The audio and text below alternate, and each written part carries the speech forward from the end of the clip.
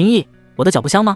你为何不舔？我让你在死之前品尝一下女人的滋味，你是不是得谢我？若有来生，可要记得将我当成女菩萨，好好的供起来。挂着粉色纱幔的密室内，长着狐媚脸，身形饱满，气质妖娆的女子坐在床沿，带着铰链的一双玉足踩着叫做秦毅的少年。秦毅的身体极为瘦弱，苍白的脸上透着一抹倔意，双眼之中涌动着怨恨的光芒。他受了禁锢，无法动弹，只有头部能活动，但他坚决不舔，一直牙关紧咬。女子打量着脚下的秦毅，冷笑着说道：你可知我为什么忽然就盯上了你？皆因昨夜你那族兄，也就是我未来的夫君，他喝得酩酊大醉，然后透露了一个惊天大秘。荒古大陆秦家九子，人人如龙，声名远扬，可谁能想到那9大妖孽的根竟然都在你的身上。虽然你那种不可思议的体质本源已耗尽，可我觉得怎么着也还得有一些残留吧。正好我有一卷秘术可以用在你的身上，若能从你这得到点什么，即便达不到秦家九子的高度，但也能让我再上一个台阶。今日我未来的家翁带着他的宝贝女儿外出，我那昨夜纵酒的未婚夫还未醒来，如此良机我可不能错过了。听到这最后一句话，被女子玉足踩着的秦毅眼中忽然涌出一抹光芒。他乃是荒古大陆秦家曾经的少主，在他6岁那年，他的父亲秦道将一座小鼎放入他的脑海，告诉他这是他的娘亲所留之物，秦道让他守住秘密，不可泄露小鼎的消息。而后秦道失踪，秦毅9岁时觉醒了传说中的混沌九玄体。混沌九玄体1年1神异，最终将拥有9种强大体质。谁曾想秦家新任家主秦苍立刻封锁消息，关押秦毅。秦毅被关押9年，每年诞生的体质都会被秦苍挖取，移植给他的儿女。不过从秦毅的第一份体质被挖之际，他就得到了脑海中的小鼎相助，使用无上魔功，在体质本源中留下了魔种。魔种一旦成熟，只要收回，便可吞噬被魔种寄体之人的一切，而且收回的体质还将迎来升华，变得更加强大。如今9年过去，他们夺取了秦毅的天眼、神骨、霸体本源、半生圣兽、纯阳圣体、玲珑心、五行道脉、先天剑魂、灵泉丹田。秦毅的肉身现在之所以还能保持完整，是因为秦苍担心他身体残缺，影响后续体质诞生，所以每次挖取了秦毅的体质后，都会动用大药帮他重新生长出普通的眼睛、心脏、骨骼、经脉。半个月前，荒古大陆极具盛名的天星5院将要招收新人，秦苍带着他的8女儿秦飞雪前来天星城参加考核。而除了秦飞雪外，秦苍第9子秦勇也跟着来了。秦勇得到秦毅的第9份体质灵泉丹田并不久，他还没能完全掌控灵泉丹田，所以需要带上秦毅，方便随时取秦毅精血服用。而这白莲乃是秦勇的未婚妻，秦勇带上白莲来此，让白莲见见世面。原本秦毅还在头疼该如何脱困，现在明显就是一个绝佳的机会。算了，既然你不懂得珍惜舔我脚的机会，那我也懒得浪费时间了，直接开始办事吧。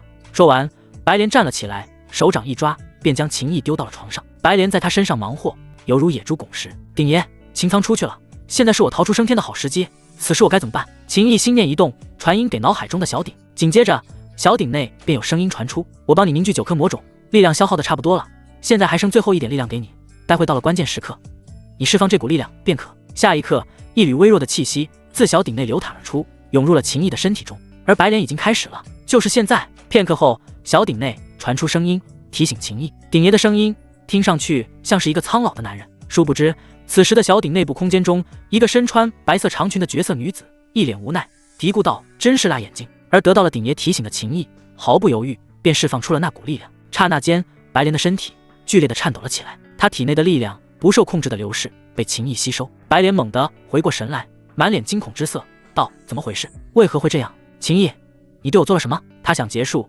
但他此刻全身力量都不受控制了。秦毅吸收了白莲的力量，冲开了禁锢他身体的秘术手段，感受着还在源源不断进入身体的力量，他的心情变得激动起来。5道境界分为开窍、通脉、真元、凝刚、结丹、洞天、涅槃等境界，每一个境界又有10种之分。白莲乃是通脉境5重修为，现如今他已沦为了秦毅的鼎炉。秦毅身上的气息节节攀升，开窍境1重，开窍境2重，开窍境3重。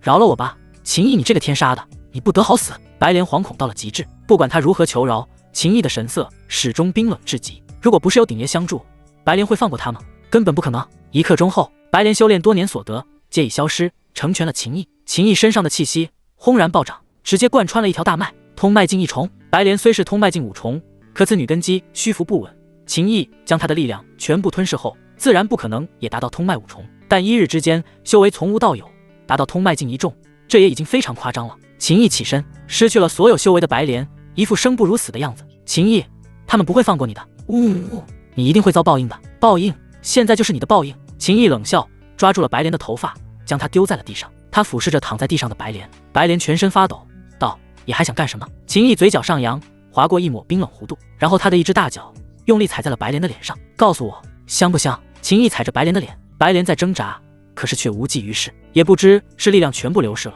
太虚弱，还是被熏得晕了过去。秦毅一脚将白莲踢到了密室的角落，然后传音给鼎爷：鼎爷，我完事了。鼎爷闻了一声，比我预料中的要快多了。秦毅解释道：不是我快，是白莲这贱人的力量太弱，吞噬完了就没必要再浪费时间。鼎爷，哼，不要解释。秦毅不在意这点小事，他激动地低吼道：鼎爷，我拥有修为了，原来这就是武者的感觉。鼎爷，这才哪到哪，区通迈进一重修为而已。秦家随便拎出一个护卫来都能碾死你，即便秦苍带着人出去了，可你想离开这里依旧难如登天。秦毅激动的情绪顿时冷静了下去，道：鼎爷，我明白，不过我还是有机会的。秦勇乃是真元境8重修为，只要我激发魔种的力量将它吞噬，并且收回我的灵泉丹田，到时灵泉丹田将会蜕变，我的实力就还能得到更多的提升。那就别废话了，赶紧修炼我9年前传授给你的始元魔功，唯有将始元魔功入门了，你才能掌控魔种。鼎爷催促道。秦毅立刻盘膝而坐，闭上了双眼，他的身上逐渐弥漫出一股无比冰冷霸道的黑暗气息，黑暗气息翻滚，凝聚成一个头生犄角、面容狰狞、背长双翼、手若利爪，散发毁灭之意的魔像虚影。魔像虚影脚下是尸山血海，是无尽哀嚎的怨魂。按照鼎爷所说，始元魔功乃天地初开后诞生的魔祖所开创之法，怨煞为根，白骨铺路，以杀正道。随着魔像凝聚，霎时间整个密室内都弥漫着一股凶戾残暴之意。紧接着一缕缕黑色的气息从地面涌出，钻入了秦毅的体内。此乃地煞之气，是一种极为霸道、破坏力惊人的力量。寻常武者若是被地煞之气侵蚀了身体，必会窍穴受损，经脉崩断，丹田破碎。但秦毅此刻却运转始元魔功，汲取地煞之气入体，以地煞淬体，此乃始元魔功入门的第一步。地煞之气入体后，秦毅的身体顿时就产生了无比剧烈的疼痛，每一丝地煞之气都宛若刀剑，犹如荆棘，在他的皮肉筋骨、五脏六腑之中穿梭，割裂撕扯他的身体。秦毅的身体剧烈的颤动，可他紧咬牙关，身上鼓起了一条条青筋，神色坚毅至极，连一点声音都没有发出。修炼始元魔功，汲取炼化地煞之气，虽然痛苦，可这份痛苦却是希望，只要熬过去，那便天高海阔。相比起过去9年的煎熬折磨来说，这点痛苦又算得了什么？此刻在秦毅的脑海中，小鼎轻轻震荡，发出叹息。修炼始元魔功需要做大量的准备，辅以诸般滋养肉身、减轻痛觉的大药，可即便如此，古往今来能正式入门者也寥寥无多。你小子要是扛不过去，我可没法跟你娘交代了呀。不知不觉1个时辰过去，忽然间魔像睁眼，猩红的双眼爆发出2束宛若要洞穿天地乾坤的血光。这时小鼎发出一道充满感慨之意的声音：总算是成了。秦毅挺过来了。刹那间秦毅双手结印，魔像虚影猛然张口，露出了尖锐的獠牙。明明并不算大的魔像虚影，张口之际却有一种深渊的感觉。鼎爷，虽然我现在还是通迈进1重修为，但我感觉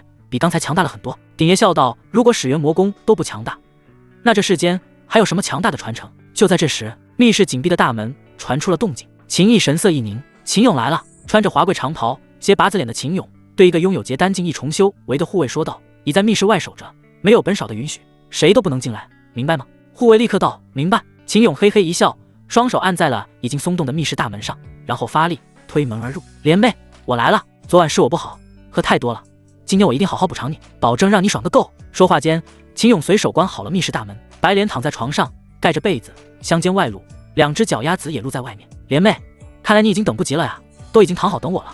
啧啧，今天我可要好好把玩你的狱卒。秦勇只感觉全身似被火焰燃烧一般，他立刻就朝着白莲扑了过去。可就在秦勇即将扑到白莲身上之际，被子陡然掀开，一只大脚狠狠地朝着秦勇的脸踹去。啊！秦勇猝不及防之下，脸上挨了一脚，身体往后倒飞，摔在地上，滚了好几圈。秦毅一跃而起，站在了床边。他刚才那一脚本就没想过能直接踹死秦勇，但已经将始元魔功的气息注入了秦勇的体内，将隐藏在灵泉丹田中的魔种激活。秦勇爬了起来，脑袋都还有点晕晕的。他捂着被秦毅踹了一脚的面颊，然后看着掀开被子后一丝不挂的白莲，再看秦毅，他简直要气炸了。白莲，你这个贱人，竟敢背着我跟秦毅搞这种事！哎呀呀，我饶不了你！白莲哭喊道：勇哥儿，我是被逼的，请你相信我，老子收拾了秦毅再来教训你。秦勇啐了一口，然后盯着秦毅：好你个秦毅，没想到你竟然偷偷修炼了，但你这点修为，偷袭都没能杀死我。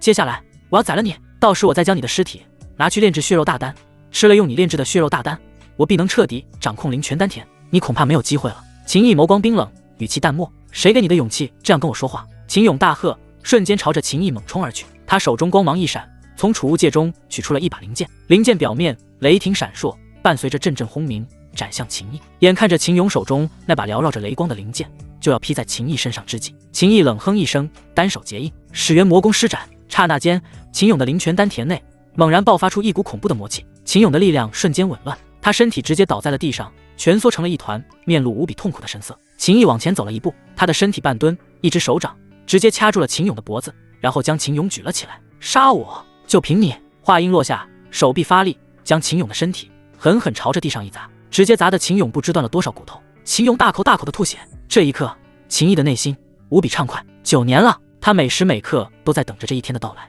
今日总算是正式走出了第一步。秦勇的身体蜷缩在地上，痛苦的呻吟。秦毅，外边有我的贴身护卫李刚，你现在收手还来得及，如若不然，你一定会落得个求生不得、求死不能的下场。秦勇还想威胁秦毅，你们一家将我当成修炼的资源，我的混沌九玄体神意已尽，要不是最近还需要用我的精血给你安抚灵泉丹田，你们早就将我毁尸灭迹了。我不杀你，你们就会放过我？你以为我会相信这种可笑的话？我今天就告诉你，我不仅会杀了你，我还要从这里杀出去。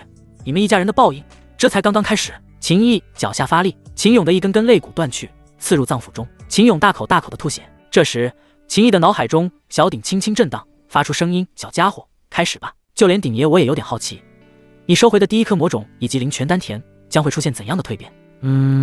秦毅回应了一声，他深吸了一口气，压下激荡的情绪，他的身体半蹲，五指如爪，猛然落在了秦勇的腹部位置，灵泉丹田便被秦毅硬生生从秦勇的腹部一点一点扯了出来。整个过程，秦勇都在发出撕心裂肺的惨叫。当灵泉丹田彻底被秦毅抓出来后，秦勇的身体直接化作了灰烬，他的气血、灵魂全都被灵泉丹田内暗藏的魔种一并带了出来。秦毅手中灵光璀璨，精纯的元气喷涌。灵泉丹田顾名思义，丹田内元气犹如泉眼喷涌，拥有这种丹田的武者修行进境极快。下一刻，秦毅将手中这暗藏魔种的灵泉丹田按向了自己的腹部，灵泉丹田回归，丹田内的魔种化作一股神异的力量，刹那间扩散。轰！秦毅的灵泉丹田内好似发出了开天辟地般的大响，丹田在快速扩大，而且泛起点点金光。只是几个呼吸的时间而已，秦毅的丹田就已宛若元力的海洋，宣鹤金光透着辉煌浩荡之意。秦毅收回灵泉丹田与魔种，产生了蜕变，丹田如海般浩瀚，金光狂涌。他的脑海中小鼎剧烈地震动起来，发出大笑，竟然是金海丹田，元力雄浑浩瀚程度100倍于灵泉丹田。极品灵体的灵泉丹田蜕变成为了极品道体，倘若有朝一日收回了神级体质的天眼与神骨，又将蜕变到何种高度？说不定会诞生出神体之上传说中的众瞳与至尊骨吧。世间武者的体质分为宝体、灵体、道体、圣体、神体，每一个层次又有下品、中品、上品、极品之分。秦毅的混沌九玄体最初诞生的天眼是极品神体，第二份体质神骨则是中品神体，最后诞生的灵泉丹田是9种体质中最差的，但也达到了极品灵体的层次。极品灵体在这荒古大陆也已是天骄之资，更不用说蜕变后的金海丹田了。秦毅感受着极品道体的金海丹田之玄妙，他心中极为激动，而且他可不仅仅是拥有了金海丹田，他还得到了秦勇的气血与元力以及所有记忆，这些力量此时都聚集在秦毅的体内。秦毅再将秦勇的储物戒摘下，从中取出了许多丹药，还有300多颗拇指般大小发光的原石。他将原石摆在身边，然后又服用了丹药，然后盘膝而坐，双手结印，魔像虚影再度凝聚。魔像张口露出了森森獠牙，明明并不算大的魔像虚影，张口之际却有一种深渊的感觉。始元魔功，魔吞天地，此术专门用于炼化能量，极为霸道。秦毅身边所有原石表面弥漫的光芒剧烈闪烁了起来，原石中蕴含的充沛元力被霸道的力量强行抽取，元力好似化作了江河，进入那始元魔像的口中，然后被快速炼化，再结合地煞之气灌注到秦毅的身体内。而且秦毅体内源自于秦勇的力量以及丹药的能量也被惊人的速度炼化，秦毅的气息再次以夸张的速度增强，通脉境2重，通脉境3重，真元境1重，真元境2重。仅仅只是2刻多钟，秦毅的修为境界就已经冲上了真元境10重。真元境，体内元力液化，再下一步就是凝钢，然后结丹。秦毅结束了功法的运转，魔像虚影消失，他睁开双眼站了起来，随手一抓，将插在地上的长剑拔起，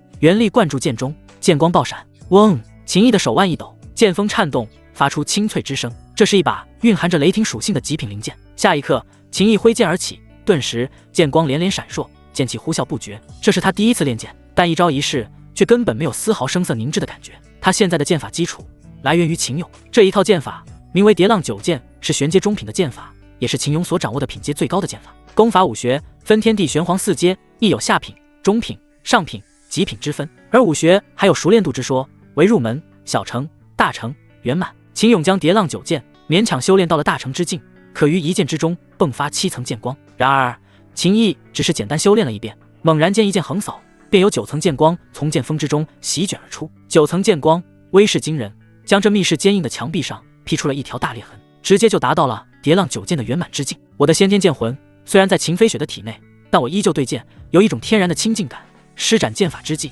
如鱼得水。秦毅自语，随即运转始元魔功，体内煞气狂涌，再次一剑斩出，依旧还是叠浪九剑，但9层剑光却变得漆黑如墨，煞气的霸道与剑的锋芒结合，轰！这间密室的一整面墙壁都随之布满了裂痕。秦毅收剑，脸上流露出激动之色。金海丹田的爆发就已经很强了，始元魔功还能让他更强。倘若你收回先天剑魂，再由第2颗魔种使得先天剑魂蜕变，那你施展剑法的威力还能得到巨大的提升。鼎爷的声音响起，秦毅深吸了一口气，神色坚定道：那接下来就想办法干他。秦毅已经品尝到了收回魔种的甜头，无比渴望收回第2颗魔种，但他知道接下来最重要的事是赶在秦苍还没有回来先离开这里。秦毅道：鼎爷，密室外守着的人叫做李刚，结丹境一重修为，正常情况下我不是他的对手，但如果我施展始元魔功的秘术，加上李刚毫无防备，我忽然打开密室大门动手，您觉得希望大不大？鼎爷的声音极为严肃，你现在的根基还很薄弱，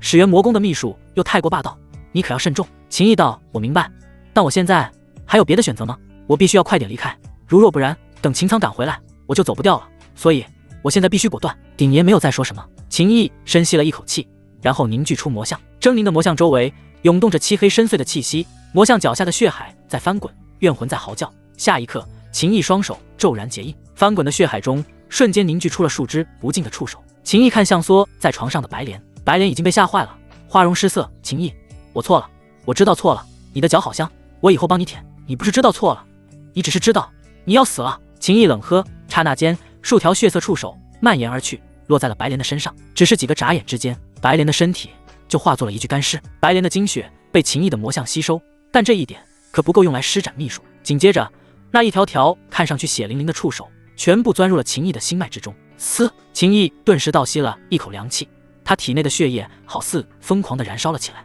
他的双眼变得猩红，皮肤表面鼓起了一条条狰狞的血管。这一招始元魔功中的秘术名为血海浮屠，燃烧血液中的力量，换取短暂的强大爆发。除此之外，还可以燃烧灵魂，施展出另外一招秘术魂断三生。其实如果秦毅击杀的生灵数量足够，利用魔吞天地炼化，不管是血海浮屠还是魂断三生，对他自身几乎可以没有消耗。但现在就只吞噬了秦俑跟白莲，根本不够。秦毅只能再燃烧自己的血液。鼎爷，我感觉我全身好像要炸开一样，充满了力量。秦毅低吼：鼎爷，那就杀出一条活路。秦毅深吸了一口气，拎着剑朝着密室大门走去。密室大门缓缓打开，阴冷的气息从密室中倾泻而出。站在密室外的李刚忽然全身打了一个寒战。李刚，进来！一道声音响起。李刚倒也没有怀疑，毕竟他一直守在这里，他知道里边只有3个人，一个是守无缚鸡之力的秦毅，还有就是秦俑与白莲。会这样对他说话的只有他的主子秦俑。李刚即便走到了密室门口的位置，弯腰拱手：俑少爷，您可是有什么吩咐？下一瞬，李刚全身汗毛直立，一股极度危险的直觉从他心间爆发。他猛地抬头，便看到一双猩红的双眼以及缭绕着漆黑气息的剑朝着他急刺而来。作为结丹境一重修为的武者，李刚的反应不可谓不快。他匆忙之间一掌拍打而出，雄浑的力量从他的掌心中往外喷薄。持剑杀出的秦毅低吼一声，血海浮屠秘术爆发到了极致，一剑便刺穿了李刚打出的掌劲，剑锋贯穿李刚的手掌。紧接着，秦毅握剑的手腕一转，那刺穿了李刚手掌的剑也随之发出一股绞杀之力。啊！李刚发出了巨大的惨叫声，他的右掌直接被绞成了碎片。刹那间，李刚的身体往后暴退，秦毅追击而去。这边的动静如此大，自然引起了大量秦家护卫的注意。一群人冲来，还不等他们看清楚现场状况，秦毅便杀入了人群中。他维持着血海浮屠秘术的施展，魔气翻滚，诡谲霸道，一边杀戮一边吞噬精血能量，保证自身状态。鲜血喷溅，断肢残骸漫天飞舞，惨叫不断。这些秦家的护卫中不乏宁刚境的高手，可是，在秦毅疯狂的攻势下，毫无招架之力，他们的性命犹如草芥一般被秦毅收割。退到了一边的李刚，刚止住断掌伤口不断往外喷溅的血液，便骇然地发现，一群人竟然都已经死在了秦毅的剑下。李刚深吸了一口气，强忍失去了右掌的剧痛，再次运转结丹境一众的力量。他意识到，秦毅这般生猛，那进入了密室的白莲与秦勇，恐怕也已遭遇了不测。白莲的死活跟他没关系，但秦勇的死，他可是要负责的。若不能将秦毅拿下，等秦家的家主秦苍回来，一怒之下，他可就完蛋了。所以，为了活命，他必须要镇压秦毅，将秦毅交给秦苍处理。只是李刚原本带着储物戒的手被秦毅的剑绞碎，他的储物戒也掉落在了远处，他的兵器还在储物戒中，没有兵器可用。李刚只能抬起了左臂，顿时强横的力量在他的手臂中狂涌，然后化作了一道巨大的刀芒。随着李刚挥动左臂，巨大的刀芒携带着恐怖的威势斩向秦毅。结丹境一众强者的力量能轻易摧毁一座山峰。面对李刚这一招所爆发出的恐怖压力，秦毅却直接朝着李刚冲去。他不能跟李刚拖延时间，必须速战速决。眼见着李刚的刀芒便要劈在秦毅身上时，秦毅急速前冲的身体忽然朝着一侧横移，李刚的刀芒几乎是贴着他的身体边缘落下，轰！刀芒将地面劈开了一条大裂缝，而秦毅双腿发力，脚下的地面轰隆一声炸开，身体似离弦之箭般爆射，速度飙升。这是一场没有退路的战斗。秦毅双手紧握剑柄，他冲杀到了李刚的身前。李刚虽然失去了一只手掌，吃了亏，而且刚才又一击不中，但他脸上依旧透着一丝不屑之色。你这是不自量力！李刚怒喝，左臂中再次凝聚出巨大的刀芒，又要斩向秦毅。可就在这时，秦毅的双眸之中，那猩红色的光芒忽然剧烈闪烁了起来。始元魔功秘术魂断三生，刚吞噬的灵魂全部燃烧了起来，包括秦毅自身的灵魂也在此刻燃烧了部分。秦毅的脑袋刺痛，但他紧守心神，控制着魂断三生秘术之力，瞬间冲入了李刚的脑海中。就算是结丹境武者，也还没有达到专门淬炼灵魂的程度，灵魂非常脆弱。李刚发出杀猪般似的惨嚎，他手中凝聚的刀芒都随之溃散。死！秦毅一声怒吼，双手紧握的灵剑狠狠劈向李刚的头颅。秦毅这一剑已然是他当前所能达到的极限爆发。李刚遭受了魂断三生秘术冲击灵魂，哪怕只是刹那，他就已经反应了过来，但依旧晚了。秦毅的剑锋已然斩下，李刚的身体直接从头到脚化作两半，猛然炸开，魔吞天地。秦毅施展术法，魔气卷动，淹没了李刚的两半尸体。顿时，李刚尸体中的气血还有未曾散去的残魂都被魔相吞噬。秦毅双眼血红，身上散发出无比暴力凶残之意。这一刻，他恨不得继续挥剑，将周围的一切都给毁灭。醒来！这时，一道洪亮的声音在秦毅的脑海中炸响，小鼎震荡，散发出灵光。秦毅全身一颤，他眼中的血光散去，恢复了明亮。记住，你修魔功，你利用的是魔功的力量，你不是魔功的奴隶。这一批已经杀完了，马上就会有其他人赶到，立刻走。秦毅不敢耽搁，立刻化作一抹遁光而去。很快，他便按照鼎爷的提示甩掉了追兵，行走在人潮涌动的天星城街道上，感受着温暖的阳光，呼吸着清新的空气，听着周围各种各样的声音。这一刻，秦毅的眼眶浮现了些许的泪光。9年了，9年暗无天日，被关押在地牢中，被秦苍那群卑鄙无耻之徒迫害，如今终于重见天日。小子，趁着秦苍现在还没有收到消息，你还有时间离开天星城。鼎爷的声音响起，然而秦毅却摇了摇头，传音鼎爷，鼎爷，我不打算走。秦苍在天星城，但天星城不是秦家的，而是天星武院的，所以秦家在天星城还无法做到只手遮天。我若此刻逃出天星城，以后便要过上隐姓埋名，甚至是不断被追杀的生活。我不想那样。秦飞雪即将要参加天星武院的考核，而且秦苍第7子获得了我5行道脉的秦安也在天星武院，所以我要参加天星武院的考核。在考核期间，将属于我的先天剑魂拿回来。等我加入了天星武院，我便能寻找机会将5行道脉也收回来。除此之外，我爹曾经是天星武院的弟子，天星武院一位公主是我爹的师妹。我爹失踪前来天星武院找过那位公主，或许那位公主知道我爹到底去了哪里。秦毅已经做出了决定。鼎爷，不错，你的思路很清晰，那就按照你自己的计划去做。秦毅，鼎爷，多谢您。小鼎空间内，身穿白色长裙的绝色女子脸上浮现一抹欣慰的笑容。片刻后，秦毅买了一件普通的长袍换上，还戴着一顶斗笠。他已经打听到参加天星武院的考核需要先去七星塔那边报名。正当他赶往七星塔所在之地的时候，忽然街道另外一端传来巨大的动静，只见一群人气势汹汹，以极快的速度在狂冲。让开，全部让开！秦毅站在街道一侧，他压低了斗笠的边沿，他的瞳孔深处闪过无比冷厉的寒芒，因为这一群人中冲在最前方的正是秦苍与秦飞雪。秦毅看着他们从身前冲过去，他没有冲动。现在这个场合不合适出手，因为即便控制住了秦飞雪，还不等他收回先天剑魂，秦苍以及一大群秦家精锐就能一拥而上将他震杀。待秦家一群人从这条街道狂奔离去后，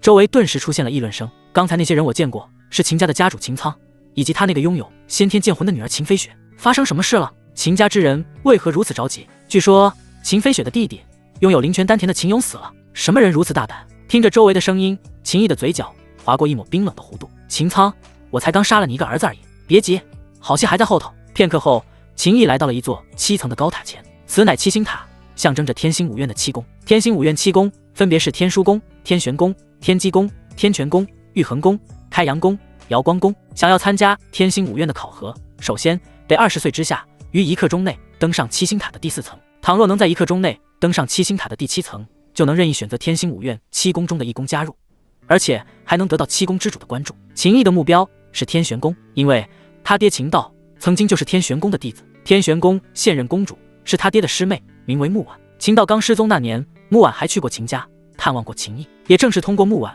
秦毅才知道他爹失踪前曾经来过天星5院的天玄宫，并且有可能留下了一些信息。登七星塔靠的是对于武学的理解。秦毅站在一旁排队，在等待期间，秦毅听周围的人议论，得知秦苍已经公布了他的画像，悬赏10万颗原石要他性命。半个时辰后，终于轮到了秦毅。负责登记之人看了一眼秦毅，把斗笠摘下。秦毅目光一闪，然后摘下了斗笠。姓名、来历？负责登记之人问道。不等秦毅回答，周围便有人惊呼一声：他是秦毅！没错，他就是秦毅，他跟秦家悬赏画像里的人一模一样。顿时人群沸腾了。负责登记之人只是扫了一眼周围，所有人都安静了下来。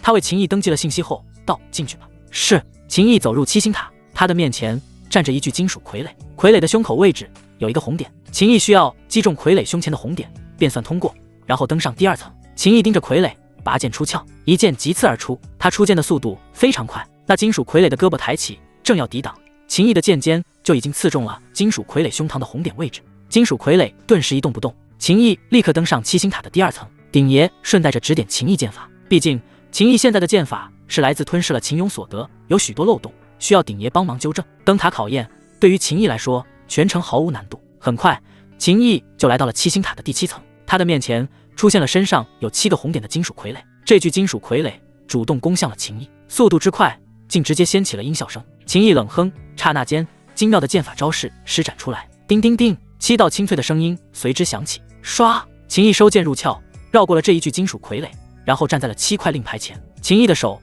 伸向了刻有天玄2字的令牌，刹那间，令牌绽放光芒，紧接着光芒中浮现一道美妇的身影。美妇神态端庄，透着一股威严，即便只是投影，但也看得出来其身材饱满，肌肤水润，就犹如一颗熟透了的蜜桃那般，仿佛轻轻一碰便能掐出水来。光幕上的投影正是天玄宫的公主木婉。秦毅看着木婉的模样，不由得想起过去的事情。那时他的爹娘失踪，木婉前去看他。木婉在秦家留宿了几日，那几日木婉不仅哄6岁的秦毅睡觉，甚至还亲力亲为带着秦毅一起沐浴。一幕幕画面至今回想起来记忆犹新，他的神色不由得出现了一阵恍惚。光幕中木婉的脸上浮现一抹笑容，想不到今日竟有人能登上七星塔第7层，还选择了天玄峰。木婉的声音响起，似乎心情不错。可下一瞬，木婉看清了秦毅的模样后，脸上表情陡然变得无比震惊。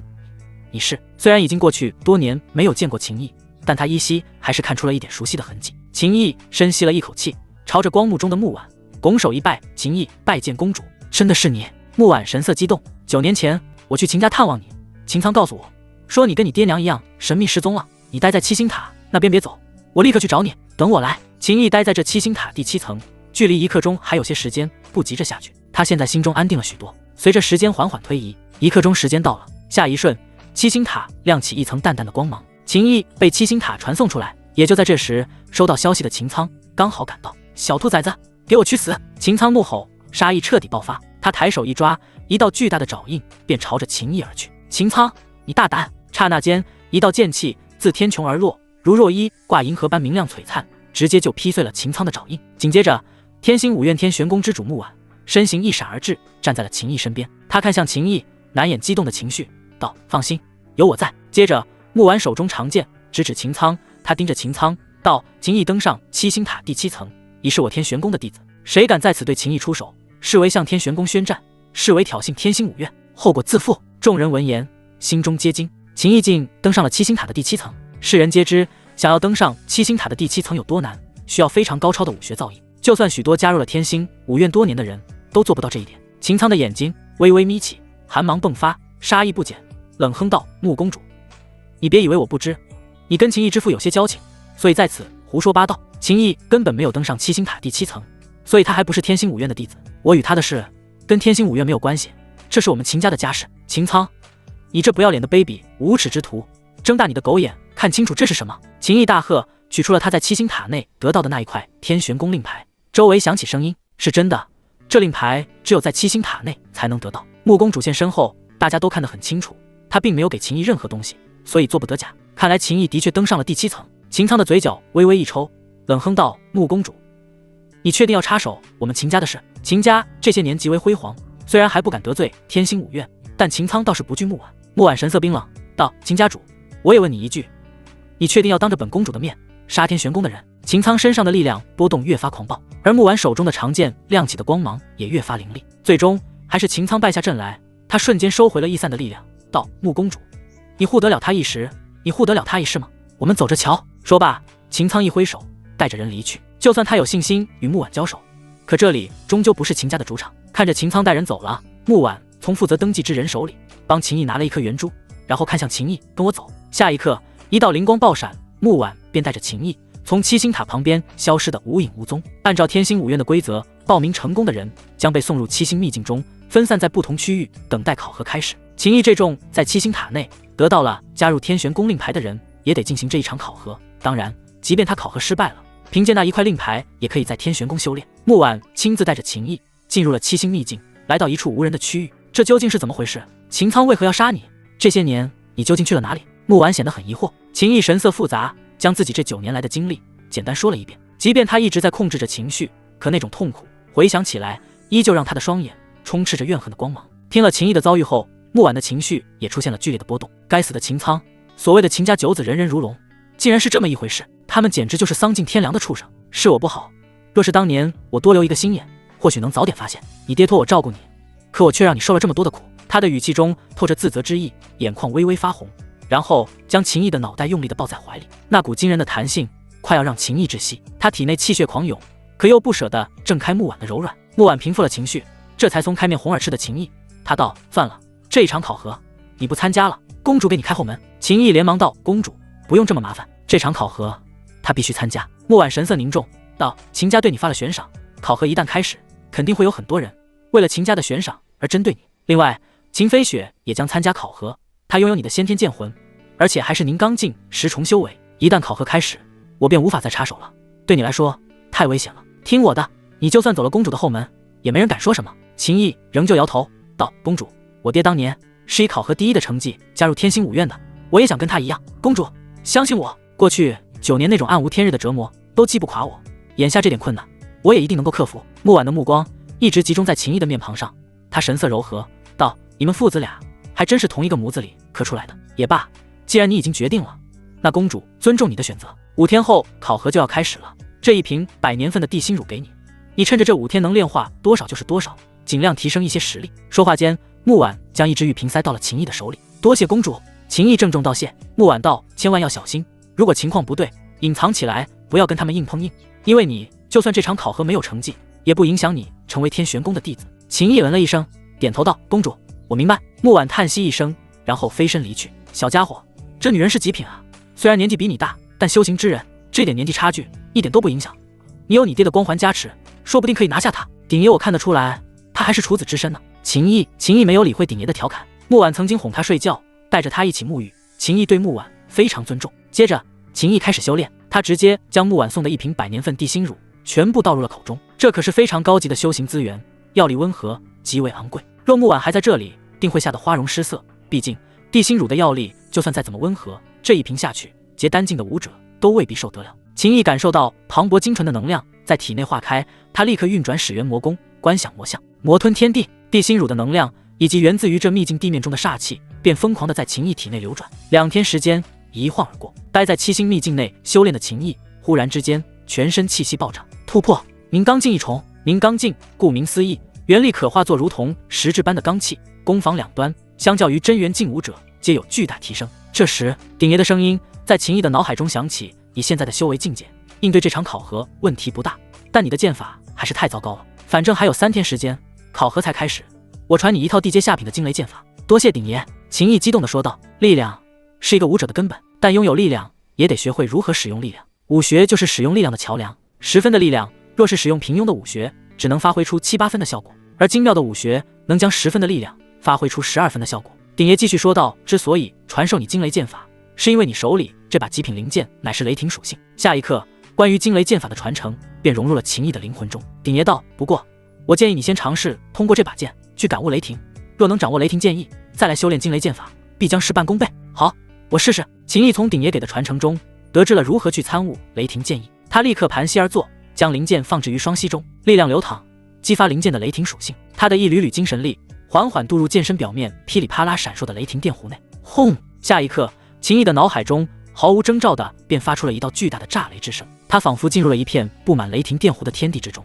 雷霆狂暴迅猛，霸道强势，一道道恐怖的雷光在这片天地中疯狂肆虐。秦毅知道这就是雷霆剑意，他沉浸在了雷霆剑意的天地之中，去感悟雷霆狂暴、破碎、毁灭，还有那不可思议之速，这就是雷霆。秦毅心中明悟渐生，但他与雷霆剑意却又始终有一条隔阂，冥冥之中一层无形的屏障将他拦在了雷霆剑意的大门之外。时间缓缓流逝，秦毅感觉头疼欲裂，灵魂似要被雷霆炸碎，这是参悟太久，灵魂快要承受不住的迹象。可他却始终没有悟透，难道就这样算了吗？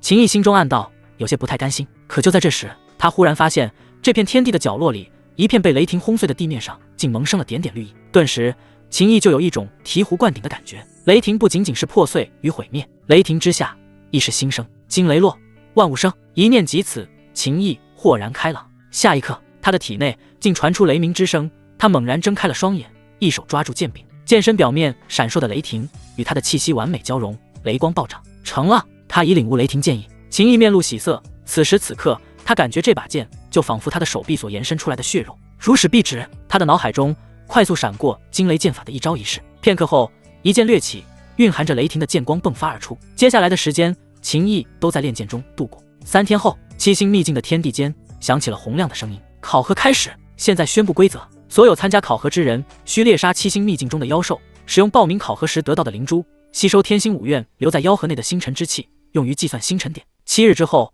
获得星辰点排名前500者可加入天星5院。第1名额外奖励3000星辰点，第2名额外奖励2000星辰点，第3名额外奖励1000星辰点。星辰点在天星5院有重要用途，可以兑换功法武学、丹药兵器以及多种特殊的修行资源。考核期间，所有人的储物界将被七星秘境空间之力封锁，每人只能使用1件兵器，不可使用原石与丹药。听到这道声音，秦毅顿时深吸了一口气，他看向了西南方向，只要距离不算太远，他能感受到先天剑魂的气机波动，毕竟这原本就是属于他的。秦飞雪，你的生命开始倒计时了。秦毅冷喝一声，便立刻爆发最快的速度朝着西南方向而去。此时在这七星秘境中的秦飞雪并未急着去猎杀妖兽，他盘膝而坐，一把散发着寒意、通体显得晶莹的剑放在了双膝上。秦飞雪催动先天剑魂，祭炼此剑。这把剑乃是他来到天星城，跟随他父亲秦苍去拜访一个名气颇大的铸剑师后，按照他的情况为他专门量身打造。剑名冰魄，乃是一把下品道剑，兵器品阶与武者体质类似，分为宝器、灵器、道器、圣器、神器。秦飞雪得到这把下品道剑虽然不久，但凭借着先天剑魂已能很好的掌控此剑，但距离如使臂指还差一点火候。他现在便要完成最后一步的祭炼。片刻后，下品道剑嗡鸣，发出清脆之声，一缕缕寒气随着剑光弥漫开来，周围地面都缓缓凝结了一层寒冰。秦飞雪瞬间睁开了双眼，站起身来，手握剑柄，一剑斩出，剑气寒光，冰封天地，威势惊人。秦飞雪神色激动，自语道：“秦毅，你杀我弟弟，你以为我奈何不了你吗？等我们秦家安排来参加考核的人与我会合我，不管你怎么躲，我也一定会将你救出来，将你碎尸万段，挫骨扬灰。我要亲手为我弟报仇，祭奠他的在天之灵。”秦毅凭借着与先天剑魂的感应去找秦飞雪，他是一点时间都不想浪费。这时他从一片崎岖的山林间穿过，忽然间一道巨大的咆哮声响起，在他的旁边一片乱石被掀飞到了空中。妖兽出现，这是一头烈焰虎，通体缭绕着熊熊火光。妖兽的等级分为1阶、2阶、3阶，每一阶妖兽又有初级、中级、高级、圆满4个层次。这是一头3阶圆满的妖兽，对应人族武者真元境10重的修为。烈焰虎朝着秦毅扑杀，血盆大口张开，一团巨大的火球从其口中喷吐而出，火球犹如一颗小太阳般散发着极为灼热爆裂的气息。急速前冲赶路的秦毅腰腹猛然发力，身体转动，手中的极品灵剑便已顺势斩出。唰，那犹如小太阳般砸来的火球被秦毅一剑劈成了2半。秦毅脚下发力，身形激射，迎着那扑杀而来的烈焰虎冲去，手中灵剑掠起。惊雷剑法起手式，平地起惊雷。鼎爷给他的地阶下品剑法，他已修炼到了接近大成的熟练度，掠起的剑锋就好似一道刺眼的雷光爆闪，发出轰隆隆的雷鸣之声。平地起惊雷本就是毫无征兆的爆发，故此秦毅这一剑无需蓄势，出剑便已具备强大的杀伤力。烈焰虎的双眼中顿时流露出了恐惧的光芒，下一刻，秦毅的剑便以摧枯拉朽之势劈碎了这烈焰虎身体表面的那一层火光，然后将这体型庞大的烈焰虎劈成了2半。虎血喷剑，秦毅走到一边的尸体旁，剑锋一挑，便将一颗拳头般大小、流转着火光的妖核拿在了手中。他取出报名考核得到的灵珠，圆珠中顿时出现一股吞吸之力，将妖核内的能量吸收。天星五院将所谓的星辰之气注入在这些妖兽的妖核内，参加考核之人击杀妖兽后，要用灵珠吸收星辰之气，用于计算星辰点。灵珠表面顿时浮现了数字15，意味着这一头3阶圆满的烈焰虎给秦毅贡献了15星辰点。秦毅运转始元魔功，魔吞天地，顿时这烈焰虎尸体中的精血以及还未完全消散的灵魂都被吞噬，成为了魔像下方血海与怨魂中的一部分，为将来施展血海浮屠以及魂断三生这2大杀招奠定基础。他现在已经能够巧妙控制魔吞天地这一招，既不会将目标吞噬成干尸，又能得到目标的精血，算是取其精华，去其糟粕。如此一来，就不会因为杀戮过后留下的干尸，让人直接联想到他修炼魔功了。修炼魔功的男人，出门在外得学会保护自己。至于吞噬灵魂，倒是无需担心，即便他不吞噬，死去的生灵，灵魂本源很快也会散得一干二净。就在秦毅刚吞噬了这烈焰虎的精血与灵魂，准备离开时，他忽然心有所感，感觉自己好似被无形的目光盯着。他立刻查看周围的环境，然后便看到一名模样美丽的少女位于距离他不远处的一座小山上。少女秀发如瀑，身穿长裙，身材傲人，仅是一眼，秦毅心中便不由得浮现了木婉的模样，竟然比公主还大。秦毅心中暗道：小子，这女娃不错，极品奶妈呀！鼎爷的声音在秦毅脑海中响起。秦毅，鼎爷，她年纪跟我差不多，因为那里大，就喊奶妈是不是不合适？之前一直被秦家关着，也没法跟鼎爷交流其他事情。秦毅现在忽然意识到鼎爷有点不正经。不过话说回来，秦毅又认真看了一眼，这少女的确大得很夸张，但这种大又没有影响她身体比例的那种协调感。你小子以为鼎爷我那么庸俗？鼎爷的声音再度响起，我说她是极品奶妈，可不是因为她那里大，而是她的体质，这可是天赋灵婴体，啧，谁若能采了她的元婴，那滋味绝对美妙至极。可我说的滋味，你别想歪了，鼎爷我可不是那种龌龊之辈。被秦毅盯着，少女脸上浮现紧张神色，道：我对你没有恶意，我刚好在这里看到你路过。秦毅嗯了一声，然后转头就走，管他大不大，去找秦飞雪最重要。等等，少女喊道：还有事吗？秦毅问道，语气显得有些冰冷，体内力量已经运转，做好了随时动手的准备。毕竟人心叵测，不是每一个漂亮的女人都会与木婉那样对她好，哄她睡觉，带她沐浴，无缘无故的接近都需警惕。正所谓小心驶得万年船。少女道：我是听朝阁的人，我叫云梦儿，听朝阁的阁主是我的师尊，我听说过很多关于秦道前辈的事，我觉得他是一个大英雄，我非常敬佩他。你是秦道前辈的儿子，我相信你不会无缘无故去杀秦勇的。秦家那边已经加大了对你的悬赏，不仅给出10万颗原石，还给一件极品灵器，这次参加考核的很多人都肯定会心动，所以你千万要小心。秦毅目光一闪，听朝阁这个名字他年幼时也曾听说过，这是一个还算有点名气的势力。他嗯了一声，然后道：我爹在我心中也是大英雄，至于你的提醒，多谢了。不过该小心的人不是我，而是那些想要对我动手的人，他们想要横财，我就让他们横死。说完继续赶路，遇到妖兽就顺便出手解决掉，获取星辰点。也有不少参加考核的人发现秦毅为了得到秦家的惊人悬赏而出手，这种情况其实不用云梦儿提醒，秦毅也有了心理准备，毕竟木婉之前对他说过。但也就如秦毅对云梦儿说的那句话一样，该小心的是那些贪婪的人，一路上但凡对他动手的，全都惨死在他的剑下，沦为血海与怨魂的一部分。半天时间过去，秦毅与先天剑魂的感应越来越强烈，意味着与秦飞雪的距离越来越近了。这秦飞雪竟然一直未曾移动，就待在一个地方等死吗？秦毅心中暗道：飞雪，我总算是找到你了。一名体型魁梧的年轻男子来到了秦飞雪的面前，此人名为秦剑，是秦家的旁系之人，天赋不错，拥有宁刚境8重修为。除了刚赶到的秦剑外，秦飞雪身边还有10多个人，都是宁刚境修为的武者。这些人或多或少都跟秦家有些关系。秦飞雪之所以待在这里未曾行动，便是因为他释放了联络手段，通知这些人过来与他会合。哼，为了等你，耽误了我那么多时间。秦飞雪的神色冰冷，秦剑急忙低头道：“飞雪，你消消气，我路上遇到了一头4阶高级的妖兽，所以耽误了时间。”秦飞雪冷哼一声道：“接下来你们跟我一起行动，寻找妖兽，给我击杀，保证我成功拿下考核第一。我不在乎第1名的3000星辰点奖励，但这份荣誉必须属于我。这场考核，每个人只能用灵珠吸收自己击杀的妖兽中的星辰之气。”秦飞雪让人帮他寻找妖兽，将妖兽镇压后带到他的面前，由他斩杀便可，算是钻了规则的漏洞。是，秦剑立刻说道。刚惹了秦飞雪不高兴，所以他现在表现很积极。接着，秦飞雪补充了一句：“另外，如果找到了秦毅，不要直接杀了他，将他活捉到我面前，我要将他折磨致死。放心，不管你们谁将秦毅抓到我面前，10万颗原石与极品灵气都一样给。”众人闻言，顿时心潮澎湃了起来，都还愣着干什么？立刻给我动起来！秦飞雪冷喝。这10多个明刚境修为的武者，当即便以秦飞雪为中心，朝着4面8方扩散，帮秦飞雪去寻找妖兽。忽然，一个宁刚境5重修为的女子瞳孔一缩，因为她看到了秦毅。秦女子激动的大喊，然而只喊出了这个字，她的双眼便一阵刺痛，好似要被雷光闪瞎了一般。紧接着，秦毅从她身边冲了过去，此女的脑袋冲天而起。秦毅没有选择隐藏在暗中偷袭，因为完全没有那个必要。他虽然只是宁刚境3重修为，但他拥有极品道体的金海丹田，以及修炼了始元魔功，他的力量足以解决这里的所有敌人。这边的动静瞬间便惊动了位于不远处的秦飞雪。秦飞雪立刻看了过去，刹那间，他的面部表情变得扭曲了起来。原本还以为秦毅会在7星秘境内躲起来，苟到考核结束，万万没想到秦毅竟主动找来了。你找死，我就成全你，为我9弟报仇！秦飞雪厉喝，刹那间，他手中灵剑便已绽放一片绚烂光芒。既然你不舍得秦勇那个废物，我就送你去与他作伴。秦飞雪，那命来！狂冲而来的秦毅也发出厉喝。此时，他的双眼犹如2片猩红血海，滚滚煞气在体内疯狂的运转。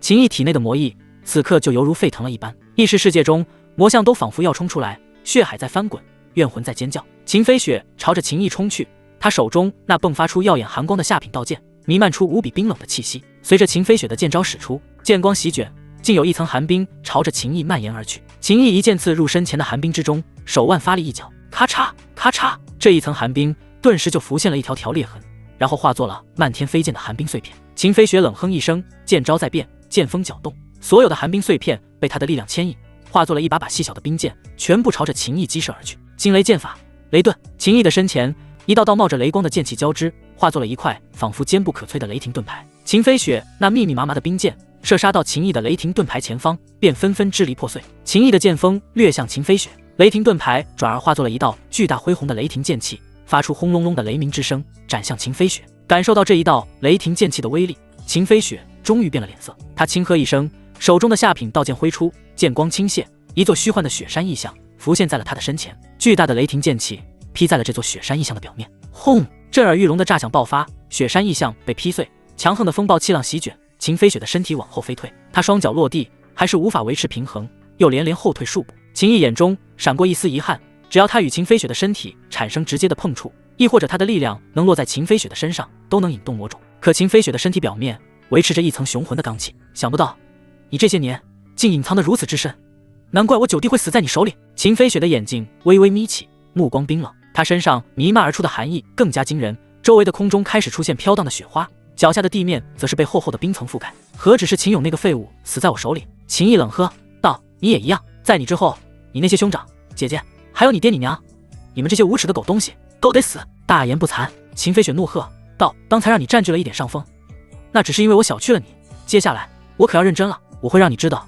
我的先天剑魂到底有多么强大。”秦毅的表情显得扭曲，发出了充斥着浓浓嘲讽之意的讥笑声：“好一个不要脸的贱人，在我面前也敢说那是你的先天剑魂！”秦飞雪冷哼一声道：“先天剑魂就是我的，你能如何？我能如何？我自然会杀了你，夺回属于我的一切！”秦毅话音落下，再次朝着秦飞雪攻去。冰魄剑法！秦飞雪大喝，一剑朝着秦毅急刺而去。顿时，他的下品道剑宛若介于有形与无形之间，冥冥之中似有无穷的寒气，瞬间就钻入了秦毅的眉心，进入了秦毅的精神世界之中。这就是下品道体先天剑魂的厉害之处，不仅给秦飞雪带去了极高的剑道天赋，而且先天剑魂之力一旦释放，甚至能直接攻击目标的灵魂，而针对灵魂层面发起进攻。正常来说，这都是涅槃境强者才可以拥有的能力。换做其他宁刚境武者，被秦飞雪这一招攻击了灵魂，就算不至于灵魂直接湮灭，但也会头疼欲裂，失去对周围情况的判断。然而秦飞雪那蕴含着冰冷之意的力量，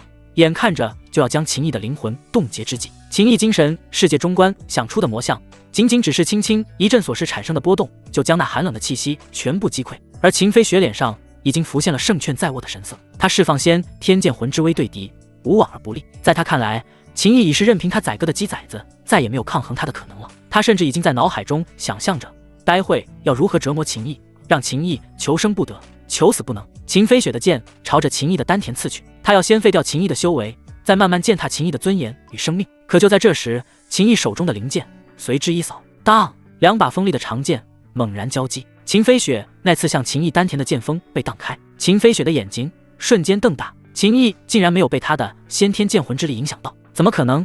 秦飞雪惊呼一声，而秦毅已然施展雷霆万钧，且直接释放出了雷霆剑意。在雷霆剑意的加持下，雷霆万钧这一招的威势大涨。除此之外，还有黑色的煞气从秦毅的体内狂涌而出，汇入灵剑之中。这一剑就仿佛一道黑色的雷霆，猛然轰在了秦飞雪的身上。啊！秦飞雪发出凄厉的惨叫声，她身上那一层雄浑的罡气都全部破碎开来，身体犹如断线的风筝般往后倒飞，鲜血在空中喷溅。保护飞雪！大喝声响起，刚分散出去，还未离远的秦剑等人已经全部返回。他们快速冲来，刹那间，一片片令人眼花缭乱的术法光芒，犹如暴雨倾盆，要将秦毅的身体淹没。惊雷剑法，雷遁！秦毅的剑锋挥动，将所有轰向他的杀伐之力挡下。一群人立刻将秦毅包围。飞雪，你怎样了？宁刚境8重修为的秦剑急忙将倒在地上大口吐血的秦飞雪搀扶了起来。哇！秦飞雪又吐了一大口血，他的脸色苍白如纸，盯着秦毅的双眼中充斥着难以置信以及怨毒的光芒。我的先天剑魂之力竟然对你没有效果。秦毅神色淡漠，冷笑道：先天剑魂是我的，你用我的力量对付我，你简直是痴心妄想。秦剑，你们缠住他，我现在直接结丹，待我结丹后，我再来将他虐杀。秦飞雪的声音尖锐，他处于宁刚境10重修为，根基扎实，早就可以结丹。结丹境武者根据结丹的品质分为白丹、银丹、金丹。秦飞雪想要冲击金丹，所以一直故意卡着境界，只想让自身的底蕴更加雄浑。现在他不得不提前破境结丹。秦剑道：飞雪，你不用急着突破，有我们在，那么多人足以镇压秦毅，你先休息，我这就带人将他拿下。说罢，秦剑立刻提着一把大刀走向秦毅。秦飞雪眸光冰冷，他当然不会将希望寄托在秦剑这些废物身上。他与秦毅交过手，已经感受到了秦毅的强大，秦剑这些人根本不可能解决得了秦毅，他只需要秦剑等人为他稍微争取一点时间罢了。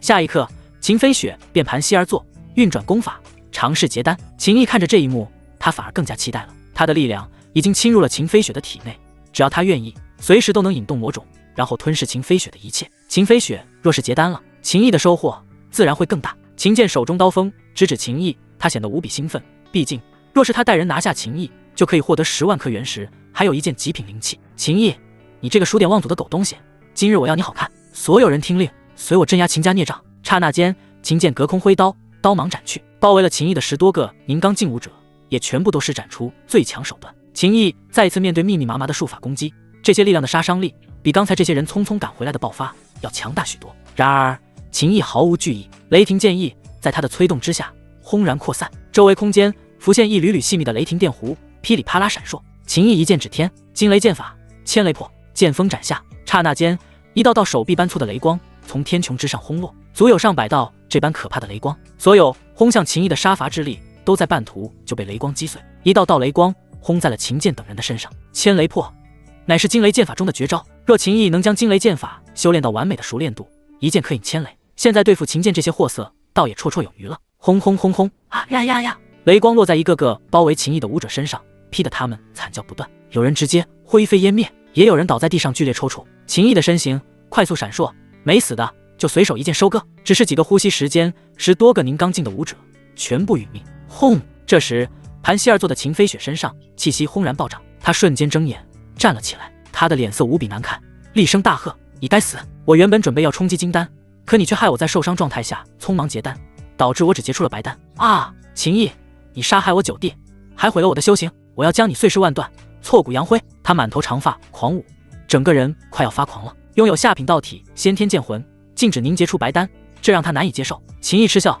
道：别说这区区白丹，就算是金丹，你也休想伤我一根发丝！你对结丹境的力量一无所知！秦飞雪怒喝，随即再次朝着秦毅冲去，所过之处掀起了一条可怕的气浪。当秦飞雪冲到秦毅近前，秦毅心念一动，魔种引动，秦飞雪的气息瞬间彻底失控。秦毅一手探出，掐住了秦飞雪的脖子，将秦飞雪举在了空中，再狠狠朝着地面一砸，轰！秦飞雪的身体被秦毅狠狠地砸在了地上，地面都被砸出一个巨大的深坑。秦飞雪大口吐血，全身骨头被砸断了大半，五脏六腑也被震得破裂。秦毅的手掌依旧掐着他的脖子，再次将他的身体举了起来。秦飞雪的手脚无力的挣扎，布满鲜血与污垢的脸上流露出无比痛苦与恐惧的神色。秦毅的眸光冰冷，盯着他，嘴角划过冰冷的弧度，道：“现在绝望了吗？痛苦吗？这一切都是你们的报应。”话音落下，秦毅又一次将秦飞雪的身体用力地砸在了脚下的深坑中，然后他松开了手。秦飞雪的身体躺在深坑中，犹如一滩烂泥，一双眼睛浮现惊恐之意，还有浓浓的疑惑。为什么会这样？你到底对我做了什么？他明明结丹了，实力大涨，可在秦毅面前，他竟然犹如手无缚鸡之力那般。我对你做了什么？秦毅的声音冰冷道：“你现在应该忏悔的是，你们对我做了什么？”下一刻，秦毅的手掌陡然朝着秦飞雪的面门隔空一抓，啊！秦飞雪发出了凄厉的惨叫，先天剑魂从他的脑袋中被秦毅一点一点的扯出，先天剑魂在他体内已经相当于扎根了。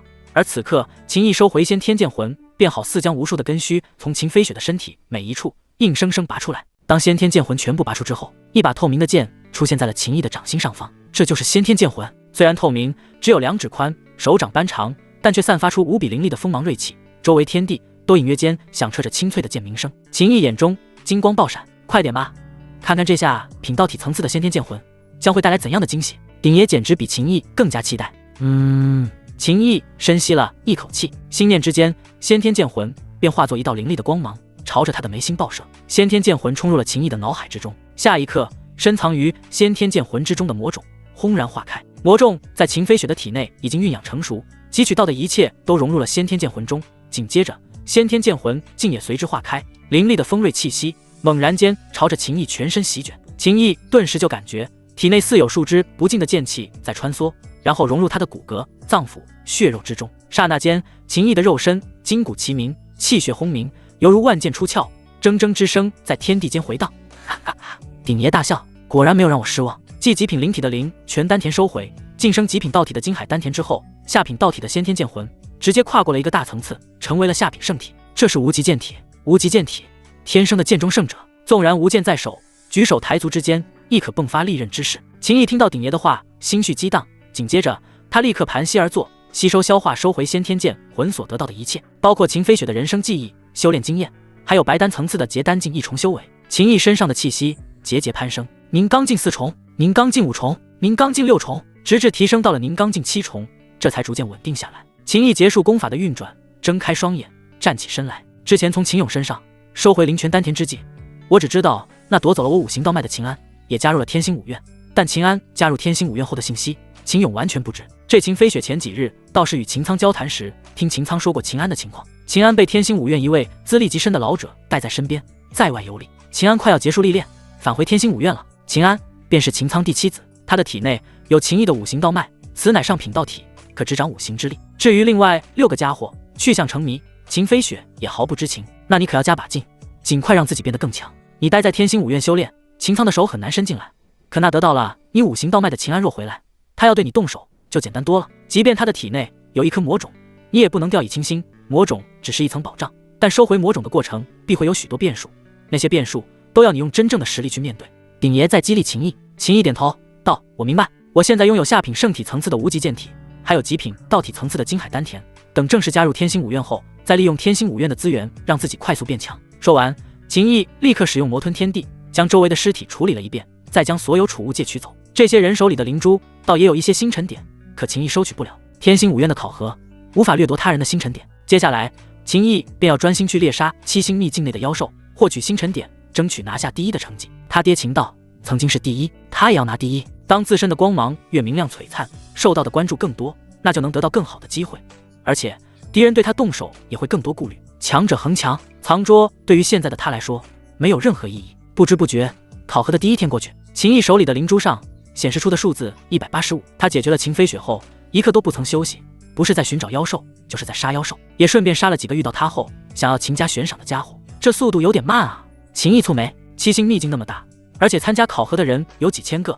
大家都在杀妖兽，这才刚过去1天，秦毅就意识到已经出现了僧多粥少的情况。第2天开始，忽然七星秘境的天空上方浮现了一片光幕，光幕上显现了10排文字：第1名王冲365星辰点，第2名李云霄342星辰点，第3名白珊珊310星辰点，第10名李海250星辰点。秦毅怀里的灵珠也随之发生了震动，他取出灵珠一看，灵珠表面那185星辰点的数字后面还显示出了他在考核中的排名，第95名。秦毅嘴角一抽，天星5院只收500人，虽然不管秦毅的星辰点多少，他都能进入天玄宫，可这排名距离他拿下第1的目标差得太远了。这当中有秦毅为了去杀秦飞雪消耗了半天时间的缘故，还有非常关键的一个因素，那就是很多人都是成群结队，就好比秦飞雪召集了10多个人当帮手，像秦飞雪一样有背景的天才数量可不少。剩下2天时间，我还要更快。秦毅仗着有金海丹田的雄浑力量支撑，快速赶路，发现妖兽能一剑斩杀，就绝对不用第2剑。以他如今明刚境7重的修为，即便4阶圆满的妖兽也承受不住他一招。大半天时间过去后，秦毅拥有了265星辰点，排名第52，而排第1的还是王冲，已经拥有430星辰点，第10名的人刚好300星辰点。秦毅感觉到了压力，片刻后，他发现了一头4阶极品的妖兽巨蟒，不等巨蟒对他发起攻击，他便身形一闪，出现在了巨蟒的上方，一剑斩下巨蟒的脑袋。灵珠吸收妖核中的星辰之气，秦毅的星辰点达到290，排名冲上45。就在秦毅准备离开去寻找其他妖兽之际，忽然他眸光冰冷，看向一侧，一股可怕的杀气爆发。别误会！紧接着一道女声响起，然后一个模样美丽、身段傲人的女子从旁边的大石后方走了出来。秦毅目光一凝，因为此人竟然又是不久前遇到过的那个被鼎爷称之为极品奶妈，来自听朝阁的云梦。她发丝凌乱，脸色有些发白，嘴角还带着一点血渍。秦公子，我知道你的情况，但你别误会，我没有想对你动手的意思，我跟你无冤无仇，而且我对秦家的悬赏也没有任何想法。我现在遇到了麻烦，你实力很强，你能不能帮我？他直接说道。没空，小子，先天剑魂也已经收回来了，可以稍微放松一下，别一直紧绷绷的。鼎爷的声音在秦毅脑海中响起。秦毅，鼎爷，我已经强大到可以随心所欲了吗？鼎爷，还差得远了，你现在的境界连武道大门都还没有正式进去，只有到了结丹境才算是初步踏入了武道的大门内。秦毅，我与他无亲无故，我干嘛要多管闲事？我又不够强，没必要给自己惹麻烦，而且我得抓紧时间拿下考核第1的成绩。云梦儿眼巴巴地看着秦毅，渲然欲泣道：秦公子，求求你。秦毅道：爱莫能助，云姑娘自求多福。说完转身就走。女人漂亮，身材好，答谢。就算以身相许，秦毅现在都不感兴趣。云梦儿看着秦毅远去的背影，他那苍白的脸上浮现抹无奈之色，瞳孔深处则是透着一丝绝望。下一刻，云梦儿也转身离去，只能自己去争取一条活路。可就在云梦儿刚动身之际，四面八方一道道身影激射而来，将他包围。为首之人乃是一个身穿华贵长袍的年轻男子，此人看上去倒是英俊，可双目之中却带着一丝淫邪的光芒。你逃啊？怎么不逃了？本皇子说过，你逃不掉，你还是老老实实同了本皇子吧。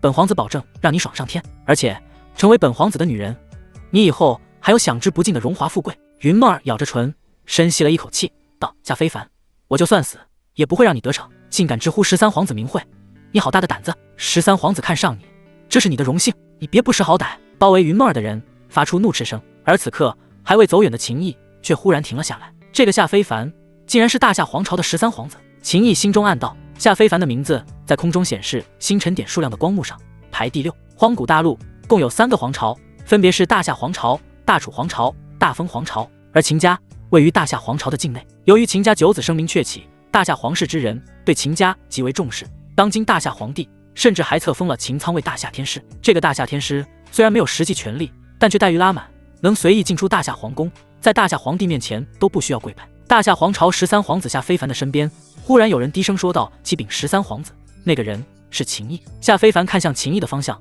目光一闪，随即道：他杀了秦天师的儿子秦勇，既然被本皇子遇到了，就顺便解决掉。你去杀了他，本皇子要跟这娇滴滴的美娘子好好探讨人生。是。顿时一个宁刚境9重修为的家伙立刻朝着秦毅冲去。夏非凡的注意力重新转移到了云梦儿的身上，看着云梦儿那漂亮的脸蛋还有饱满的身材，他不由得吞了一口唾沫，喉结滚动。身为大夏皇朝的13皇子，他玩过的女人不计其数，但云梦儿这么极品的他还是第一次遇到。第一眼看到云梦儿，他就下定了决心，必须要品尝此等极品的滋味。他可不喜欢等待，所以连带人去猎杀妖兽、收集星辰点的事都放在了一边。都给我听好了，可别将他的身子弄出伤痕来。夏非凡舔着嘴唇说道。另外一边，奉夏非凡的命令，冲向秦毅的宁刚境九重武者脚踏气浪，速度极快。他冲到了秦毅身后，手中一把长刀迸发寒光，凝聚出巨大的刀芒，狠狠朝着秦毅的头颅劈去。下一瞬，秦毅的腰腹一扭，瞬间转身，唰，剑锋斜掠而起。这个宁刚境九重修为的家伙，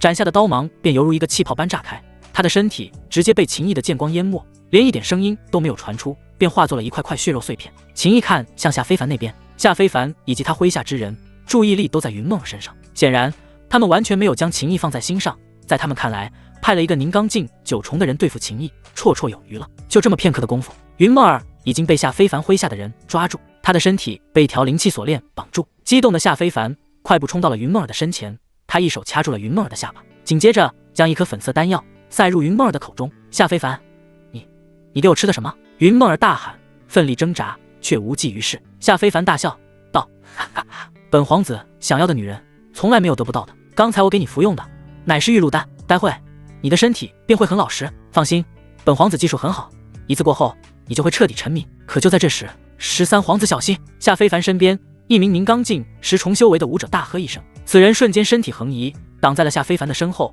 朝着犹如鬼魅一般靠近的秦毅一掌打出。雄浑的气劲从他的掌心中喷薄而出，秦毅神色冰冷，猛然一剑刺向前方，惊雷剑诀，雷霆万钧。这一剑快、准、狠，直接将那雄浑的掌劲刺穿。缭绕着雷光的凌厉剑锋在顺势刺穿了此人的手掌，紧接着便是脑袋。得到提醒，反应过来的夏非凡刚好转身，紧接着秦毅那刚刺穿一人脑袋的剑锋便刺入了夏非凡的眉心内。秦毅握剑的手腕一脚，雷鸣炸响，被剑锋洞穿的2颗脑袋同时炸开。他再次一步前冲，便站在了云梦儿的身边，一剑划过，把缠绕住云梦儿身体的灵气锁链斩断。多谢秦公子搭救！云梦儿情绪激动，眼眶泛红。秦毅淡淡道：站在我身边，我把剩下的杀完再说。杀了夏非凡，这可比杀了秦勇以及秦飞雪会更麻烦。毕竟秦家现在只是凭借九子之名而受到了大量关注，得到了大夏皇朝的全力支持。大夏皇朝的力量目前自然是比秦家要恐怖许多，所以要么不杀，要杀就得不留活口。虽然秦毅出手是因为大夏皇室跟秦家走得很近，而且夏非凡先下令让人杀他，但他还不至于对云梦儿说什么我不想救你，只是顺便之类的话，顺手为之，让云梦儿欠他一个人情，何乐而不为？周围一群人惊呆了，大夏皇朝的13皇子夏非凡就在他们的面前被秦毅杀了，众人头皮都在发麻。夏非凡死了，他们还活着，就算他们活着离开了七星秘境，他们也得死。毕竟主子死了，狗奴才护主不利，也该死。如果能将凶手杀了，为夏非凡报仇，也算是帮秦家的秦勇报仇。如此一来，他们还有活命的机会。兄弟们，干死他！杀！顿时，一群人都爆发出了最强的招式术法。一群废物！秦毅冷喝，刹那间，雷霆剑意轰然爆发，他一剑指天，惊雷剑法，千雷破，轰轰轰轰，密密麻麻的雷光从空中倾泻而下，宛若下起了一场雷霆暴雨。随着修为境界提升到了宁刚境7重，再加上拥有了无极剑体，秦毅经过大半天猎杀妖兽的战斗，已然将原本接近大成熟练度的惊雷剑诀提升到了圆满熟练度，足有上千道雷光落下，覆盖一大片范围。大夏皇朝13皇子夏非凡身边的人，比秦飞雪身边的那群人不仅实力更强，数量也更多，可却都在秦毅这一招之下，全部死得不能再死。站在秦毅身边的云梦儿，苍白的脸上浮现震撼到了极致的表情，乌黑明亮的大眼睛光芒剧烈闪烁。秦毅刚才那一招太恐怖了，这么多宁刚境高阶的武者竟被秦毅一招秒杀，此等战力简直是惊世骇俗。秦毅利索地收拾战利品，顺带着运转始元魔功，施展魔吞天地，将大量精血与一缕缕扭曲的残魂吞噬掉。虽然在这七星秘境内无法查看储物界内的东西，但夏非凡身为大夏13皇子，肯定很多好东西。秦毅的心情不错，云姑娘，这件事我希望你能保密。秦毅收拾完战利品后，转身看向云梦儿，秦公子放心，我一定守口如瓶，我若对外泄露半个字，就天打五雷轰，不得好死。云梦儿用力地点头，他当然很清楚杀死夏非凡的后果。秦毅看着云梦儿，他面露古怪之色，因为云梦儿原本苍白的面颊此时却染满了红霞一般。他还感知到云梦儿的体内气血波动极为剧烈。你很热吗？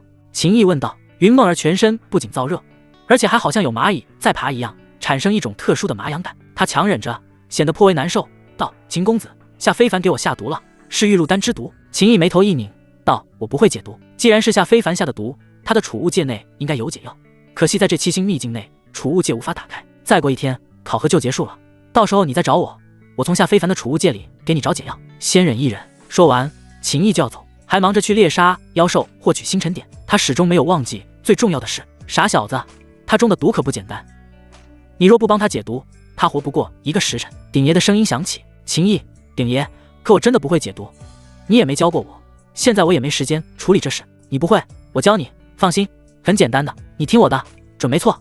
就他。”鼎爷，我会害你吗？秦毅道：“行，鼎爷，你说怎么做我就做。你先带他走，到附近找一个山洞，这里解毒不行吗？为何要去山洞？”秦毅心生疑惑：“山洞内比较方便办事，听我的，好吧？”秦毅答应，然后看向云梦儿，道：“云姑娘，我帮你。”话音落下，立刻一手搂住了云梦儿柔软的腰肢，然后快速离去寻找山洞。被秦毅的手搂住之后，那种触感使得玉露丹药力发作状态下的云梦儿全身一颤，不受控制的发出一道呻吟。秦毅一脸无语：“云梦儿怎么发出奇奇怪怪的声音？”他认真提醒道：“你别乱叫啊！”秦毅一路搂着云梦儿的腰肢去寻找山洞，他感觉云梦儿的身体开始发烫，而且都让他不要乱叫了，还一直发出奇怪的声音，搞得秦毅都全身气血狂涌。片刻后，终于找到了一个山洞。秦毅将云梦儿放在山洞内的平坦位置，云梦儿的状态显得极为难受。秦毅叹气道：“看来你这玉露丹之毒还真挺痛苦的呀。”鼎爷，怎么做？他立刻心念联系鼎爷：“你先搬一块石头，将山洞口给堵住。”鼎爷的声音响起，秦毅立刻照做。他将山洞口堵住后，返回山洞内。小子，听好了，你先将他搀扶起来，手掌运力，按在他的后背，将你的气息渡入他的体内。你快去，一边做，我一边教你。好。秦毅将云梦儿搀扶着坐起来，他深吸了一口气，然后一掌按在了云梦儿的后背，气息渡入云梦儿的身体中。按照鼎爷所说，气息流转交汇。片刻后，秦毅也感觉全身燥热，气血沸腾。鼎爷，我该不会也中毒了吧？没错，气息流转，玉露丹的药力也进入了你的体内。鼎爷非常肯定地回应道。秦毅懵了：“鼎爷，这到底要怎么解毒啊？”他急了，还想拿下此次考核第1呢。鼎爷道：“从现在开始，你只需按照本能去做，就能解你与他身上的毒，不用我教了。另外，接下来半个时辰，我会封印一切感知，你随意发挥就行。半个时辰应该够了吧？”说完，鼎爷就再也没有了声音。秦毅怎么呼唤都没用，他跟小鼎的那种相互感应竟然消失了。秦公子，云梦儿已经完全把持不住了，双臂缠绕上了秦毅的脖子。我好难受，服用了玉露丹，必须要用那种方法解毒。如果只是我中了毒，我不敢勉强秦公子。可秦公子，你为了帮我解毒，也中毒了，我不能害了秦公子。秦公子，对不起，请你原谅我。下一刻，云梦儿就将秦毅扑倒了。秦毅这才知道，原来玉露丹竟是这种玩意，难怪云梦儿会变成这样。但这也怪不了秦毅反应迟钝，毕竟从9岁开始，他就被秦苍关押在暗无天日的地牢，根本没有与外界接触过，很多事情他是真的不懂。难怪鼎爷要我找个山洞，难怪鼎爷故意让我也中毒，难怪鼎爷说凭本能去做就能解毒。鼎爷坑我！片刻后，秦毅便再也无法去思考鼎爷坑他的事情了。此时，秦毅的脑海中，小鼎被一层淡淡的光芒笼罩，鼎内空间穿着白色长裙的绝色女子，脸上浮现一抹意味深长的笑。这小子还真是块木头啊！要不是老娘忽悠他，他还真就错过这么一个极品奶妈了。老娘为了帮他，也是煞费苦心啊。穆青梅，你当年忽悠老娘进入此鼎守护你的儿子，老娘还用鼎爷的身份来伪装，容易吗？若你还活着，到时候老娘一定要你好好的补偿我。半个时辰后，鼎内女子解开了小鼎的封印，在她看来，时间绝对够了。可封印一解开，她就变了脸色，急忙重新封印小鼎。辣眼睛，实在辣眼睛！玉露丹那么厉害吗？还是修炼了始元魔功，被煞气淬体，体质增强了？又过了许久，山洞内终于恢复了平静。秦毅躺在地上，看着山洞顶部的石头，这情况实在有些尴尬。云梦儿将破碎的长裙一点一点捡起来，挂在身上。她看着秦毅，沉默了片刻，道：“秦公子，这件事我们就当都没有发生过。”说完，他便艰难地站了起来，准备离去。等等！秦毅急忙拿起丢在一旁的长袍，给云梦儿披上。云梦儿低着头，不敢看秦毅。谢谢。秦毅道：“那个，你拥有天福灵婴体的事，你知道吗？”云梦儿这才抬起头来，她眼神茫然，道：“我师尊告诉我，说我拥有特殊体质，但却没跟我说是什么。师尊还说，我这种体质得到了18岁才会圆满。我上个月刚满18，我去问师尊怎么回事，师尊并没有明说，只是让我来参加天星5院的考核。只要我通过考核，进入天星5院，去找到师尊的儿子，也就是我的师兄，师兄就会帮我开启这种特殊体质的修行。原来我的特殊体质叫做天福灵婴体。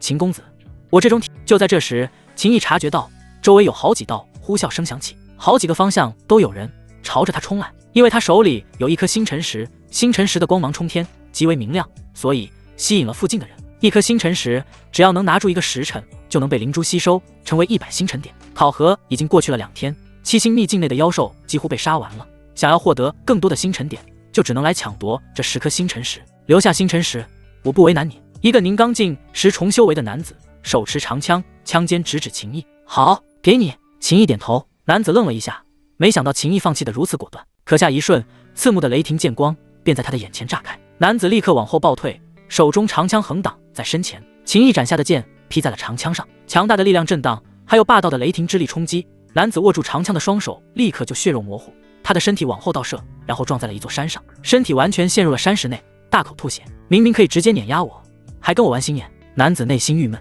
而出现在周围的另外几个人看到这一幕，全部停了下来。秦毅的目光从这几人身上扫过，这几人头皮发麻，无形之中好似有巨大的压力落在了他们身上。兄弟，我就是过来看看，那是你的星辰石，我们没有想法。没错，我只是好奇星辰石长什么样子。秦毅没有再理会这些人，继续飞遁。他可不是逃跑，而是锁定了另外一束星辰石光芒的位置，他要去夺第2颗星辰石。路上遇到想抢夺星辰石的，直接镇压，也有一些因为秦家悬赏，想要拿他性命去讨好秦家，换取荣华富贵的，那就直接杀，绝不客气。2刻钟后，秦毅终于来到了那一束星辰石光芒的旁边。一个宁刚境10重修为、身形魁梧的女子坐在一块巨石上，她手里拎着一柄锤子，而在巨石的下方躺着7个人，全都模样凄惨，身上骨头被砸断了许多。身形魁梧的女子拎着大锤从巨石上方一跃而下，道：你是第8个不自量力的，但看在你给我带来了1颗星辰石的份上，我会对你温柔一些。秦毅手中灵剑直指女子，道：说这话，这让我都有点不好意思对你下太重的手了。女子的表情顿时有点古怪，随即冷喝：吃我一锤！她迈步狂冲，魁梧的身体就好似一头巨兽般，每一步落下，地面都轰隆隆作响。上品灵体，后土之身。鼎爷提醒秦毅，当然不是让秦毅小心，因为完全没必要。秦毅可是有金海丹田跟无极剑体的猛男，纯粹就是给秦毅多长长见识。女子冲到秦毅身前，手中那柄大锤狠狠砸下，锤子表面顿时浮现一座山岳般的虚影，威势磅礴。秦毅手中灵剑急刺而出，雷霆万钧，剑锋刺入了山岳虚影中，山岳虚影轰然炸开，魁梧女子的身体失去平衡，往后倒飞。秦毅的脚尖于地面轻轻一点，追击而去。魁梧女子随手一甩，星辰石直接砸向了秦毅。给你，打不赢那就果断放弃。他即便不要这颗星辰石，所拥有的星辰点也在前200名，能够加入天星5院了。这是考核，不是拼命。秦毅一手抓住星辰石，然后停了下来，2颗星辰石在他身上，2道光束冲天。秦毅转身就走。那魁梧女子喊道：你叫什么名字？秦毅。下一瞬，秦毅身形一闪，便遁至了远处。2颗星辰石持有1个时辰后就可以变成200星辰点，算上他原本有的星辰点，那就是490星辰点。现在第一的王冲已经有510星辰点了，但秦毅不会天真的认为王冲手里没有星辰石，所以他还要更多的星辰石，必须拿第一。此时的秦毅就跟脑袋上顶着2根光柱一样，2颗星辰石在一个人身上，毫无疑问他成为了许多人的靶子。可他无所谓，谁来抢他的星辰石，直接镇压就是。又是1个时辰后，秦毅终于得到了第3颗星辰石，而前面2颗星辰石直接被他用灵珠吸收，变成了200星辰点。他的星辰点总数达到了490点。秦毅的名字出现在了空中的光幕上，第1名王冲610星辰点，第2名李云霄560星辰点，第3名秦毅490星辰点。光幕下方还有一行字：星辰石剩余5颗。秦毅看着手里的这一颗星辰石，也就是说其他人手里还有4颗。7星秘境太大了，若是距离较远，就算星辰石的光束明亮冲天也看不到。秦毅主动去找，殊不知随着秦毅的名字登上榜单后，在这7星秘境内参加考核的所有人都很震惊。秦家对他发出的惊人悬赏，肯定很多人动心了。可秦毅到现在都还活着，甚至拥有的星辰点数量都排第3了，这小子看来很有本事啊！也不知道多少为了秦家悬赏对他动手的人死在了他的手里。你们难道没有发现另外一件事吗？拥有下品道体先天剑魂的秦飞雪竟然没有入榜，他的名字一次都没有出现过。秦飞雪实力很强，而且身边帮手肯定不少，他没有入榜透着蹊跷，可能出事了。而独自一人在7星秘境内行动的云梦儿看着空中的光幕，不由得愣了神。就在这时，云梦儿身边一道道身影飞过，快点，去晚了就来不及看热闹了。排名第2的李云霄带着一群人去找秦毅了。据说秦毅现在又有2颗星辰石，李云霄想要抢夺秦毅的星辰石，赶超王冲拿下第1。那个秦毅的实力出人意料的强，一旦李云霄找到了秦毅，必是一场精彩的对决。听到这些话，云梦儿深吸了一口气，也默默跟上这去看热闹的队伍。此时的秦毅站在一座山峰上，他身上又有2道属于星辰石的光束冲天。高空处的光幕上显示的排名，王冲依旧还是第1，李云霄第2，他第3，但只有4颗星辰石了。除了他这2颗，还有2颗在其他人手里。如果王冲得到1颗，那他就拥有710星辰点。秦毅即便将这2颗星辰石化做200星辰点，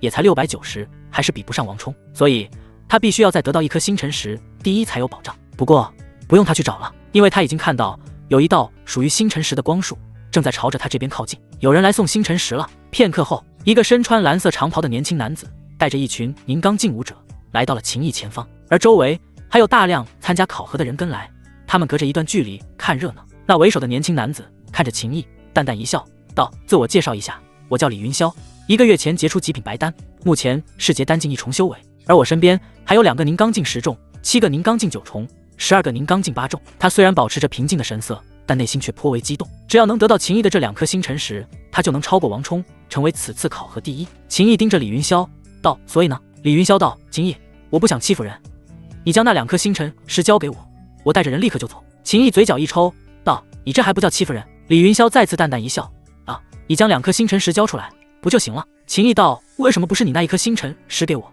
李云霄脸上的笑容消失，冷哼一声道：“你别敬酒不吃非要吃罚酒。”秦毅举起了手中剑道：“既然你不识好歹，就别怪我以少欺多了。我还是第1次遇到如此狂妄之人，即便我不出手，你也必败无疑。动手！”李云霄一声令下，他带来的人瞬间便全部冲向秦毅。秦毅体内的力量猛然运转，也就在此刻，一枚闪烁着绚烂光芒的符文以极快的速度飞向秦毅。秦毅感觉这一枚符文与他产生了一种特殊的共鸣，鼎爷的声音随之在秦毅脑海中响起：“哈哈哈，小子，你的极品奶妈来了，有你爽得了！”闪烁着璀璨光芒的符文以极快的速度飞落到了秦毅的面前，然后融入了秦毅的体内。顿时，秦毅体内运转的力量便直接提升了1倍。这一刻，秦毅终于明白鼎爷所说的极品奶妈到底有多爽了。他感觉全身仿佛有使不完的力量。刹那间，秦毅的喉咙间发出一声轻笑，似有无尽豪情从这一声之中倾泻而出，透着一股霸道气概。剑锋横扫，剑光弥漫而出，层层叠叠。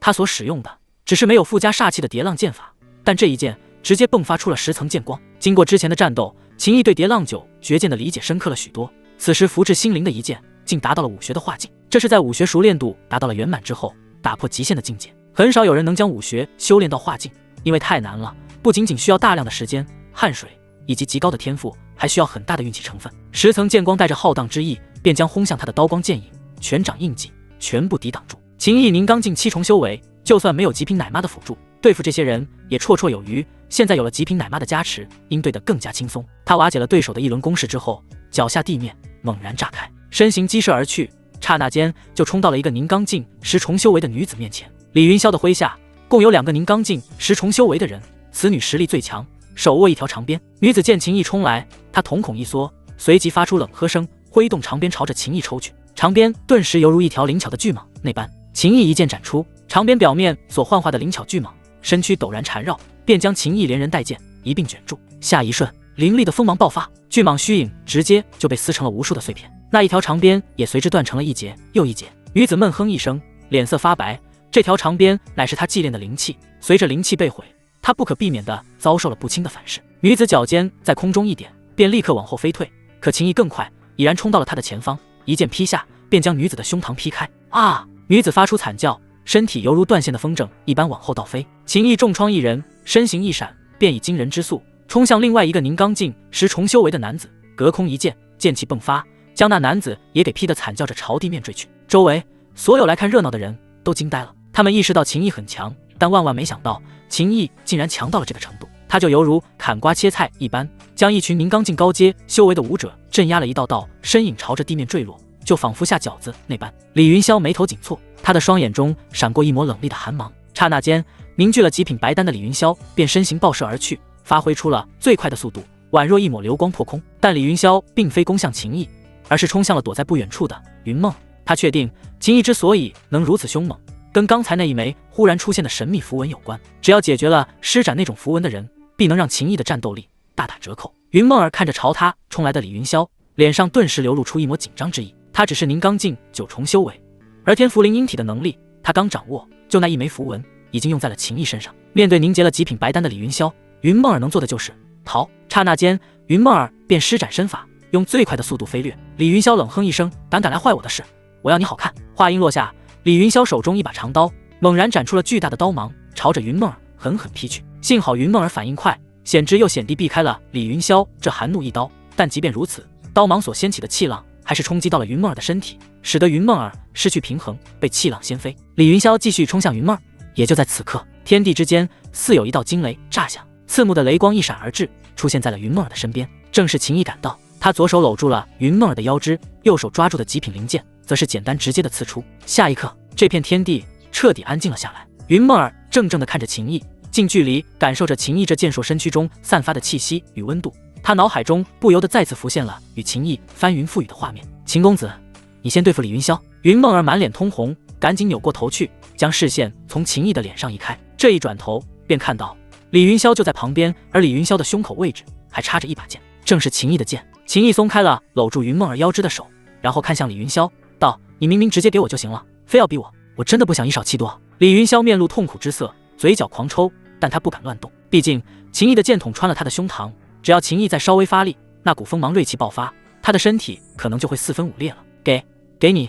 李云霄将怀里的一颗星辰石取出，递给秦毅。秦毅接过星辰石，叹气道：“那我就谢谢你了。”说完，拔出了捅穿李云霄胸口的剑。拔出剑来的瞬间，剑身一侧直接抽在了李云霄的脸上。啊！李云霄惨叫，吐出了夹杂着牙齿碎片的鲜血，身体横飞出去，摔在地上后，手脚一阵阵抽搐。所有人，秦毅的目光环顾周围，从一个个看热闹的人身上扫过，一群人急忙扭头看向别处，不敢与秦毅对视。秦毅太强势了。秦毅的确挺强，但那女子的手段才是关键。那种神秘的符文对秦毅形成了巨大的加持之效，若没有那种神秘符文，秦毅不可能是李云霄的对手。的确，那种神秘符文的辅助之效很夸张，可我完全看不出来那是什么手段。难怪秦毅能活得好好的，而且还能拿下这么多星辰点，看来此女功不可没啊。人群中传出一些嘀嘀咕咕的声音，被人搀扶起来的李云霄也这么觉得，如果单打独斗的话，他不觉得自己会输给秦毅，可这也没辙，输了就是输了，没什么公平不公平的说法，毕竟他也同样有帮手。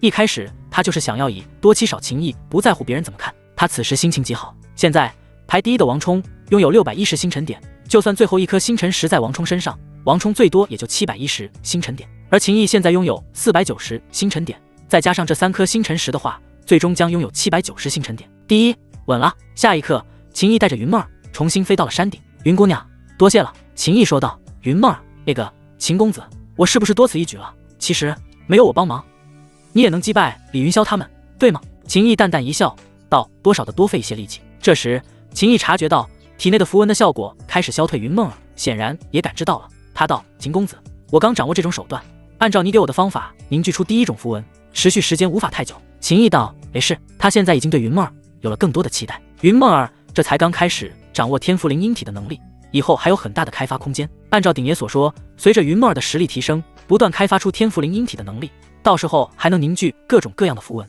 以后还能加快它的速度，提升它的硬度，甚至能让他身体都变得更大，好处很多。这时，鼎爷的声音在秦毅脑海中响起：其实你与云梦儿的配合还不够默契，他的符文在你体内没有完全发挥出所有的效果，想要提升这种配合默契，你得多与他深入交流。等什么时候你拍他一下，他就知道要用什么姿势了，你还能从他的眼神与声音中找到最合适的节奏，就差不多了。鼎爷，也就是你才能将这种事说得这么玄妙复杂。秦毅然后问道：你以前是不是祸害过很多女子？鼎爷，哼，这不废话吗？鼎爷，我天资横溢，不论相貌还是气质，都堪称世间无双，主动送上门来的绝色女子睡不完，根本睡不完。说这话的时候，鼎内的女子面露一丝追忆往昔的神色。她虽是女子，但曾经女扮男装，勾引了不知多少女人，不管是清纯的还是妖娆的，直到她遇到了穆青梅，勾引穆青梅不成，反被穆青梅给迷住了，最后被穆青梅忽又得心甘情愿进入此鼎。秦毅不再搭理不正经的鼎爷，他对云梦儿说道：云姑娘，施展天符对你的消耗不小吧？你先打做调理状态。云梦儿点头，主要是待在秦毅旁边，他很尴尬，脑海中一直浮现秦毅那狰狞的玩意，赶紧盘膝而坐，闭上眼睛，心中默念色即是空，色即是空。而秦毅则是待在山顶，等时间到了，就吸收这3颗星辰石所象征的300星辰点。片刻后，秦毅忽然发现远处有一道属于星辰石的冲天光芒，正在朝着这边快速靠近。他的目光一闪，然后站了起来，提着剑盯着那束光芒。随着光芒不断靠近，秦毅的视线中一个身穿白色长衫、手持长枪的男子身影越来越清晰。此人剑眉星目，风神俊朗，身上弥漫着绚烂光芒，黑发随风舞动，一双眸子内散发着一股傲然之意。周围发出了一道道惊呼声：“王冲，是王冲来了！”这些惊叹声中透着一股浓浓的敬佩之意。云梦儿赶紧睁开了双眼，站起身来道：“秦公子，我现在无法再次凝聚天赋。”秦毅淡淡道：“无妨。”云梦儿面露担忧之色，可是王冲很强，今年参加天星五院考核的人中，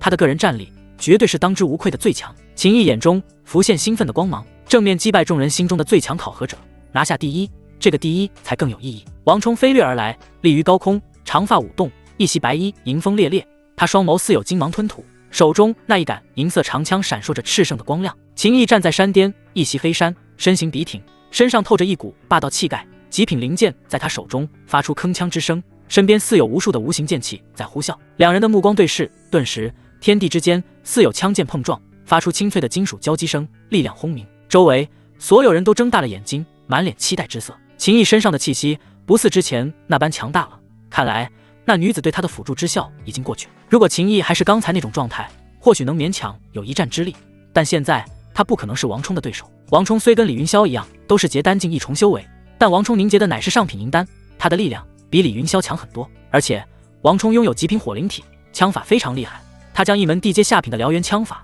都修炼到了圆满之境，并且领悟了烈火枪意。刚在秦毅剑锋下吃了大亏的李云霄，其本身也是一个极为骄傲的人，但此时此刻也发自内心的说道：“我远不如王兄。1个月前，我曾与王兄私下里切磋过，我在王兄手中没有撑过10招，而且我能感觉得出来，当时的王兄未尽全力。”李云霄的这番话让人更清晰地意识到王冲的强大之处。空中，王冲看着秦毅，淡淡道：“我参加天星五院的考核，我现在所拥有的星辰点都是我独自一人获得，没有找任何人帮忙。”秦毅道：“你想表达什么？”王冲道：“这个第一非我莫属。”语气加重了一些，脸上浮现无比自信的神色，仿佛第一名是他的，理所当然。秦毅嘴角上扬道：“如果我没来，第一的确是你的，但你运气不太好，所以就只能委屈你当个第二了。”王冲的眼睛微微眯起，也很自信，但在我的面前，你的自信便显得有些不太合适。嗡！秦毅提在手中的剑直接举起，剑尖对着王冲，合适不合适，我的剑说了算。王冲眸光一闪，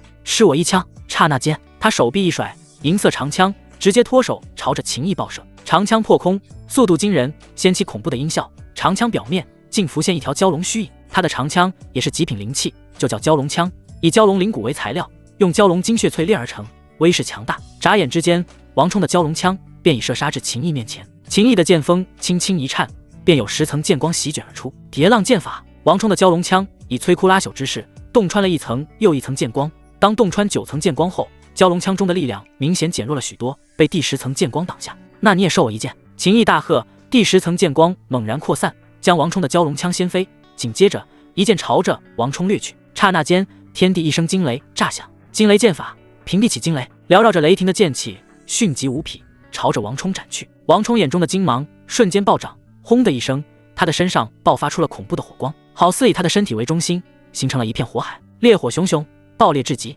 可秦毅的剑气却犹如撕裂薄纸一般，将王冲身边的火海劈开。王冲终于变了脸色，他低喝一声，双手结印，身边的火海翻滚席卷，化作巨大的火焰大手印，打向快要劈到他身前的雷霆剑气。两股力量猛然撞击，再次发出震耳欲聋的炸响，卷起可怕的气浪。王冲的身体从气浪中冲出，手掌虚握，那刚被秦毅的剑光掀飞的蛟龙枪便瞬间击射到了他的手中。秦毅，你有资格让我认真对待，但这第一依旧是我的，你抢不走。王冲的声音洪亮，在天地间化作滚滚音浪。他手持蛟龙枪，极品火灵体的威势爆发到了极致，长枪抡动，化作栩栩如生的火焰蛟龙，朝着秦毅猛攻。秦毅一步向前，踏空而去，身体周围雷光闪烁，施展出惊雷剑法，与这王冲激战。轰鸣不断，火焰与雷霆的碰撞让周围观战之人的耳膜都产生了疼痛，眼睛也被光芒刺痛，所有人的内心都无比震撼。王冲的强大大家都早就知道了，但王冲到底有多强，即便是曾经与王冲交过手，败给过王冲的人都不知道，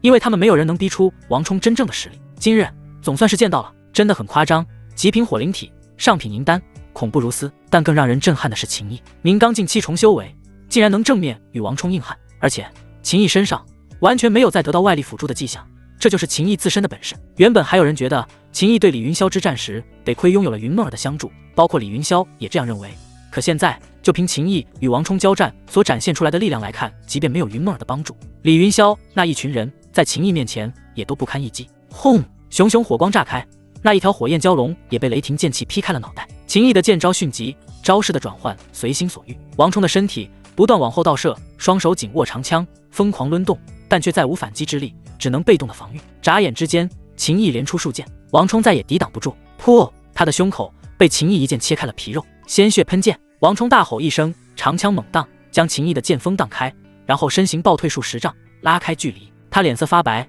大口喘息，再无此前那般傲然之色。下方观战的众人都目瞪口呆，王冲受伤了，秦毅竟然占据了压倒性的优势，他才宁刚境7重修为啊，而王冲是上品银丹1重修为，而且还身负极品火灵体，难怪秦家的家主大夏皇朝的天师秦苍会对秦毅下这么夸张的悬赏。秦毅的天赋当真夸张。站在山顶看着这一幕的云梦儿思绪转动飞快，或许全场只有他才最清楚，秦毅到现在仍旧没有发挥全力，毕竟他与秦毅深入交流过，秦毅的元阳之气与他的元阴之气产生过密切的流转融合。秦公子加油！云梦儿在心中默默为秦毅鼓气。空中，王冲低头看着胸膛位置的伤口，他深吸了一口气，然后重新抬起头看向秦毅道：抱歉，之前有些小看你了。秦毅道：没事，反正你已经为此而付出了代价。王冲他一咬牙道：可我还没输，我也不会认输，我更不可能输。秦毅，接下来这一招我还是第一次在公开场合使用，你还能接得下吗？你随意。秦毅淡淡道。王冲郁闷的想要吐血，下一刻他仰头长啸，无穷无尽的火光从他的体内倾泻而出，炽热的火焰好似要将7星秘境的天空都给烧出一个窟窿。当极品火灵体的力量完全释放出来，王冲的烈火枪意也随之爆发到了极限。在烈火枪意的加持下，他身边的火光更加恐怖。燎原百击！王冲大喝，此乃地阶下品燎原枪法的终极大招。王冲猛然冲向秦毅，长枪捅杀，刹那间竟凝聚了密密麻麻的火焰枪影，犹如一场火焰长枪化作的倾盆大雨那般，要将秦毅的身体彻底淹没。这一招之威再一次震撼全场，所有人都不敢眨眼，用力瞪大眼睛盯着空中那辉煌绚烂的秘籍枪影。这可是王冲的最强绝学，王冲能翻盘吗？秦毅还能抵挡住吗？眼看着携带恐怖威势的秘籍枪影就要冲击在秦毅身上之际，秦毅的一双眼睛中似有2道雷霆爆射而出，千雷破。刹那间他一剑向天，剑锋猛然落下，千束雷光瞬间倾泻。秦毅一招千雷破，刹那间引动千束雷光轰然降临，毁灭的气息席卷天地，直接就吓傻了在场的所有人。如此威势骇人听闻，这是您刚进修为的武者能爆发出来的力量，完全颠覆了众人的认知。王冲的燎原百击已经足够的强大了，可跟秦毅的千雷破比起来，差了不是一星半点。密密麻麻的枪影瞬间就被更加密集、更加狂暴的雷光轰碎，包括王冲的身体也被雷光淹没。数个呼吸的时间过去，雷光开始消散，空中还有大量的雷霆电弧在噼里啪啦闪烁。王冲的身影重新出现在了所有人的视线中，原本飘荡的满头黑发根根直立，英俊的面孔一片焦黑，白色长袍破破烂烂，全身一阵阵抽搐。众人，这还是那个超级天才王冲吗？太惨了吧！秦毅看着王冲，淡淡一笑，道：你还有大招吗？我没过瘾，再来。王冲憋着的一口气喷了出来，口鼻冒烟，我技不如人，输得心服口服。说完转身就要走。等等！秦毅将他喊住，道：你身上那颗星辰石给我。王冲背对着秦毅，一甩手，一颗星辰石便立刻飞向了秦毅。秦毅抬手一抓，接住了星辰石，而王冲立刻爆发最快的速度飞掠，想要离开这里，可他刚冲出去几百丈，身体就彻底失去了平衡，朝着下方地面坠落。砰！一团尘土飘荡，秦毅拿着星辰石重新回到了山顶。他现在拥有490星辰点，再加上4颗星辰石，等时间到了，吸收了这4颗星辰石内的气息，那他就拥有890星辰点了。这第一名板上钉钉，再无悬念。秦公子，恭喜你了！云梦儿开口说道，脸上浮现为秦毅高兴的笑容，两侧面颊浮现2个浅浅的梨窝，显得颇有几分可爱之意。心情很不错的秦毅脸上也浮现了一抹笑容，然后道：云姑娘，你现在有多少星辰点？云梦儿，我只有180星辰点，不过加入天星5院已经够了，我排第410名。秦毅嗯了一声，道：云姑娘，你想加入哪一宫？云梦儿顿时陷入了沉默，面露一丝复杂之意。秦毅主动邀请，不如加入天玄宫吧。我已经确定加入天玄宫，天玄宫的穆公主是我爹当年的师妹，也就是我。我们加入天玄宫后，上面有人罩着，怎样？有关系就用，没必要藏着掖着，又不是什么见不得光的龌龊事。所以秦毅大大方方的将后台搬了出来。云梦儿满脸苦涩的表情道：多谢秦公子的好意，但我身不由己，我是一个孤儿，师尊将我带到了听朝阁，师尊抚养我长大，教我修行，我师尊之子，在天书宫，我答应了师尊，通过考核后就选择我师兄所在的天书宫。这丫头，鼎爷的声音在秦毅脑海中响起。天朝阁的阁主肯定早就知道他拥有天赋灵婴体，因为这种体质从小就要用特殊的手段去酝养才能成熟。很显然，云梦儿是天朝阁之主为妻子准备的修炼资源。秦毅的神色也变得复杂了许多，他本还想跟云梦儿好好沟通，可云梦儿立刻就道：“秦公子，现在已经没有人胆敢挑战你了，我先走了。”说完，云梦儿转身快速离去。秦毅看着云梦儿的背影，但却没有将其喊住。他相信，在云梦儿得知了天赋灵婴体的作用后，就猜到了天朝阁在他身上的谋划。但云梦儿一时半会之间还很难接受，毕竟天朝阁对他有抚养之恩。小子，你就不再努力吧，就这样错过这个极品奶妈了。鼎爷说道。秦毅道：“现在喊住他也没用，等考核时间结束后，我找公主，让公主将他直接招入天玄宫就是了。”哈哈哈，这招可以。等他也加入了天玄宫，你多跟他来几次深入交流，到时他就会死心塌地成为你的专属奶妈。鼎爷夸赞秦毅，秦毅却摇了摇头，叹息一声：“他加入天玄宫后，我不会强迫他的。鼎爷，你不觉得他的命运其实跟我很像吗？我与他都被别人当成了修炼资源，我找公主将他直招进入天玄宫，只是希望他跟我一样，能够有一个摆脱命运枷锁的机会。”鼎爷沉默了，没有再说什么。秦毅则是在山顶盘膝而坐，默默运转功法修炼。1个时辰后，秦毅用灵珠将4颗星辰石中的气息吸收，他的星辰点数量达到了890。7星秘境空中悬挂着的光幕中，秦毅的名字正式成为第一。7星秘境外，巨大的广场周围聚集了很多人，这些人都是参加考核的年轻天才们的亲朋好友。考核时间即将结束，考核结果马上就要公布了，众人翘首以盼。秦天师虽然飞雪那小丫头境界不是最高的，但她是此次参加考核之人中唯一的道体，以她先天剑魂之力，还是很有希望拿下第一的。秦家天骄辈出，可喜可贺啊！一个来自大夏皇朝的老者对秦苍拱手，笑着说道：“此人声音尖锐，是个太监，专门护送大夏皇朝13皇子下非凡来参加考核。”秦苍淡淡一笑，道：“我对飞雪自然是有信心的。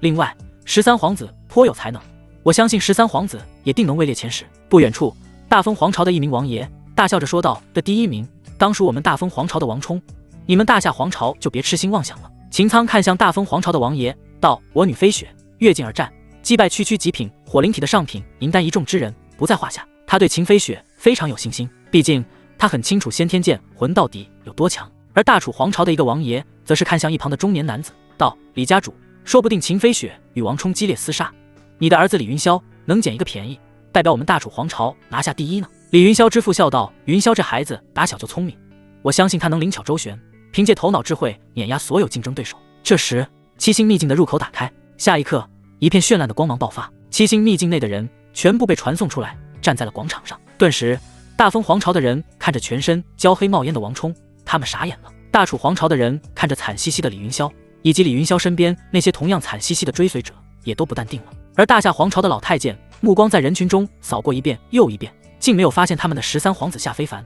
老太监的神色变得极为阴沉，身上开始往外冒冷汗。秦苍的表情也越来越难看，因为他同样没有找到秦飞雪，也没有看到秦飞雪的追随者。没有出来的人只有一个可能，那就是已然殒命。大夏皇朝的13皇子夏非凡死了，秦家拥有下品道体先天剑魂的秦飞雪也死了。秦苍的双眼瞬间布满了血丝，他才刚死了一个儿子，现在又死一个女儿。秦苍的表情都变得无比扭曲，而且他还发现他发出大额悬赏要杀的秦毅竟然好端端的出来了。亲自待在7星秘境外的天玄宫之主木婉看到了秦毅后，他心里的大石头终于落地，没事就好。木婉朝着秦毅点了点头示意，然后他看向负责主持考核的天星5院一名长老道：“既然人都出来了，就公布成绩吧。”老者拱手道：“是。”下一刻，老者抬手一挥，一片光幕出现在了空中，一个个名字在光幕中呈现，映入所有人的眼帘中。但名次公布是从第10名开始，第10名张涛435星辰点，第9名周若彤450星辰点，第3名李云霄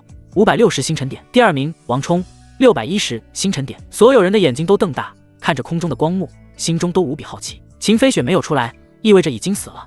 在考核中死了的人是不会计入排名的，没有了秦飞雪，最有希望拿下第一的王冲竟然都只是第2，那谁才是第一？光幕的最上方缓缓浮现一行字：第1名秦毅890星辰点。刹那间全场死寂，死寂过后便是无数喧嚣沸腾般的声音。秦毅竟然是大夏皇朝秦家要杀的秦毅拿下了第一，我的天啊，他才您刚进修为，他凭什么拿下第一？太不可思议了！最无法接受这个结果的人自然是秦苍。他恨不得将秦毅碎尸万段。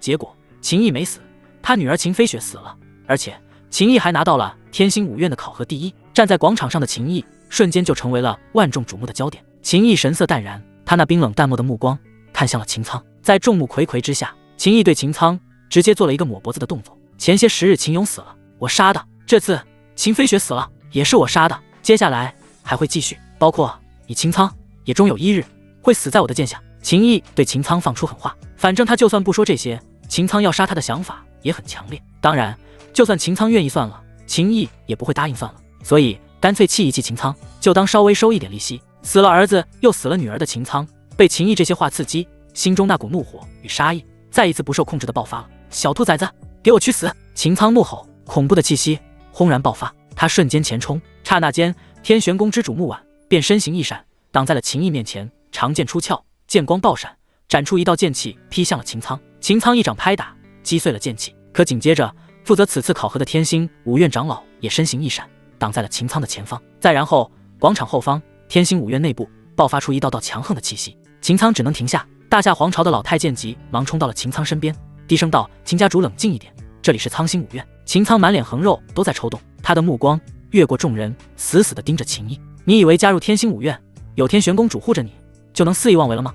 小兔崽子，你别得意忘形，你迟早会重新落入我的手里，到时我要你好看。丢下这句话，秦苍带着无穷怒火与杀气，甩袖转身离开天星城。大夏皇朝的老太监则是看向广场上所有参加考核活着出来的年轻人，道：“如果有人提供我们大夏皇朝13皇子之死的线索，必有重赏。”说完，老太监也带人离去，他得赶紧回大夏皇宫，将下非凡殒命的消息汇报给当今夏皇。负责考核的天星五院长老看向被木婉护住的秦毅，这位长老的神色显得颇为复杂，然后道：“按照天星五院考核规则，秦毅获得第1名，奖励3000星辰点；第2名王冲，奖励2000星辰点；第3名李云霄，奖励1000星辰点；第10名张涛，奖励300星辰点。接下来，此次考核前500名跟随老夫进入天星五院，每个人可以自行选择天星五院7宫加入。”木婉道：“秦毅闯7星塔时就选择了天玄宫，所以不必再走这繁琐的流程了。我先带秦毅走了。”长老点头道：“自然可以。”木婉身形一闪，便带着秦毅离去。排名前500之人，则是被天星五院的长老带走。没有通过考核的人站在广场上垂头丧气。紧接着，这些考核失败之人将发生在7星秘境中的事情说了出来。我还以为这个秦毅是趁着别人龙争虎斗，他浑水摸鱼拿下的第一，没想到他竟然是凭借真本事。李云霄还有王冲都是被他击败，尤其是与王冲那一战，他没有找人帮忙，就是跟王冲单打独斗碾压了王冲，太不可思议了。秦飞雪真的是秦毅杀的吗？可能是，也可能不是，谁知道呢？秦毅说出那些话，也有可能是故意气秦苍的。大夏13皇子下非凡之死，有谁知道线索？而此时，大封皇朝的王爷目光闪烁，看向身边一人道：“传消息给我们大封皇朝在天星五院修炼的天才，让他们尝试跟秦毅接触。敌人的敌人就是我们的朋友，如此天交，前途无量，值得拉拢。”接着，大封皇朝的王爷又看向王冲之父道：“王家主，虽然秦毅击败了王冲，但这只是正常的较量争夺，希望你能明白这个道理，不要将小事情变成大矛盾。”王冲之父立刻道：“王爷放心，我明白。而且冲儿输给了秦毅，并不是坏事，他过去太顺利了，有点挫折也好。秦毅跟秦家的矛盾已经没有转圜的余地，秦家跟大夏皇朝又深度绑在了一起，所以秦毅跟秦家以及跟大夏皇朝彻底站在了对立面。这么一个妖孽，若能拉拢到己方阵营，自然是好事。另外一边，木婉带着秦毅准备进入天玄宫，秦毅忽然道：“公主，我有件事想让您帮忙。”木婉道：“你说。”秦毅有个来自听朝阁的女子，叫做云梦儿，她的考核排名在500之内，公主能否将她直接收入天玄宫？木婉脸上顿时浮现一抹意味深长的笑容，道：“既然她的排名在500名内，将她收入天玄宫自然是毫无问题。但她可以直接选天玄宫，为何还要我出面？你小子看上了她，她不喜欢你，看来这小丫头的目光不行啊。你听我一句，如果她不喜欢你，强扭的瓜虽然止渴，但不甜，你不要太甜了。天玄宫女弟子最多了，以后大把好的等着你。”秦毅，公主你误会了。随即秦毅把云梦儿的天赋灵婴体以及大夏皇朝13皇子下非凡之死这些事都告诉了木婉。虽然秦毅将他跟云梦儿那点是一句话带过，但木婉心里已经跟明镜似的道：“原来如此，行，我现在就跟你过去，将云梦儿一起带入天玄宫。”此时的云梦儿跟其他通过了考核的人一起来到了天星五院弟子身份登记的地方，在他们的面前有天星五院7宫的人，他们可以自由选择加入哪一宫。天枢宫的实力在天星五院7宫之中最强，所以选择天枢宫的人最多。云梦儿看着天玄宫进行登记的人，犹豫了一下，最终还是走向了天书宫那边。可就在云梦儿进行登记之际，负责登记的天书疯女弟子忽然起身，对坐在后边的一名中年男子低声说道：“林教习，这个云梦儿在考核时帮了秦毅，秦安师兄是我们天书宫的人，秦毅跟秦家势不两立了，云梦儿又帮过秦毅，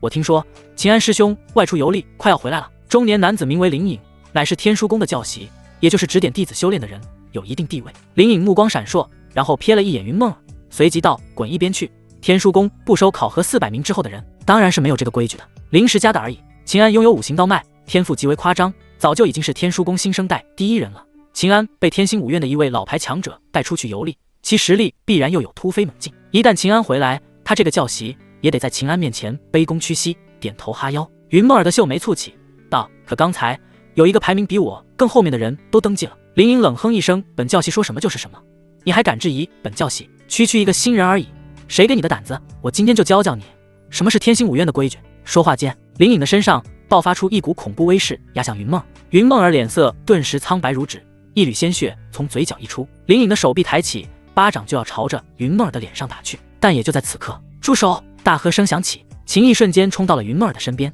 林颖抬起的手臂再也无法落下，他的身体被一股强大的力量定住。他看着天玄宫之主木婉，脸上流露出恐惧之意，道：“穆公主，我只是教训不懂规矩的新人而已，应该没有冒犯到您吧？”唰，一抹剑光亮起，秦毅直接拔剑，将林颖那定在空中的手臂斩断。啊！林颖惨叫，鲜血喷溅。秦毅转身面对云梦儿，他用后背挡住了林颖那喷溅出的血液。所有人都看着这边，木婉用着冰冷的语气说道：“无关者不要多管闲事。”顿时，一道目光赶紧看向别处。秦毅看着面前的云梦儿，郑重道：“我不会勉强你，我依旧尊重你的选择。”云梦儿苍白的脸上浮现复杂的情绪，她抿着唇，然后深吸了一口气，道：“秦大哥，我跟你去天玄宫。”云梦儿最终选择了天玄宫，做出了决定后，她朝着木婉拱手行礼，道：“拜见公主。”木婉点了点头，她打量着云梦儿，心中不由得感慨：当真是极品啊，这小丫头竟然比自己还大，关键是比例太好了。接着，木婉的神色变得有些复杂，她瞥向秦毅，这小子不愧是师兄的儿子，跟师兄一样，桃花运很旺啊。当年我没能拿下师兄，现在木婉心中暗道。紧接着，她赶紧控制住了思绪，不能乱想，有些想法太危险了，干不得。你们两个跟我走吧。木婉带着秦毅还有云梦儿离去。天星5院7宫的弟子都住在一个地方，但住处有好有差，差的6个人同住，好的是单人小院。木婉动用了特权，给秦毅与云梦儿安排了环境最好的住处。他考虑得很周到，秦毅跟云梦儿的住处就隔着一面墙壁。将云梦儿安排好后，木婉进入了秦毅住处的小院子里。以后你们两个要见面交流，住得近比较方便，但不要老是翻墙，影响不好。有必要的话，可以将这面墙壁打通，开一扇门。木婉对秦毅说道。秦毅郑重道：“公主，我是来修炼的，不是来谈儿女情长的。”木婉见秦毅一脸窘迫之状，顿时忍不住笑出了声，白皙的手指捏了捏秦毅的脸，道：“你这个样子跟你爹太像了。”木婉这一笑，顿时有点花枝乱颤、风情万种的感觉。秦毅不由得偷偷瞥了一眼他那丰腴饱满的位置，虽然很小心翼翼，但木婉还是发现了，心中有些得意。虽然云梦儿比他大，但他这个年纪，很多东西是云梦儿根本不具备的。秦毅挪开视线，用力吸了一口气，压下那点念头，然后重新看向木婉，神色变得严肃许多，郑重道：“公主，您曾经跟我说过，我爹失踪前曾经来过天玄宫，他是否留下了什么线索？”提及此事，木婉也没有了逗弄秦毅的心思，他点了点头，道：“师兄当年来天玄宫，留了一样东西给你。”秦毅目光一闪，道：“什么东西？我也不知道是什么。”木婉摇头：“东西在哪里？”秦毅急着追问道。心一动，木婉说道：“但现在时间有点晚了，我明天再带你去。”好，多谢公主。秦毅郑重道，拱手行了一礼。木婉叮嘱道：“你今晚先认真看一看天星5院的新人手册，了解在天星5院生活与修行的规则。”秦毅冷了一声，道：“明白。”木婉离开前，再一次让秦毅的脸感受到了温暖柔软的怀抱。他将秦毅搂入怀中，道：“虽然我不知道你爹到底发生了什么事，但我当初答应过你爹会照看着你。过去9年，公主没有做好，让你吃了很多苦，但现在你来了天玄宫，公主一定护你周全。”秦毅的心中暖流涌动，他的脑袋在木婉的怀里用力的点了点。片刻后，木婉离开了秦毅的住处，秦毅则是立刻进入屋内，取出了一份天星5院新人手册，认真的观看。天星5院的弟子生活与修行，处处都与星辰点有关，吃喝用度可以用星辰点兑换，修炼资源也可以用星辰点兑换，而且身份地位的提升也需要使用星辰点。秦毅与云梦儿现在刚加入天星5院，都属于1星弟子，若他们的星辰点数量累积达到了1万，便可以晋升为2星弟子。成为2星弟子后，星辰点累积再达到了2万点，就能成为3星弟子，以此类推，身份的提升可以获取更好的修炼资源，而想要得到星辰点的方式主要有2种：一是通过天星5院针对弟子制定的关卡，二是做任务。做任务乃是获得星辰点的主要途径。每一个新人加入天星5院，满1个月后就要去做新人试炼任务。新人试炼任务的难度不大，但奖励的星辰点数量非常可观，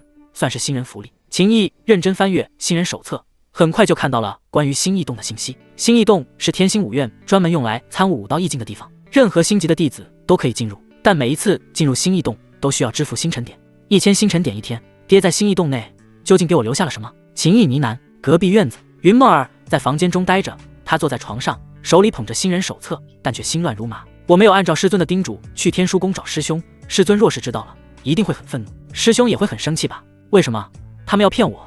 如果我在七星秘境考核时没有发生那些事，我若去了天书宫，师兄会不会不管我意愿，直接夺我的元婴？秦大哥让我来天玄宫，会不会也是惦记着我的天赋灵婴体？不，应该不是。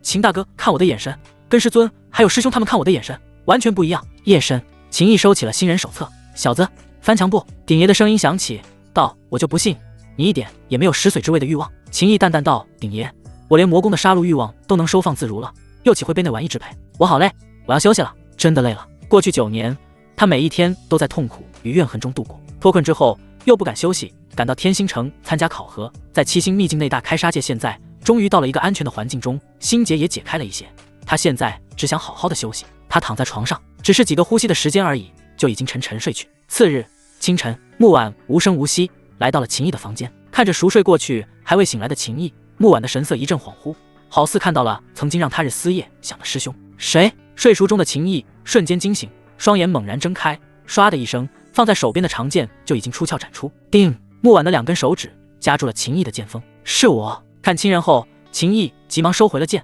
从床上下来道：公主，对不起，我不知是您，刚才向您出剑。我傻孩子，公主怎会跟你计较这点小事？他的语气中透着一丝心疼之意。木婉意识到秦毅刚才的举动是因为极度缺乏安全感，这都是过去那些年留下的心理阴影。他再一次将秦毅搂入了怀中，用力地抱紧秦毅的脑袋。片刻后，木婉感觉秦毅身上气血翻滚，整个人都有点发烫，这才赶紧松开了手。看着满脸通红的秦毅，木婉笑道：以后不能随便这样抱你了，你已经不小了，你先收拾一下，我在院子里等你。木婉离开了房间，秦毅急忙将房门关好。鼎爷调笑的声音响起：小子，这个拿下绝对比云梦儿更有滋味，信我的，准没错。鼎爷，你莫要乱说。片刻后，秦毅穿上了天星5院的淡蓝色弟子长袍，从房间内走出。院子里的木婉顿时眼前一亮，道：师兄曾经被誉为天星5院第1美男子，但他跟你比起来，不论相貌还是气质都差了一些。你这小子以后也不知会迷倒多少女孩。秦毅有点尴尬，道：公主，我们去星异洞吧。木婉点了点头，然后便带着秦毅前去。路上，秦毅心绪激荡，难以平静。这些年来，他最想做的就是脱困、报仇以及探查爹娘失踪之事的真相。现在终于有爹娘失踪之事的一条线索出现在他的面前了。星异洞其实也是一个秘境空间，天星5院有许多秘境，涵盖各方各面，提升修为的纯元秘境，增加实战经验的妖兽秘境，以及专门用于考核的7星秘境。星异洞则是一个充斥着大量意境气息的洞穴类型秘境，即便木婉是天玄宫之主，也不能直接带秦毅进入星异洞。秦毅缴纳了1000星辰点后，看守星异洞的天星5院长老这才让秦毅进去。木婉带着秦毅站在星异洞的边缘，秦毅的目光看着下方，星异洞仿佛深不见底。木婉道：你爹当年进入了星异洞的底部，留下了一件东西，这件事只有我知道。他告诉我，如果你能在20岁之前抵达星异洞底部，就能找到那件东西。倘若你过了20岁都没有拿到那件东西，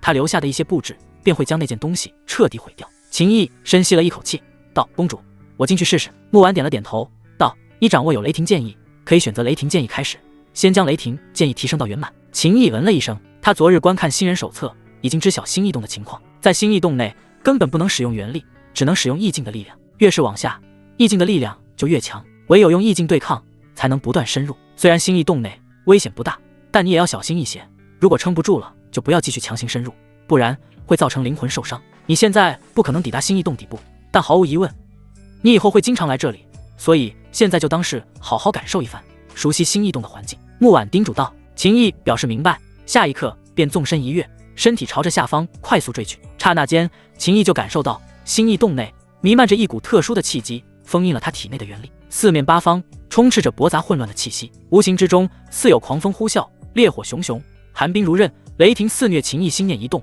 雷霆剑意轰然爆发，他身边缭绕雷光，破开周围的混乱意境之力，继续下坠。片刻后，秦毅身边的雷光剧烈闪烁，明灭不定。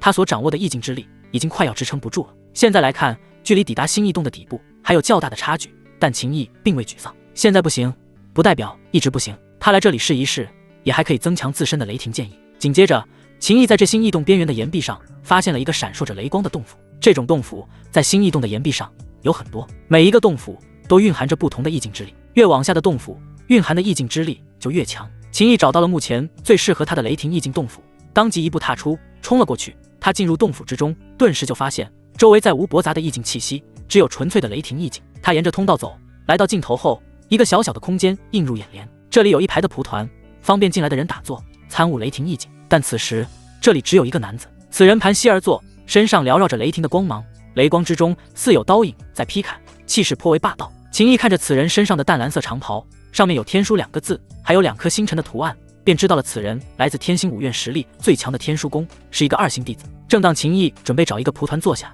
提升自己的雷霆剑意之际，滚！一声冷喝响起。天书宫这个2星弟子睁开了双眼，怒视秦毅道：“难道你眼瞎了吗？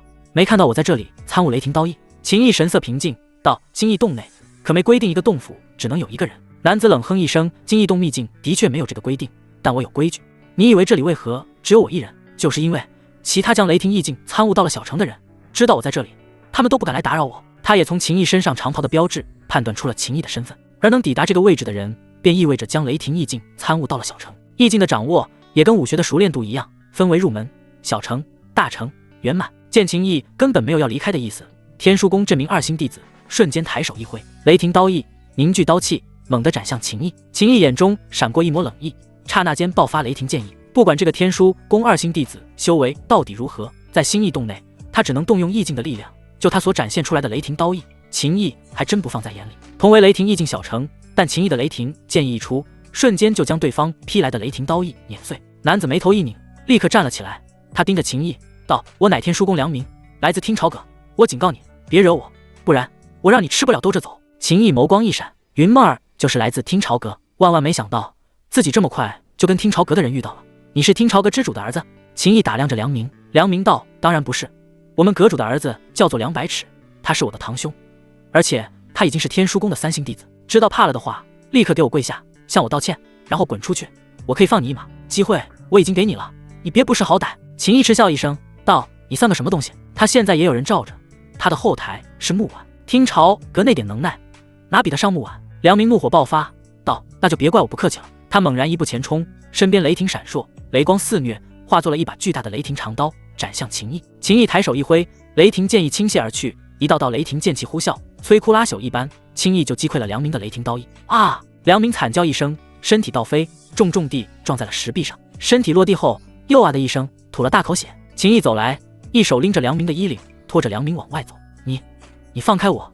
你想干什么？梁明大喊。秦毅走到这个雷霆意境洞府的通道边缘，道：“本来可以一起在里边参悟，可你非要逼我动手，那你就滚吧。”说完，一甩手，直接将梁明丢了出去。把梁明丢出去后，秦毅返回洞府内，自语道：“这下终于安静了，难怪梁明不让别人进来，自己一个人待在这里参悟，舒服多了。”他盘膝而坐，开始参悟。半天后，秦毅的雷霆剑意大有精进，心念一动，周围浮现密密麻麻的雷霆剑气，飞快穿梭，掀起雷鸣之声，灵巧无比。原本我的雷霆剑意就快要突破到大成了，但如果没有新异洞秘境的效果，我自己慢慢去感悟，起码还得10天半个月。现在半天时间就已经大成，但大成到圆满需要的时间会更久一些。我还有2890星辰点，再区区2天。秦毅一念及此，立刻就离开了新异洞。送他来的木婉已经离开了，秦毅又缴纳了2000星辰点后，重新进入新异洞，抵达了比此前更深的位置，找了一个无人的雷霆意境洞府，继续提升雷霆剑意。不知不觉2天半时间过去，秦毅的雷霆剑意已然晋升圆满之境。他的身边雷光四海，密密麻麻的雷光电弧如同雷蛇般在窜动。秦毅睁开双眼，刹那间所有雷光收缩回到了他的体内。还有一点时间，看看能在这新异洞中深入多少。秦毅立刻出去开始了尝试，但没过多久，圆满层次的雷霆剑意也无法继续支撑，接下来得参悟其他意境的力量，才能一步一步接近爹给我留下的东西。秦毅自语，然后离开了新异洞。秦毅返回住处，却发现他住处隔壁的院门口竟站着2个人，其中一人正是在新异洞内被秦毅教训了一顿然后丢出去的梁明。秦毅神色一凝，听朝阁的人来找云梦儿了。就在这时候，你放开我！”云梦儿的声音从院子内传出，秦毅的眼中顿时闪过一抹冰冷的寒芒，唰，直接拔剑。随着秦毅提剑快步冲去，顿时守在云梦儿住处外的2人中，其中一个家伙正好瞅见了秦毅，这是天书宫的一星弟子，结丹境一重修为，这里不是你能来的地方，滚一边去！说话间，此人瞬间一拳轰出，硕大的拳印朝着秦毅狠狠砸去。秦毅眸光冰冷，二话不说，直接一剑劈出，将拳印劈碎。刹那间，凌厉的剑气便将这个天书宫一星弟子挥拳的右臂齐肩斩断。啊！凄厉的惨叫声响起，鲜血喷溅。天星五院禁止内部杀戮，一旦随意杀人，不管对错，都将遭受最严厉的惩罚。如果真有不死不休的矛盾，除非双方约定去天星五院的生死台分胜负，决生死。所以秦毅这一剑虽然狠，却不致命。是你！梁明盯着冲来的秦毅，顿时满脸怒容。可下一瞬，秦毅又一剑劈来，梁明脸色巨变，当即拔刀出鞘，长刀横挡在身前。当！清脆的炸响爆发，梁明脚下的地面都随之塌陷。这时，云梦儿的院子内已然升起了一片灵光，这一片灵光仿佛将院子内与院子外彻底隔开了。秦毅心中着急，而那梁明怒吼一声，刀锋直指秦毅，道：“在新义洞的账，我还没跟你算呢，你现在就主动送上门来，还斩我师弟一臂，我今天就要你好看！”在新义洞，只能动用意境的力量，他的雷霆刀意敌不过秦毅的雷霆剑意，但现在再无任何限制。梁明作为天书宫的2星弟子，虽然只是垫底的，但也拥有上品白丹3重境修为。秦毅的目光从云梦儿院子中升腾而起的灵光处收回，他盯着梁明，冷哼道：“看来在新义洞内给你的教训还是不够。”梁明咬牙切齿道：“还敢大言不惭！在新义洞内，要不是不能使用元力，我早就让你跪在地上跟条狗一样求饶了。”秦毅不再耽搁时间，他再度前冲，速度飙升，一剑斩下。梁明一咬牙，双手紧握刀柄，狠狠挥斩，刀剑再次撞击在了一起。梁明此次做足了准备，并未陷入劣势，刀剑相互抵在一起，两人的力量不断爆发，看上去仿佛不相上下。梁明额头上浮现一条条青筋，大喝：“你休想在我面前再讨得任何便宜！”秦毅嘴角上扬：“废物！”话音落下，圆满层次的雷霆剑意轰然爆发，梁明的身体瞬间就被雷光淹没。哪怕他也参悟了小成境界的雷霆刀意，可此时根本承受不住雷霆的力量冲击，一声惨叫便倒在了地上，剧烈颤抖，全身焦黑，而且身上布满了被凌厉的锋芒撕开的伤口。至于那握住刀柄的双手，都彻底化作了焦黑的碎片。圆满雷霆剑意，梁明躺在地上，脸上交织着痛苦与惊恐的神色。秦毅一脚踹在了梁明的脑袋上，将梁明的身体踢飞，然后推开了院门。可院门内有一层灵光涌动，秦毅尝试劈了一剑，却并未将这一层灵光劈开。这符箓之力能持续挺久，而且不好打破。鼎爷的声音在秦毅脑海中响起，秦毅的眼睛微微眯起，寒芒爆闪。现在去找人帮忙不现实，时间来不及了。他深吸了一口气，身体表面雷光狂涌，与此同时，凌厉的锋芒气息从他的体内释放而出。但秦毅觉得还是不太够，他甚至悄然运转了始元魔功，在脑海中观想出恐怖狰狞的魔像，一缕缕煞气涌入剑内，隐藏在炽盛的雷光下方。他在蓄势，让这一剑变得更强，然后劈开这一层符箓灵光。院子内，云梦儿脸上浮现一个通红的手指印，她满脸泪水，依靠在院子的角落里。师兄，为什么要这样对我？云梦儿喊道，眼中充斥着绝望的光芒。在他的面前，身穿天书宫3星弟子长袍的200尺，表情狰狞，一双眼睛中布满了血丝。为什么？要不是我爹让你从外边捡回去，你早就被路边的野狗吃掉了。一直以来，我们天朝阁都在酝酿你的天赋灵婴体，就是为了等你的天赋灵婴体成熟，我再取你元婴。本想着让你老老实实跟在我的身边，成为我的左膀右臂，可你这个贱人，竟然将元婴给了秦毅。你的元婴，你的性命，你的一切都是属于天朝阁的，可你却做出这种不要脸的事，你还有脸问我为什么？说完，200尺大踏步走向院子角落的云梦，他嘶吼道：“就算你没有了元婴，我也要弄你！这些年来，我一直都想弄你，可我为了天赋灵婴体的效果，我一直忍着。现在我就要狠狠地发泄在你体内，等我玩腻了，我还要将你这个不知廉耻的贱人丢给梁明他们玩，让一群人玩，反正你不要脸，我就成全你。”200尺抓住了云梦儿的手腕，便要去撕扯云梦儿的长裙。撕，一片衣袖被撕裂，云梦儿那白皙细腻的手臂映入了200尺的眼帘，200尺的眼睛更红了，呼吸也变得更加急促。云梦儿奋力挣扎，可您刚进就重修为的他根本挣脱不了，还敢反抗？200尺咆哮，手臂一甩，云梦儿再次摔倒。他嘴角一血，眼中浮现一抹决然的光芒，体内力量运转，涌向自身心脉。他宁愿死！可就在云梦儿准备用力量逆冲心脉之际，轰！一道巨大的炸响猛然爆发，笼罩了院子的符箓灵光就仿佛一个气泡般炸开，掀起了翻滚的气浪。秦毅的身体瞬间从汹涌的气浪中冲了进来，感受到秦毅的气息。秦大哥！云梦儿激动的大喊，下意识的便直接打出了2枚符文。这3天时间，他待在住处修炼，凝结出了第2枚天符，2枚符文瞬间便飞到了秦毅的身上。秦毅的力量暴涨，速度飙升。第1枚天符让秦毅更猛，第2枚天符让秦毅更快。200尺转身盯着冲进来的秦毅，他看着云梦儿的天符进入了秦毅的体内，他心中那股怒火就犹如火山喷薄而出，这是他想要的东西，结果却成全了秦毅。下一刻，200尺便犹如一头发狂的野兽那般发出愤怒的咆哮，朝着秦毅冲去，一拳狠狠轰出。作为天书宫的3星弟子，这200尺乃是下品银丹3重修为，这一拳之力极为恐怖。秦毅的喉咙间也发出一声怒喝，剑锋暴斩，千雷破。宁刚境7重修为，圆满的雷霆剑意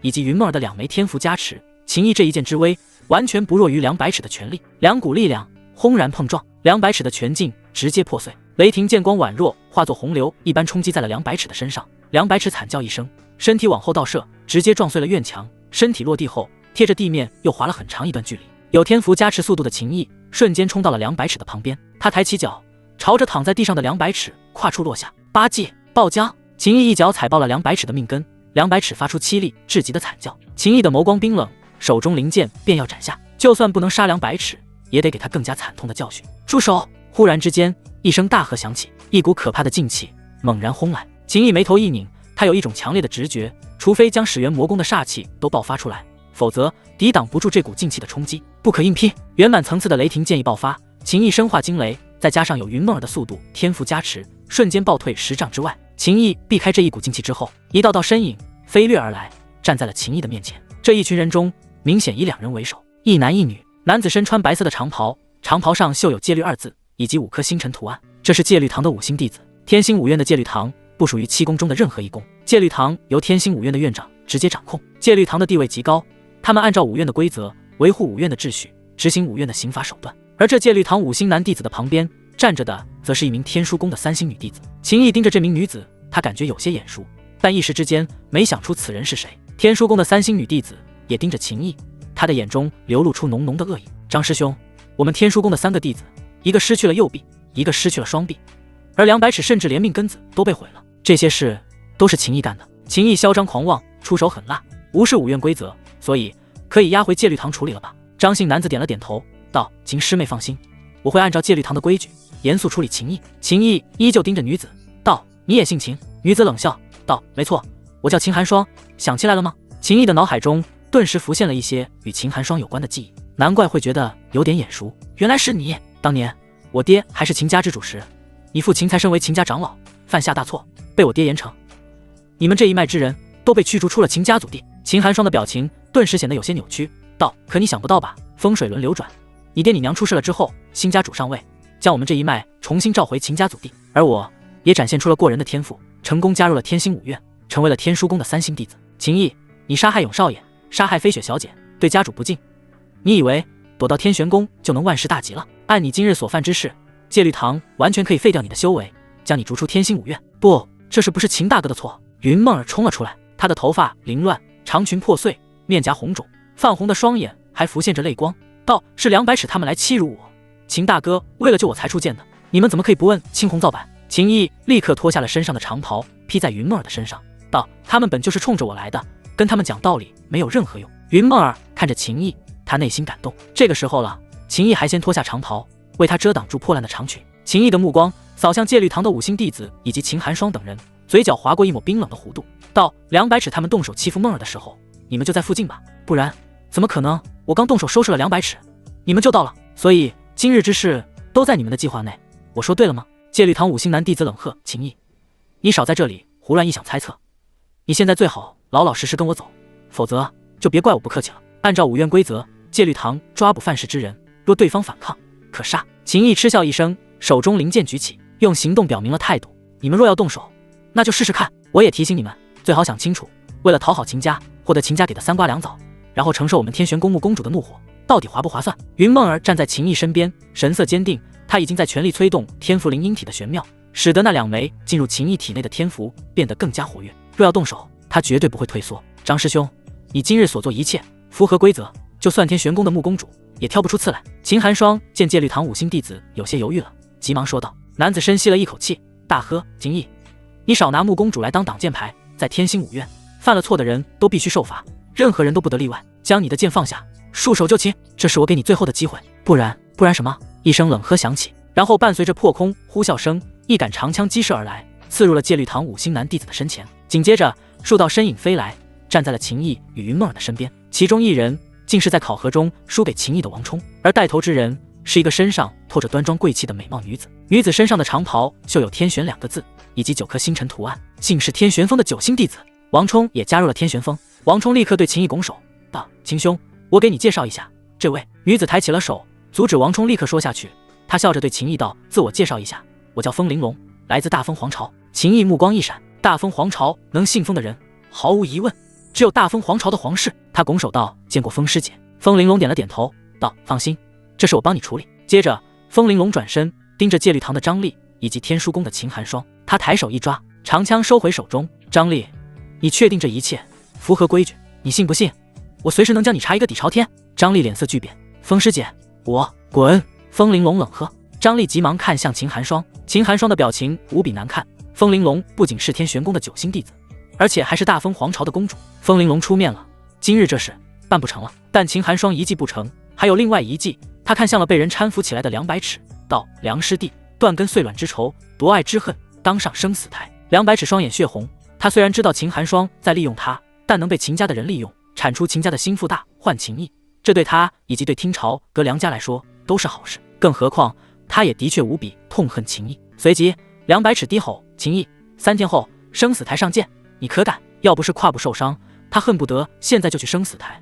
他还需要几天时间处理一下伤势。他这次虽然在秦毅面前吃了大亏，可却并不认为自己不如秦毅，毕竟秦毅对他出手太突然了，而且秦毅还得到了云梦儿的2枚天符辅助，但上了生死台就只能1对1单挑，任何外力都不可插手。风玲珑看向秦毅，淡淡道：“秦师弟，生死台约战，你若不答应，谁也勉强不了你。”秦毅却是淡淡一笑，道：“有些人求死，我当然得成全他。”随即秦毅盯着200尺道：“3天后取你狗命，但一个不够。秦寒霜，3天后你也算上生死台中，我先杀200尺，再斩你狗头，你可敢？”这秦寒霜在背后搞事，那就上生死台一起杀了。秦寒霜愣了一下，随即嗤笑一声道：“你若能在梁师弟的手里活下来，我就上生死台送你去死。”秦毅道：“那你从现在开始就可以回去洗脖子了，记得洗干净点，免得弄脏我的剑。”接着秦毅走到张力面前：“刚才那袭击我的力量是你发出的吧？”张力：“刚才情况紧急，我也是不想你杀了200尺而犯下大错。”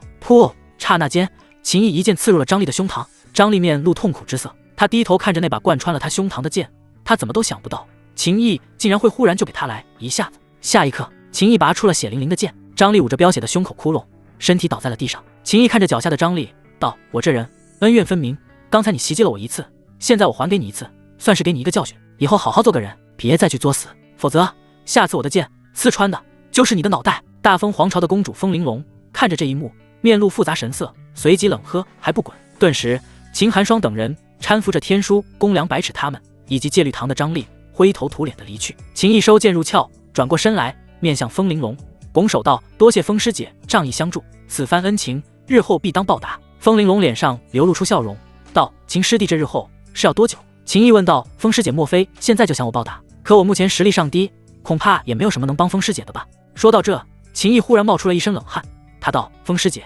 以身相许可不行，我不是一个随便的男人。”风玲珑他故意板着脸道：“我也不是一个随便的女人。”秦毅松了一口气道：“那我就放心了。”风玲珑再度无语，他还以为秦毅在开玩笑，可看秦毅的样子不像是开玩笑。秦师弟，你冲动了，一旦登上生死台，双方必有一死，否则不能结束。那200尺可是下品银丹3重修为，而那秦寒霜是中品银丹4重修为，你现在还只是您刚进修为，境界的差距太大了。风玲珑神色凝重地说道。秦毅道：“没事，2个废物罢了，我弄死他们。”风玲珑又有点无语了。秦师弟，还有3天时间你就要上生死台了，这是一瓶灵水液，希望能对你产生一些帮助。风玲珑取出了一只玉瓶递给秦毅，秦毅也不客气，直接就收下了。他在天星5院新人手册上看到过灵水液的介绍，这是只有5星弟子之上的人才能购买的资源，而且一瓶灵水液价值5000星辰点。秦毅现在已经猜到了，风玲珑先是帮他解围，然后又那么大方的送东西，既然不是缠他的身子，那就是代表大风皇朝拉拢他。秦家背后有大夏皇朝撑腰，秦毅现在虽然待在天星5院，有木婉这个靠山，但还不太够。就好比刚才身为天玄宫之主的木婉，不可能时时刻刻都能在他身边帮他遮风挡雨，秦毅需要更多的关系，靠背景拉关系不丢脸，能有人愿意帮忙，这本就是自身价值的体现。3天后我会去生死台观战，为你助威。接下来我就不打扰秦师弟了，告辞。风玲珑说道。秦毅拱手，3天后我保证让风师姐看到一场精彩的碾压。风玲珑道，我很期待，拭目以待。风玲珑带着王冲走了。路上，风玲珑道，你输给他不冤，他不仅实力比你强，而且胆子也比你大，拥有一颗无所畏惧的强者之心。王冲，公主，我不明白，为何你不跟他好好谈一谈大风皇朝投资他的事情？风玲珑道，他现在处境不好，我代表大风皇朝跟他谈这些事，虽然有点雪中送炭的意思，但是不是也有趁人之危的意思？而且我感觉想要拉拢秦毅，靠我的嘴是不行的，而是看我怎么做。他这人爱憎分明，敢爱敢恨，若能建立起密切的关系，需要他帮忙时，甚至都不用说，他也会主动出手。秦大哥，对不起，是我连累了你。云梦儿低着头，极为内疚自责。秦毅道，不要说这种话，没有什么连累不连累的，更何况200尺只是一把刀罢了，即便没有200尺，也会有朱百尺、周百尺、黄百尺，秦家那些人会想各种办法来对付我的。他将云梦儿送回了住处，道，梦儿，我就先回去了。秦大哥，云梦儿抓住了秦毅的手臂。怎么了？秦毅问道。云梦儿，我能去你那边住2天吗？我害怕，我一个人待在这，我就会想到200尺那狰狞的面孔。秦毅点头道，行，那你住我那边，我住你这边。云梦儿，那我也住这边。秦大哥住哪边，我就住哪边。轮到秦毅无语了。秦毅道，好吧，就一起住我那边吧。片刻后，秦毅将睡觉的房间让给了云梦儿，他自己则是进入了住处配套的一间小小修炼室。啧，你小子当真就不想先去跟他深入交流一番，就这么让他独守空房？他现在正是内心脆弱的时候，你趁虚而入，彻底拿下。之前那次你只是进入了他的身子，接下来要进入他的心灵，从此以后这事就稳了。鼎爷在调侃秦毅。秦毅，鼎爷，你怎么老是想着这种事？你以前应该也是很厉害的强者吧？你这种心性是怎么变成强者的？男人不能只想着下3路那点事，要有事业心。我现在得赶紧修炼变强，3天后的生死台之战只是一场小风波，但未来还会有无数更大的风波朝我席卷，我可不想贪图那一哆嗦而耽误了修炼。说完，秦毅直接取出了风玲珑赠送的灵髓液，一口喝掉1/3，然后运转始元魔功，观想魔像，汲取地煞之气，开始修炼。顶内空间，一袭白裙的清冷绝色女子，气呼呼，高耸的胸脯都一抖一抖，咬牙切齿，岂有此理，简直是岂有此理！这小子翅膀硬了，竟敢说教我了。而云梦儿独自一人躺在秦毅的床上，她回想起秦毅对她的点点滴滴，红肿的脸上缓缓浮现一抹幸福的笑容。秦大哥是正人君子，有情有义，而且还长得英俊，声音又好听，就连他睡过的床都充满了男子汉的气概。数个时辰过去，秦毅身上气息轰然暴涨，突破！您刚进8重。秦毅正准备再喝一大口灵髓液，但就在这时，鼎爷冷哼一声，木婉来了。秦毅瞬间散去了脑海中观想的魔像，结束了吸收地煞之气。然后修炼室的门被敲响，木婉的声音传进来，是我。秦毅打开了修炼室的门，木婉走了进来，道，你怎么有点慌张？说话间，目光扫向修炼室的角落，道，也没有纸张啊，而且也用不上吧，我发现云梦儿那小妮子就躺在你房间里。秦毅，公主别开我玩笑，我就是在纯粹的修炼。木婉脸上的笑容被凝重之色取代，他道，事情我都知道了，生死台的规矩你应该明白，但只要你还没有登上生死台，那就没事。为了防止有人说你怕死不敢应战，我给你安排点别的事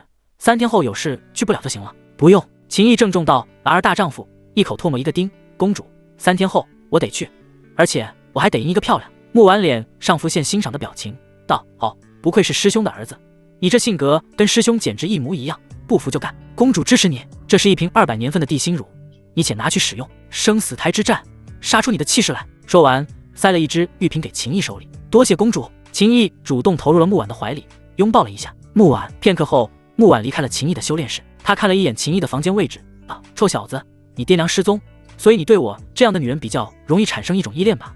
但里边那小妮子才适合你啊！都怪我，前面几次没有想那么多，使得你对我产生了那种想法。唉，木婉叹气，然后身形一闪，消失得无影无踪。修炼室内，秦毅的脑海中，鼎爷的声音响起：“男人，秦毅，我那是发自内心的感谢。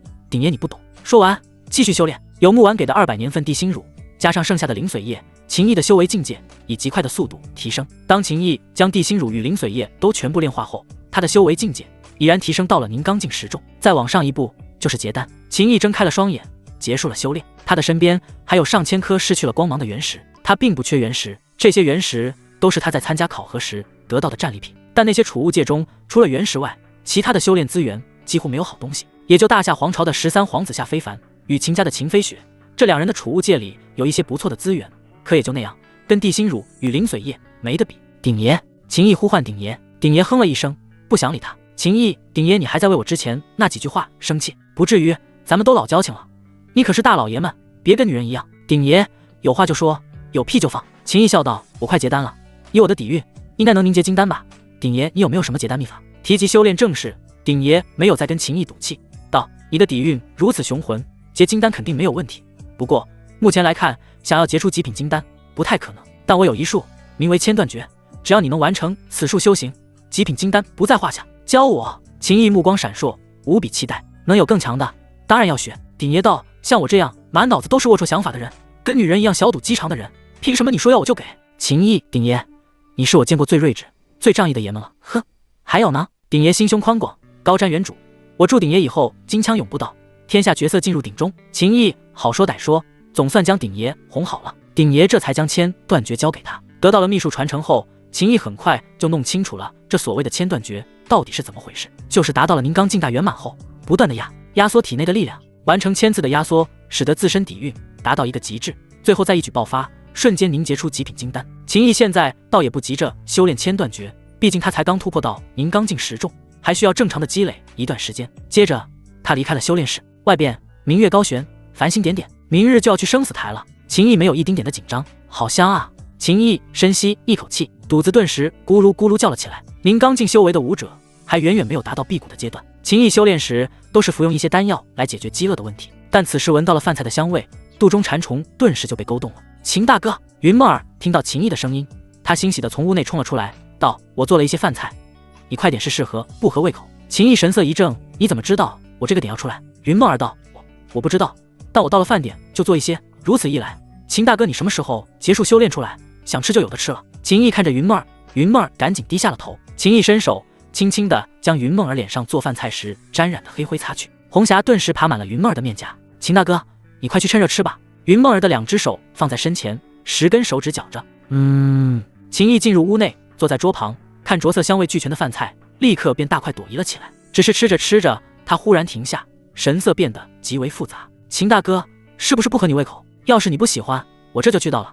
你喜欢吃怎样的？我给你重新做。慌忙的赶紧想要端走桌上的饭菜。秦毅抓住了他的手腕，看着他道：很好吃，我喜欢吃，这是我9年来吃过最好的饭菜。过去9年他被关押，吃的都是坏掉的饭菜，而且有一顿没一顿脱困之后，又是风餐露宿赶路来参加天星5院的考核。云梦儿感受到了秦毅的情绪变化，他低声道：秦大哥，你过去经历了什么事？你跟秦家的仇恨到底是怎么回事？秦毅眼中浮现血丝，他沉默了片刻，道：以后总会有一天真相大白的。他只是跟木婉说过，原本在拿下考核第1时，他可以选择揭露秦苍以及所谓秦家9子的无耻，但他没说，说了也只是让人对秦家指指点点，让秦苍等人丢脸，以及让人同情他的遭遇。秦毅不需要任何人的同情，而且一旦说了，或许还会有人也想效仿秦家，盯上他的体质，带来更多的麻烦。所以秦毅会在有了足够覆灭秦家的实力后，才将真相公开。秦大哥，对不起，我不该多嘴过问。云梦儿更慌了。秦毅散去了身上的杀气，道：离世以后会越来越好的。梦儿，你也一起吃吧。吃饱喝足后，云梦儿回到了他自己的住处。这几天秦毅在修炼，云梦儿在隔开2个院子的墙壁上开了一扇门。夜深，秦毅躺在床上，屋外忽然响起了敲门声。秦大哥，我想跟你说说话。秦毅打开房门，只见云梦身上穿着柔滑的睡裙，头发还有些湿漉漉的披在肩上，刚沐浴后的脸上红扑扑还泛着水润的光泽，并且全身上下散发出淡淡的清香。鼎爷，回避。秦毅传音给鼎爷。呵，我才不想看。鼎爷郁闷地说道。秦毅抓住了云梦儿的手腕，将云梦儿带入了屋内，随手关上门。秦大哥，云梦儿在秦毅怀里低着头道：我们的气息得多流转融合，这样我的天赋对你的效果才会更好。你放心，我不会拖累你，我不需要你对我负责。月下，一道身影飞掠来到了秦毅住处的上空。天玄宫之主木婉本想着秦毅明日就要上生死台了，他还是有些不放心，特地前来看看秦毅的状态。可当他飞入院中，顿时便听到屋内传出的声音，他眉头一拧，精神力瞬间弥漫开来。下一瞬，木婉全身如遭雷击，瞬间收回了精神力。幸好我没有直接冲进去。木婉一阵后怕，然后赶紧离去。这一夜，秦毅与云梦儿无眠，木婉无眠。天色渐亮，天枢宫10星弟子，来自大夏皇朝的公主夏琳与来自秦家的7星弟子秦广聚在一起。秦寒霜站在2人面前，道：四公主，秦大哥，你们放心吧，今日秦毅必死。听朝阁的200尺，乃是下品银丹3重修为，解决秦毅应该没问题。就算200尺不行，但秦毅要杀200尺，也必会消耗巨大。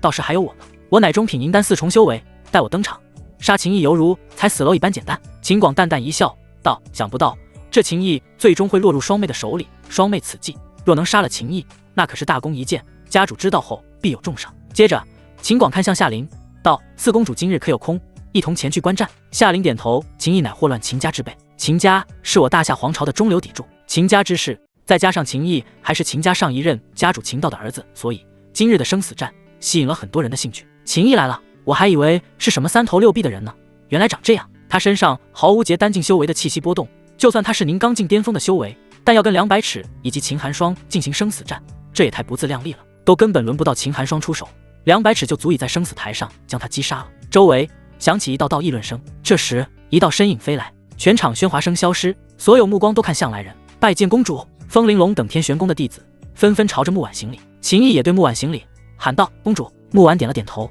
他看着秦毅，又看了一眼云梦儿，脑海中不由得又浮现了昨夜在秦毅的院子里精神力捕捉到的那一幕画面。压下这些乱七八糟的思绪，木婉对秦毅说道：待会你尽管放开手脚去杀，无需有任何顾虑。是。生死台另外一边，一名老者带着大夏皇朝的公主夏琳、秦家的秦广，还有秦寒霜，以及来自听朝阁的200尺来到了场中。老者隔着生死台看向对面的木婉，笑道：想不到穆公主竟然都亲自来观战了。木婉神色淡漠道：李副公主不也亲自来了吗？这老者乃是天书宫的副公主，名为李若珊。李若珊笑道：穆公主对生死台的规则应该很清楚吧？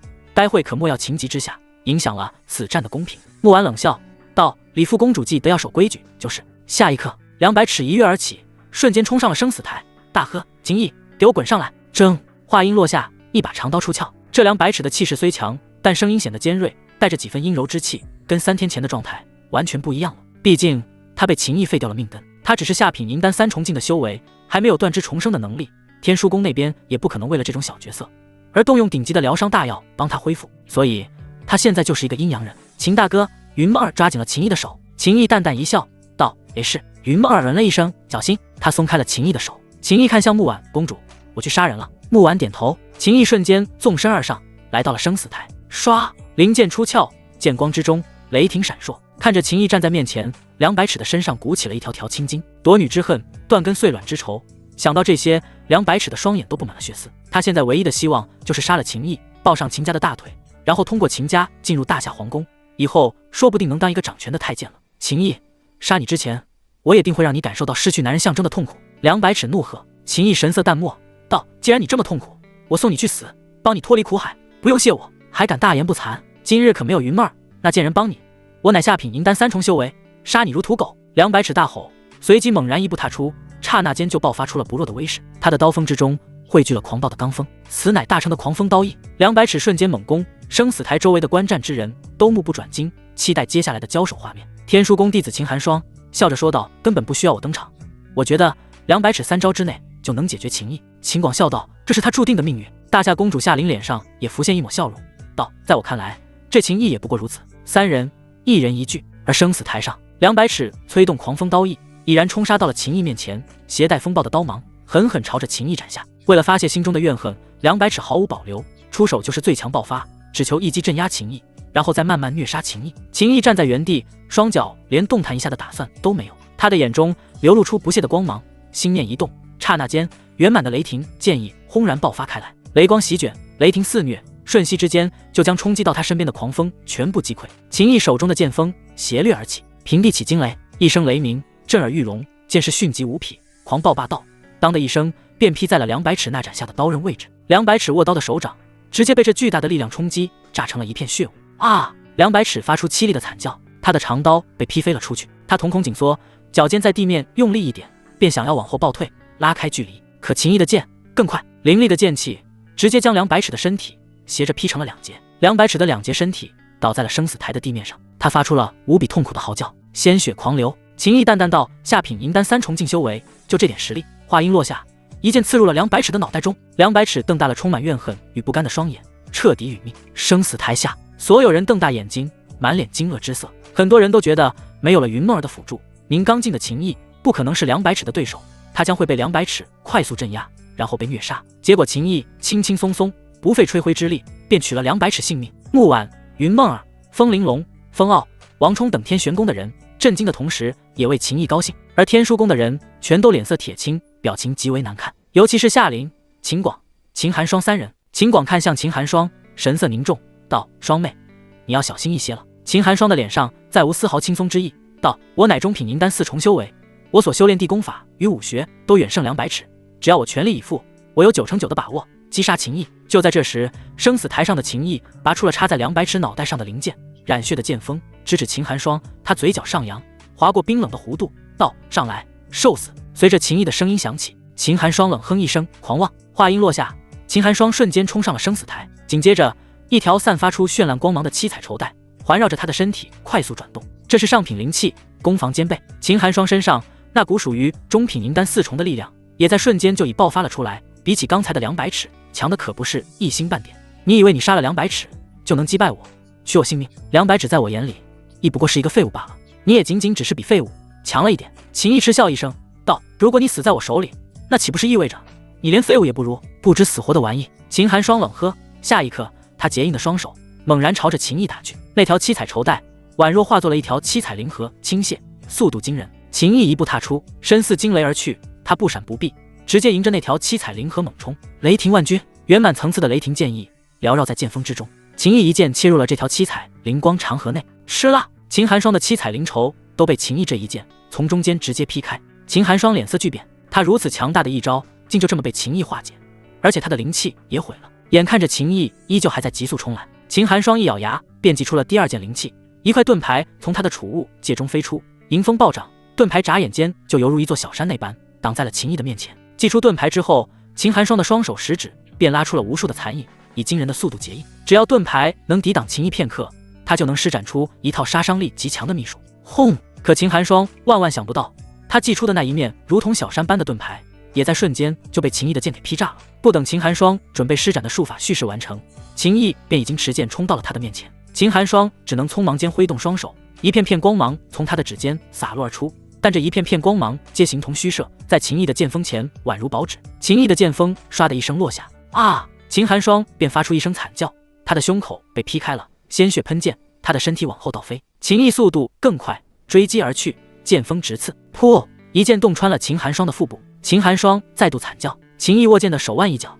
冰冷凌厉的灵剑便将秦寒霜的丹田搅碎。紧接着秦毅挥剑，秦寒霜的身体朝着高空飞去，飞到了10多丈高后再往下坠。秦毅看也不看，一剑掠向高空，又是一道剑气劈在了秦寒霜的身上。秦寒霜再次被劈得飞向高空。双妹！秦广低吼，双眼布满了血丝，捏紧了拳头。秦毅看着秦广，嗤笑一声道：“没有那个本事就不要来招惹我，否则我绝对不会手软。”话音落下，再次一剑掠起，将往下坠的秦寒霜劈到了高空。秦寒霜在惨叫，鲜血在喷溅，使得生死台上好似下了一场血雨。秦毅，给我住手！秦广怒喝，他的妹妹在生死台上被秦毅如此虐杀，他整个人都快要炸了，全身鼓起了一条条青筋，结丹境7重的修为力量就仿佛即将喷发的火山。你算个什么东西？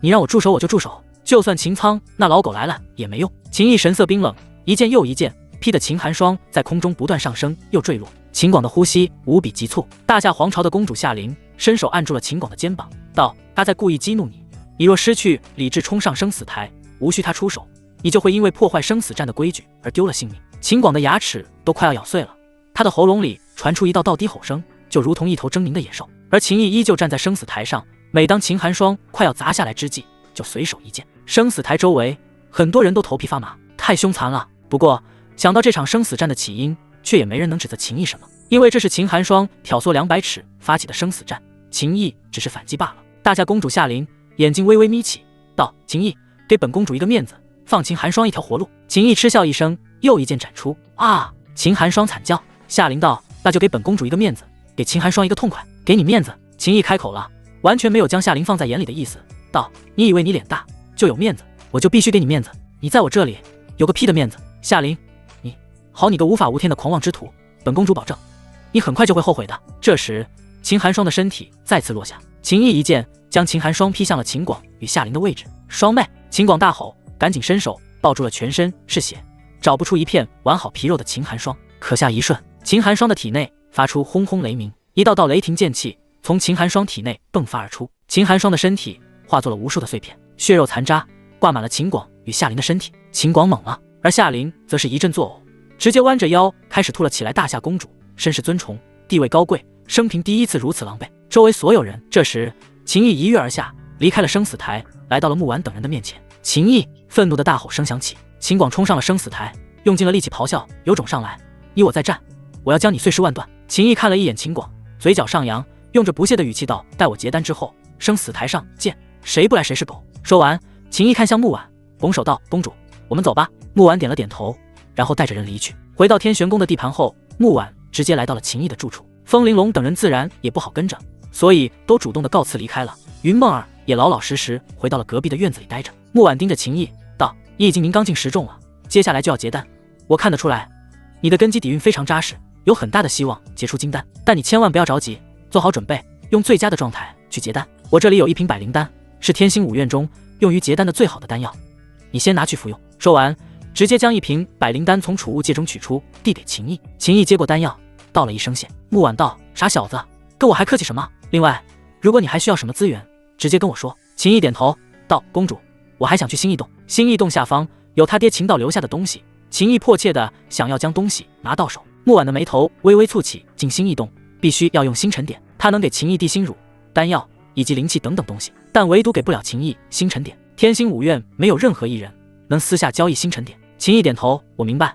所以我想问公主，在不做任务的前提下，有什么方法能让我获得大量的星辰点？他需要等加入天星5院满1个月后，完成了新人试炼任务，才能去领取其他任务挣星辰点。木婉思考了一会，他的眼中忽然浮现一层光亮，道：还真有一个办法，等你踏入结丹境后，可以去挑战千影灵。天星5院有规定，但凡凝结出中品银丹或之上的弟子，都可以免费挑战一次千影灵，只要在规定的时间内从千影灵中闯出来，就能获得星辰点的奖励，尤其是打破了记录的话，一次性能奖励3000星辰点。秦毅顿时来了兴趣，道：那我尽快结丹去闯千影灵。这时木婉的表情忽然有点复杂，道：千影灵现在的记录是秦安凝结出中品金丹后所留下的。秦安，秦苍第7子，天书宫新生代第1人，亦是天星5院新生代最强者，身怀秦毅的5行道脉。秦毅身上顿时爆发出一股高昂的战意与杀气，道：我不仅会打破他留下的记录，等他回到天星5院，我还要他的命。木婉离开后，秦毅便进入了住处的修炼室内，取出储物戒的原石放在周围，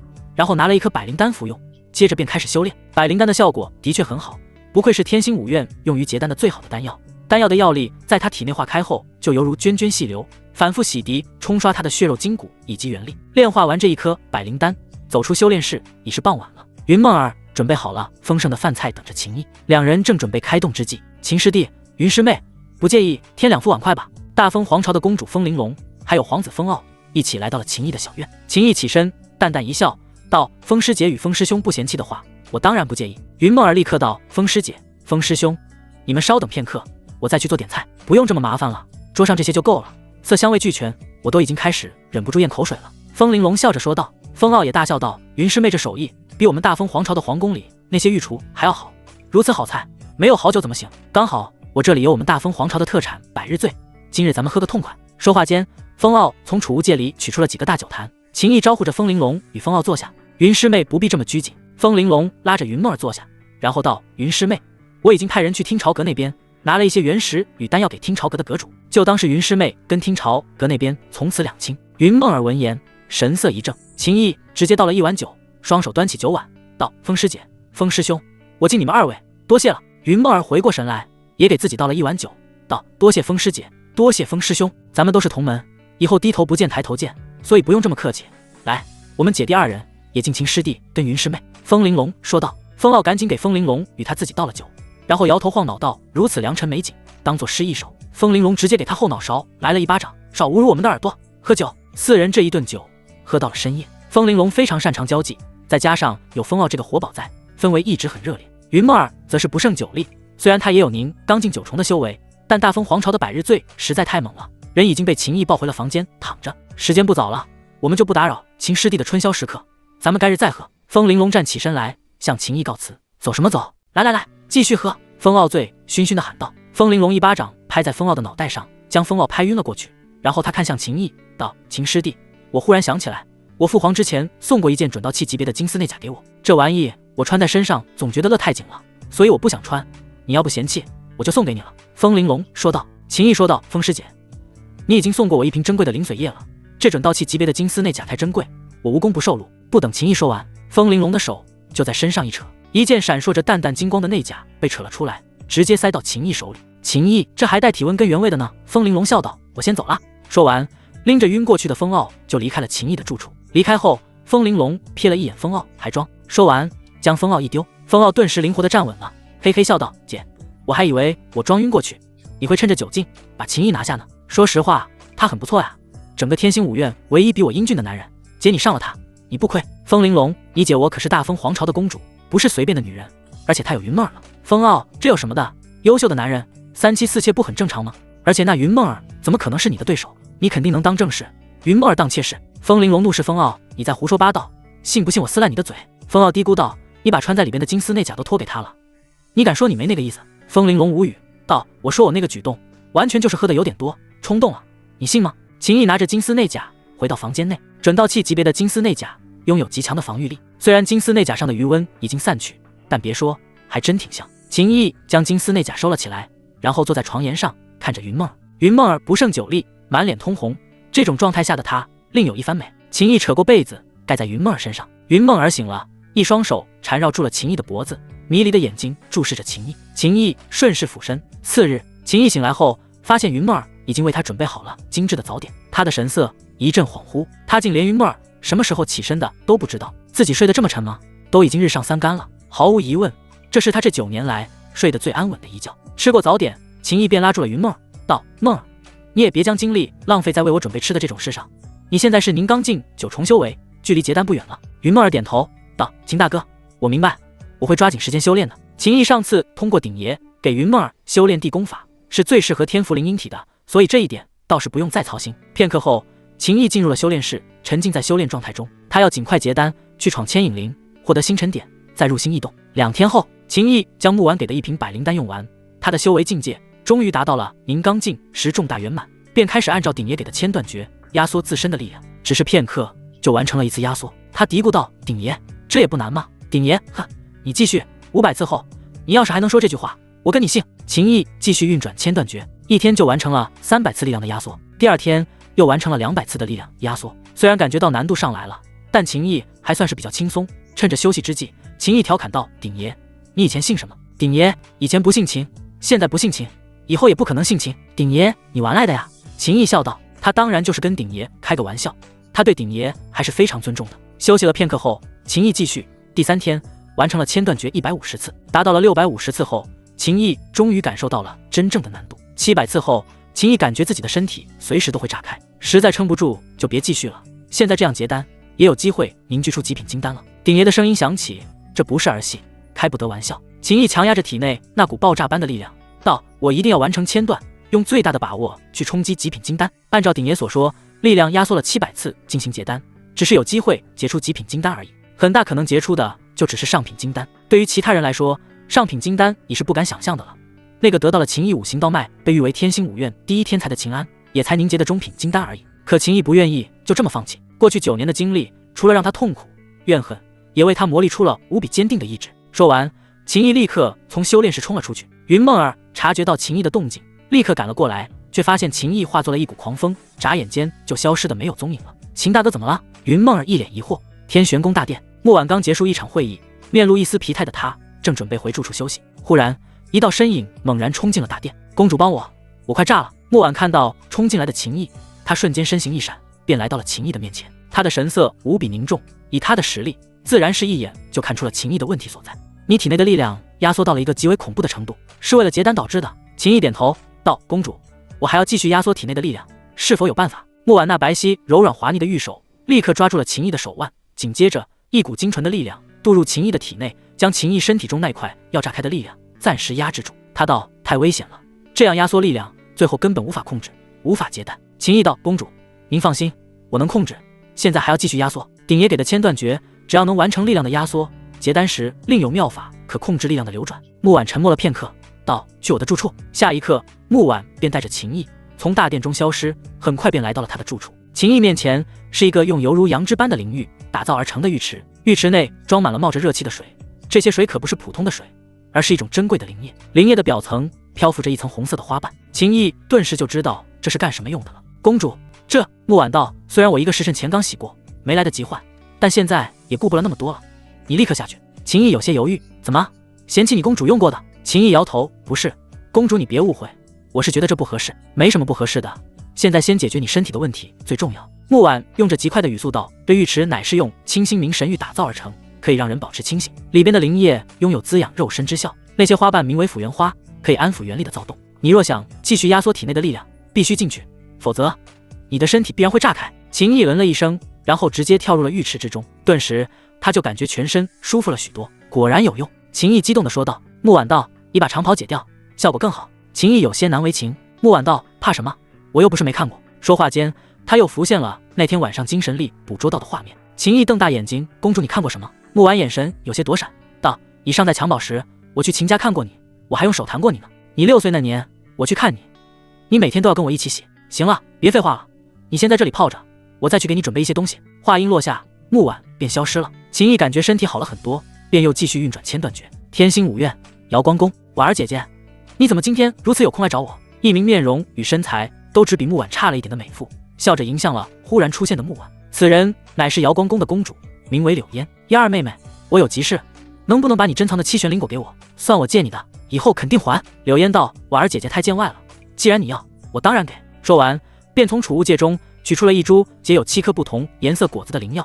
递给木婉。燕儿妹妹，多谢了。木婉接过7玄灵果，然后身形一闪就离开了。李长老，能否将天君灵盘借给我？此乃淬体之物，你要来何用？有用。好，可以给你，但你欠我一个人情。多谢李长老。周副院长，能否给我1瓶500年份的地心乳？木公主，500年份的地心乳可不能随便给。接下来1年，天心五院不用再对我个人发放任何修行资源，此事也不是不行。多谢周副院长。秦毅待在木婉的浴池中，一鼓作气便完成了800次的力量压缩，那种身体快要炸开的感觉再次变得强烈起来。好在这时木婉回来了。木婉盯着浴池中的秦毅道，你只管继续，其他的交给我。说话间，各种珍贵的灵药被他提炼出精粹，落入浴池中。秦毅感受到了澎湃精纯的药力在浴池内涌动，源源不断地钻入他的身体，他感觉自己又行了。当木婉将欠了一堆人情得到的珍贵灵药全部提炼后，他双手结印，一块磨盘飞出，悬在了秦毅的身体上方。此乃天君灵盘。天君灵盘缓缓转动，一股极为厚重的力量洒落而下，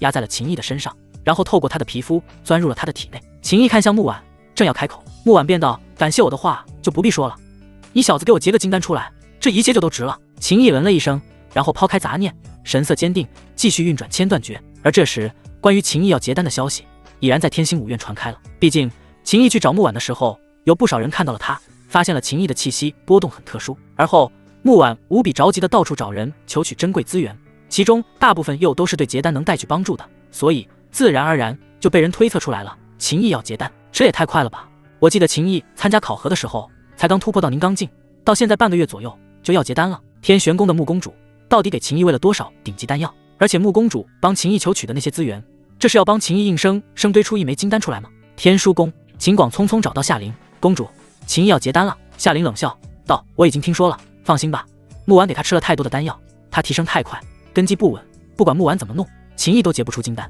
金丹岂是那么好成的？古往今来，任何一个能结金丹之人都不是靠资源堆出来的。秦毅前些时日说过，待他结丹之后就与你上生死台一战，你现在已经可以准备娶她狗命了。秦广嗯了一声道，也是，我根本不需要担心什么，更何况就算他结出下品金丹来，我也能凭借下品银丹7重修围杀他，到时他如何虐杀我双妹，我也要如何虐杀他。想到当日秦寒霜的凄惨模样，秦广的双眼中就再次布满了血丝。夏琳同样杀气腾腾。天玄宫，云梦儿站在院子中，看着公主木婉住处的方向，神色紧张。难怪秦大哥从修炼室出来时走得那么急，原来是结丹在即。秦大哥肯定可以的，说不定能凝结出金丹来。而我昨天才突破到宁刚境10重，若我不尽快结丹，我的天赋灵阴体对秦大哥的辅助效果就会大大降低，我还得更加努力才行。说完，云梦儿转身就进入了修炼室。姐，木公主这次弄了那么多顶级资源，感觉是想要让秦毅结出金丹啊。风傲嘀咕道。风玲珑嗯了一声道，这阵仗就像是不结金丹誓不罢休，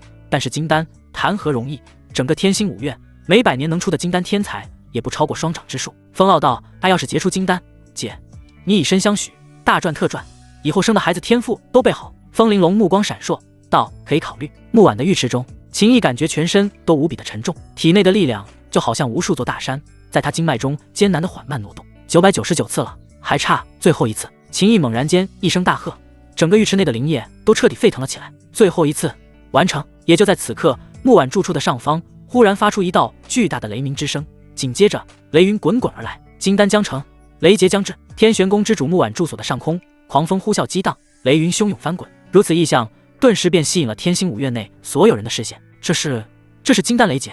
一道道惊呼声响起。难道秦毅他真要结出金丹了吗？穆公主竟硬生生堆出了一个金丹。荒古大陆起码7成天骄皆汇聚于天星五院，可天星五院有史以来能成金丹者100年不过时，每一个金丹天骄皆是人中龙凤之辈啊！这秦毅能夺得考核第一，又以宁罡石重修为镇杀中品银丹4重的秦寒霜，倒也配得上天骄之名。可他突破太快，根基不稳，这也能结出金丹？也不知穆公主私底下到底砸了多少天才地宝在他身上。天书宫，秦广刚跟夏琳商议完一些事情，结果就发现这雷劫异象。两人站在院中，看着远处的风雷之景，脸色极度难看。竟然真给他结出金丹来了！秦广咬牙切齿。夏琳不久前还言之凿凿，确定秦毅想结金丹，无异于痴人说梦。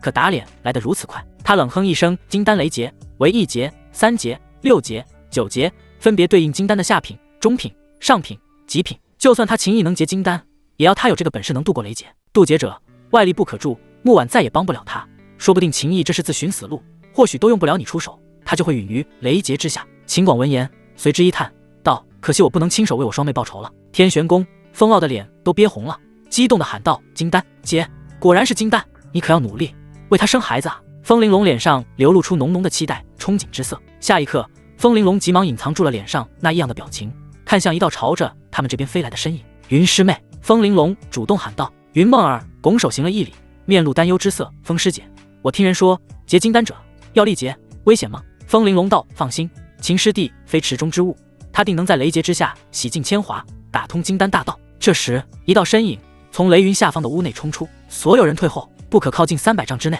否则杀无赦。此人正是木婉，他的精神力席卷开来，确定300丈范围内再无一人，他才身形一闪，撤到了300丈之外。紧接着，一个个天星五院的大人物都随之赶来。婉儿姐姐，恭喜了！瑶光公主柳烟笑着说道：“还得多谢丫儿妹妹的7玄灵果。”木婉又看向周围之人，对一些给予了帮助的人表示感谢。哼，八字还没一撇呢，你高兴个什么劲？一名下巴留着长须的中年男子冷哼一声，此人乃是天书宫的公主罗汉。木婉看向罗汉道：“我高兴与否，跟你有何关系？”罗汉嗤笑道：“就算他能结金丹，但也无法超过秦安的中品金丹。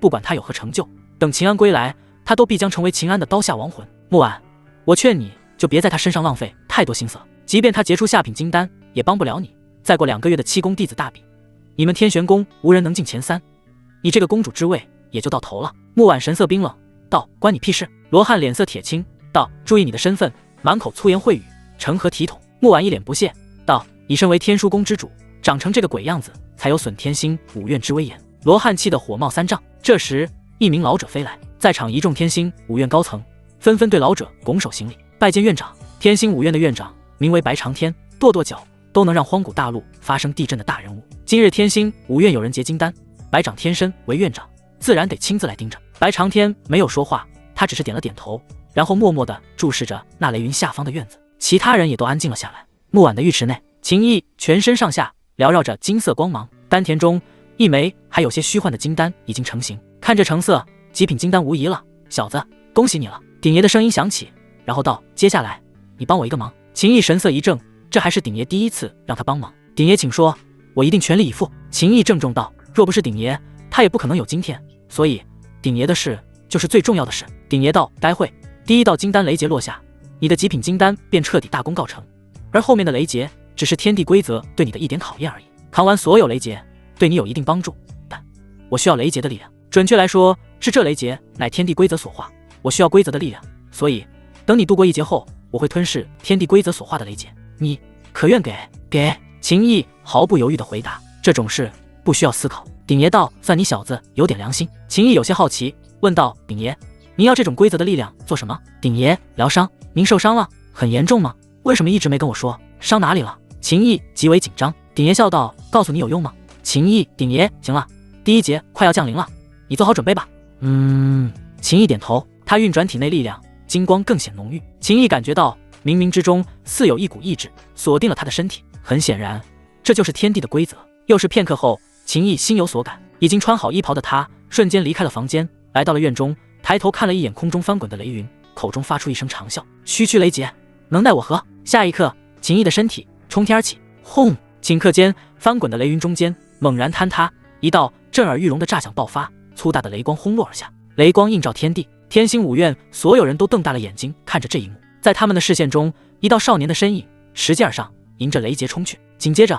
雷光淹没了少年的身影，所有人的心都仿佛卡在了嗓子眼。这一刻，这片天地仿佛彻底陷入了死寂。数个呼吸的时间过去，轰！雷光炸开，少年毫发无损，持剑立于天空，周身金光大放，尽显豪迈气概。经过一重雷劫洗礼，秦毅丹田中的虚幻金丹彻底凝实，散发出恢宏之气迸发。也就在这一刻，秦毅的脑海中小鼎轻轻一荡，一股神秘的吞吸之力席卷而出，漫天雷云竟毫无征兆的消失了。小鼎内，身穿白裙的绝色女子身上散发出一股强横的气息波动，她的脸上浮现一抹笑容，淡淡道：“总算是稍微恢复一点了呀。”天星五院内喧哗四起，雷云散，金丹成，下品金丹，他成功了。木婉松了一口气，下品金丹他已经很满意了，这已是天星五院百年不过时的顶级天赋了。云梦儿激动地说不出话来。风傲轻轻用手肘撞了一下风玲珑的手臂，然后对风玲珑使了一个眼神，道：“姐，加快进度啊！”当然，也有一些人脸色极为难看，比如天书宫的公主罗汉。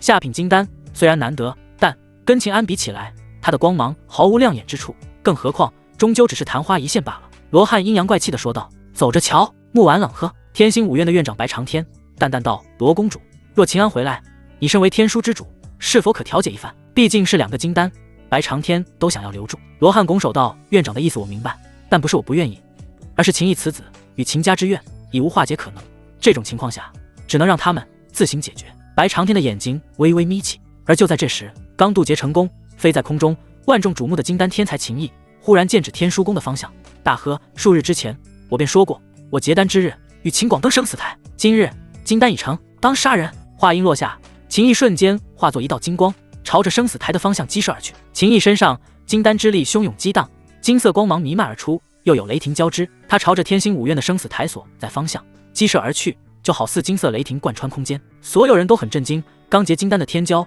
就要上生死台，这简直是天星五院有史以来的第一次。天玄宫之主木婉看向院长白长天，道：“院长可去观战。”白长天的眼中光芒一闪，道：“那便去看看。”天书宫之主罗汉则是感叹道：“金丹刚成，便要血洒生死台，魂归9天外，便应验了那句话：自作孽不可活。”下一刻，一道道身影朝着生死台的方向爆射而去，生死台上还沾染着秦寒霜那未曾清理干净的血渍。秦毅来到后，持剑而立，身形笔挺，他闭着双眼，默默感受着体内的金丹之力。金丹不似银丹跟白丹，银丹与白丹都能通过一些手段检测出具体的品质如何，而金丹的品质很难检测，起码天星五院就没有这样的能力。整个荒古大陆判断金丹的品质，都只能通过结出金丹后的雷劫数量。现如今，众人认知中，秦毅的下品金丹实则是圆满无缺的极品金丹。他不知道下品金丹的力量是怎样的，他只知道现在的自己似乎有使不完的力量。极品金丹在丹田中缓缓转动，就好似一颗明亮璀璨的星辰那般，周围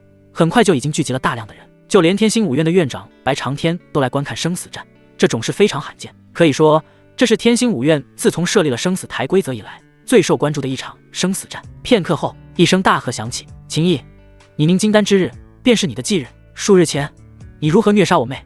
今日我必如法炮制，待会我便劈开你的丹田，挖出你的金丹，一脚踏碎。”秦广来了，他身穿战甲，手持长枪，看上去威风凛凛。他为了这一刻，最近都在准备。战甲与长枪都是在大夏公主夏琳的支持下刚换的新装备，是最适合他当前境界使用的。感受到无数的目光注视，其中还有天星五院最顶层强者的关注。再想到秦家那边对秦毅的态度，这时候的秦广为他妹妹秦寒霜报仇只是顺便的了。他此刻想到更多的是，自己若能将秦毅斩于生死台所能得到的大量机会，心绪变得颇为激动。看着飞到了生死台上的秦广，秦毅嘴角上扬，道：“我已经没有兴趣虐杀废物了，所以你会走得很快。”死！话音落下，秦毅一步踏出，灵剑急刺，惊雷剑法，雷霆万钧。刹那间，金色雷光与璀璨剑光交织，掀起恐怖的雷鸣之声。秦广怒喝，长枪一抖，枪尖也朝着秦毅捅杀。下品银丹7重境的修为力量爆发的极为彻底，他甚至在登上生死台前就已经运转了秘法手段，提前激发了自身的潜能，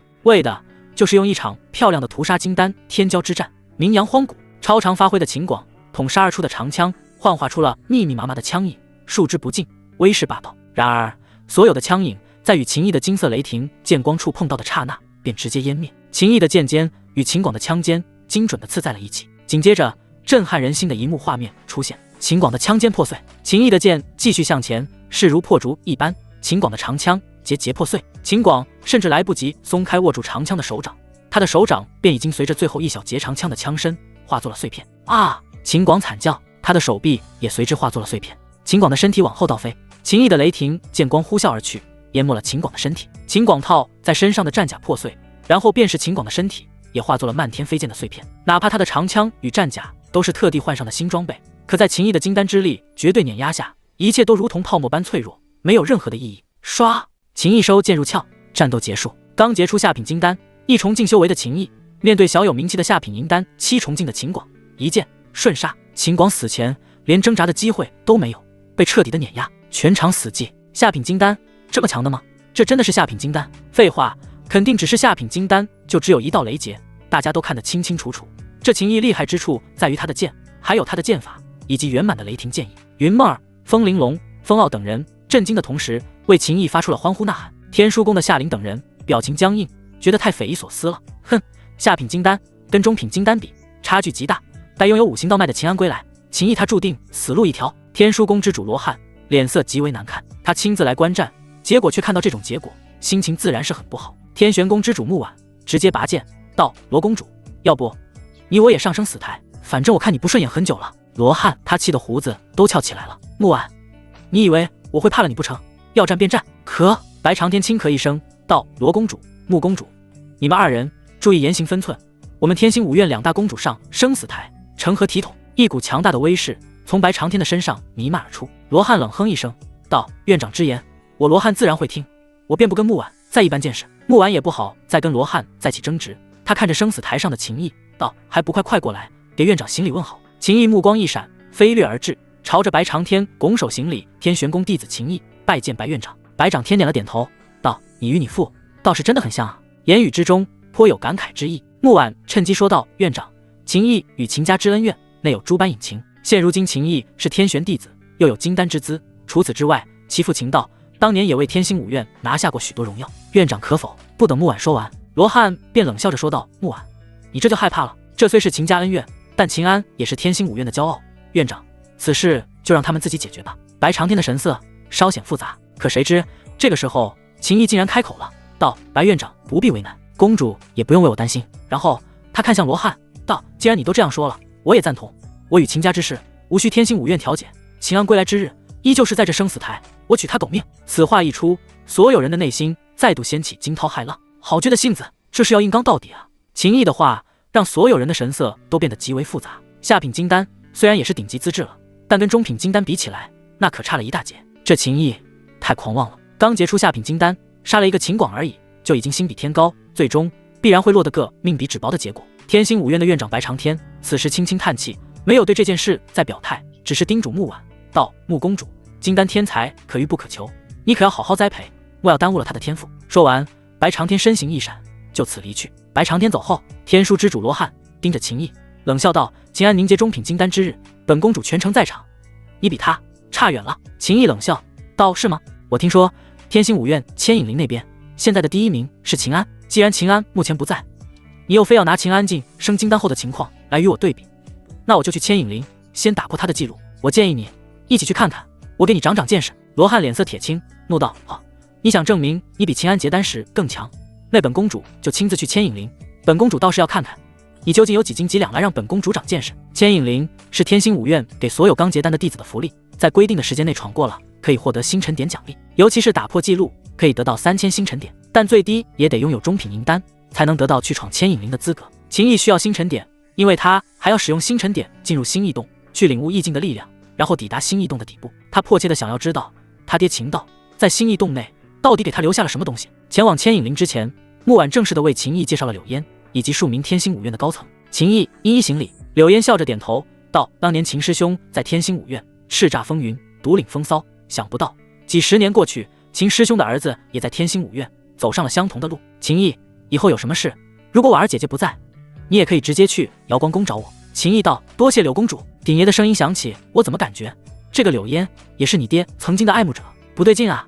以前你爹跟你娘在一起时，总说他没有红颜，看来你爹撒谎了。”秦毅，而其他几个跟木婉关系不错的天星五院高层，神色都很复杂。抛开秦毅与秦家的恩怨，他们也真的很欣赏这样的年轻人。可秦毅跟秦家的恩怨注定抛不开，此事已经是一个无法解开的死结了。1刻钟后，木婉带着秦毅来到了天星五院的牵引林。早就赶到这边的罗汉站在一块石碑前，冷哼一声道：“看清楚了，这石碑上的名字跟时间。”石碑上写着天书宫秦安1个时辰7刻半钟，这就是秦安的记录。这块石碑上只记最优秀的，只有第一，没有第二。接着罗汉补充道：“而在秦安之前，石碑上刻着的是天玄宫秦道2个时辰01刻钟，1个时辰共有8刻钟，所以秦安比秦毅之父秦道快了1刻半钟闯过牵引林。”秦毅的目光盯着石碑上秦安的记录信息，随即面露不屑之色，道：“今日秦安之名从此抹除，由我秦毅取而代之。”好大的口气！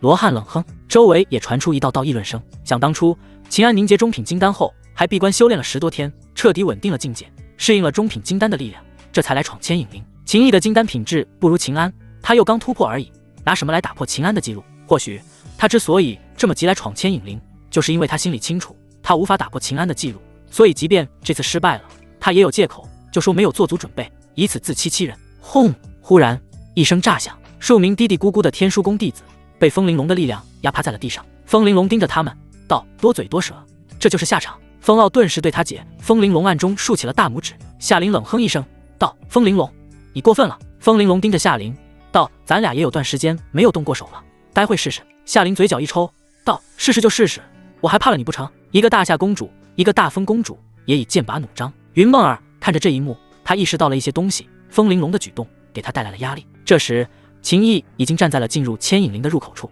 负责看守牵引林的一个中年男子，此时额头冒着冷汗。今日秦毅来闯牵引林的阵仗实在太大了，他可不敢弄出任何差错来，于是极为认真地为秦毅介绍规则。牵引林内有一座牵引大阵，牵引大阵一旦开启，将会投下1000道虚影对你发起进攻，唯有在3个时辰内击碎那1000道虚影才算是成功，可以获得500星辰点奖励。当然，如果能在1个时辰7刻半钟内完成，就算是你打破了记录，不仅你的名字能留在石碑上，还能够获得3000星辰点的奖励。这一张符箓你带在身上，如果你的力量支撑不住了，就往符箓中注入1缕元力，到时牵引大阵就会停止运转，所有虚影消失。秦毅接过了符箓，这玩意他用不上，但这毕竟是规则，每个闯牵引林的人都如此。中年男子继续说道：“另外，闯牵引林期间，跟加入苍星五院的考核一样，不能服用丹药，只能使用一件灵器，若违反规则，将会直接认定为失败，被牵引大阵的力量驱逐。都记住了吗？”秦毅点头，了一声，然后便提着剑进入牵引林内。随着他的身体进入了牵引林的范围内，顿时牵引大阵开启，一层层光芒闪烁，紧接着一道道虚影凝聚而成。秦毅眼中闪过一抹炽盛金芒，不等这些虚影朝着他扑来，他便主动冲入了密密麻麻的虚影之中，干就完事。秦毅持剑冲杀，一个冲锋就瞬间劈碎了10多道虚影，他的剑光如雷霆的海洋那般倾泻而出，浩浩荡荡，又是一道道虚影被淹没，然后破碎。密密麻麻的虚影锁定了秦毅的契机，朝着秦毅发起攻击。可秦毅显得极为从容，在虚影中不断出剑，快速收割。轰隆隆，雷鸣炸响，秦毅清空了身边的虚影，一剑指天，惊雷剑法，千雷破。伴随着剑锋落下，密密麻麻的雷霆降临，以秦毅为中心，方圆10丈区域的虚影便随之湮灭。他非常轻松，这些虚影的战斗力并不算强，只相当于下品白丹层次的一重修为武者。任何一个有资格来闯牵引林的人，岂不都是中品银丹？中品银丹一中，解决下品白丹一中，尤其是还没有自主意识的阵法投影而已，问题自然不大。但闯牵引林最难的一点就是这些虚影太多了，足足1000个。其他人来闯牵引林，首要问题就是自己的力量够不够多，因为闯牵引林不能服用丹药来恢复力量，所以每一次出手就要考虑力量该如何分配。前期若一个劲狂放大招，片刻时间就会力竭了。可秦毅却根本不用担心力量枯竭的事，因为他拥有金海丹田，金海丹田内所拥有的元力总量远超常人想象，而且他所凝结的是极品金丹，不仅爆发极为惊人，恢复速度也无比夸张。秦毅此刻根本不用担心力量的消耗，随意出招，一边释放力量，一边吸收炼化天地元力，基本可以说是无消耗闯关。片刻后，牵引林内的投影数量就只剩下500多道了，被秦毅解决了近半。秦毅忽然放缓了速度，不急了。怎么了？鼎爷有些好奇问道。秦毅道：鼎爷，我现在只需要打破秦安那一个时辰7刻半钟的记录，就能获得3000星辰点的奖励了，不是吗？所以我没必要那么快啊。鼎爷，这倒也是，我明白了。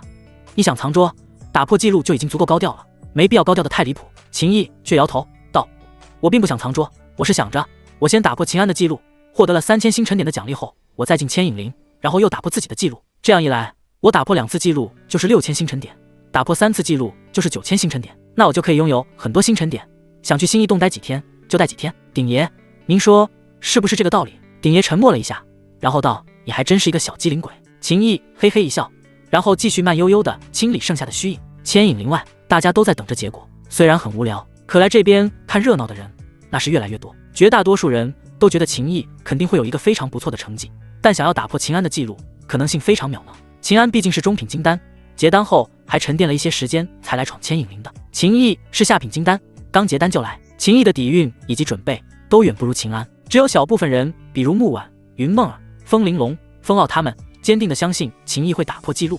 当然，他们的坚定完全就是抛开事实不谈，纯粹是情感支持。随着时间缓缓流逝，不知不觉1个时辰7刻钟到了。木婉，看来你们都要失望了。天书宫之主罗汉冷笑着说道：“这狂妄无知的小兔崽子，还大言不惭说要让本公主长长见识。等他出来后，我劝穆公主将他交给我，我来替你管教管教这种不知天高地厚的小子，免得他在秦安归来取他狗命之前，给你们天玄宫惹是生非。木婉，我可是一片好心，你觉得如何？”这罗汉颇为得意。木婉冷哼一声道：“还有半刻钟呢，罗汉，你现在就出来上蹿下跳，是不是高兴得太早了？”罗汉阴阳怪气地说道：“怎么，你还觉得他能创造奇迹？他今日闯千影灵之举，口出狂言要破秦安记录，但凡是个明眼人心里都很清楚，这就是无稽之谈，注定是一个笑话。”哈哈哈！罗汉笑得更大声了。很好笑吗？忽然一道声音从千影灵的出入口位置响起，罗汉的笑声戛然而止，他的笑容仿佛凝固僵硬在了脸上。所有人刚才的注意力都放在了罗汉跟木婉的身上，此时全部看向了声音传来的方向，便看到了出来的秦毅全场死寂。秦毅看着罗汉道：“你在笑啊？虽然我看你不顺眼，你的笑声也很难听，但你为我打破记录而欢呼，我不介意的。来，继续笑一个给我听听。”罗汉的面部肌肉抽搐，哈哈哈！这一下轮到木婉激动地笑了起来。1个时辰7刻钟，打破记录了！他真的打破了秦安的记录，他做到了！一道道惊叹声响起，木婉、云梦儿、风玲珑等人都已经飞到了秦毅面前。秦毅朝着木婉拱手道：“公主，这个成绩可还行吧？这可太行了！”木婉毫不掩饰他的喜悦，差一点没忍住就要将秦毅的脑袋按入怀里奖励一番了。“秦大哥，我就知道你一定可以的！”云梦儿开口说道，激动得俏脸通红。风玲珑也道：“秦师弟，你这要是沉淀个10天8天再来闯千影灵，那岂不是更快？”秦毅脸上带着笑容，朝云梦儿与风玲珑点了点头，然后他看向罗汉道：“有没有长见识？”罗汉脸色铁青，一言不发，正要甩袖离去之际，秦毅又道：“别急着走啊，我再给你继续开开眼界。”接着秦毅转身走到了负责千影灵的中年男子面前，拱手道：“前辈，还请将我的记录信息取代石碑上那丑陋的字迹。”中年男子稍等，他立刻抹去石碑上属于秦安的记录信息。天玄宫秦毅1个时辰7刻钟的新记录信息出现在了石碑上。秦毅道：“多谢前辈，那我的3000星辰点奖励什么时候发放？”中年男子道：“放心吧，你打破了记录，等我将你的情况汇报上去，3天之内星辰点就会奖励给你。”秦毅点头道：“那就有劳前辈了。另外，我想问一下，我是不是还可以进入千影灵？”中年男子愣了一下，连忙点头：“可以的，只不过你第1次进是免费的，但后续再进，每次得缴纳100星辰点。这千影灵平时也是一个用来给结丹境弟子磨练武学的地方，所以需要收取星辰点。”秦毅直接取出了身份令牌，他还有890星辰点，扣吧，我现在再进一次。秦毅说道。所有人这才刚出来，又要进去。中年男子的表情陡然变得有些古怪，道：“你该不会是刚才故意留了力气，还想再进去一趟，继续打破自己的记录，获得第2次奖励吧？”秦毅道：“倒也不是故意留了力气，而是我总结了一下，我应该能做得更好，所以再去试试看。”中年男子的表情更加古怪了，道：“之前有人这么干过，连续刷了3次记录，搞了9000星辰点。后来5院高层制定了一个新的规矩，若自己刷新自己的记录，成绩必须提升最少1刻钟，否则不给星辰点奖励。”这下轮到秦毅的表情有点古怪了，既然有人跟他想到一块去了，不由得有些好奇是哪个大聪明。“你爹！”木婉一脸哭笑不得的表情。秦毅愣了一下，心中吐槽：“爹，您这是把孩儿的路给堵了呀？不过也无妨，提升1刻钟而已，完全没问题。”秦毅继续看向负责千影灵的中年男子道：“我明白了，那我现在就进去。”等等！木婉喊住了秦毅：“公主可有要叮嘱的？”秦毅问道。木婉道：“要不回去休息1天，明天再来。你爹当年连续来刷记录，也是1天来1次。”秦毅淡淡一笑道：“没事，我先试试，今天若不行，明天再来，反正我还有星辰点。所有人。接着，秦毅便迈开坚定的步伐，再次进入了千影林，超过了秦安半刻钟。就这么膨胀了吗？还想连续破纪录，都不带休息的就开干。刚才我看他出来时气喘吁吁，似乎很疲累的样子，肯定消耗巨大。这次别说破纪录了，他能不能在规定的时间内出来都难说。那就继续看看他一天内第2次进千影林能取得什么样的成绩。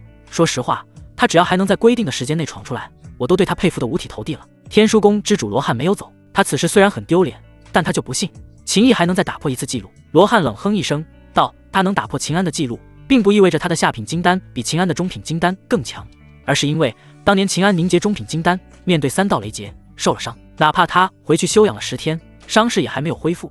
所以秦安的纪录本就不是秦安真正的实力体现。本公主依旧坚定地认为，秦毅方方面面都远不如秦安，只有真正接触过秦安的人才会明白秦安到底有多优秀。这次木婉也懒得跟他争辩了，主要是因为秦毅刚出来又进去，木婉也觉得太草率了一些。在所有人看来，秦毅第2次闯千影林，由于第1次已经导致力量消耗巨大，此时一定陷入了困境之中。然而实际上却是秦毅在千影林内犹如闲庭信步那般，在密密麻麻的虚影中穿过，渐起渐落，一片片虚影接连破碎。他在算着时间，控制劈碎虚影的速度。1个时辰5刻半钟过去了，秦毅一剑将剩下的几10道虚影全部劈碎。千影林的大阵光芒一闪，便将秦毅送了出去。外边所有人都再一次目瞪口呆，一个个揉着眼睛，以为眼花了。秦毅又出来了。罗汉捏紧了拳头，咬牙切齿。秦毅看着罗汉，开眼界了吧？不用谢我。下一刻，人群沸腾，喧嚣震天。他又破纪录了，连续2次闯千影林，2次破纪录，厉害，太变态了！这还是人吗？要不是我看到他只有1次金丹雷劫，不然我都会怀疑他是极品金丹了。秦毅揶揄了罗汉一句话，便朝着木婉拱手行礼，道：“公主，我觉得我还能行。”木婉，秦毅看向负责千影林的中年男子，道：“前辈，我上一个记录是1个时辰7刻钟，这个记录是1个时辰5刻半钟，所以符合千影林的奖励规则吧？”中年男子：“符合，符合，我这就替你把新的记录时间更改一下。”等等，秦毅喊住了中年男子，道：“待会反正还要改的，就别那么麻烦了。”中年男子一脸懵，什么意思？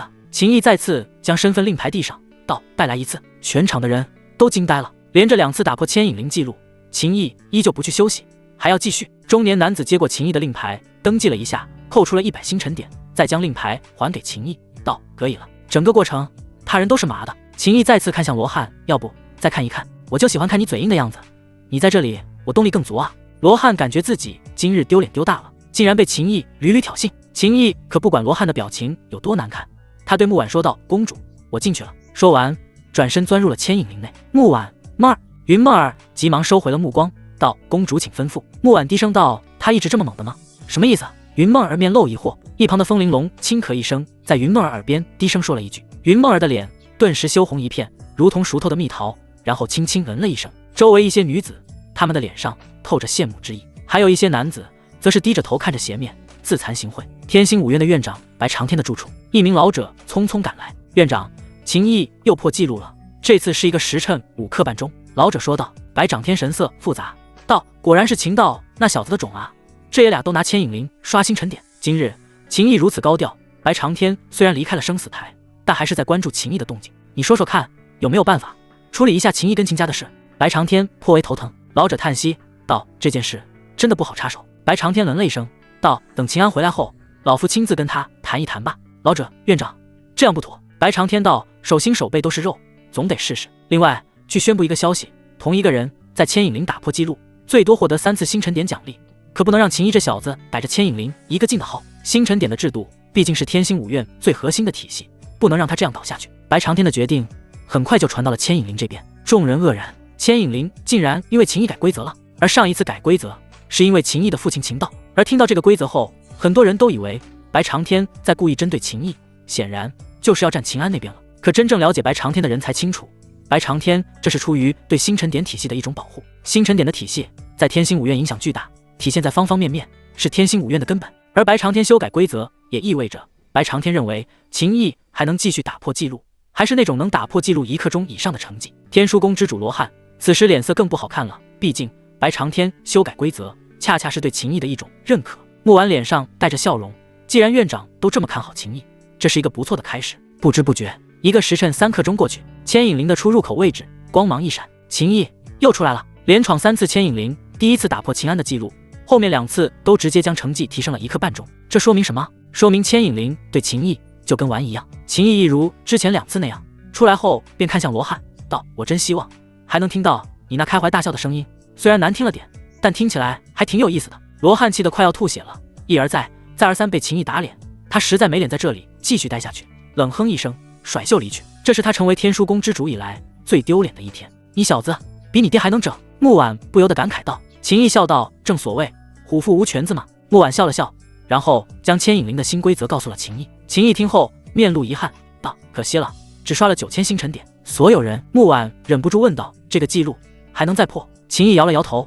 道：“破不了，这已经是我的极限，我非常的疲惫，感觉腰酸腿软。若还有星辰点奖励，秦毅觉得将记录推到半个时辰内是绝对没有问题的。现在继续破了记录，也没有星辰点奖励，就不继续高调了。”接着秦毅看向负责千影灵的中年男子，拱手说道：“还请前辈将我的新记录信息刻在石碑上。另外，我这9000星辰点，请前辈稍微加快一点速度奖励给我。有了9000星辰点，就能进入星异洞待9天时间。这一次，我一定要抵达星异洞最底部，拿到爹留下之物。”秦毅心中暗道，神色坚定。木婉带着秦毅等人返回天玄宫，他领着秦毅来到了天玄宫的宝库。宝库内各类灵丹妙药、原石兵器琳琅满目。木婉直截了当地说道：“按照天星5院的规则，凝结金丹者皆可一次性获得3万星辰点的资源奖励，你可以自己挑选，超过3万星辰点的东西你也可以选，不够星辰点，公主帮你补上。在天星5院，星辰点不能私下赠予，有些地方必须用星辰点才能进入，但用星辰点兑换物品赠送给别人，只要是不涉及功法传承之类都没问题。反正木婉用星辰点兑换物品，也需要扣除木婉的星辰点，木婉没了星辰点后，也得通过天星5院的规则去赚星辰点，这就能保证星辰点的体系处于稳定。”秦毅看着五光十色的各类物品，只觉得眼睛有点花，他还真不知道该选择什么，于是拱手问道：“公主，您有建议吗？”木婉脸上浮现笑容，然后他看向了一把放在兵器架上的剑，去试试看那把剑能不能拔出来。木婉说道。秦毅嗯了一声，他走到了兵器架旁，下一刻他神色一凝道：“公主，这是下品道剑，价值30万星辰点，这个太贵了。他凝结金丹的奖励是3万星辰点，如果要这把剑，木婉得帮他垫付27万星辰点。天星5院的星辰点，如果用外边世界的购买力来衡量的话，1星辰点相当于3颗原石，也就是说，这一把下品道剑价值90万颗原石，而木婉将要帮秦毅垫付81万颗原石。”木婉道：“你别管这把剑价值多少，你告诉我这把剑叫什么名字？”秦毅看着兵器架上的文字，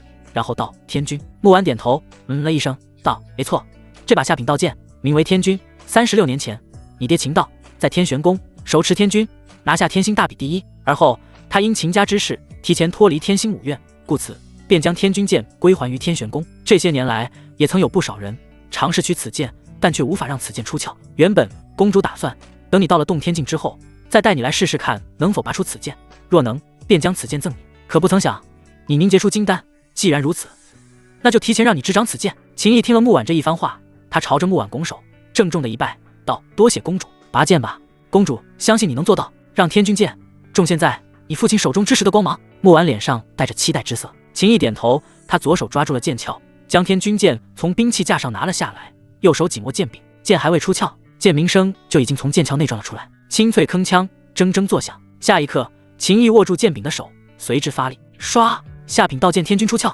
刹那间剑光迸发，厚重浩荡，恢宏磅礴。他身负无极剑体，拔出天君道剑自然毫无问题，而且天君剑对秦毅无比亲近，剑鸣声更加透亮，就好似在欢呼雀跃一般。木婉看着手握天君剑，沐浴在剑光之中的秦毅，他的神色不由得一阵恍惚，依稀间仿佛看到了36年前那一个意气风发的英俊少年郎。他很快就压下了心中那复杂的思绪，道：“其他东西你再看看。”秦毅，公主，我已取得下品道剑天君，不能再拿了。木婉直接取了一瓶丹药，塞到秦毅手里，道：“客气什么？虽然这宝库是天星5院的，但你公主我身为一宫之主，还缺星辰点吗？”秦毅，可是公主您为我结丹时，已经消耗了大量宝贵的资源。他今日听到了周围之人的一些议论声，得知木婉为了帮他结丹，欠了很多人情，还花了很多星辰点去兑换资源。木婉一脸无所谓的样子，那你公主赚的也多呀。行了，不要这么扭扭捏捏，你是哪儿？当有气魄，就先拿这些吧，用完了你再来找我。这时他已经给秦毅的怀里塞满了丹药。秦毅将丹药全部收入了储物戒中，也不去道谢了，而是郑重道：“公主，我一定不会辜负您的期待，我会争气，以后好好报答您，这就对了吗？”木婉欣慰地说道。秦毅问道：“对了，公主，您刚才说的天星大比是怎么回事？木婉道：天星大比是天星5院3年一次的比试，但凡达到了5星的弟子都可以报名参加。秦毅目光一闪，道：也包括核心弟子。天星5院的弟子分为普通弟子、核心弟子、真传弟子3个层次，普通弟子以及核心弟子同样都是分为1星到10星，至于真传弟子倒是没有这个区分了。木婉摇头道：普通弟子跟核心弟子的天星大比是分开的，核心弟子的天星大比去年就已经举办过了，今年便要举办普通弟子的天星大比，2个半月后开始。秦毅问道：那我爹当年拿下第一，是普通弟子的第一还是核心弟子的第一？木婉道：你爹是普通弟子第一，他晋升核心弟子后没来得及参加核心弟子的天星大比，他就离开了天星5院。秦毅道：公主，今年普通弟子的天星大比，我会代表天玄宫拿下第一送给您。木婉本想抱一下秦毅，但最终还是忍住了，用手揉了揉秦毅的脑袋，道：2个半月后就要开始了，报名条件起码得是5星弟子，想从1星弟子晋升到5星弟子，时间不够。你有这份心，公主就已经很欣慰。行了，时间不早了，你先回去休息吧。今天你也一直在折腾，刚结金丹，还是要好好巩固一下修为境界的。秦毅嗯了一声，然后向木婉告辞，然后离去。木婉回到住处，他看着那用杨枝灵玉打造而成的浴池，浴池中已经更换过了灵液，铺了一层刚采摘的灵花。木婉褪去长裙，迈开玉足，踏入浴池之中。这时浴池旁的帘子掀开，婉儿姐姐，秦毅在这洗过。柳烟穿着薄薄的轻纱裙，坐在了浴池的旁边，手指拨动着灵液与花瓣，笑盈盈地问道。木婉板着脸道：当时情况紧急。柳烟笑道：婉儿姐姐不用解释，我懂。你懂什么？木婉盯着他。柳烟道：当年秦师兄离开天星5院，与穆青梅坠入爱河，婉儿姐姐就说过没能拿下秦师兄，以后拿下秦师兄的儿子。后来秦师兄果然有了一个儿子，而现在秦师兄的儿子还来了天玄宫。木婉一脸无奈道：烈时只是年轻时的戏言，又岂能当真？柳烟的手忽然抚摸着木婉的面颊，道：婉儿姐姐，喜欢就上，我辈修士当顺心而为，以你的身段还有美貌，只要你勾勾手指的是秦毅那小家伙，就竟敢调笑我，我要你好看。木婉顺势抓住了柳烟的手，将柳烟拉入了浴池之中，顿时水花四溅，笑声不断。秦毅回到住处，云梦儿准备好了酒菜，两人坐在院子中，月下举杯共饮。秦大哥，恭喜你！云梦儿脸上带着笑容，多谢梦儿支持我。秦毅也举起了酒杯。云梦儿道：秦大哥，我宁金丹是没希望了，但我会争取努力结出银丹来的。他表情严肃，极为认真。秦毅道：梦儿，我这有一些资源，你拿去用。说完，将一些丹药从储物戒中取出，递给云梦儿。秦大哥，我不能浪费你的修炼资源。云梦儿急忙说道。秦毅道：这些都是公主送的，而且有些丹药是用于结丹的，我已结出金丹，很显然公主是特地给你的，你就收下吧。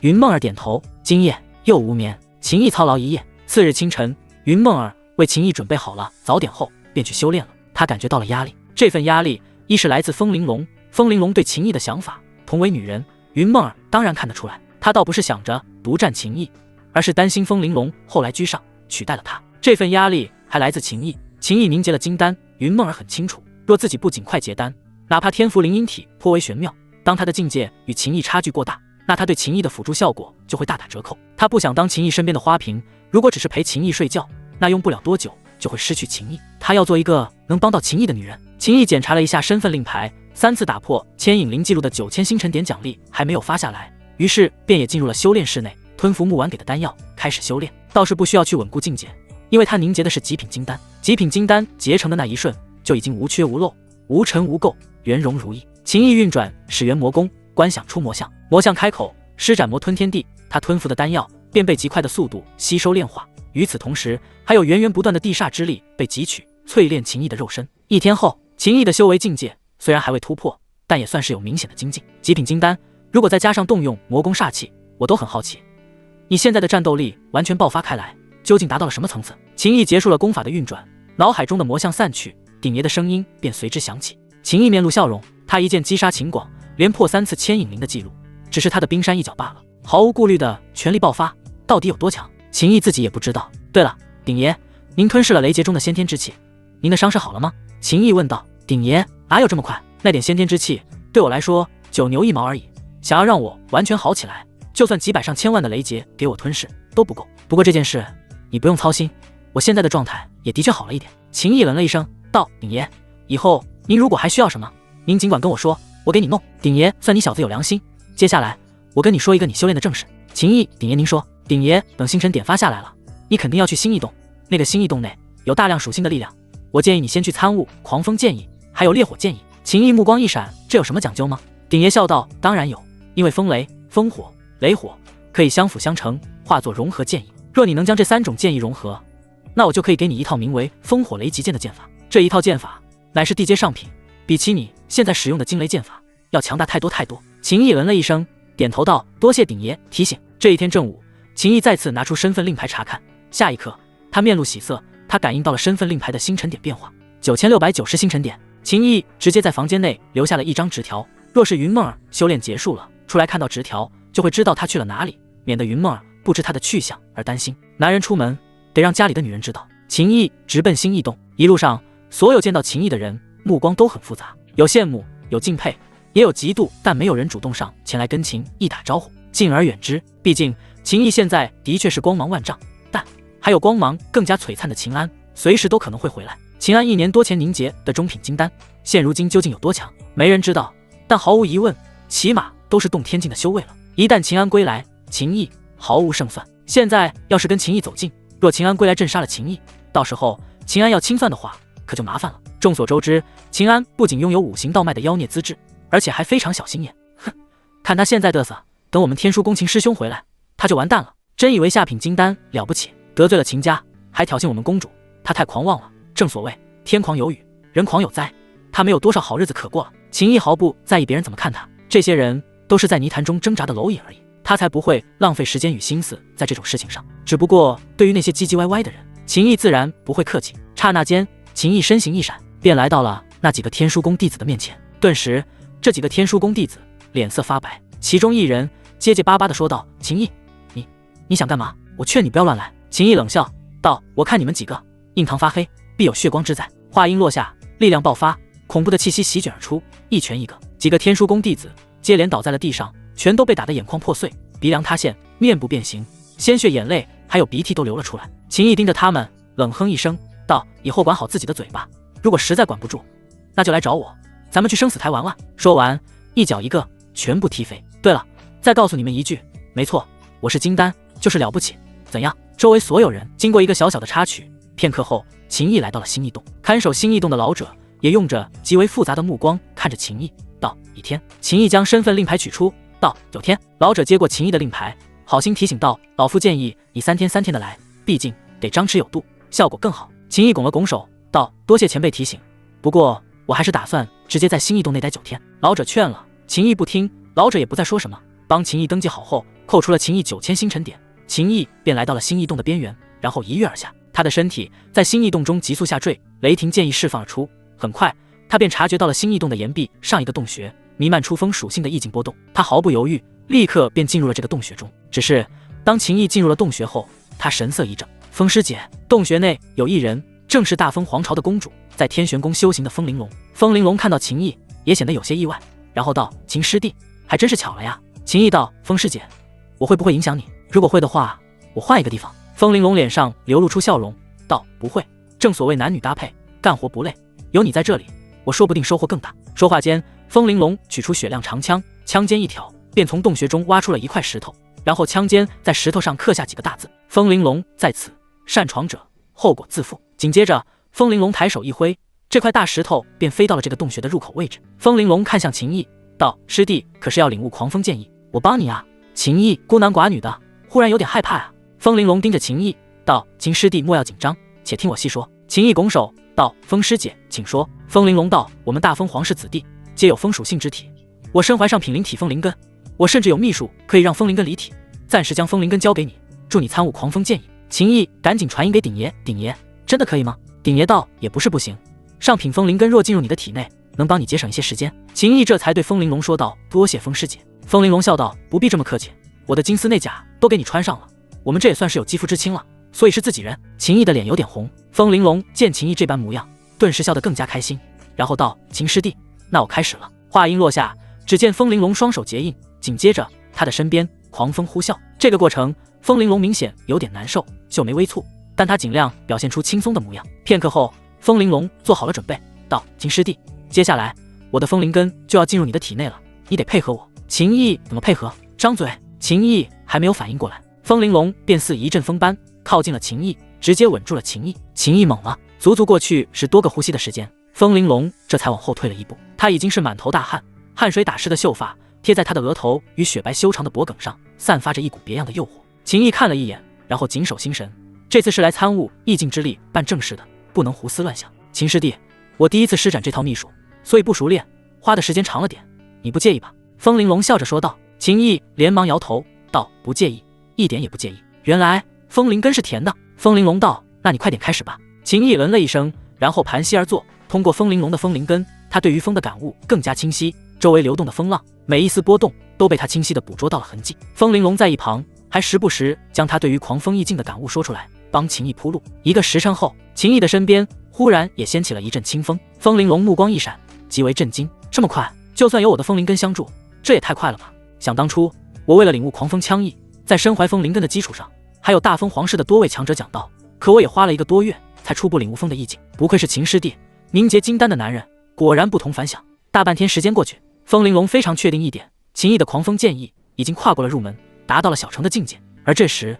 风玲珑忽然开口道：秦师弟，我得出去了，我就只有1000多星辰点，所以只能进来1天，现在时间到了，而我的风灵根不能离我太远，不然就会枯萎。大风公主不缺各类资源，但星辰点这玩意，整个天星5院的人都一样，要靠做任务去赚，所以风玲珑就算是9星弟子，手里也没有多少星辰点。秦毅结束了参悟，然后站起身来，朝着风玲珑拱手道：多亏了有风师姐的灵根相助，让我节省了许多时间，但这风灵根该如何取出？还是刚才那个方式，不过这次的你主动一点，毕竟风灵根在你体内。风玲珑说道，然后他运转秘术，闭上了眼睛，道：秦师弟，快点吧。秦毅深吸了一口气，然后主动凑了过去。这次的时间更久了，足足过去几10个呼吸的时间，秦毅这才将风灵根还给了风玲珑，两人都气喘吁吁。下一刻，风玲珑的美眸之中亮起了惊讶的光芒。秦毅道：风师姐，怎么了？风玲珑，我的风灵根好像对于风属性的力量感应增强了。鼎爷的声音在秦毅脑海中响起，这小妮子帮了你，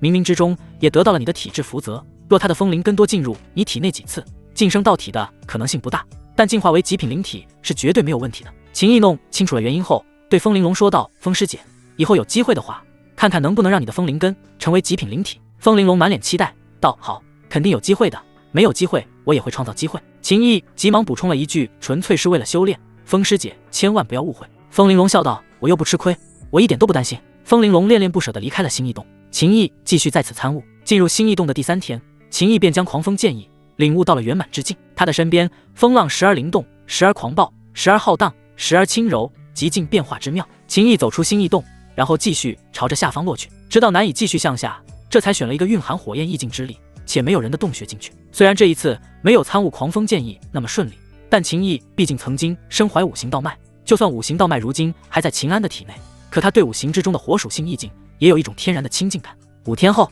秦毅终于将烈火剑意参悟到了圆满。他走出洞穴，看着星异洞的下方，深吸了一口气，自语道：如今我已将雷霆剑意、狂风剑意还有烈火剑意都参悟到了圆满的状态，是否能抵达星异洞的底部了？他心中充满了期待，然后一步向前，身体朝着下方快速落去。3大圆满剑意在他的身边环绕，雷霆闪烁，狂风呼啸，火光跳动。星异洞越是往下，压力就越大，但秦毅此刻状态极佳，他不断下落，逐渐感受到了压力。3大圆满剑意4快要支撑不住，可他已经依稀见到了星异洞的底部，快到底了。虽然还有1天时间能继续去参悟点别的意境，可秦毅心中那股想要一探究竟的执念爆发，他强行顶着越来越大的压力继续往下落去。3大圆满剑意化作了3种属性的剑气，释放锋芒。30丈，还有20丈，只剩15丈了。9丈，快了，6丈。这时秦毅距离星异洞的底部只剩下最后3丈距离，他已经能够清晰地看到底部的情况，但无论他如何催动3大圆满剑意，都无法再向下，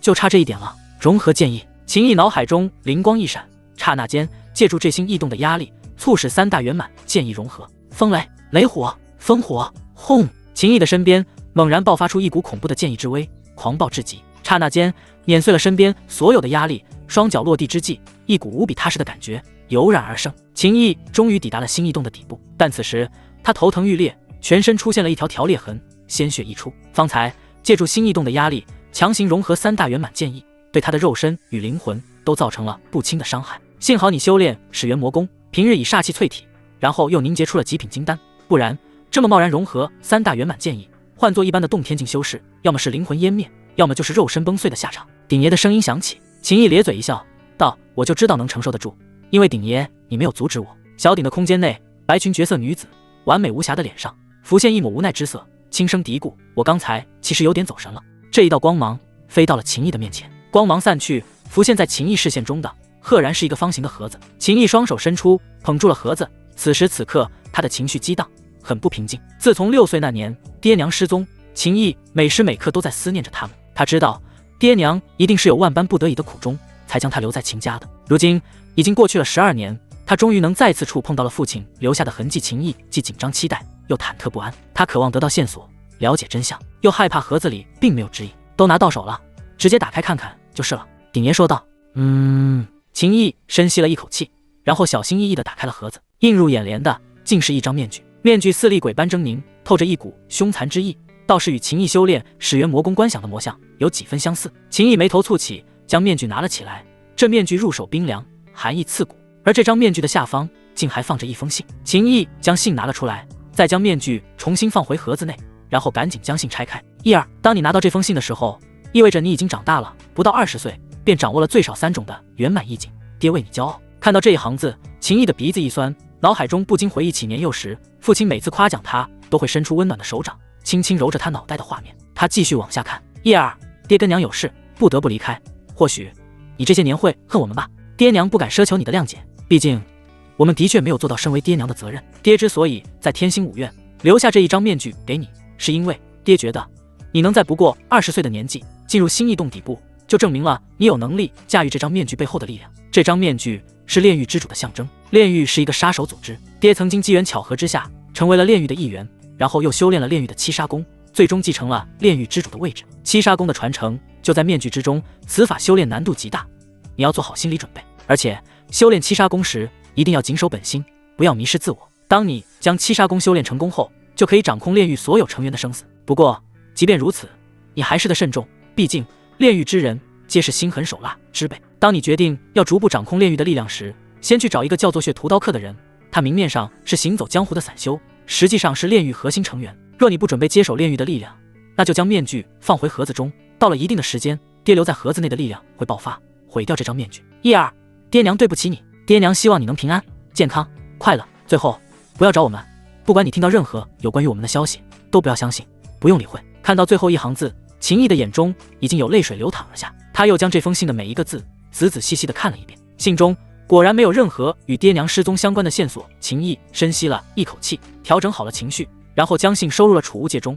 他的手再一次把那狰狞的面具从盒子里拿了出来。七杀功，秦毅自语，随后直接将面具戴在了脸上。刹那间，七杀功的传承便涌入了秦毅的脑海。这是一门杀性极重的传承，不过跟始元魔功对比起来，就是小巫见大巫了。秦毅修炼始元魔功都不会迷失在那恐怖的魔性之中，他觉得修炼七杀功没有什么难度。稍微感受了一番七杀功的传承后，秦毅便将面具收入了储物戒。炼狱这个杀手组织究竟是什么情况，他不知道，等离开了星异洞后再找人打探一下。如果很强大，那应该会有很多人都知道。当然，也有一种可能，曾经很强，但说不定现在已经没了，亦或者已经衰落了，什么情况都有可能出现。秦毅接下来便待在星异洞内疗伤。1天后，他进入星异洞9天的时间到了，一束灵光洒落而下，笼罩他的全身，将他传送了出去。他回到住处，在房间内看到了云梦儿留下的纸条：秦大哥，我在抓紧时间修炼，你若从星异洞出来了，想我了，你就去叩响我修炼密室的门，我立刻出来陪你。秦毅脸上浮现一抹笑容，但并未去打扰云梦儿修炼。秦师弟。这时院子外传来女子的声音，秦毅打开院门，便看到了风玲珑。我听人说你从星异洞出来了，就赶紧过来看看，你在里边待了9天，是否已经将狂风剑意领悟到大圆满了？如果没有的话，我现在就借风灵根给你用用。秦毅发现风玲珑特地涂红了弧形完美的双唇，风玲珑待他不错。秦毅想着，干脆就帮风玲珑提升一下风灵根，于是点头道：风师姐，进屋内说话。风玲珑面露喜色，然后进入了秦毅的房间。这个给你。风玲珑取出一本线装的书册，递给秦毅，道：你已经掌握了狂风剑意，我们大风皇朝的地阶中品风影无痕身法，应当非常合适你修炼。秦毅点了点头，道：多谢风师姐。他接过这份身法秘籍，然后道：风师姐，我们开始吧。好。风玲珑大大方方地抱住了秦毅，然后将风灵根一点一点缓缓地渡给秦毅。秦毅发现风玲珑的灵根今日不仅甜，还很香。足足过去了小半刻钟，风玲珑的灵根才终于全部渡给了秦毅。两人分开之际，满脸通红、气喘吁吁的风玲珑忽然在秦毅耳边说道：“秦师弟，如果你想的话，可以更进一步。”风玲珑的话勾动了秦毅心中的馋虫，但他瞬间紧守心神，松开了风玲珑。风玲珑脸上顿时浮现一丝失落之色，道：“秦师弟，你在害怕什么？我不需要你负责。”秦毅连忙摇头道：“风师姐，诺儿就在隔壁房间。”风玲珑目光一闪，道：“原来如此，去我那。”秦毅，风师姐，我真不是这个意思，你就是。鼎爷的声音在秦毅的脑海中响起。秦毅，小鼎空间内，美得不像话的白裙女子扶额长叹道：“这小子哪都好，就是太好色了一点啊。”风玲珑看秦毅一脸尴尬表情，他掩嘴一笑，然后道：“好了，那就办正事吧。我的风灵根如今在你体内，结合你所领悟的狂风剑意，这种状态下，你修炼风影无痕步必然事半功倍。秦师弟，我教你。”秦毅倒也不嫌弃这门身法，毕竟是地阶中品，算不错了。别人给的跟鼎爷给的，谁给都是修炼，只要效果好就行。1个时辰后，快，太快了！秦师弟，你怎么可以这么快？风玲珑惊叹不已。秦毅修炼风影无痕步，仅用了1个时辰，就达到了大成的熟练度，而且秦毅施展步法，那速度都让风玲珑不敢相信这是风影无痕步。秦毅的身体随风而动，在小小的院子里飞快穿梭，留下一道道残影。风玲珑竟然无法从这些残影中分辨出秦毅的真身。这时，秦毅的真身停在了风玲珑的面前，院子里的残影这才缓缓散去。风玲珑那一双乌黑明亮的大眼睛中闪烁着无比震惊的光芒。风师姐，你的气息有点紊乱了，我得赶紧把风灵根还给你，不然你的身体恐怕会受到影响。秦毅说道。风玲珑回过神来，道：“来吧。”说完，他闭上了眼睛，红唇微起。秦毅已经熟练了这种操作，虽然有了经验，但这一次却足足花了将近1刻钟，这才成功的将风灵根还给了风玲珑。秦毅也不知道怎么回事，为什么越熟练反而越难了？满脸通红的风玲珑瞬间瞪大了眼睛，紧接着他的身体周围卷起了一阵阵风浪。我的风灵根蜕变了，从上品灵体晋升到了极品灵体。风玲珑惊喜道。秦毅笑道：“恭喜风师姐。”风玲珑眨了眨眼，道：“秦师弟，你说这样下去，我的风灵根有没有可能蜕变成下品道体？”秦毅记得鼎爷说过，风玲珑的风灵根晋升极品灵体问题不大，但晋升下品道体几乎没可能。但他还是点了点头，道：“说不定有机会。”倒不是想占便宜，而是不想让风玲珑失落，毕竟风玲珑对他挺好的。风玲珑越想越兴奋，道：“秦师弟，你修炼身法已经满身大汗，赶紧去洗洗吧。去我那洗，我帮你哟。”秦毅连忙摇头道：“不合适。”脑海中不由得又浮现了木婉的身影。风玲珑修长白皙的玉手，轻颜有些红肿的嘴唇，笑道：“那秦师弟觉得什么时候合适了？什么时候都可以去我那。快天黑了，我就先回去了。”等等，秦毅喊住了风玲珑，道：“风师姐，我向你打听个事。”风玲珑点头道：“你说。”秦毅，风师姐可曾听说过炼狱？风玲珑目光一闪，神色变得凝重了许多，嗯了一声，道：“炼狱是一个非常可怕的杀手组织，他们实力强大，每一个炼狱杀手的身份都很神秘。炼狱这个杀手组织存在150多年了，他们曾经的名声很不好，但20多年前，炼狱的杀手忽然就不随便接受刺杀任务，他们只杀一些臭名昭著，亦或者死有余辜之人。不过最近这些年，炼狱又恢复到了曾经那种状态，只要给他们足够的原石，他们什么人都杀。而且我刚通过大风皇朝的密探得到一个消息，据说秦师弟你的名字出现在了炼狱的刺杀名单中，只不过我还没有完全确定，所以没跟你说。”秦毅的神色有些古怪，他爹在信中提及的炼狱还存在，没有灭亡，而且还很强。至于炼狱在20多年前的变化，秦毅知道，显然就是他爹的决策。随着他爹失踪，炼狱就变回了老样子。秦毅万万没想到，即将成为炼狱之主的他，竟然进入了炼狱的刺杀名单，当真是离谱给他妈开门，离谱到家了。至于是谁找炼狱的人发布的任务，那就根本不用猜，用脚趾头都能想到，除了秦苍那个狗东西，也不可能有别人了。风玲珑道：“秦师弟，你应该也听说了这事，所以才想打听炼狱的情况吧？”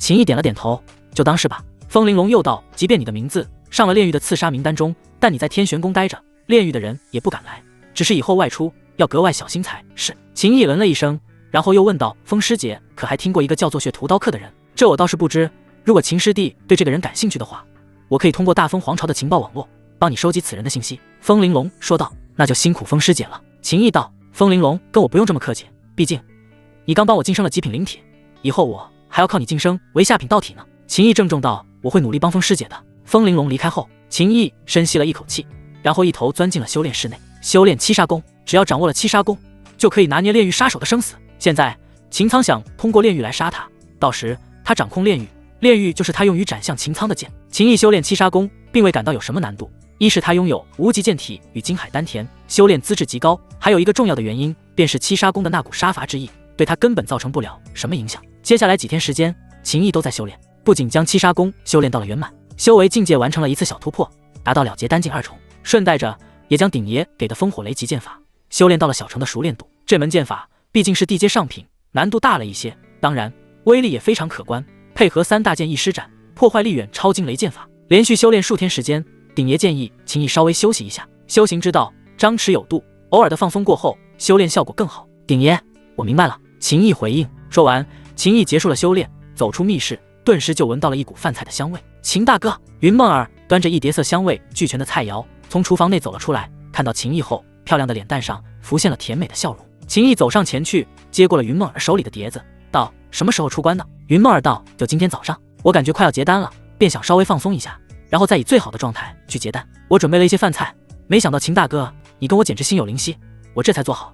你也出关了。听到云梦儿快要结丹了，秦毅面露笑容，然后传音给鼎爷：鼎爷，有没有什么秘法能让梦儿结丹顺利一些？鼎爷当然有，这小妮子的天赋灵婴体本就属于还不错的资质，她的根基也算扎实。我的这套秘法不仅能让她结丹更顺利，甚至有机会让她结出下品金丹。只不过秦毅听到有可能让云梦儿结出金丹，迫切问道：需要付出什么代价吗？鼎爷的语气变得意味深长，就是你可能会比较累。秦毅，我不怕累。秦毅表示他不怕累。鼎爷也很直接，瞬间就将一份功法传入了秦毅的脑海中。秦毅得到了秘法后，神色一正，似乎也没什么好累的吧。鼎爷，呵，我最欣赏的就是你这不知天高地厚的样子。秦大哥还愣着干什么？饭菜要凉了。云梦儿的声音响起，秦毅回过神来，然后与云梦儿一起用餐。酒足饭饱后，秦毅认真地看着云梦儿，郑重道：梦儿，我得到了你天赋灵婴体的纯阴之气，你我之间已经存在一种非常密切的关联，而我还身怀金丹之力，如果我帮你修炼，说不定能帮你凝结下品金丹。这话倒是没有撒谎，的确如此。秦毅拥有极品金丹，加上他得到了天赋灵婴体的纯阴之气，所以才能施展鼎爷给的秘法。要不是满足了这些条件，哪可能轻易帮人凝结金丹？天星五院100年不过10的金丹妖孽，又不是路边的大白菜，就算放眼整个荒古大陆，100年期间涌现出的金丹妖孽也不会超过30个。我有机会凝结金丹？云梦儿惊呆了。秦毅点头，机会很大。秦大哥要怎么修炼？你跟我说，我一定会努力。云梦儿没有怀疑秦毅这番话的真实性，他心绪激荡。秦毅将方法告诉了云梦儿，云梦儿再次愣住了。秦毅道：梦儿，你放心，我会对你温柔的。云梦儿摇了摇头，道：秦大哥，我是担心你的身体。秦毅，你应该了解我的。云梦儿，那我们什么时候开始？秦毅，那就现在开始吧。为了避免被人打扰，两人进入了密室。9天后，密室大门缓缓打开，秦毅从密室中走出，脸色苍白，双唇发紫，眼窝深陷，目光涣散，脚下一个不稳，身体踉跄，差点摔倒。秦大哥！云梦儿急忙冲出，搀扶住了秦毅。他面色红润，皮肤都仿佛散发着光泽。我没事，梦儿，你别管我，快去结丹。秦毅显得很虚弱，有气无力，好说歹说，才将云梦儿劝去修炼。秦毅看云梦儿进入了他自己的修炼室后，终于松了一口气，然后摇摇晃晃回到了房间，直接躺下，瞬间就睡着了，直接睡了12个时辰。醒来后依旧感觉头晕目眩，便从储物戒中取出固本培元的丹药服下，然后运转功法调理身体。哼，还记得你那桀骜不驯的样子吗？鼎爷调侃秦毅。秦毅，鼎爷，我状态很好。鼎爷嘴那么硬。秦毅，我说的是事实。然后不再理会鼎爷的嘲讽，秦毅专心调理身体。又是半天时间过去，他心有所感，当即结束了功法的运转，睁开双眼，脸上浮现激动之色。雷劫的气息，他立刻从房间中冲了出去，想去通知木婉，但根本不用他去通知，木婉已经察觉到了。他身形一闪，出现在了秦毅的面前。木婉一眼就看出秦毅的身体似乎有些虚弱，然后心疼地说道：傻小子，变强固然重要，但不要过度压榨自己的身体。说完，掏出一瓶丹药递给秦毅，把透支的补回来。秦毅心中暖流涌动，接过丹药道了一声谢。木婉忽然觉得秦毅今天的眼神格外的清澈，不像以前，这小子看他的目光总带着点幻想。木婉没有往深处想，而是看向了秦毅与云梦儿住处的上方，道：想不到如此难得的金丹妖孽，我们天玄宫今年招收的新人中竟出现了第2个。随着雷劫波动越来越大，越来越多人被吸引过来。婉儿姐姐，我可太羡慕你了。瑶光宫的公主柳烟飞了过来，脸上带着笑容。见过柳公主。秦毅拱手行礼。柳烟盯着秦毅道：你小子好福气啊。秦毅讪讪一笑，周围出现大量带着震撼之意的惊叹声。天玄宫1个月内涌现2个金丹妖孽，这的确很不可思议。姐，我都替你感受到了压力啊。大风皇朝的皇子风傲站在风玲珑的旁边嘀咕道：风玲珑，这有什么？我除了没有金丹，哪一点还比不上云师妹？风傲姐，盲目自大了呀。特地在大这个字眼提高了音量。风玲珑抿着唇不说话了。有人震惊，有人羡慕，也有人心情极为糟糕。比如天书宫的公主罗汉，她没有来看热闹，她待在天书宫，看着天玄宫上空的雷云，咬牙切齿。哼，秦毅那个金丹不算，因为这小兔崽子活不了多久，看这样子，也就是一个下品金丹而已，没什么了不起。木婉，不管你们天玄宫接下来冒出多少个金丹都没用，这些星劫金丹的小家伙都无法帮你在天星大比中获得成绩，你很快就不再是天玄宫之主。轰！在无数目光注视下，云梦儿的金丹雷劫降临了。云梦儿飞身而起，曼妙的身姿在雷光的照耀下透着一股别样的美。她沐浴在雷劫的光芒中，虽然不如秦毅渡劫那般轻松，但也并没有承受不住的迹象。这可是秦毅9天9夜不眠不休帮他奠定的根基。10多个呼吸的时间过去，雷云散去，这片天地重新被洒落下的阳光照耀。云梦儿身上弥漫着金丹之光，散发出不容侵犯的圣洁高贵之意。她立刻飞向木婉、柳烟、秦毅3人，拜见穆公主，拜见柳公主。秦大哥，我也有金丹了。木婉脸上带着欣慰笑容，抬手一挥，便有一瓶珍贵的丹药飞到了云梦儿的面前，道：梦儿，金丹刚成，接下来几天要好好沉淀一番，稳固修为后，你再去领取凝结金丹的3万星辰点物资奖励。4天后便是天星5院所有新人的第一次试炼，你与秦毅皆以金丹底蕴参加试炼，定能取得傲人的成绩。是，云梦儿说道。柳烟也补充了一句，道：记住，你们2个一定要尽最大的努力，拿到最好的成绩，这对我儿姐姐、嫣儿妹妹。木婉立刻制止了柳烟继续说下去，然后道：一切都以自身安全为前提。柳烟欲言又止。接下来，木婉让云梦儿去沉淀刚晋升的金丹修为，他则是带着秦毅来到了天玄宫大殿。木婉看着秦毅道：新人试炼是每一个加入天星5院的人都必须参加的，虽然我不希望你离开天玄宫，但……秦毅道：公主放心吧，我会注意安全的。更何况一名武者是不可能在庇护中成长为强者的，纵然外边有风浪，但风浪又何尝不是我前行的动力。木婉叹息一声，可是我收到消息，你的名字出现在了炼狱刺杀任务中，10万原石，极品灵器1件，地阶下品功法1份。秦苍那个阴险的混蛋，他不敢亲自动手挑衅天星5院，就动用了这种手段，简直是可恶。炼狱杀手无孔不入，他们随时都可能出现在所有人意想不到的地方。秦毅转移话题，问道：公主，试炼地点确定了吗？木婉点头道：已经定下来了，此次试炼之地位于血雾沼泽，那里隐藏着一批专门吸人精血修行的血魔教余孽。秦毅听到这句话，眼中瞬间闪过一抹金光，他的兴趣被勾起来了。他的始元魔功那一招名为血海浮屠的秘术，一旦施展，便要燃烧大量的精血之力。如果魔像下方的血海吞噬的精血不够，就得燃烧秦毅自己的精血。秦毅待在天玄宫，想要吞噬精血机会非常少，又不是天天有人跟他上升死台。血魔教的余孽一个个的应该都是精血旺盛之辈吧？而且吞噬精血不仅可以用来施展血海浮屠，其实还能提升修为。秦毅兴致勃勃，这次试炼说不定是他修炼始元魔功的一个好机会。木婉看秦毅斗志昂扬的样子，他眼中的担忧之色更浓。年轻小伙子，精力看来是太旺盛了一些。接着，木婉又给了秦毅一些修炼的丹药以及一块玉佩。秦毅接过丹药，然后看着手里的玉佩，道：公主，这玉佩有何用处？木婉道：遇到危险的时候，将一缕元力注入玉佩中，可以激发抵挡寻常涅槃境强者攻击的防御之力，维持半刻钟。结丹境修为之上，乃是洞天境、涅槃境、法相境、通天境。天星5院的院长据说就是一个通天境的强者，在整个荒古大陆，通天境的存在已经是站在武道的巅峰了。而天星5院的各宫之主，比如天书宫的罗汉、天玄宫的木婉，还有瑶光宫的柳烟等人，则都是法相境的修为。木婉给的玉佩拥有不错的防御之力，这可是保命的好东西。秦毅将玉佩收好，然后目光一闪，道：公主，今日瑶光宫的柳公主明显有话想说，您打断了她，这是为何？木婉脸上浮现一抹笑容，道：没什么事，她只是想督促你们好好表现，但我不希望给你们太大的压力。行了，你回去吧，我还有点事要处理。秦毅嗯了一声，然后行礼告退。木婉回到了住处，哗啦哗啦，阳之灵域打造而成的浴池之中，水波荡漾，雾气蒸腾。瑶光宫的公主柳烟已经在里边等着了。看到木婉来了，柳烟道：婉儿姐姐，他们若能在此次试炼中获得极好的成绩，这对你来说还是有一些帮助的，毕竟这也算是你的功绩。木婉摇了摇头道：没用的，那些人都在盯着即将开始的天星大比，其他事无法对我当前处境产生什么影响。行了，不说这事，今日又要辛苦嫣儿妹妹了。说话间，木婉走入了浴池内，她的脸上忽然流露出痛苦之色。柳烟的手落在了木婉的身上，下一刻，柳烟惊呼：婉儿姐姐，你体内的力量这次爆发的太凶猛了，你的情况我很清楚，这种力量每一次爆发都会比上一次更狂暴，这样下去你的身体撑不了多久。我虽然能帮你勉强处理，可我终究只是女子，无法真正的做到那件事。秦毅倒是可以，但他的修为太低了，承受不住。木婉道：“以后的事，以后再说吧。”柳烟叹息一声。秦毅回到住处，没多久，风玲珑与风傲前来拜访，三人聊了一会。他们建议秦毅与云梦儿参加新人试炼时，带上王冲一起组队。王冲也已经结单了，上品银丹，战斗经验丰富。秦毅答应下来，王冲在队伍里的确能发挥作用，比如他与敌人厮杀时，走辅助路线的云梦儿旁边得有人保护。除此之外，风玲珑与风傲还给了秦毅一份卷轴，卷轴中记录着一些天星五院特招天才的信息，这些特招天才都有独到的本事，只要加入天星五院没有超过1年，都会去参加新人试炼。说完正事，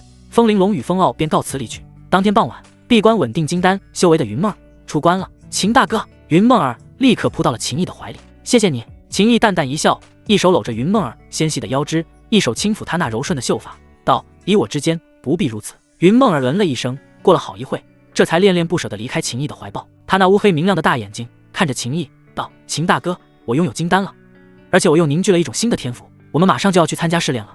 我现在先让你熟悉一下天赋加持的感觉吧。”好。秦毅很期待。云梦儿的表情变得严肃了许多，她双手结印，顿时一枚天符显化而出，落入了秦毅的身上。秦毅顿时感觉全身都变得极为坚硬，使得他的肉身防御力翻倍。这种坚硬却又不会影响到他的灵巧。秦毅心中感慨，天赋灵婴体，不亏是鼎爷所说的极品奶妈体质。云梦儿的第一枚天符可以增加他的力量爆发强度，第二枚天符加快他的速度，第三枚天赋算是增强防御，更凶猛、更快速、更坚硬，算是非常全面了。而且云梦儿以后还能凝聚更多的天赋。接下来，云梦儿又将另外2种天符都打入秦毅体内。两人经过一番尝试，3种天符对秦毅的加持效果都能维持1刻钟左右。当秦毅体内的3种天符被云梦儿收回之后，云梦儿的脸色微微发白，道：“秦大哥，我原本以为时间能久一点，可还是只有1刻钟，而且我每一种天符一天只能使用1次。”他为自己不能给秦毅更多的帮助而懊恼。秦毅却大概知道是什么缘故，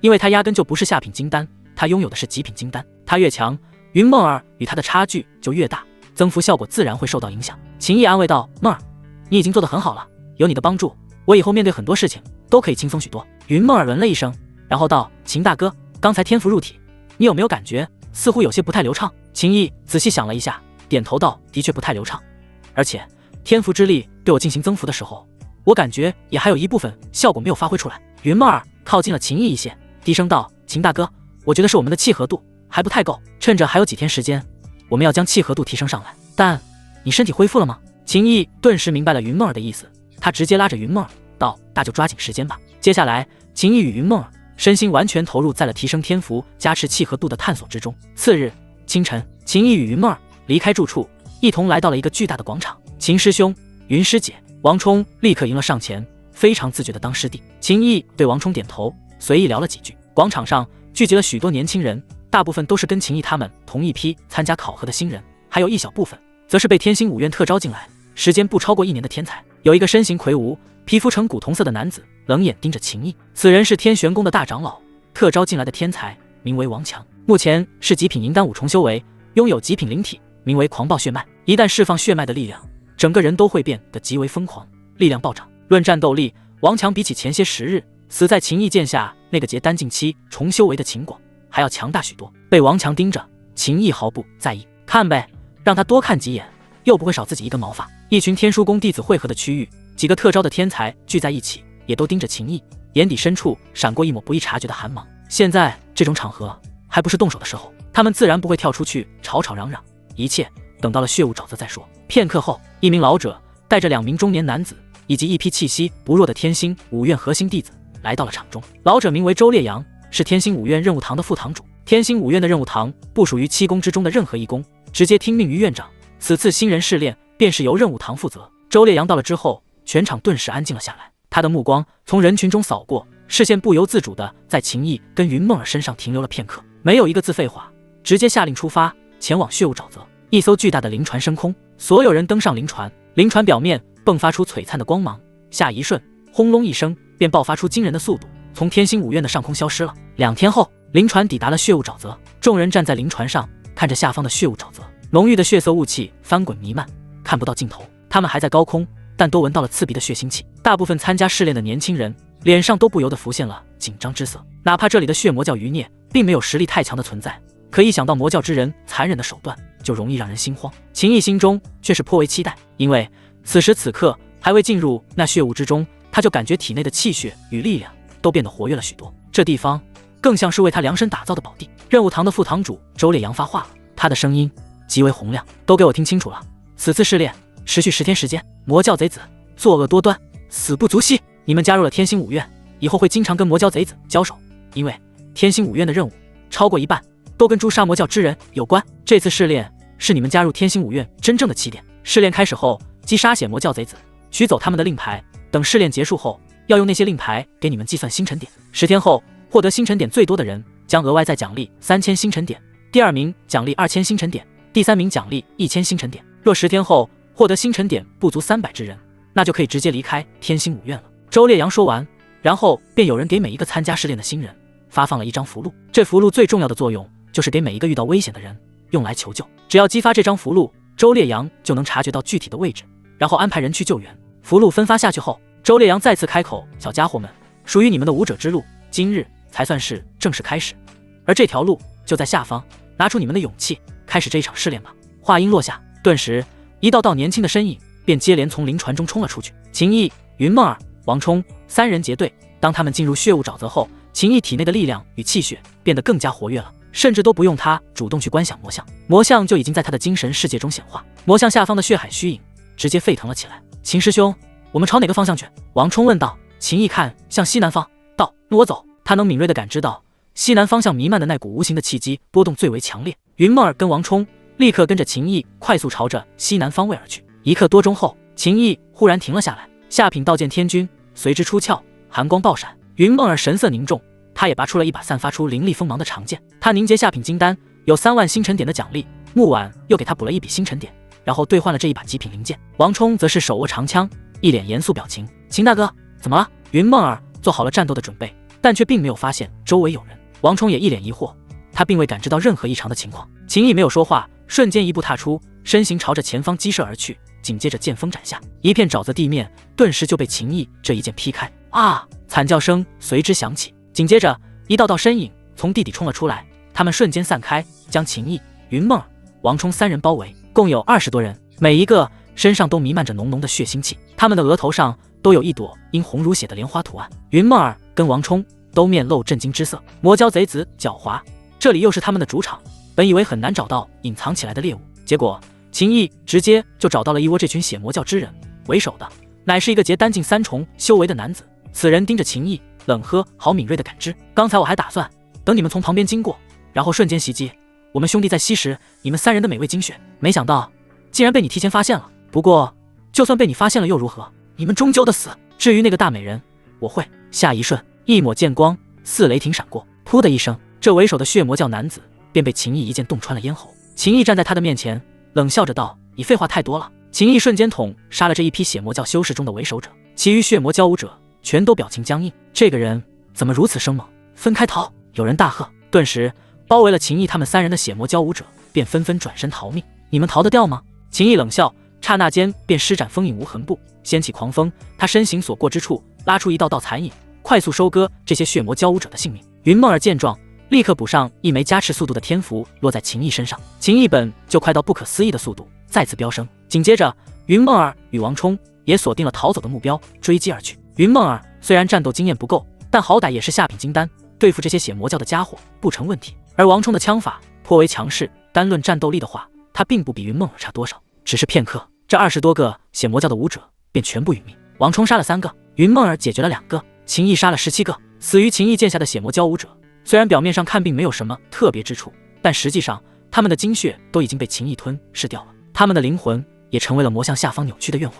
魔像下方的血海翻滚得更加剧烈汹涌，甚至有丝丝缕缕的精纯能量冲入秦毅的4肢百骸、5脏6腑，使得秦毅体内的元力与气血都增强了一些。那些被吞噬的灵魂其实也能用来提升秦毅的精神力，但由于涅槃境以下的武者灵魂都比较薄弱，所以目前还没体现出明显的效果。战斗结束后，王冲非常识趣，主动去收拾战利品。他将所有战利品收拾好了，回到秦毅跟云梦儿的身边，道：秦师兄，这是你杀的。秦毅淡淡一笑，道：不用分得这么清楚，既然我们3人组队，那不管谁杀的多谁杀的少，都按一个比例来分就行。这样吧，我拿4成，你们2人各拿3成。王冲连忙摇头，给我3成太多了，秦师兄你拿5成，云师姐拿3成，我拿2成就行，就按这么来吧。云梦儿说道。秦毅道：行。战利品分配完毕后，秦毅正准备带着他们2人继续去找血魔交舞者，忽然云梦儿惊呼一声道：秦大哥，你看这些尸体。秦毅与王冲立刻看向周围的尸体，就只是片刻时间，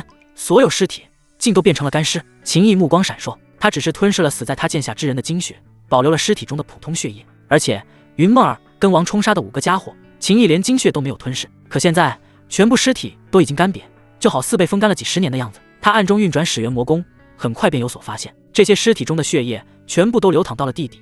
正当他的感知力想要继续捕捉血液的去向之际，那些血液便消失得无影无踪了。秦毅立刻将情况传音给了鼎爷。鼎爷，这是什么情况？鼎爷，这血雾沼泽的地底恐怕存在阵法，亦或者是某种专门用于收集鲜血的宝贝。秦毅收集那么多血液，如此一来，我若找到了，就是我的了，对我的修为提升一定大有裨益。鼎爷，那也意味着你参加的这次试炼恐怕不会那么简单。秦毅觉得理所当然，既然是试炼，那有点难度，不是很正常的吗？鼎爷无话可说。接着秦毅对云梦儿还有王冲说道：我们的猎物是血魔教的人，血魔教的术法擅长利用血液，这种情况在我们看来非常诡异，可其实没什么好怕的，魔教修士也是人，被杀也会死。云梦儿觉得好有道理。王冲脸上浮现的恐慌之色散去了许多，道：没错，面对各种各样复杂的情况，本就是每一个武者成长路上必须要经历的。秦师兄不仅天赋资质远超于我，在心性方面，秦师兄也超出我太多太多。王冲佩服。秦毅被王冲夸的都有点不好意思了。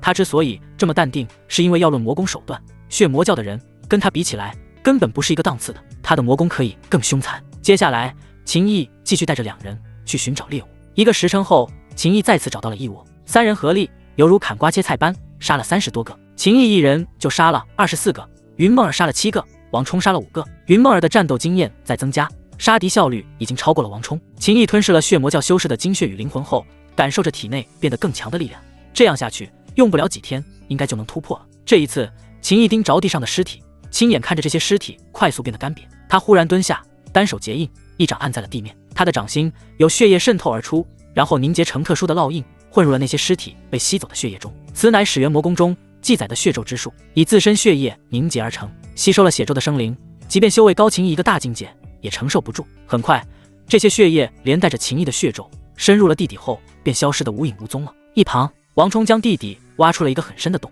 他满脸沮丧地从地洞中钻了出来，面露郁闷之色，道：我本想跟着那些血液流动的方向去找到这种情况的源头，结果忽然间那些血液就消失了。秦毅道：没事，还有时间，总能找到的。4天后，按照商定好的分配比例，秦毅总共得到了160块血魔交武者的身份令牌，云梦儿得到了96块，王冲得到了64块。期间与其他参加试炼的人遇到，王冲还特地打探了一下，大部分人都只有10几20块令牌。他们3人之所以收获那么多，完全是因为秦毅寻找猎物那都是一窝一窝的来，而且秦毅太猛了，杀得贼快，云梦儿也越来越猛。王冲杀敌的效率最开始是超过云梦儿的，随着云梦儿的战斗经验不断增加，王冲被云梦儿拉开的差距也越来越大了。即便只拿2成的收获，王冲都不好意思了，他主动提出之后的战利品他只拿1成。试炼第5天，秦毅带着2人又杀了一个小窝点的血魔教武者。战斗结束后，秦毅身上的气息忽然间暴涨，汹涌的金色元力在他的身边翻滚。王冲看着这一幕，既震惊又羡慕，以及佩服得五体投地。这几天他们几乎没有怎么休息，没时间修炼，结果秦毅竟然突破了，恭喜秦大哥修为提升。云梦儿笑着说道。王冲也拱手道：恭喜秦师兄，修为达到结丹境3重的秦毅心情非常不错，这地方果然是他的宝地，死在他剑下的血魔交武者都成为了他境界提升的养料。而且秦毅精神世界内观想出的魔像下方虚幻的血海中已经多出了几分真实感，足够他施展血海浮屠秘术维持很长一段时间。这一招可是他的杀手锏之一。秦毅淡淡一笑道：试炼还有4天时间，但很显然经过这几天的猎杀，血雾沼泽内的魔教余孽数量已经减少了很多。最开始我们1天能找到5个窝点，然后1天比1天少，今天都过去了大半天，这才找到一个小窝点，接下来恐怕会1天都很难找到一个小窝点了。而且那些尸体的血液最终去了何方也还没有查清楚，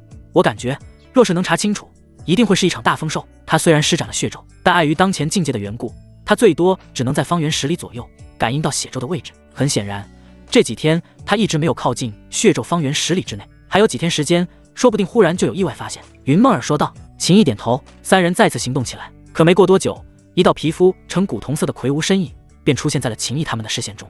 天玄宫的特招天才王强王强身边还跟着5人，其中有一个也是天玄宫的特招天才，拥有上品银丹4重修为的张清城，此人擅长幻术。王强也发现了秦毅，他脸上流露出兴奋之色，立刻带着人朝着秦毅这边冲来。王冲神色凝重，颇为紧张，云梦儿也是如临大敌的模样。秦毅却淡淡一笑，道：“放轻松点，他们是来给我们送令牌的。”王强与张清城停在了秦毅他们前方。王强冷哼一声，道：“总算是找到你们了，不过你们也不用紧张，我这人一向很好说话。你们3人，一人拿20块血魔交武者的令牌出来就行，按我说的做，我不仅不为难你们，我还带你们去干一票大的。”说话间，王强身上那股极品银丹5重境修为的力量波动已然弥漫开来。他在秦毅面前虽然显得很强势，但也不敢小觑了秦毅。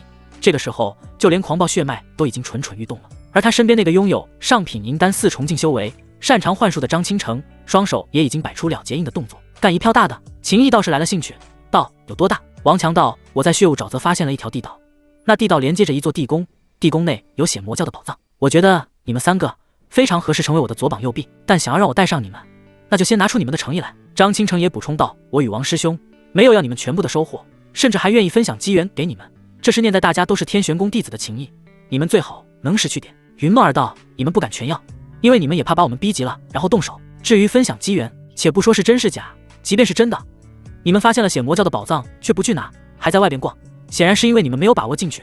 说好听点，你们想找帮手；说难听点，你们是想找炮灰。所以就不用在这里如此虚伪说这些漂亮话了。”王强与张清城直接被云梦儿揭穿了，两人脸上都浮现一抹尴尬。紧接着，王强冷哼一声：“既然你们不愿配合，那就算了，我不勉强你们。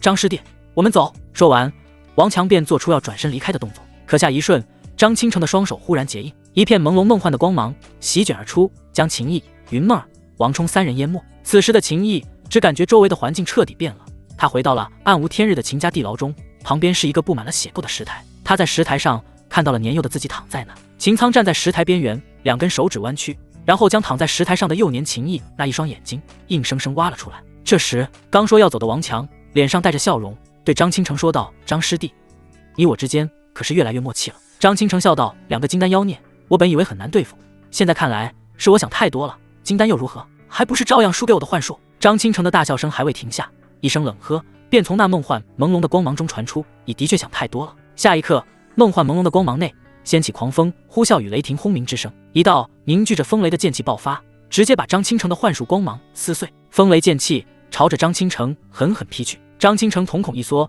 脸色变得苍白，根本来不及防御或闪避，结结实实挨了这一道风雷剑气。啊！张清城惨叫，身体犹如断线的风筝一般往后倒飞。他身边几人除了那王强闪开了，其他也都被那风雷剑气余波给掀飞了出去。这时，云梦儿立刻清醒了过来，而王冲却过了3个呼吸后，双眼中的茫然之色这才散去。你竟然没有中我的幻术！倒在地上的张清城痛苦地喊道，满脸不可置信。他的胸膛被劈开了，鲜血汩汩而流，伤势颇为严重。秦毅神色冰冷道：“你这点幻术，在我眼里犹如儿戏。”他是中了幻术，但他的精神世界中魔像一震，就将幻象粉碎了。哼，看来还是得我动手才行了。王强脸色铁青，本想着用张清城的幻术来处理，节省力气，没想到竟变成了这种情况。下一刻，王强体内那狂暴血脉的力量激发，刹那间，王强的身体表面蒸腾起了气血燃烧般的光焰。他本就魁梧的身躯硬生生又膨大了一圈，满头长发狂舞。云梦儿见状，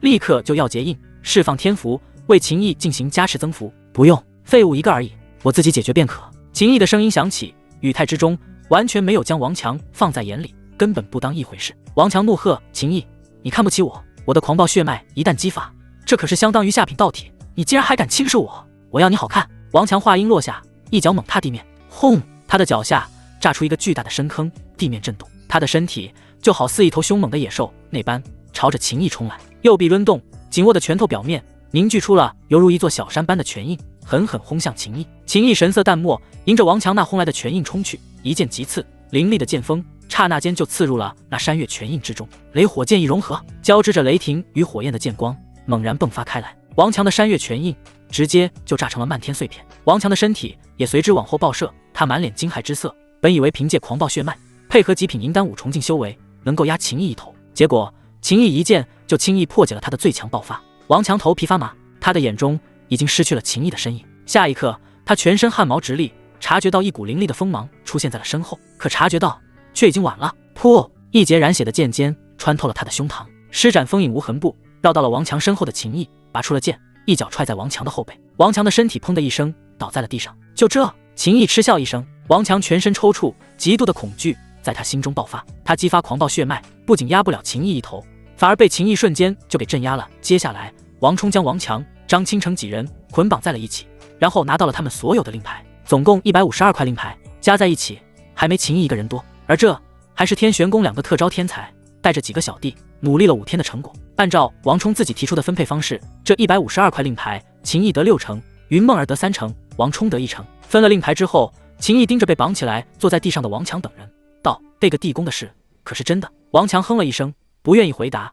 可当他察觉到秦毅的目光变得极为冰冷之后，他全身猛地哆嗦了起来，急忙道：“是真的，我误打误撞发现的，但我感觉里边很危险，我不敢进去，所以我想拉多点人，再进去看看究竟怎么回事。在哪里？”秦毅追问道。在血雾沼泽，暗中藏着一股特殊的力量，吞噬死去生灵的血液。秦毅一直想找到那些血液汇聚的地方，说不定王强发现的地宫会是一条有用的线索。秦毅这几天通过击杀血魔交武者，便提升了1重境界。倘若能找到那些血液汇聚之地，修为定能大涨。王强老老实实交代了他发现的地宫所在位置。秦毅立刻带着云梦儿、王冲一起前往。3人离去后，被绑着坐在地上的张清城满脸颓丧之色，道：“王师兄，你跟我说的不是这样的。”王强咬牙切齿道：“我哪知道他那么厉害，还好我就只是想抢他的令牌，然后打压他的嚣张气焰，没有对他动杀心，不然我们恐怕死定了。”片刻后，几人挣脱了绑在身上的绳索，全都惨兮兮的。王强叹气：“还有不到4天，试炼就要结束了，咱们手里1块令牌都没了，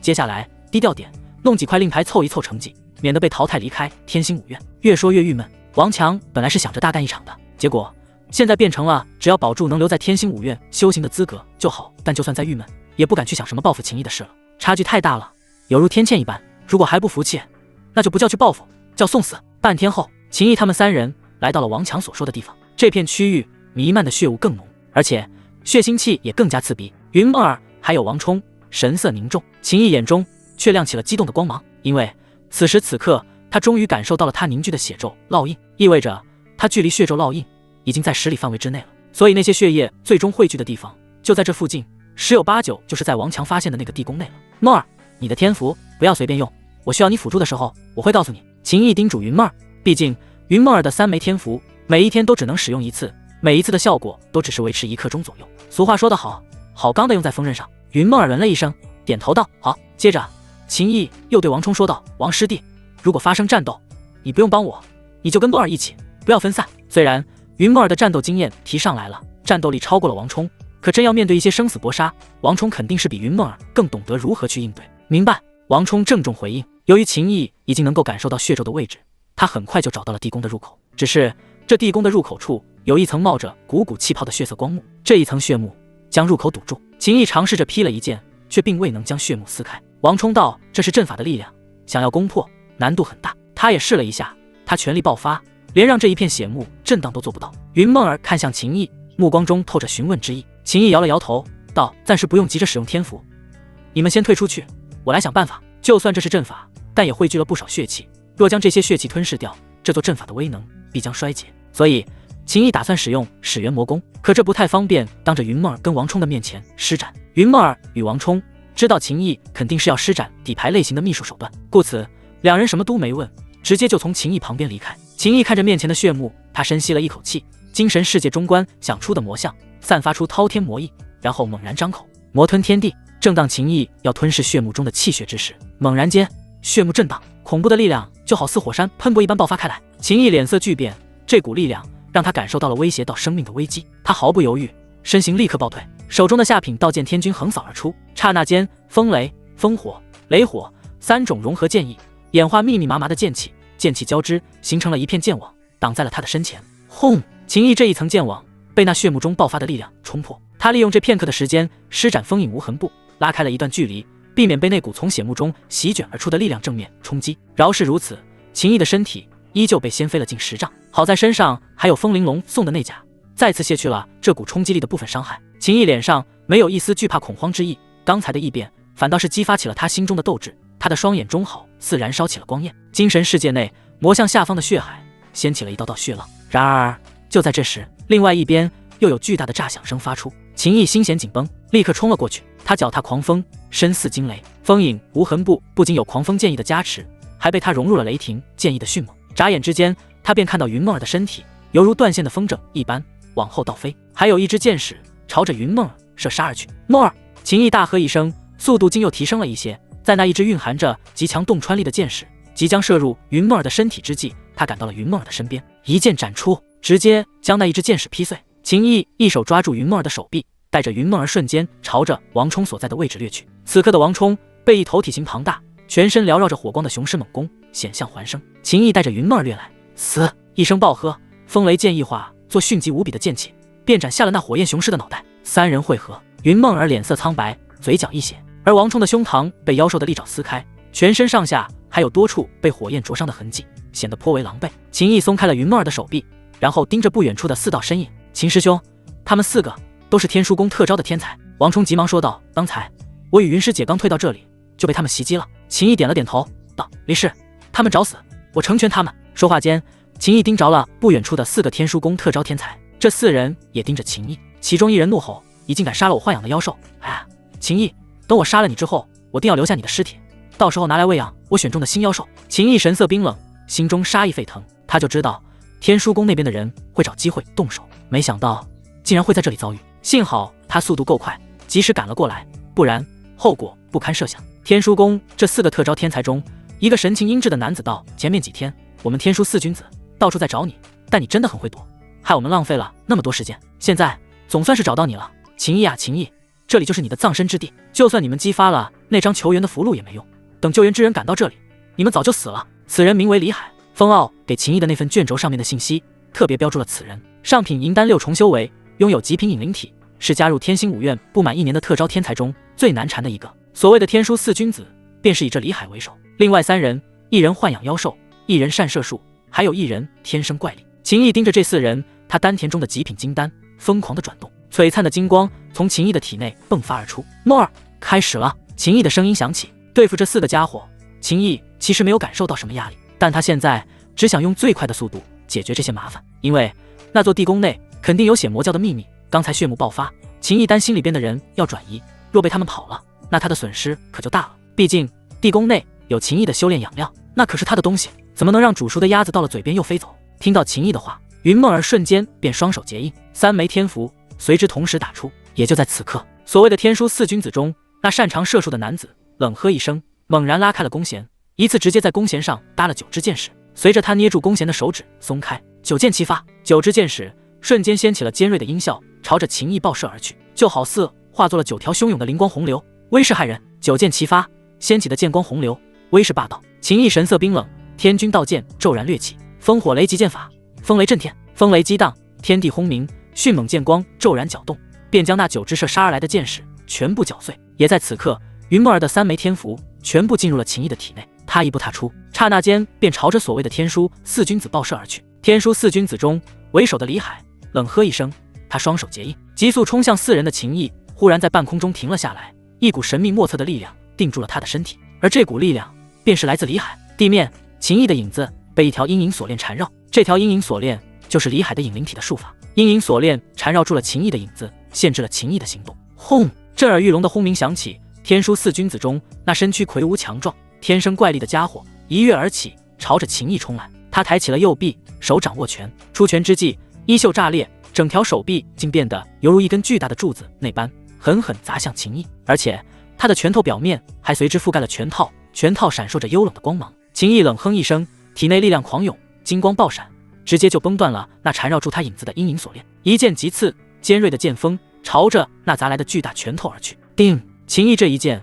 刺在了对手的拳套表面，下一刻，拳套直接炸成了碎片，一同炸成碎片的还有那巨大的拳头以及粗壮的手臂。啊！凄厉的惨叫声响起，这个天生怪力的家伙身体往后倒飞，秦毅继续朝着前方冲去，一剑划过，直接斩下了一颗脑袋。嗖嗖嗖，密密麻麻的箭矢击射，一支支箭矢又幻化出了大量的剑影，欲要阻挡秦毅。箭矢投落在地面的影子被李海的引灵体操控，这些在空中击射的箭矢就好似被无形的手掌操控，演化复杂的剑阵攻击。秦毅口中发出不屑的嗤笑声，顿时一招烽火雷击剑法中的雷火焚天施展出来，雷火之光爆裂非凡，将秦毅周围的所有箭矢全部摧毁。秦毅的速度再次爆发到了极致，李海等人再也来不及施展其余手段，秦毅就已经杀到了他们的面前，一剑斩下。那手持弓箭的家伙横弓抵挡，结果却是连弓带人一并化作了2半炸开。李海满脸惊恐，转身就逃。逃跑之际，还有大量阴影从他的脚下蔓延，朝着秦毅的影子缠去。可秦毅此时得到了云梦儿的加持增幅，他本就强大的实力变得更加霸道。李海的阴影锁链根本无法再限制住秦毅的动作，所有触碰到了秦毅影子的阴影锁链都直接崩断。秦毅追至李海身后，一剑便洞穿了李海的脑袋。天书4君子，4个特招天才，眨眼间就死了3个，只剩下一个擅长御兽的家伙。此人豢养的妖兽早就被秦毅斩了，他连滚带爬的来到了秦毅的面前，跪在地上：“秦毅，我刷！”秦毅拔出了洞穿李海脑袋的剑，随手一挥，剑锋便将这跪地求饶之人的脑袋直接斩下。要么不杀，要杀的话，那就一个不留。这4人的尸体如同之前死去之人的尸体一样，很快就变得干瘪了下去，犹如风化多年。秦毅看向云梦儿还有王冲道：“你们2人先离开这里，等我解决了地宫的事，我去找你们。”“秦大哥，我跟你一起去。”云梦儿担心秦毅的安全，想要与秦毅作伴，有个照应。秦毅道：“梦儿，你的3枚天符还在我体内，所以即便你不在我身边，也相当于你跟我一起在战斗了。”王冲朝着秦毅点头，他神色凝重道：“云师姐，我们保证自己的安全，秦师兄才能心无旁骛地去对付血魔教的武者。”云梦儿明白这个道理，他深吸了一口气道：“秦大哥，那你千万要小心，我等你一起离开血雾沼泽，回天玄宫。”秦毅嗯了一声道：“放心吧，血魔教之人皆不过是藏头露尾的鼠辈而已，我很快就会血洗了这座地宫，然后去找你们会合。”“云师姐，我们走。”王冲说道。云梦儿1步3回头看着秦毅，直到亲眼见着云梦儿跟王冲离开了这片区域，秦毅这才转身朝着那进入地宫的通道冲去。而此刻地宫深处，一座巨大的血池冒着无数的血泡，血池中间有一座血色莲台，一个身穿血色长裙的妖艳少女盘膝坐在血色的莲台上。“启禀圣女，我们的人快要死完了，天星5院那群试炼者恐怕很快就会找到这里，还请圣女为了光复我教大计着想，赶紧转移。”一名血魔教中年男子跪在了血池的旁边。血魔教圣女缓缓睁开双眼，她的双眼也是血色的，宛如2片血海，透着诡异。他们已经找来了，不过只有1个人罢了。此人实力倒是不错，胆子也很大，正在尝试破解进入地宫的封印。你带人去将他杀了，我暂时还不能走，我的血海经即将大成，若是就这么走了，岂不是功亏一篑？说话间，血池内钻出了一条条血线，所有的血线都钻入了血魔教圣女的体内。血魔教圣女身上弥漫而出的力量波动以惊人的速度提升。那跪在地上的中年男子见状，立刻道：“圣女，我这就去杀了那个小子。这一层血幕还真是够稳固的呀。”秦毅再一次站在了那一层血幕前，有云梦儿的3枚天符加持，他劈出一剑，竟然还是劈不开。当然，他也就是试一试，既然劈不开，那就直接吞噬。秦毅运转始元魔功，施展魔吞天下，一手按在了血幕的表面。刹那间，血幕中涌动的血光便疯狂地涌向秦毅的手掌，然后进入了秦毅那魔像下方的血海之中。这一层阵法之力中蕴含的气血以极快的速度变得稀薄，几个呼吸的时间而已，血幕就变成了正常的阵法光幕。秦毅冷哼一声，再次劈出一剑，这一次极为顺利的就将阵法光幕从中劈开。他身形一闪，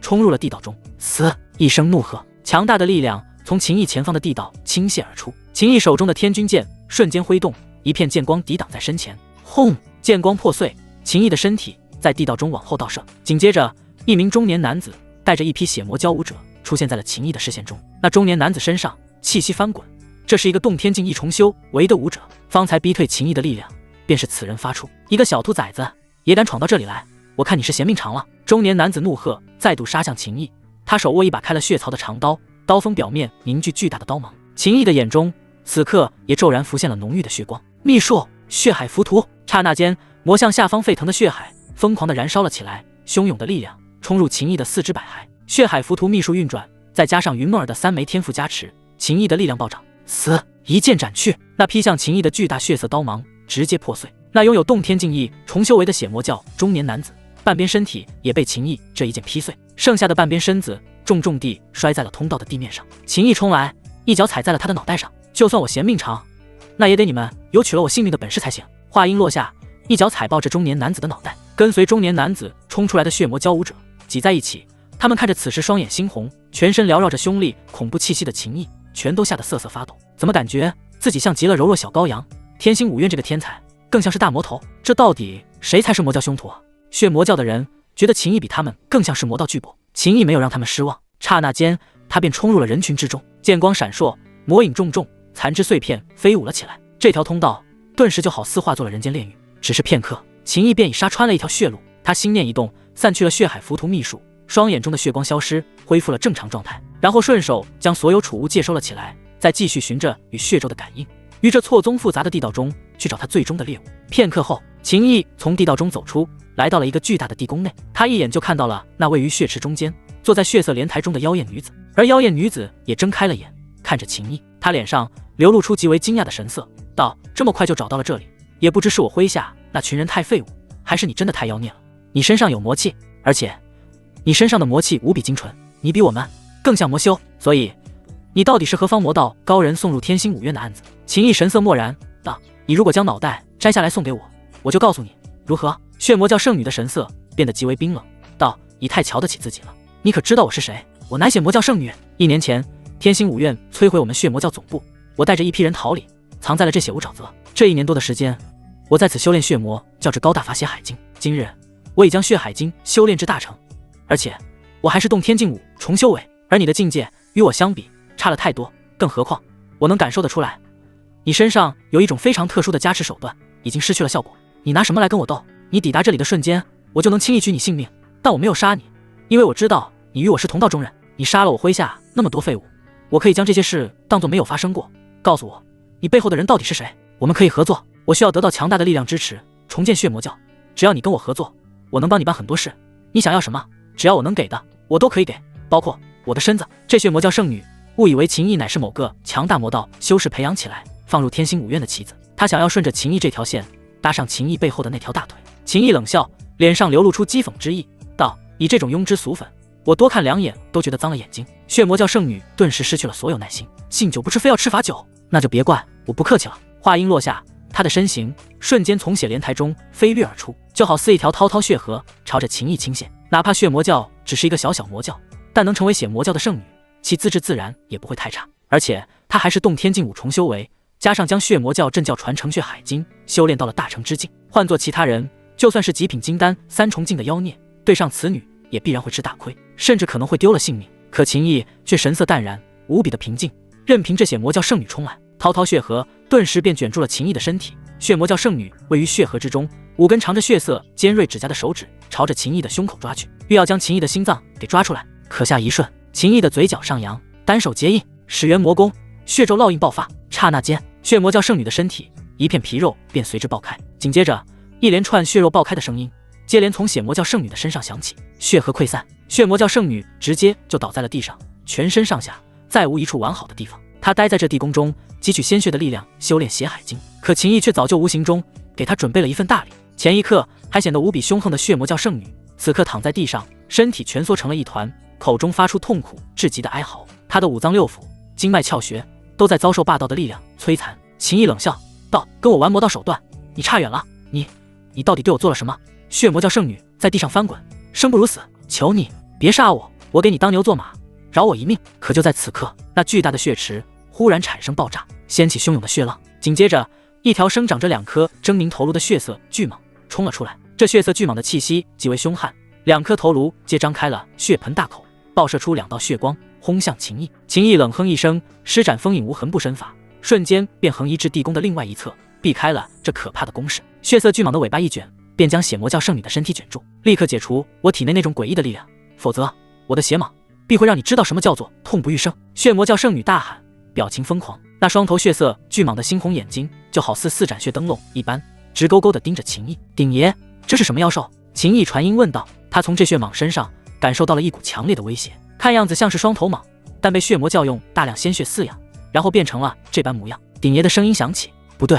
忽然鼎爷的语气变得激动了许多，道：“这不是双头蟒，这条巨蟒体内蕴含9幽吞天蟒的血脉，这是传说中洗食真龙的巨凶。你小子的运气太好了，竟然能遇到这种传说中的生灵。若是能完全成长起来，拥有了9颗脑袋，那等威能足以撼动星空。秦毅，鼎爷，这9幽吞天蟒很强，我有直觉，就算我将血海浮屠秘术催动到极致，也不是他的对手。他虽然一直藏在血池中，但体内却并没有我留下的血咒烙印。我这哪是运气好，恐怕要糟了。莫非鼎爷你有降服此蟒的手段？”“鼎爷，我没有。”秦毅，那我只能想办法逃了。逃什么？我没有，不代表你没有。鼎爷笑道：“世间第一条9幽吞天蟒，便是天地初开的魔祖饲养培育而成，每一条九幽吞天蟒诞生，灵魂深处都会拥有魔祖的痕迹。秦毅目光一闪，这九幽吞天蟒竟还跟开创了始元魔宫的魔祖存在这般渊源。血蟒，镇压他！血魔教圣女见秦毅压根没有解除他体内那种诡异烙印的打算，他一声令下，九幽吞天蟒便以惊人的速度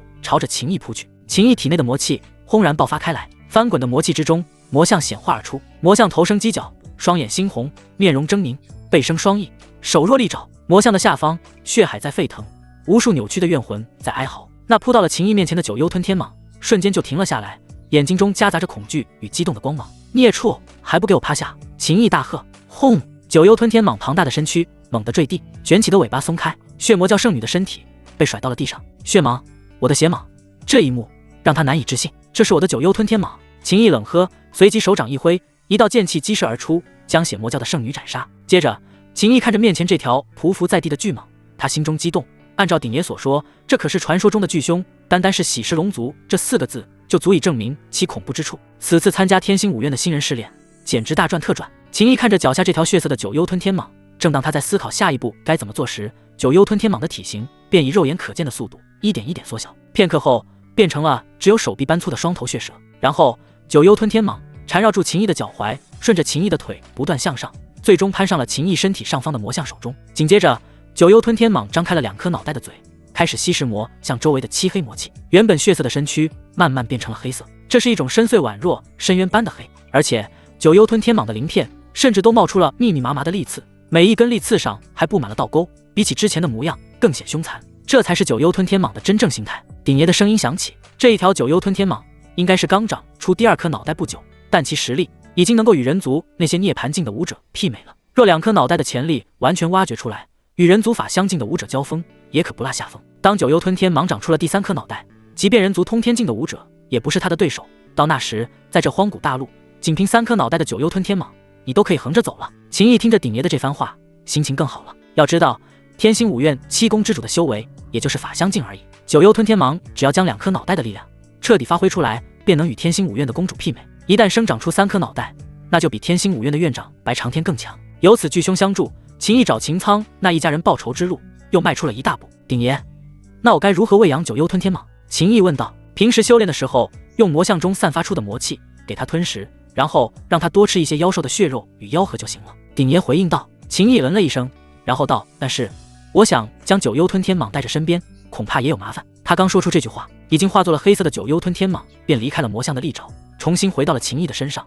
然后那2颗脑袋竟钻入了秦毅的手腕位置，整条蟒身很快就全部钻入了秦毅的手腕处。秦毅的手腕上就好像多了一条黑色的双头蛇纹身，而且没有一丁点的气息波动外泄。秦毅看着手腕上的九幽吞天蟒图案，心中感叹太玄奇了，然后道：这个位置还是太显眼了一些。紧接着，九幽吞天蟒便顺着秦毅的手臂往上，最终在秦毅的胳膊位置停下。如此一来，以衣袖遮挡，目前除了云梦儿，其他人便看不到了。接下来，秦毅飞身而起，来到了那血色莲台上，他施展魔吞天地，一道道血色能量被他以极快的速度吞噬。魔像下方的血海越发真实，翻滚的也更加汹涌剧烈，还有丝丝缕缕的能量从血海中弥漫而出，进入秦毅的体内，通过经脉流转，最终被秦毅的极品金丹吸收。片刻后，这座血池虽然看上去依旧还装着满满的血液，但这些血液中的精华全都没了。秦毅的修为也如他所预料的那般，又完成了一次突破，结丹境4重。秦毅没有在这地宫中继续逗留，他拎着血魔教圣女的尸体离去，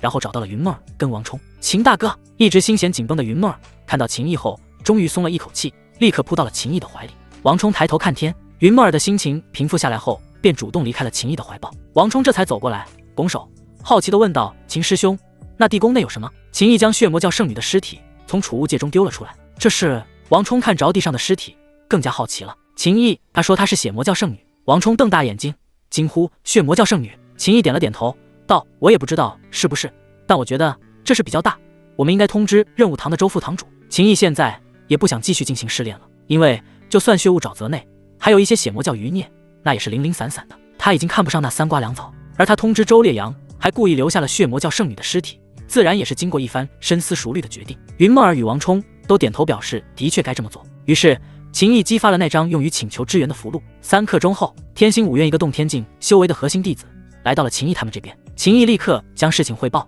这个核心弟子面露震惊之色，道：你们在这等着，我这就去通知周副堂主。没过多久，天星五院任务堂的副堂主周烈阳就带着2个涅槃境修为的中年人来到了秦毅这边，他们的目光瞬间就盯上了秦毅丢在地上的血魔教圣女的尸体。周烈阳抬手一抓，将血魔教圣女的尸体带到了身前，飘在空中。他一边探查尸体的情况，一边盯着秦毅道：“将情况如实叙说一遍，不要遗漏任何细节。”是。他将跟天玄宫王强等人交手，然后从王强口中得到这座地宫线索的事如实说出，但隐瞒了天书四君子的情况。然后他在云梦儿的天符辅助下，独自一人杀入了地宫内，最终发现了血魔教的圣女。但运气很好，血魔教圣女修炼出了岔子，遭受严重反噬。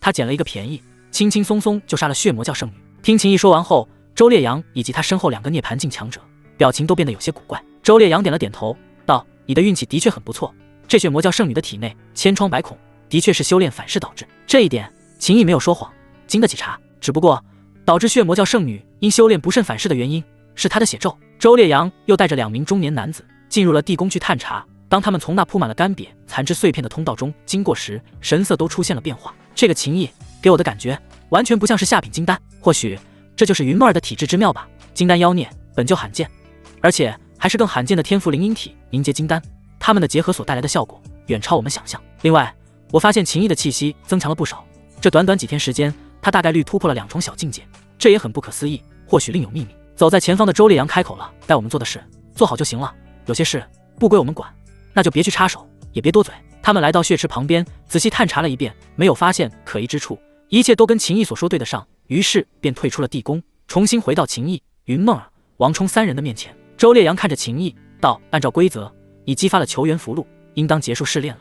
不过念在情况特殊，你可以继续选择进行试炼。”秦毅摇了摇头道：“我觉得没必要继续了，这些令牌应该够我拿下此次试炼第1了。”说完，抬手一挥，哗啦哗啦，一块块令牌从秦毅的储物戒中飞了出来，堆成一座小山丘似的，总共642枚令牌。就连周烈阳都忍不住嘴角一抽，道：“你们3人竟然杀了那么多血魔教武者，实在不可思议。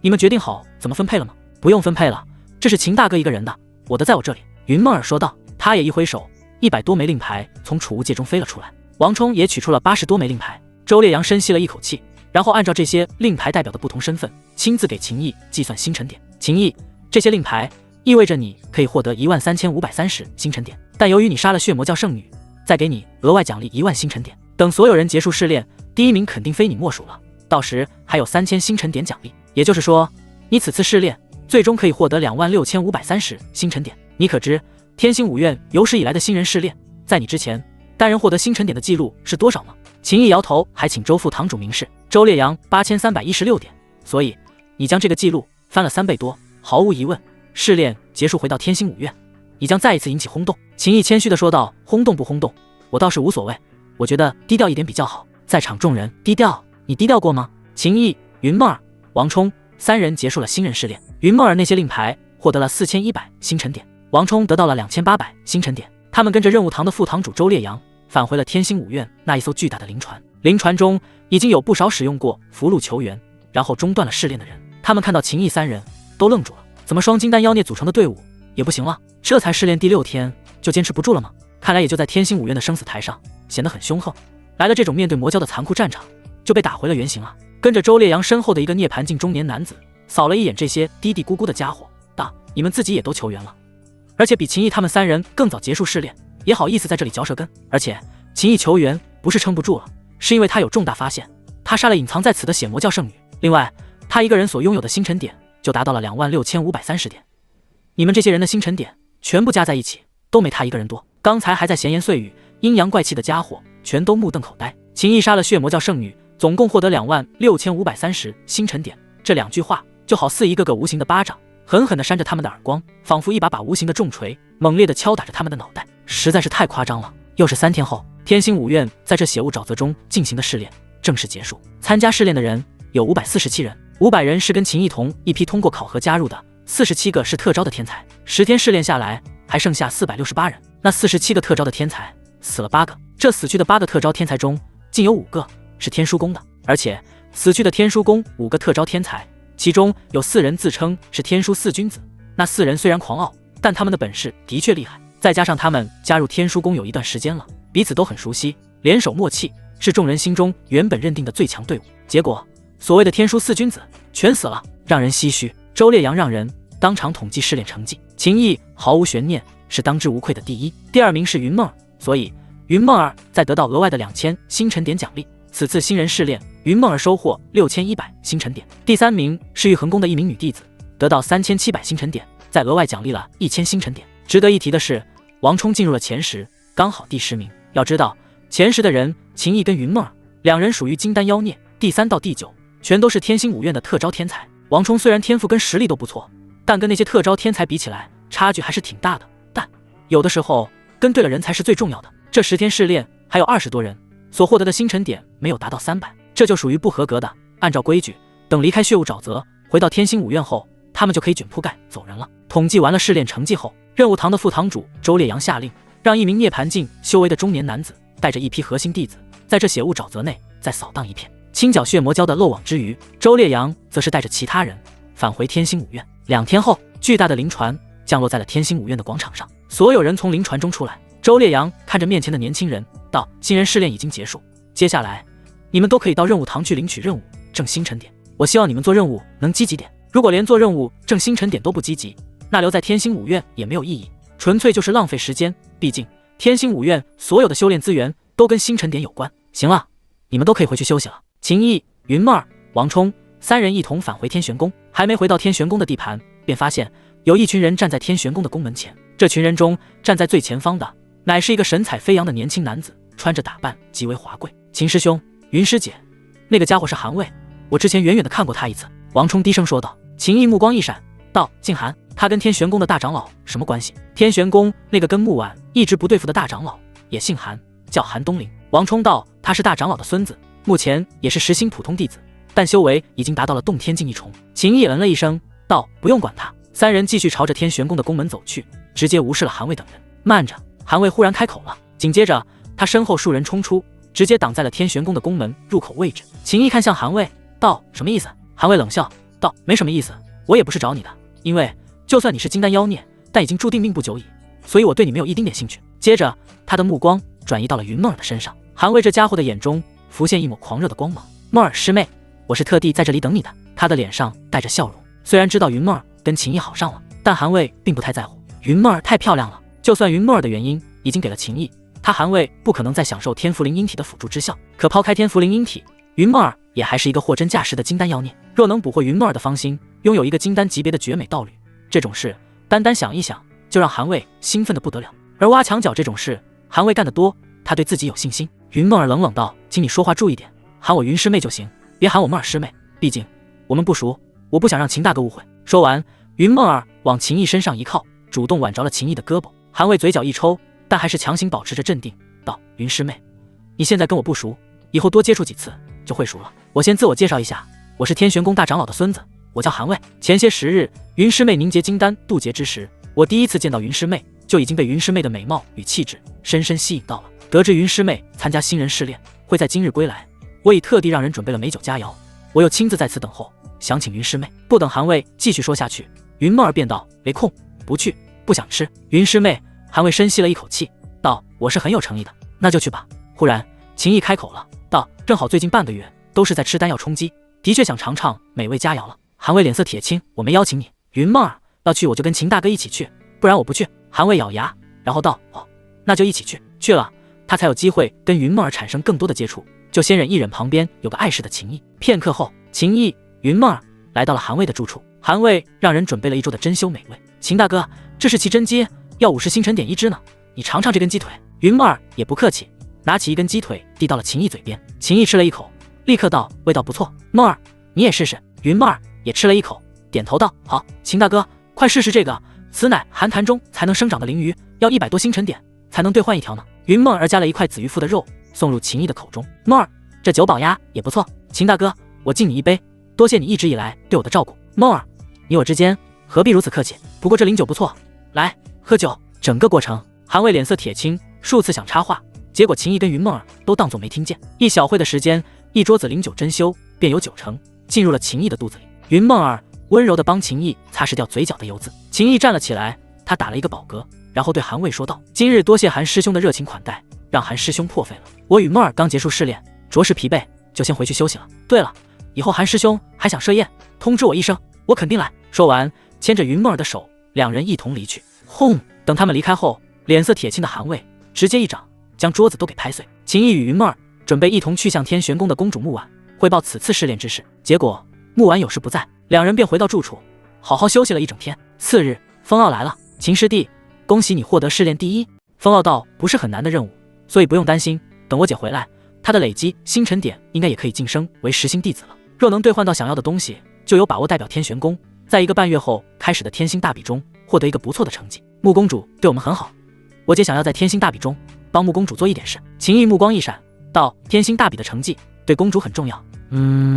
风傲的神色凝重了许多，道：这次天星大比，如果天玄宫没有人能进入前3，穆公主就要主动辞去公主的位置。这事涉及到了天星5院高层的一些角逐争斗，据说这个事1年前就已经定下来了，但也就这几天消息才传开。听风傲这么一说，秦毅的眉头顿时便蹙起。穆婉对他的好，他都记在心中，这么大的事，穆婉却从来没有对他说过。他忽然想起来，之前瑶光宫的柳公主叮嘱他们在试炼期间尽可能的拿到好成绩，然后穆婉就阻止了柳烟继续说下去。现在看来，柳烟当时想说的一定是跟穆婉要辞去天玄宫之主的事有关。公主是不想将压力给到我身上，所以不让我知道。秦毅心中暗道：天星大比要成为了5星弟子才能参加，风师兄有什么办法能让我在接下来1个半月内晋升为5星弟子？秦毅决定自己必须参加天星大比，不仅要冲到前3，还要拿下第1，用于报答穆婉。风傲道：秦师弟，其实距离成为5星弟子已经不远了。秦师弟加入天星5院，考核时得到890星辰点，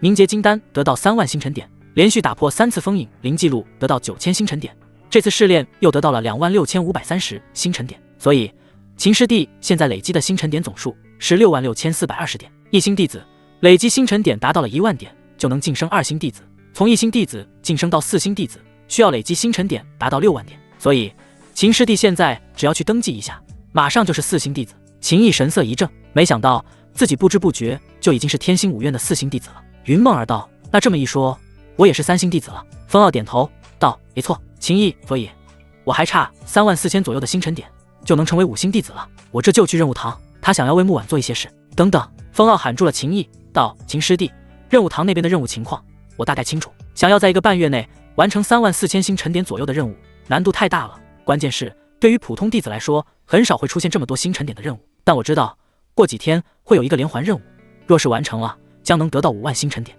你耐心等几天，我会安排人盯着，一旦那个任务放出来，我就通知你。云梦儿也说道：秦大哥，我知道你心里急，但现在的冷静就先等那个有5万星辰点的连环任务放出来再说吧。风傲嗯了一声，放心，这事包在我身上。秦毅朝着风傲拱手道：那就拜托风师兄了，小事一桩。风傲摆了摆手，然后道：秦师弟，上次你让我姐打听的事，我们大风皇朝的密探也传来了消息。秦毅立刻意识到风傲所说的事就是他让风玲珑去帮忙打听的关于血屠刀客的消息。云梦儿道：秦大哥，你跟风师兄聊。他主动离开。秦毅问道：找到血屠刀客了？风傲嗯了一声道：血屠刀客是一个散修，行踪神秘，但我们大风皇朝的密探打听到，这几年血屠刀客都待在风华城。风华城？秦毅道：在哪里？风傲的神色变得更加凝重，道：在大夏皇朝的境内，而且风华城内还有一脉秦家分支，这是血屠刀客的具体情报。风傲将一封密信递给了秦毅，秦毅接过密信，拆开看了一眼，将里边的文字全部记在了脑海中，然后摧毁了密信。风傲，秦师弟，如果你想接触血屠刀客的话，我不建议你现在去，给我一点时间，我想办法看能不能将血屠刀客请到别的地方，再安排你们见面。秦毅道：好，那就只能再麻烦风师兄了，我办事你放心就行。风傲拍着胸脯保证。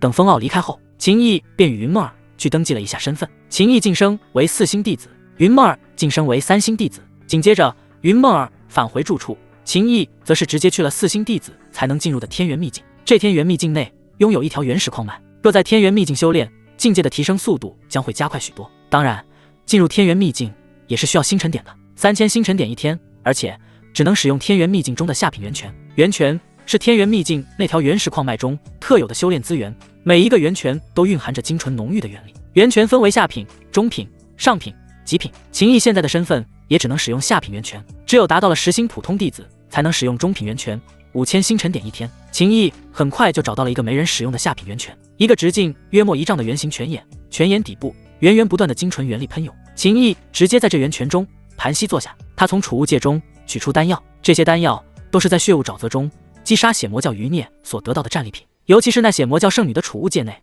资源充沛。对于天星五院其他人来说，血魔教武者的修炼资源，他们并不能直接使用，毕竟那些资源大部分都跟修炼魔道功法有关。可秦毅却能直接拿来用，没有谁比他更适合了。吞服了丹药后，秦毅脑海中观想出魔像，全力运转始元魔功，丹田内的极品金丹滴溜溜的快速转动起来。魔吞天地，下品元泉中涌出的元力被秦毅快速吸收炼化，没有一丝能够溢散出去。他现在要抓紧时间提升实力，等任务堂那边奖励5万星辰点的连环任务发出来后，就立刻去将任务领了，然后成为5星弟子，再代表天玄宫参加天星大比，拿下第一，报答木婉的恩情。时间一晃，6天过去，消耗了1万8点星辰点以及一批血魔教的修炼资源，秦毅的修为境界成功突破到了结丹境5重。他身上弥漫的金光猛然扩散，但下一瞬，这些金光又如退潮般全部缩回了他的体内。任务堂那边的连环任务还没有消息吗？秦毅眉头蹙起，他虽然待在这里，但风傲若有了消息，随时可以进来通知他。毕竟风傲是7星弟子，也不缺这几千星辰点。我自己出去看看怎么回事，不能再耽搁了。秦毅自语。他刚出了天元秘境，便看到一脸匆忙神色的风傲朝着这边快速掠来。连环任务下发了？秦毅问道。微微喘气的风傲立刻点头，刚下发，走，去任务堂。秦毅已经迫不及待了。秦毅与风傲快速赶往任务堂那边。路上，风傲用着极为凝重的语气道：“秦师弟，情况比较糟糕，你要做好心理准备。实在不行，那就先放弃这个连环任务，说不定过些天还会有合适的任务出现。风师兄，请说，究竟怎么个糟糕法？”秦毅道：“风傲，这个连环任务跟风华城有关，这是我始料未及的。风华城位于大夏皇朝境内，城内有秦家分支，这是我之前跟你说过。我本想调动大风皇朝的力量，将风华城内的血屠刀客引出来，让你与血屠刀客见面。可这件事我还没安排好，我们大风皇朝的密探很难潜入风华城。”秦毅道：“无妨，我见机行事。这个任务最大的风险就是风华城位于大夏皇朝的境内，而且风华城内还有秦家分支。但秦毅还有一个很大的优势，只要他在风华城内接触到了血屠刀客，身为炼狱杀手的血屠刀客便可以为他所用，甚至还可以通过血屠刀客进一步撬动炼狱的力量。”风傲满脸的担忧之色，但秦毅的语态显得极为坚定。风傲对秦毅也比较熟悉了，知道秦毅这种性格的人，一旦做了某个决定，就很难让他改变主意。片刻后，两人来到了任务堂。任务堂前有一块巨大的石碑，这块石碑上记录了一个个任务的信息。此时，石碑周围已经围满了人。秦毅站在人群外，一眼就看到了他想要领取的连环任务信息。个人任务：黑风寨主残害风华城炼丹师廖三通后人，前往黑风寨击杀黑风寨主，将黑风寨主首级送往风华城炼丹师廖三通之手，从廖三通手中获得报酬物品，将物品带回任务堂。任务限时1个月，任务奖励5万星辰点。奖励5万星辰点的任务，对于我们这些普通弟子来说，1年都很难遇到一个。但这任务的难度也太大了吧？我知道黑风寨，那黑风寨主是一个洞天境异重修为的武者，整个黑风寨共有流匪200多人，全都是刀尖舔血的凶徒。更关键的是，黑风寨地势险峻，易守难攻，而且还有毒障、陷阱以及阵法。想要杀黑风寨主，难度太大了，难怪会给5万星辰点的奖励。这要是团队任务，那还好说，但个人任务难度太大了，一个不小心就丢了性命。一群人议论纷纷。像这种任务，对于普通弟子来说难度非常大，但若是天星五院任何一个核心弟子都能轻易解决。可天星五院制定任务，就是为了给每一个层次的弟子能够得到磨砺的机会，不可能什么事都让那些修为高的人去处理。若是这样，年轻人怎么得到成长？秦毅看向一旁的风傲，哪里领任务？风傲道：“真的要去吗？”秦毅点头，非去不可。风傲叹气道：“跟我来吧。”他领着秦毅进入了任务堂的大殿，然后来到一个负责登记任务的女弟子面前。林师妹。风傲笑着打了一声招呼。女子抬头看到是风傲，脸上也露出了笑容，道：“风师兄要接任务吗？”风傲摇头：“不是我，是他。”女子看向秦毅：“这位是？”风傲道：“我们天玄宫的金丹妖孽秦毅。”女子愣了一下，然后回过神来道：“久仰大名，不知秦师弟想要接哪个任务？”秦毅道：“杀黑风寨主。”女子再次愣了一下，这个任务的难度很大，你确定？秦毅嗯了一声。女子道：“好，我帮你登记，这个任务我接了。”忽然一道洪亮的声音响起，一名虎头虎脑的男子走了进来。秦毅立刻看向此人，风傲认识这个家伙，道：“刘锤，给我一个面子，如何？”名为刘锤的男子却摇了摇头，道：“风傲，这不是给不给你面子的问题，而是我需要这笔星辰点。”风傲道：“我给你补偿。”刘锤再次摇头：“你明白的，天星五院的任务还有星辰点，很多时候不仅仅是与修炼资源息息相关，也关系到了身份的提升、名气的提升。武道必争，我很需要这个任务证明自己，所以在还没有人正式领取任务之前，若要争抢一个任务，按照天星五院任务堂的规则，就看谁更强，谁强，任务就是谁的。风傲，你虽然拥有灵体，且已经突破到了上品银丹8重境修为，但你不是我的对手，我劝你放弃吧。这个任务是我要。秦毅开口了。你？刘垂看向秦毅，他神色一凝。秦毅。秦毅点头。刘垂，你确定要跟我比？秦毅道：武道必争，既然如此，那今日我便与你争一争。好。刘垂沉默了一下，道：那我就教金丹妖孽的手段。说完，刘垂走出了任务堂大殿。风傲站在秦毅旁边，道：这个刘垂来自开阳宫，是实心弟子，拥有极品银丹9重修为，而且还是力量型的上品灵体。秦师弟有把握吗？秦毅淡淡道：打过就知道了。说完，秦毅便也走出了任务堂大殿。秦毅要跟刘垂争夺任务，顿时将任务堂大殿外聚集的人都吸引了过来。刘垂想要接这个任务，我都觉得他太自大了。没想到秦毅也想要领这个任务。这秦毅拥有金丹，在新人试炼中更是大放异彩。可试炼期间，他是得到了云梦儿的天赋辅助，战斗力飙升，而且还运气非常好，遇到了修炼反噬的血魔教圣女。真要说个人实力的话，秦毅肯定是不如刘垂的。如果说刘垂完成这个任务的可能性是3成，那秦毅领取了这个任务完成的可能性估计连1成都不到。他抢不赢刘垂的，其实这对他来说还是好事，毕竟这个任务涉及的地点对于他来说那无异于刀山火海啊。听着周围的声音，刘垂看着秦毅道：秦师弟，你的情况我了解，其实你真没必要与我争，最不适合这个任务的人就是你。秦毅已经拔剑出鞘，道：刘师兄出招吧。刘垂冷了一声，道：那你可要当心了。话音落下，刘垂瞬间一步踏出，轰隆一声炸响，刘垂的身体便已朝着秦毅爆射而去，气势磅礴。在天星武院的气功之中，开阳宫修炼地功法与武学是最阳刚凶猛的。拥有上品力量型灵体、极品银丹9重境修为的刘垂发起冲锋之后，整个人就好似变成了一座快速撞向秦毅的山峰。眼见着刘垂就要冲到秦毅近前，那股磅礴的力量将要轰在秦毅身上之际，秦毅手中的剑锋骤然掠起，风火雷级剑法，风雷震天，狂风呼啸，雷霆闪烁，风雷剑意交织，化作的剑气瞬间就搅碎了刘垂爆发的力量。那股山岳般厚重的气息直接溃散，刘垂的身体失去平衡，往后倒飞出数10丈，双脚落地后又连连后退了10多步，这才勉强站稳。周围所有人都目瞪口呆，秦毅这么强了，一招击败开阳宫的天才刘垂。刘垂脸色发白，深吸了一口气，道：我输得心服口服，甘拜下风，承让。秦毅收剑入鞘，他回到任务堂大殿登记了任务，便让风傲去帮忙告知云梦儿一声。他直接就从任务堂出发，离开天星武院。半个时辰后，天玄宫木婉的住处。什么？秦毅要去风华城？简直是胡闹！木婉得知消息，脸色巨变，立刻就要动身去将秦毅抓回来。婉儿姐姐，你冷静一下。待在木婉住处的柳烟急忙拉住了木婉的手臂。秦毅他应该是想要快点成为5星弟子，好代表天玄宫参加天星大比，报答你对他的好。这小子选择的方法虽然太冒险了，但他既然已经出发了，你再去将他抓回来，你考虑过他的感受吗？他跟秦道师兄的性格一样，都是倔驴，更何况就因为外边有危险，就让他这也不能去，那也不能做，他如何才能变成一个顶天立地的大丈夫？木婉明白这些道理，但他根本无法放心，道：柳烟道，婉儿姐姐，现在很多眼睛都在盯着你，你不能轻举妄动。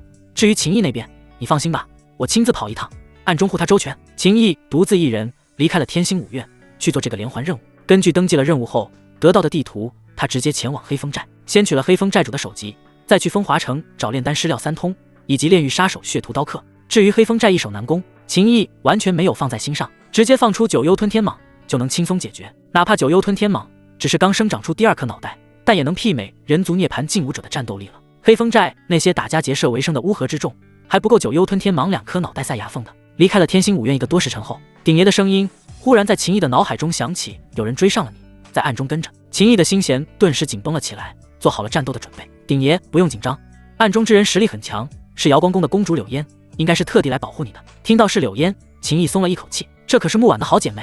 风华城秦家分支的家主秦传灵忽然将他的儿子跟孙子带入了密室中。秦传灵的神色无比激动，爹，发生什么事了？你怎么如此激动？一名中年男子好奇地问道。此人名为秦超。对啊，爷爷，我可是很多年没有见您这么高兴了。秦超的儿子秦北风也一脸疑惑地说道。秦传灵深吸了一口气，道：机会来了，大好的机会降临到我们这一脉的头上了。秦毅离开了天星武院，外出做任务，他将要去黑风寨。我们秦家在天星武院的人将消息传给了主脉那边，也传给了我们这里。主脉的人没有那么快能赶到，所以这个秦毅只能是由我们去解决。主脉那边有多想杀了秦毅，你们都清楚，毕竟秦勇跟秦飞雪都死在了秦毅的手里。如果我们拿下秦毅，这可就是大功一件，到时我们这一脉绝对可以进入族地。秦超还有秦北风父子2人的神色也顿时变得无比兴奋。秦超道：倘若我们做好了这件事，那北风的前程就有着落了。北风的天赋不差，可我们这一脉却没有足够的资源培养他。等我们回归族地，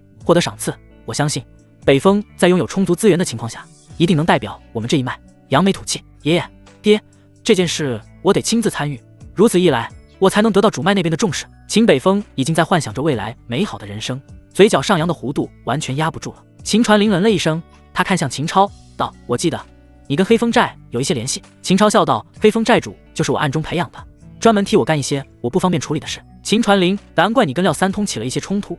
黑风寨主就杀了廖三通的后人，那廖三通信不过风华城的人，竟然跑去找天星五院求助，结果却是给我们送了一份大礼。看来冥冥之中一切皆有天意，注定了秦毅将会成为我们这一脉崛起的踏脚石。秦超拱手道：“爹，秦毅大概什么时候能到？”秦传林估计也就这1-2天了。秦超立刻道：“爹，那我这就带北风先去黑风寨，等那秦毅自投罗网。”秦北风激动过后，稍微冷静了一些，道：“爷爷，爹，秦毅备受天星五院的木婉的重视，他一个人出来做任务，木婉恐怕会安排人暗中保护他的安全吧？”秦传林脸上顿时浮现极为欣慰的神色，道：“不愧是我的孙子，能想到这一点，你比你爹就强了不止一筹。你们放心去黑风寨就行了，暗中就算有人保护秦毅，那也不用我们管，会有我们秦家在附近区域执行任务的死士赶来处理。”秦毅花了7天时间，这才抵达黑风寨。他的面前是一座陡峭险峻的高山，黑风寨便位于山顶。这座山中布满了陷阱、毒障，还有隐藏的阵法。别看黑风寨的寨主只是洞天境1重修为，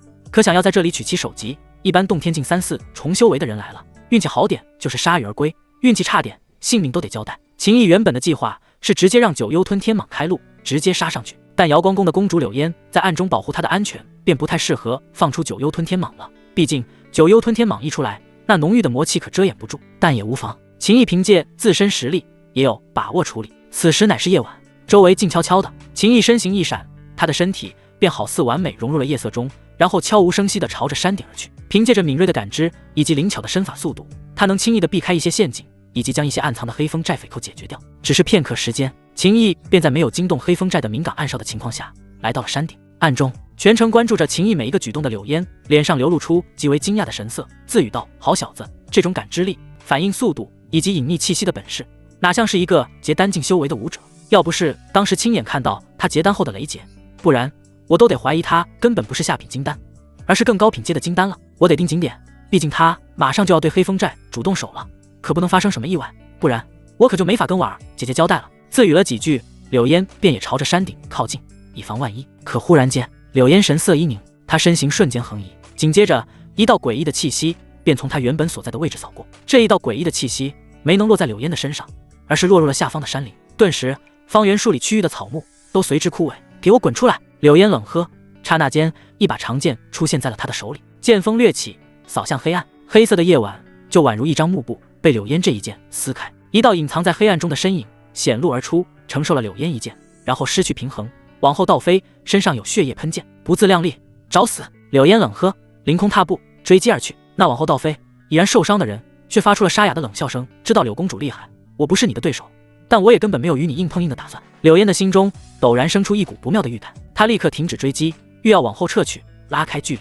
可下一瞬，一层扭曲的光幕席卷开来，直接将柳烟笼罩在了其中。柳烟的脸色无比难看，一剑划过，欲要劈碎光幕，但这光幕就好似层层涟漪，不断荡漾扭曲，卸去了他这一剑的力道。柳公主不用白费力气了，你是法相境6重修为，想要离开这里，起码得1个时辰以上。柳烟看向说话之人，这是一个发丝枯槁的老者，胸口还有一道剑伤，不断往外流淌鲜血。柳烟道：“你也同样被困在了这里，你定然有离开之法。”话音落下，他的身影就已经从原地消失，宛若凭空出现在了老者的身前，一剑刺入了老者的腹部，剑锋绞碎了老者的丹田。老者面露无比痛苦的表情，说：“如何离开这里？”老者开始大口吐血，道：“从一开始我就做好了搭上性命，困住柳公主最少1个时辰的打算，所以我就根本没给自己准备离开的退路。1个时辰，外边已经足够发生很多事情了。柳公主觉得呢？”柳烟盯着老者秦家死士，下一刻，老者口中喷出的血液变成了黑色，然后彻底气绝，而柳烟脸上已然流露出慌乱之色。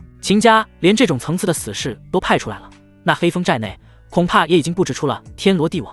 柳烟的脸色越发难看，这下糟了！夜色下的黑风寨传出大量嘈杂的声音，有人在喝酒吃肉，大声喊着行酒令，也有人在折磨抓来的人，兴奋与痛苦的声音交织，还有一批匪寇，一手拿着火把，一手拿着刀在巡逻。秦毅隐藏在暗中，一群巡逻的匪寇就从他前方经过，却并未察觉到他的些许气息。他准备去找到黑风寨主，先斩下其脑袋，再来解决这些小喽啰。毕竟直接这样杀进去，容易打草惊蛇，万一被那黑风寨主趁乱逃了，那就白费了心思。可就在这时，鼎爷传音给秦毅，瑶光宫的公主可能出状况了。秦毅心中一惊，能成为天星五院瑶光宫的公主，柳烟的实力绝对是法相境，而且在法相境中也不是弱者。柳烟一直在附近保护她的安全，可柳烟出状况了，秦毅却没有感受到丝毫动静。难道是顶级的法相境强者出手？能有这个实力的人，在整个荒古大陆也是大名鼎鼎之辈了。而这种层次的存在，就算在秦家族地，也绝对不超过一掌之数。可秦家族地距此极为遥远，从我出来做任务的消息传到秦家族地，再到他们的强者出动，绝对没有这么快。鼎爷不是特别厉害的强者，而是不要命的家伙，动用了特殊的宝贝，暂时困住了柳烟。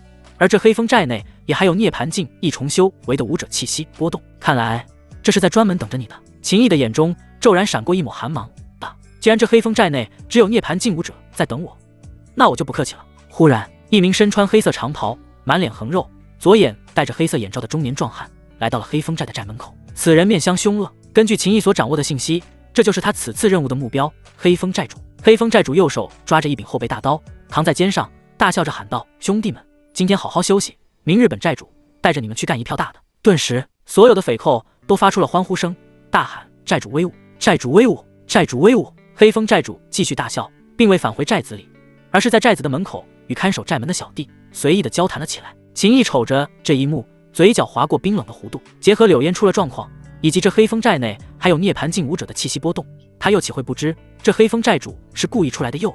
引他现身，我便成全你。秦毅低语，刹那间，隐藏在暗中的秦毅由静至动，狂风骤然席卷，惊雷炸响，他的速度瞬间飙升到了自身的极致，朝着黑风寨主爆射而去。铿锵剑鸣也随之响彻在天地之间，冷厉的剑光迸发开来，宛若一片可怕的光海，朝着黑风寨主席卷。你果然来了！黑风寨主大笑，他正在等着秦毅现身。早有准备的他，心念一动，一层由灵气绽放的护体光芒便笼罩了全身。秦毅的剑光落下，冲击在黑风寨主的护体灵光表面，灵光荡漾，却没有丝毫破碎溃散的痕迹。紧接着，秦毅手中的天君剑也已横扫而至，剑锋劈在了那一层护体灵光表面，这一层灵光剧烈震荡，却依旧没有破碎。黑风寨主那布满横肉的脸上流露出得意之色，他低吼一声，双手便已经紧握刀柄，洞天境一众的修为力量注入大刀之中。死！死！两人的大喝声几乎是同时响起。秦毅的剑锋爆发出了雷火交织的力量，雷火焚天这一招在烽火雷极剑法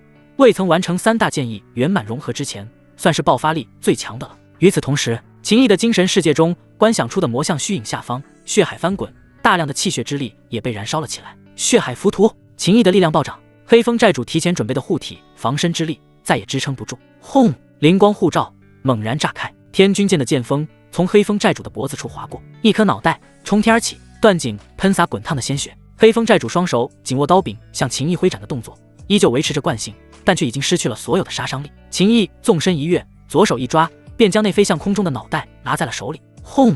黑风寨内一股恐怖的力量猛然爆发，这股力量凝聚成了一只巨大的手印，朝着秦毅狠狠拍来。这巨大的手印威势骇人，此乃超出了洞天境，达到了涅槃境层次的力量。秦毅神色漠然，脚踏风雷，瞬间往后暴退。巨大的手印落下，打在了空地，地面炸出一个触目惊心的大坑，这座险峻的高山都在轰隆隆震动。秦毅，你逃不掉了！大喝声随之响起，涅槃境修为的秦超身形一闪，便冲到了秦毅面前，妻子秦北风也紧随而至。除此之外，还有一批不属于黑风寨的人也冲了出来，这些都是风华城内秦超他们这一脉培养的精锐护卫，他们动作迅速，显然是平日里训练有素，干脆利落的就将秦毅包围了。我认得你！秦毅脸上毫无惧意，他盯着秦超，记忆中闪过一段关于此人的画面。秦超冷笑道：“在你刚满6岁那年，我随我爹进秦家族的拜见你爹，你在你爹身边跑上跑下，而我站在一群人的中间，或许便是那时你见过我一次。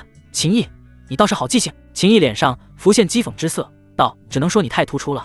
当时我的目光从人群中扫过，便觉得这世上怎会有如此奇丑之人，想没有印象都不可能。”秦超顿时气得眼睛喷火，鼻孔冒烟，道：“好你个牙尖嘴利的小兔崽子，我看你是不见棺材不掉泪。爹，别跟他废话了，赶紧镇压了他，他可是我们这一脉的机缘，是我往上走的阶梯。”秦北风已经迫不及待了，发声催促：“北风，看好了，爹这就为你铺一条康庄大道。”话音落下，涅槃境一众的修为力量涌入右手之中。他猛然一步踏出，朝着秦毅冲去，右手的原力凝聚成爪，这一击之力足以碾碎山头。秦毅随手一挥，剑气迸发，剑气朝着秦超的爪印爆射而去。可这一道剑气在触碰到秦超的手爪瞬间，便直接炸碎。秦超一脸不屑之色，金丹妖孽又如何？在他涅槃境一众的力量之下，秦毅不堪一击。可下一瞬，秦毅那炸碎的剑气中，一缕黝黑深邃的光芒倏然暴涨，凶悍的气息轰然席卷开来。一条长达10丈、通体布满漆黑鳞片，鳞片上长着一根根带着倒钩利刺的双头巨蟒显化而出。那2颗狰狞的黑色蟒头狰狞可怖，蟒口大开，一口就将秦超那巨大的爪印连带着手臂直接咬碎。啊！秦超发出凄厉的惨叫，但一声惨叫过后，声音便戛然而止，因为九幽吞天蟒的另外一颗脑袋张开的血盆大口已经咬住了秦超的头颅。九幽吞天蟒的脑袋一甩，秦超的无头尸体便被抛向了高空。九幽吞天蟒张口，无头尸体落入了其嘴里。几个眨眼时间而已，涅槃境一重修为的秦超就已经连渣都不剩，成为了九幽吞天蟒的腹中血食。秦北风吓坏了，脸色苍白，全身发颤。他们带来的秦家精锐，还有黑风寨的匪寇，也全部都被九幽吞天蟒给震慑到了。秦毅一步冲出，瞬间出现在了秦北风的面前，一剑刺入了秦北风的胸膛。秦北风的表情扭曲，痛苦哀嚎。秦毅神色冰冷，他的剑缓缓从秦北风的胸口处抽出，秦北风的身体无力地倒在了地上抽搐。秦毅一脚踩着秦北风，冷漠道：“踩着我走上辉煌的人生路，可惜你没机会了。”然后脚下发力，直接踩爆了秦北风的脑袋，一个不留。秦毅冷喝，九幽吞天蟒瞬间就变得无比激动，庞大的蟒躯疯狂甩动抽打，2颗蟒头都张开了血盆大口，不断喷吐出霸道的黑暗光束，大开杀戒。九幽吞天蟒的凶残甚至超出了秦毅的预料，尾巴甩动，一个个秦家护卫与山匪狂徒的身体被打爆，血盆大口张开，吃了一个又一个。只是片刻时间，所有的敌人就都死完了。九幽吞天蟒凶性不减，他还感应到了活人的气息，立刻冲入了黑风寨关人的地方，欲要将这些人给吃掉。但下一瞬，张开了血盆大口的九幽吞天蟒口中却喷出了黑色的雾气。这些被吓坏了的可怜人被黑色雾气从身上扫过，便两眼一闭，昏迷了过去。该杀的杀，该吃的吃，但不可以什么人都吃。秦毅出现在了九幽吞天蟒的身后，九幽吞天蟒转过2颗脑袋，4只猩红的眼睛看着秦毅，然后2颗脑袋点了点，体型快速缩小，变成了一条细小的双头黑蛇，缠绕在秦毅的手腕位置。接着九幽吞天蟒重新爬到了秦毅胳膊上，化作黑色的纹身图案。与此同时，大量精血与残魂经由九幽吞天蟒变成的纹身图案流淌而出，输送给秦毅。这九幽吞天蟒虽然凶残，但对我却是敬畏无比，还知道给我气血与残魂。秦毅脸上浮现笑容，他对九幽吞天蟒更满意了。行了，不用全给我，你自己留一半。秦毅说道。处理了这黑风寨的事情，秦毅的身体便从山顶一跃而下，双脚落地后，秦毅传音给鼎爷：“鼎爷，柳公主在哪个位置？”鼎爷就在你前面100丈。秦毅往前飞了100丈距离，果然发现了不对劲的地方，夜空中似有一层无形的幕布将他给挡住了。他施展血海浮屠秘术，极品金丹之力爆发到了极致，一剑劈出。然而这一剑毫无意义，直接就被身前那一层无形的幕布给弹开了，就连他的身体也被反震之力掀起，往后倒飞。不用白费力气了，这是一种非常特殊的秘宝，可以隔绝空间，就连法相近的柳烟都出不来，你怎么可能打破？但这种秘宝并没有什么杀伤力，柳烟只是暂时被困住，应该不会有危险。而且这秘宝之力并不能持续，过1-2个时辰就会消失了。秦毅听鼎爷这么一说，也就放心了。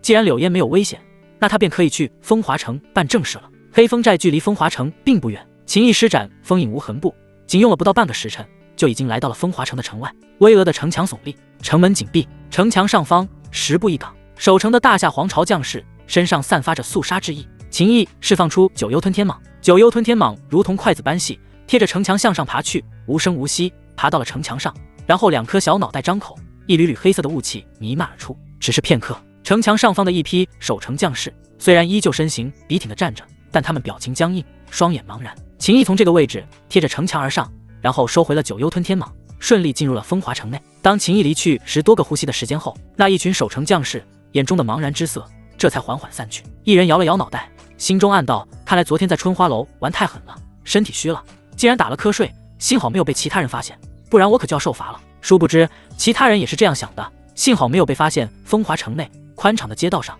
非常安静，秦毅就好似幽灵一般，在夜色中快速穿梭。片刻后，他停了下来，注视着前方一座奢华的府邸。气派的大门上悬挂着牌匾，秦府2个鎏金大字，哪怕在黑夜中都散发着明亮的光芒。大门口还站着4个带刀护卫，这就是秦家在风华城的分支。风华城秦家分支的家主名为秦传灵，是一个涅槃境5重修为的高手。而且他们还养了好几个涅槃境1、2重的武者。我现在直接杀进去，刚生长出第2颗脑袋的九幽吞天蟒未必是秦传灵的对手，若被秦传灵带人围攻，会非常危险。一旦动静闹大，风华城的城主府那边绝对会立刻前来增援，到时更加麻烦。秦毅自语，他眼中的寒芒敛去。既然如此，那就去办了另外一件更重要的事再说。片刻后，秦毅来到风华城一间兵器铺的门口，他心念一动，取出了那一张炼狱杀手的面具，戴在脸上。狰狞的面具与他那特地释放出的凶戾之意倒是极为契合。紧接着，秦毅身形一跃，便进入了兵器铺内。他的双脚刚刚踩在兵器铺后院的地面上，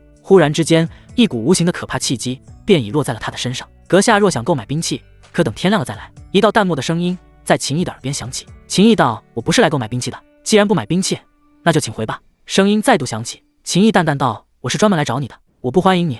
我再说一次，请回吧。”声音之中已透着一股冰冷之意。炼狱杀手，血屠刀客，你确定不见我？秦毅开口道：“我不知道你在说什么，但你擅闯我的兵器铺，那就去死吧。”刹那间，一间房门被由内至外的力量冲开，一道身影猛然冲出，此人手中凝聚出血色的刀芒，朝着秦毅斩下。血色的刀光映照在了秦毅的身上，那一张狰狞的面具顿时便在这夜色中变得极为清晰。下一瞬，斩向秦毅的血色刀芒陡然散去，从房间内冲出的血屠刀客满脸震惊之色。狱主，不，你不是狱主，你得到了狱主的面具，你是狱主选择的传人。秦毅那露在面具外的双眼盯着眼前之人。血屠刀客是一个看上去颇为沧桑的中年男子模样，枯燥的头发显得有些凌乱，脸上的络腮胡夹杂着许多白须，而且右边长袖垂落，长袖内空空荡荡。秦毅没有说什么，他只是抬起了右手，七杀弓运转，刹那间他的掌心上方便凝聚出了7个鲜血般嫣红的杀字。随着秦毅凝聚出血色七杀，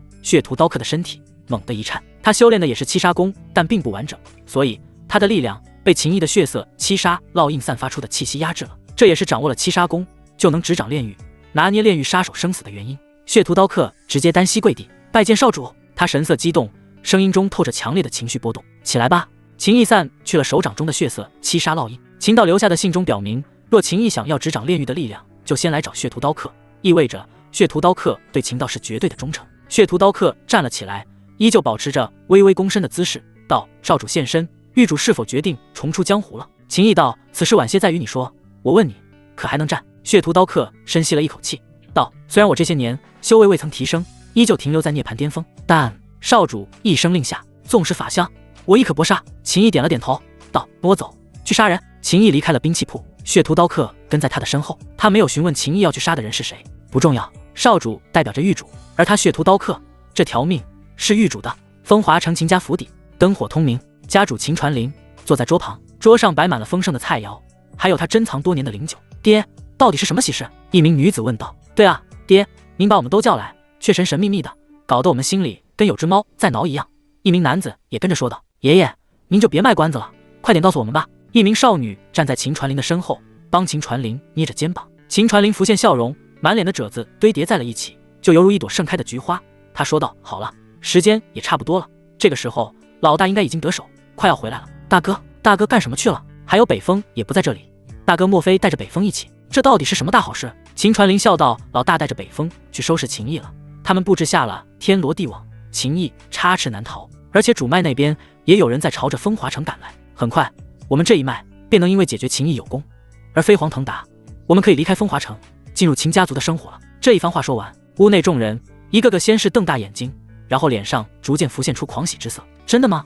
太好了，我们可以尽入族的去生活修行了。爷爷，您偏心，这种好事竟然不让大伯跟北风哥哥带上我。秦传灵脸上的笑容更盛，感慨道：“我们这一脉待在风华城已经太久了，风华城的环境不适合修行，比起秦家族的差了太多太多，这也就导致即便我们这一脉有天赋极佳的人，可也难以成长为强者。若继续待在这里，我们这一脉只会越来越凋零，不断的走向家族的边缘，甚至可能会有一天被彻底抛弃。所以我这一生最大的愿望就是带着你们进入族的。如今这个愿望终于快要实现了。”就在这时，屋外房门敲响，咚咚咚，难道是大哥跟北风回来了？一名妇人说道，迫不及待便想要去开门。秦传灵眉头一拧，抬起了手臂，阻止了妇人去开门。他已经下令，除了秦超跟秦北风、今夜，其他人都不能靠近。如果是秦超与秦北风回来了，压根不用敲门。秦传灵心念一动，一条布满了利刺的长鞭出现在手中。来者何人？秦传灵站了起来，手握荆棘灵鞭，涅槃劲舞重修为的力量已然完全运转。索命之人，冰冷的声音从屋外传来进来，听上去像是年轻男子。下一刻，紧闭的房门吱呀一声缓缓打开，阴冷的气息涌入了屋内。屋内众人顿时便觉得遍体生寒。装神弄鬼，给我出来！秦传灵怒喝，手中那一条荆棘灵鞭猛然朝着门口的位置狠狠抽去，唰，一抹血色刀光毫无征兆的迸发。秦传灵手中的荆棘灵鞭碰到这血色刀光，瞬间就断成了几截。紧接着，一道身影冲入了屋内，以一种让秦传灵完全反应不及的方式出现在了秦传灵的面前。血屠刀客左手持刀，一刀刺入了秦传灵的胸膛。秦传灵面露无比痛苦之色。就在这时，戴着狰狞面具的秦毅走入了屋内。无需秦毅在说话，血屠刀客便拔出了刺穿秦传灵胸膛的刀。他身形闪烁，刹那间，屋内其他人也都被他的刀给劈翻倒地。血屠刀客出刀的角度与力道都把握得恰到好处，既能让这些人彻底失去反抗的力量，又不至于让他们死。然后他便拎着血淋淋的刀退出了房间，顺手关上了房门。秦毅走到了秦传灵的面前，一脚踩住秦传灵身上那个刀窟窿的位置，脚掌发力。秦传灵痛得全身都在抽搐，发出哀嚎：“你到底是谁？我乃秦家之人，我们秦家族长是当今大夏皇朝的天师，秦家九子人人如龙，前途不可限量。你若立刻住手，就此离去，我保证不会追究，就当没事发生。可你若要一错再错，就算你杀了我，可你也休想逃过秦家的抓捕。”秦毅冷笑：“秦家九子人人如龙，秦勇死了，秦飞雪也死了，现在只剩下7个了。至于你们秦家抓捕，我连秦勇与秦飞雪都杀了，还不敢杀你们吗？”他摘下了狰狞的面具，看清楚点，我是谁？下一刻，屋内这些躺在血泊中的家伙内心都掀起了惊涛骇浪。他们虽然没有亲眼见过秦毅，但他们都看过秦毅的画像。眼前之人不就是秦毅吗？就在刚才，他们一家人还在这里坐着，等着秦超与秦北风将秦毅的尸体带回来。他们准备好了酒菜，为秦超与秦北风庆功，也是为他们这一脉即将飞黄腾达而庆祝。结果秦毅带着人杀到了这里。秦毅重新将狰狞面具戴上，他一剑刺入了秦传灵的脑袋中，剑锋在搅动，秦传灵奋力的挣扎，可他的胸膛还被秦毅的脚用力踩住。秦毅俯瞰着脚下的老东西，看着他脸色的痛苦之色，看着他眼中的恐慌之意，看着他一点一点失去生命。当秦传灵彻底死去，他的尸体在秦毅脚下以肉眼可见的速度枯萎，然后化作了干尸，最终化作了齑粉。秦传灵的后人全都已经被吓到脸色苍白如纸，他们一群人挤在了屋内一个角落里，瑟瑟发抖。秦毅，这事是我爹糊涂，我是极力反对的。没错，你怎么说也是我们秦家的人，你爹还是秦家上一任的族长，是你爹带领秦家崛起的，我一直以来都对你没有恶意，我甚至觉得之前的事你一定是有不得已的苦衷。我爹该死，我大哥该死，我那侄儿也该死，他们死不足惜。秦毅，我们都是站你这边的呀。秦毅点了点头，既然你们愿意站在我这边，我很高兴，那你们就帮我个忙，如何？他的声音冰冷。好，你说什么忙我们都帮，办得到的我们一定办，就算办不到的，我们也拼尽全力尽可能做到最好。没错，你的小事就是我们最重要的大事。秦毅抬手一挥，九幽吞天蟒显化，漆黑的双头巨蟒虽然在这屋子内无法完全展开身形，但依旧散发出一股恐怖的威势。你们帮我喂饱它。秦毅的声音响起。好，我们喂。这条巨蟒要吃什么？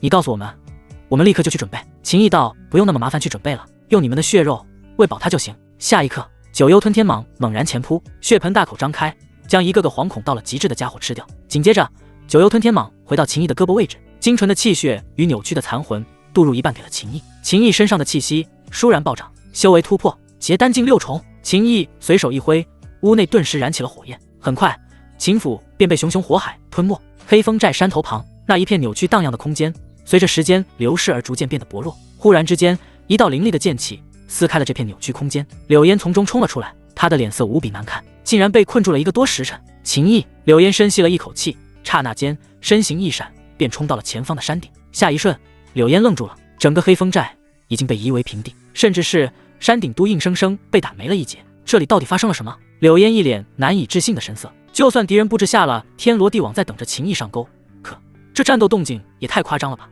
柳烟担心秦毅的安全，但现在他根本不知道秦毅究竟经历了什么，人已经跟丢了，是被抓了还是逃了，是生还是死？柳烟心情极为烦躁，她堂堂瑶光宫的公主亲自出马保护秦毅安全，结果出了这么大的纰漏，她都不知道回天星5院后要怎么对穆婉解释了。先去风华城找秦家那只分脉算账，他们肯定知道点消息。柳烟自语一声，便立刻朝着风华城赶去。可当他悄无声息地进入了风华城后，却发现风华城秦家分支的府邸已经化作了一片焦黑的废墟，周围被风华城的城主府兵士包围了。柳烟施展手段，找人打探了消息，得知半个时辰前秦家忽然着火了，只有一些护卫跟侍女活着，但秦家这一支分脉的核心成员全都不见了，疑似死在了火海中。柳烟心中掀起了不小的波澜，这种火焰怎么可能烧得死秦家这支分脉的核心成员？如果那些人真的都死了，一定是先死才有了这一场大火。秦毅干的。柳烟心中生出了一个想法，他又觉得极度荒谬，这怎么可能？秦毅虽然很优秀，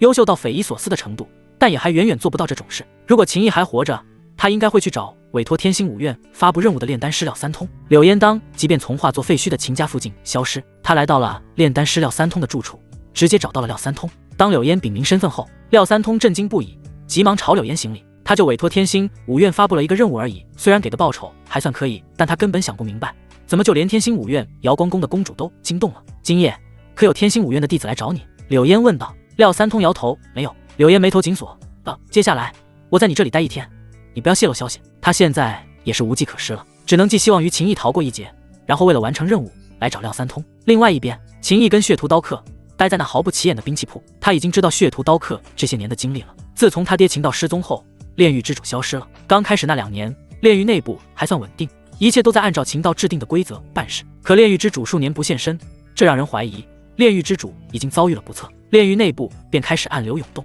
暗流越发汹涌，最终彻底爆发。8年前，炼狱一个代号绝命书生的顶级杀手，将原本修炼的残缺七杀功推演出了接近完美地功法。他执掌了炼狱。绝命书生掌握炼狱大权后，野心膨胀，疯狂地排除异己。血屠刀客便成为了绝命剑客清洗的目标之一。他惨遭围杀，侥幸之下才逃出升天，但也失去了一条手臂，体内更是中了绝命书生的力量创伤，导致这些年来修为再也无法提升，一直卡在涅槃境巅峰。但血屠刀客藏身在风华城，以铁匠身份隐匿，却并未自暴自弃。他练出了精妙的左手刀法，挥刀杀敌，比未曾失去右臂时更加凶猛。听完血屠刀客述说完这些年的经历，秦毅目光闪烁，思绪飞快地转动。少主、狱主他能出来主持炼狱大局吗？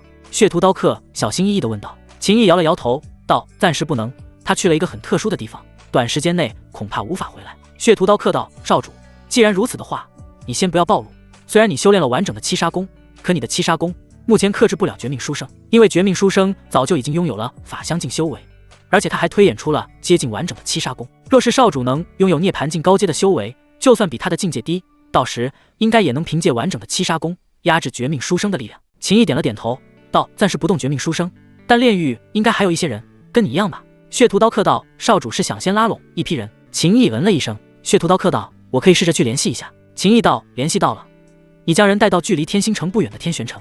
天星五院位于天星城内，但以天星城为中心，天星五院还以七宫为名，建立了7座城池，拱卫天星城。血屠刀客眉头蹙起，面露担忧。天星五院的地盘戒备森严，尤其是炼狱现在的名声不好，我们如果去天玄城，很容易暴露，一旦暴露了，后果不堪设想。秦毅道：无妨，你将要进入天玄城时，先联系我，其他的我来安排。接着，秦毅与血屠刀客约定好了联络之法。少主，那我这就去办事。血屠刀客显然是一个雷厉风行的性子。秦毅道：不急于这一时半刻，毕竟风华城秦家被灭，城主府那边肯定在盯着一些异常的动静。现在天色刚亮，以便急着出城，容易被盯上。我先帮你化解体内的伤势。说话间，秦毅手中再度凝聚血色七杀烙印，他一掌打出，血色七杀烙印注入了血屠刀客的体内。血屠刀客的身体一阵颤抖，他的伤势是绝命书生的力量导致，这股力量接近了完整的七杀功，所以血屠刀客根本无法将这股力量从体内清理干净。可秦毅处理起来却并不是太难，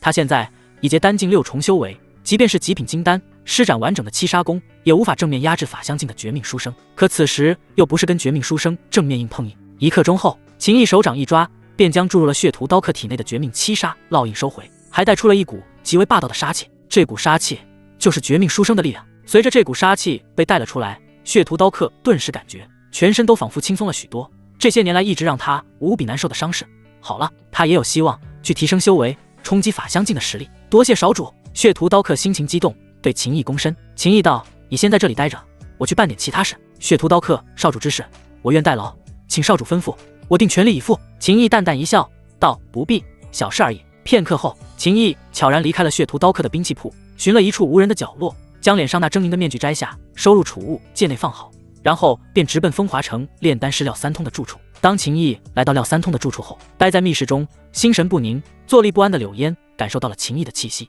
这一刻，他那悬在嗓子眼的心终于落下，长长舒了一口气。总算是有惊无险。秦毅来到风华城炼丹师廖三通的府邸，报出身份后，廖三通得知消息，立刻就用最快的速度来到了秦毅的面前。这一刻，他终于知道为何他这么一个小小的委托任务，竟然会惊动天星五院瑶光宫之主柳烟了。原来领取了他这个委托任务的人，竟然是秦毅。秦毅的事，他当然知道。这一刻，廖三通甚至怀疑，半夜那场大火将风华城秦家支脉的府邸烧成了废墟这件事，说不定就是柳烟干的。秦毅没有与廖三通废话，直接就取出了黑风寨主的脑袋，交给了廖三通，道：“廖丹师，请看看，这是不是你要的首级？”廖三通盯着黑风寨主的脑袋，顿时他的眼睛中浮现了血丝。是，就是这个作恶多端的悍匪虐杀了我的后人。秦公子，多谢你帮我斩下了此僚的脑袋，这是我委托天星五院发布任务的报酬，请秦公子收好，带回天星五院去。说话间，廖三通拿出了一个贴着符箓的盒子。秦毅接过盒子后，并没有去揭开符箓的封印，这盒子里究竟是什么东西，他根本不在意。关键是，他知道廖三通没有那个胆子敢糊弄天星五院。秦毅将盒子收入了储物戒中，拱手道：“廖丹师，那我就回天星五院了。”等等，廖三通喊道：“廖丹师可还有什么指教？”秦毅问道。廖三通道：“劳烦秦公子辛苦跑了这一趟，我还有一样东西想要送给秦公子。这个任务是由秦毅完成的，连瑶光公主柳烟都来了，再加上秦家分支被灭，牵扯已经变得很大。廖三通可不敢就这么让秦毅回去。就算他已经将答应天星五院的报酬拿出来了，可看在柳烟的面子上，都还得给秦毅一些别的好处。”秦毅目光一闪，面露好奇之色，道：“不知廖丹师打算送什么给我？”他并没有去客气的婉拒，他也知道廖三通要额外送东西给他，大概率跟柳烟有关。秦毅在来到这里的时候，鼎爷就已经传音给他，告诉他瑶光宫之主柳烟的气息就在附近。显然柳烟没有找到他，就先来廖三通这里等他。秦公子请随我来。廖三通领着秦毅进入了一间密室中，一进入密室，秦毅便感受到了极为灼热的气息。密室内涌动着无形的气浪，在密室中待着，就仿佛全身处于熊熊火海内。但这种情况，秦毅应对得很轻松，只是稍微加快了体内极品金丹的运转，极品金丹之力随之在身体表面流淌开来，就跟没事人一样。他的目光盯着了放在密室中间的一块石头，这块石头呈赤色，拳头般大小，所有的热量就是从中弥漫而出。廖三通站在了这块赤色的石头旁边，他深吸了一口气，道：“秦公子，这是我当年机缘巧合之下得到的一团火种，这一团火种名为赤阳火，属于极品灵火与下品道火之间的层次，勉强能算是准道火吧。我年纪大了，而且天赋有限，一直无法将赤阳火炼化。原本我打算让我的后人炼化这份赤阳火，可我的后人遭了大难，死在了黑风寨主的手里。现如今赤阳火放在这里也是浪费，若是秦公子可以炼化赤阳火的话，那就当是我的一点心意。”秦毅目光一闪，武道修士可以凭借自身的体质凝聚火焰，也可以通过一些功法秘术释放火焰，但还有一种火焰是伴随天地而生。这一类火焰的品阶跟体质的划分一样，灵火、道火、圣火、神火。天星五院也有这种类型的火种，可以拿星辰点去兑换，但极为昂贵，哪怕是灵火的价格也要10万到30万的星辰点了。下品道火的话，最低都要50万星辰点，像这种准道火大概就是40万星辰点的样子。对于炼丹师还有炼器师来说，这种天地之火无比重要。当然，对于武者而言，天地之火也有巨大作用。战斗时若能释放天地之火，毫无疑问杀伤力必将暴涨。秦毅的目光从这蕴含着赤阳火的石头中收回，他看向廖三通，道：“廖丹师，这太贵重了。”他一开始就知道廖三通要额外送他东西跟柳烟有关系，若是还算不错的东西，他直接就收了。但这赤阳火有些贵重的离谱了。廖三通道：“我有所求。”秦毅道：“请说，我先看看能不能办到。”廖三通：“风华城秦家分支被灭，而这事我脱不了干系，秦家的怒火一旦爆发，我必死无疑，所以我想要离开风华城，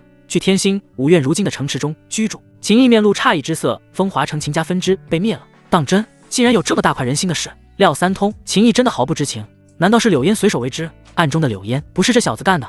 难道是一个偶然？”下一刻，柳烟传音给秦毅，答应他小事一桩，不管是让他去天玄城还是去瑶光城都没问题。秦毅脸上的震惊之色更浓了，一副非常意外柳烟竟然会在附近的表情。人生如戏，全靠演技。紧接着，秦毅深吸了几口气，平复下心绪，他看着廖三通道：“这事不难，我可以答应廖丹师。”顿时，廖三通紧绷的心弦松开了，心里的大石头落地。他道：“秦公子，快试试看吧。”秦毅闻了一声，往前走了几步，来到那蕴含着火种的赤色石头旁边。下一刻，他抬起了右臂，右手一抓，顿时赤阳火轰然爆发。这块赤色的石头表面陡然弥漫出了可怕的赤色火光，就仿佛一轮赤色的小太阳般，散发出一股恢宏磅礴之意。秦毅的体内极品金丹加快转动速度，一股吞吸之力从他的掌心中迸发，犹如赤色小太阳般的火种本源，便以肉眼可见的速度，一点一点钻入了他的掌心中，进入了他的丹田内。他曾经拥有五行道脉，哪怕五行道脉线如今还在秦苍第七子秦安的身上，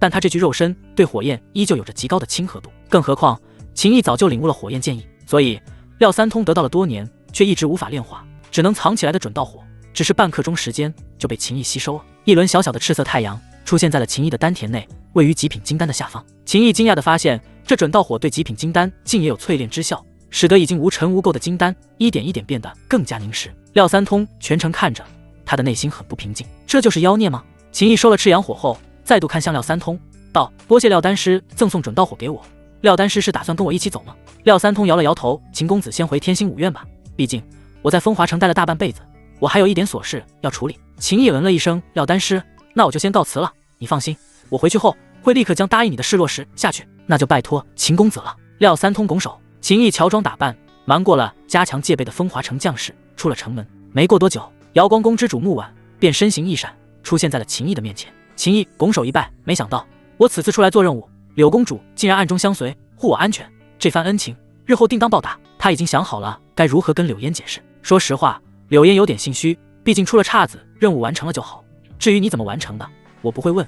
回到天星五院后，你也不用跟任何人说，这是太多可疑之处了，但没必要刨根问底，因为秦毅是他婉儿姐姐的人，是他秦道师兄的儿子，他当年也曾倾慕过那个男人，只是没有如木婉那般热烈的表现出来罢了。秦毅有些意外，没想到柳烟根本不问任务相关的情况。也好，如果问了，秦毅就算想好了说辞，但毕竟是谎言，会有一些漏洞。柳烟看着秦毅，沉默了一会，然后道：秦毅，有件事婉儿姐姐就算死也不会告诉你，但我觉得我必须要让你知道。秦毅的神色变得极为严肃，拱手道：柳公主请说。柳烟又沉默了片刻，才道：婉儿姐姐当年误修情道，但她这些年也一直因功法的问题承受反噬之痛，误入情道，反噬折磨。秦毅听到柳烟这一番话，顿时满脸紧张担忧之色，道：柳公主，这究竟是怎么回事？难道与我爹有关？柳烟叹息，摇了摇头，道：倒也跟你爹没有直接的关系，因为我其实比所有人都更了解婉儿姐姐，她对你爹其实并不是爱，而是一种敬佩、倾慕。后来你爹出事失踪了，有一个跟我们同辈也极为优秀的天才男子布局算计了婉儿姐姐，导致婉儿姐姐修炼了一门在秘境中得到的无名功法。刚开始婉儿姐姐修炼那无名功法进境极快，可回来她逐渐发现了问题，但已经晚了。那门功法可以不断勾动她身体的本能，而那名男弟子便在婉儿姐姐第一次遭受反噬时，想要趁虚而入，夺了婉儿姐姐的身子。他想跟婉儿姐姐结成道侣，婉儿姐姐性情刚烈，自是不从，强忍反噬之痛，杀了那个无耻的家伙。然后经过暗中调查，确认了那门无名功法名为天欢玄动经，想要解决反噬其实不难，但婉儿姐姐怎么可能随意的去做这种事？于是她便一直强压反噬。最开始每隔1个月，我便想办法帮她缓解反噬痛苦，但反噬之痛爆发的越来越频繁，已经变成7天一次，而且痛苦更加剧烈。我即便施展浑身解数，也起不到多少作用了。所以婉儿姐姐她已经开始服食断肠草，每次反噬伤害爆发时，就用断肠草的剧毒导致的疼痛来压制天欢玄动经。可这样下去，婉儿姐姐迟早会崩溃，不管是天欢玄动经的反噬，还是断肠草的剧毒，都随时可能会让她丢了性命。秦毅的神色凝重，眉头紧蹙，他怎么都想不到，待他极好的公主木婉，竟然长时间处于这种痛苦的折磨之中。秦毅深吸了一口气，道：柳公主，多谢您将此事告诉我，您对穆公主的天欢玄动经应该很了解吧？您可否告知我该如何才能帮到穆公主？柳烟看着秦毅，他的目光变得极为复杂，道：不管让你做什么，只要能救婉儿姐姐，你都会做，对吗？秦毅郑重地点头，纵然再难，我亦竭尽所能，滴水之恩都当涌泉相报，更何况木婉对他的是涌泉之恩。柳烟道：好，我告诉你，而且你绝对能帮到婉儿姐姐。接着柳烟的声音压低了许多，当他说完解决之法后，秦毅懵了。柳烟道：但婉儿姐姐不会答应的，她无法放下心中的芥蒂，她宁愿死也不肯让你帮她，所以我已经想好了，我会找一个机会，在她承受反噬折磨期间，我会强行禁锢住她，然后打晕她，到时候我再通知你。我知道这么做婉儿姐姐大概率永远都不会原谅我了，但就算她再也不理我，甚至是仇视我，我也希望她能好好的活下去。秦毅，你能做到的，对吗？秦毅一时之间竟不知该怎么回答，他是真心想要报答木婉，木婉对太好了，要不然他也不会因为得知这次天星大比对木婉很重要后，冒着这么大的风险来这边做任务。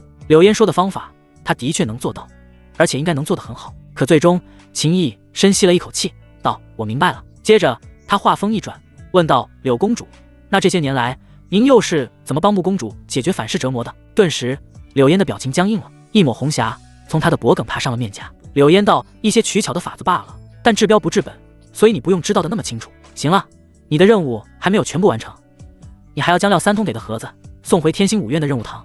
我不能带着你返回天星五院，不然若是被人看到了，会说我暗中帮你做任务，影响不好。不过你也可以放心，我依旧会在暗中保护你，直到你回到天星五院。”说完，柳烟身形一闪，便消失得无影无踪。秦毅继续朝着天星五院的方向用最快的速度赶路，同时传音给鼎爷：“鼎爷，事情你都知道了，你有没有更好的办法？”鼎爷：“当然有，教我。”秦毅心中大喜，如果不用那样做，自然是更好。鼎爷，但你现在修为太低，办不到。要什么修为？秦毅问道。鼎爷，你起码得拥有涅槃境5重的实力，才能利用我给的秘术帮到他。但就算你突破再快，短时间内也不可能达到涅槃境5重。木婉也没有那么多时间了，所以你就按柳烟说的办法去做吧，反正你又不吃亏。秦毅心中的喜悦荡然无存，他现在还只是结丹境6种，结丹境之上是洞天境，洞天往上才是涅槃境。鼎爷的声音继续在秦毅的脑海中响起。不过柳烟所说的方法虽然直接有效，但木婉被反噬折磨了太久，又还服用断肠草来压制反噬，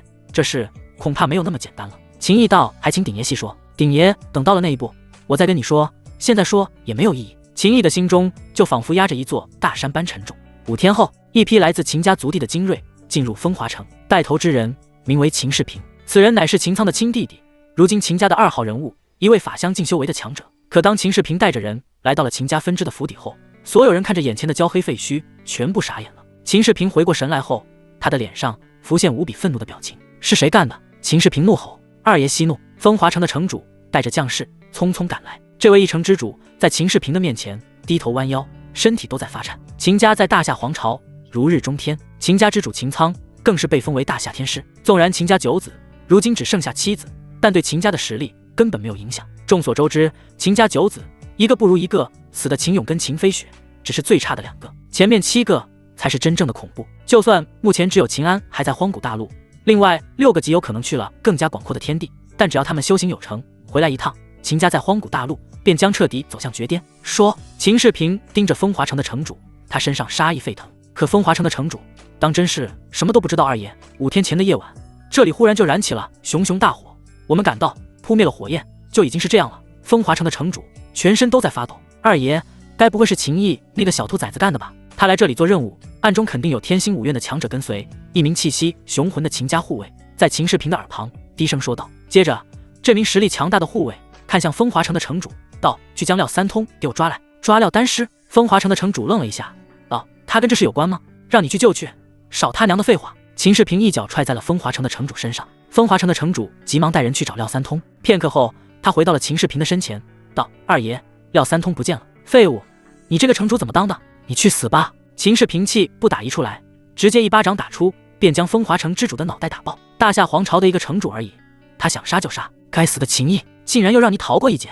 你给我等着，我秦世平一定会亲手抓到你，将你挫骨扬灰。另外一边，秦毅回到了天星五院的任务堂。出发时花了9天时间，实力提升了一些，速度更快了，所以用了8天便回到了。交了任务，获得5万星辰点，然后去进行登记，成为了天玄宫的5星弟子。秦毅便迫不及待地去找木婉。回来的路上，他都在想着木婉被功法反噬的事。秦毅来到天玄峰的大殿，木婉不在，于是他来到了木婉的住处。看到木婉的第一眼，秦毅便发现木婉的脸色苍白，秀眉微蹙，但木婉马上就将这种难受的表情隐藏了下去，脸色也恢复了正常的红润状态。而木婉的旁边桌子上还放着一株蓝色的灵药，这一株灵药明显刚被木婉吃掉了大半。公主，秦毅对木婉拱手行礼，然后盯着那一株被吃掉大半的蓝色灵药，道：“这是什么灵药？”木婉随手将剩下的灵药拿了起来，收入储物戒中，淡淡一笑，道：“就是普通滋补气血的灵药罢了。”秦毅猜测这一株灵药十有八九就是瑶光宫之主柳烟对他提及过的断肠草，剧毒之物，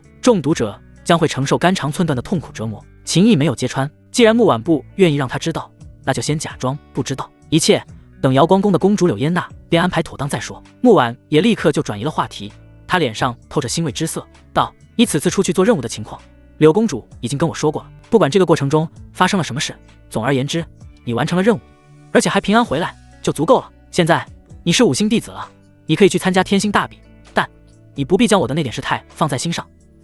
你好，好享受比武交手的过程就行了。另外，我这些天准备了一件礼物送给你。说话间，木婉从储物戒中取出了一块薄如蝉一般的轻纱，他手掌一挥，轻纱飞到了秦毅的面前。秦毅看着这一块轻纱，他的脸上流露出好奇之意。这一块轻纱似真似幻，虚虚实实，有什么作用？秦毅问道。木婉笑道：此乃魂纱，可以保护灵魂。没有达到涅槃境的武者，灵魂都很脆弱。若有擅长灵魂攻击手段的人偷袭你，防不胜防。你将这魂纱炼化，魂纱便会庇护你的灵魂。再加上你手里还有我之前送你的那块玉佩，可以抵挡涅槃境武者对你发起的肉身攻击。如此一来，你的安全保障就有了大幅度的提升。调动一缕精神力，将这魂纱收入识海之中吧。秦毅听完木婉这一番话，他的内心被触动。木婉自己的情况都这样了，还为他考虑的这么周全。他知道这一块魂纱一定价值不菲。秦毅没有拒绝木婉的心意，他点了点头，按照木婉所说，调动一缕精神力量注入魂纱之中。下一刻，魂纱便从他的眉心位置进入了他的识海之中，然后覆盖在了他的灵魂表面。秦毅深吸了一口气，道：多谢公主。木婉笑道：行了，你刚做完任务回来，应该很疲惫吧？快回去休息，我也还有一点事情要处理。秦毅嗯了一声，行礼告退。当他离开后，木婉的身体一颤，脸色重新变得苍白，一手撑住了旁边的桌子，然后从储物戒中取出那剩下的一点断肠草，塞入口中。紧接着，一道身影闪来，出现在了木婉的面前，正是瑶光宫的公主柳烟。她搀扶住木婉，无比心疼，道：婉儿姐姐，不如就让秦毅。木婉摇头道：不可再提此事。柳烟发出一声叹息，然后道：婉儿姐姐，我先帮你勉强缓解一点反噬的痛苦吧。秦毅回到住处，秦大哥。云梦儿发现他回来后，立刻来到了他的房间。他看秦毅坐在椅子上，怔怔出神，于是站在了秦毅的身边，将秦毅的脑袋抱在了温暖的怀里。发生什么事了？云梦儿问道。秦毅回过神来，抓住了云梦儿的手，轻轻一拉，云梦儿的身体顺势坐下。没事，秦毅轻声说道。次日，在云梦儿的安抚下，秦毅的心绪平静了许多。起身后，他便在云梦儿的陪同下去报名参加天星大比。天星大比7峰先进行选拔，上一届普通弟子的大比获得第一的天书峰将有10人参加最终的比试，而另外6峰则是各自选出5人参加最终比试。所以最后能在整个天星武院高层注视下进行较量的人只有40个。若能获得最终的第一，奖励10万星辰点，而且直接晋升为核心弟子。报名参赛其实不仅仅只有最低5星弟子的要求，还得是成为天星武院的普通弟子后不超过3年时间。秦毅在云梦儿的陪同下来到了天玄峰报名的地方，登记好后便要离开。哟，秦师弟倒是创造了一个奇迹啊！这才刚加入天星武院2个月左右的时间，就成为了5星弟子，踩在了天星大比报名参赛的门槛上。阴阳怪气的声音响起，天玄峰大长老韩东林的孙子韩卫带着一群人走了过来。秦毅看着韩卫，淡淡一笑，道：所以韩师兄这时又准备要摆酒宴为我庆功了？韩卫脸上的表情顿时一僵。秦毅补充道：上次那些酒菜虽然不错，但我觉得对于韩师兄这种身份的人来说，档次还是差了一点。如果韩师兄还想请我的话，可不能再那么小家子气了。韩卫被气的表情都显得有些扭曲了，低喝：秦毅，你这不要脸的样子，我真想揍你一顿。秦毅的神色很平静，道：论不要脸，我乃比得上韩师兄。今天我就把话在这挑明了，你以后最好离梦儿远一点，不然我不会对你客气。韩卫怒道：我要做什么轮不到你管，更何况梦儿师妹的人生你做不了主，秦大哥可以帮我做主。云梦儿郑重说道：我是秦大哥的女人，另外韩师兄，我上次就跟你说过了，我与你不熟，你喊我云师妹便可，不要喊梦儿师妹，免得被人误会。韩卫的内心火冒3丈，他咬牙切齿盯着秦毅道：还有10天就是天玄峰弟子参加天星大比的名额选拔之日，我保证你会直接倒在选拔战中，而且还是由我亲手击败你。秦毅道：如果你想在选拔战中动什么手脚，尽管放马过来便是，丑话说在前头，我可不会对你手下留情，大言不惭。韩卫怒喝道：就算你是下品金丹又如何，我乃动天境一重修为，收拾你绰绰有余。秦毅道：那就到时候用结果说话。梦儿，我们走。云梦儿立刻主动挽住了秦毅的胳膊，两人一同离开。看着恩爱的两人，韩卫脸色铁青，气得鼻子都歪了，低吼道：秦毅，我们走着瞧。秦毅与云梦儿并没有返回住处，两人来到了天元秘境的入口。秦毅刚完成的任务得到了5万点星辰点，他直接花了3万星辰点兑换了下品源泉10天的使用资格。云梦儿之前得到的星辰点并没有乱用，他也有3万多星辰点，同样兑换了10天使用下品源泉的资格。两人进入天元秘境，然后找了2个相距较近的源泉，各自修炼。秦毅先是祭炼了一番丹田中那准道火层次的赤阳火，接着又用精神力将木婉赠送的魂纱运养了一遍，然后才正式运转始元魔功。他施展魔吞天地，以惊人的效率吞吸炼化源泉中喷涌而出的精纯元力。不知不觉，使用下品源泉的10天时间过去，秦毅的修为境界突破到了结丹境7重，而云梦儿的境界突破到了结丹境2重，还差一点就能达到结丹境3重了。他毕竟也是下品金丹，虽然修炼速度不可能有秦毅这么夸张，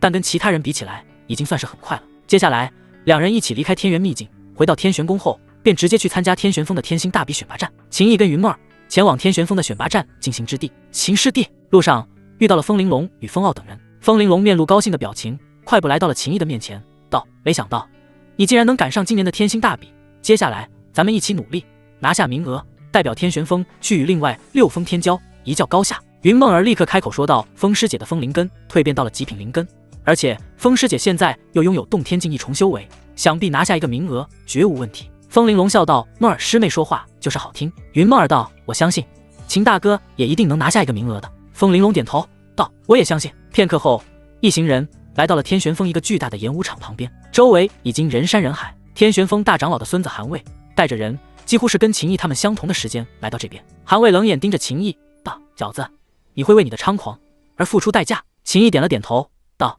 你会为你的无知而付出代价。”韩卫冷哼一声道：“当你失败时，我真希望还能看到你这桀骜不驯的样子。”这时，韩卫旁边一名气宇轩昂的年轻男子则是看向了风玲珑道：“公主，你身份特殊，而这秦毅跟秦家的仇怨已无半点缓和的可能。你很清楚秦家跟大夏皇室的关系，我劝你一句，不要再跟他走太近，不然若是最终掀起大封皇朝与大夏皇朝的战争，这个后果你承担得起吗？”宋归，注意你说话的语气，你没有资格对我姐的做法指指点点。风傲怒喝。那名为宋归的年轻男子嘴角上扬道：“来天星5院修行数年，七皇子还是这般鲁莽无知，想来风皇一定对你很失望吧？”你。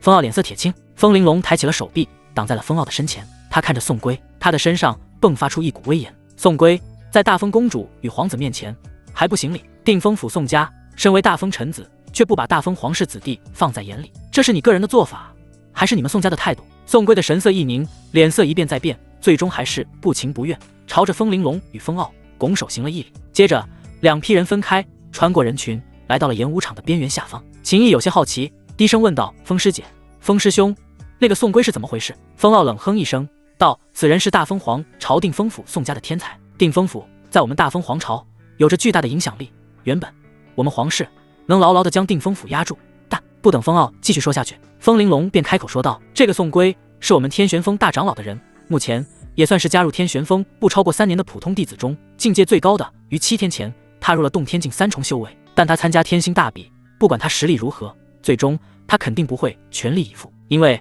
只要天玄峰没有人进入大比前3，穆公主就得退位，到时接替穆公主担任天玄之主的人就是大长老。”他打断了风傲想说的话，然后瞥了一眼还想开口的风傲，风傲急忙闭上了嘴。既然风玲珑不愿过多提及大封皇朝内部的一些事，秦毅也不去刨根问底。他点了点头道：“大长老的人是否会在天星大比中全力以赴并不重要，前3有我，而且我的目标是为天玄拿下第1。”这一刻，秦毅的身上绽放出一种无形的自信光芒，仿佛天星大比的第1已是他囊中之物，非他莫属。片刻后，天玄峰之主穆婉与一名银发老者带领着一批天玄峰的强者飞掠而来，他们全部落在了演武场正东方位置的高台上。穆婉与那银发老者并排坐在最前方的位置上，其余人坐在他们2人身后，按照身份地位、境界修为分成了3排。秦毅看着高台上的穆婉，他的思绪不由得又浮现了穆婉对他的好，一点一滴皆是不求回报的恩情。柳烟对他说的那些话也萦绕在他的耳边。穆婉的目光从人群中扫过，然后毫不避讳地注视着秦毅，他隔着一段距离朝秦毅点了点头。旁边那银发老者便是天玄峰的大长老韩东林。韩东林淡淡笑道：“穆公主，你觉得这拥有金丹底蕴的秦毅，凭借着刚才到参加选拔战资格线来报名，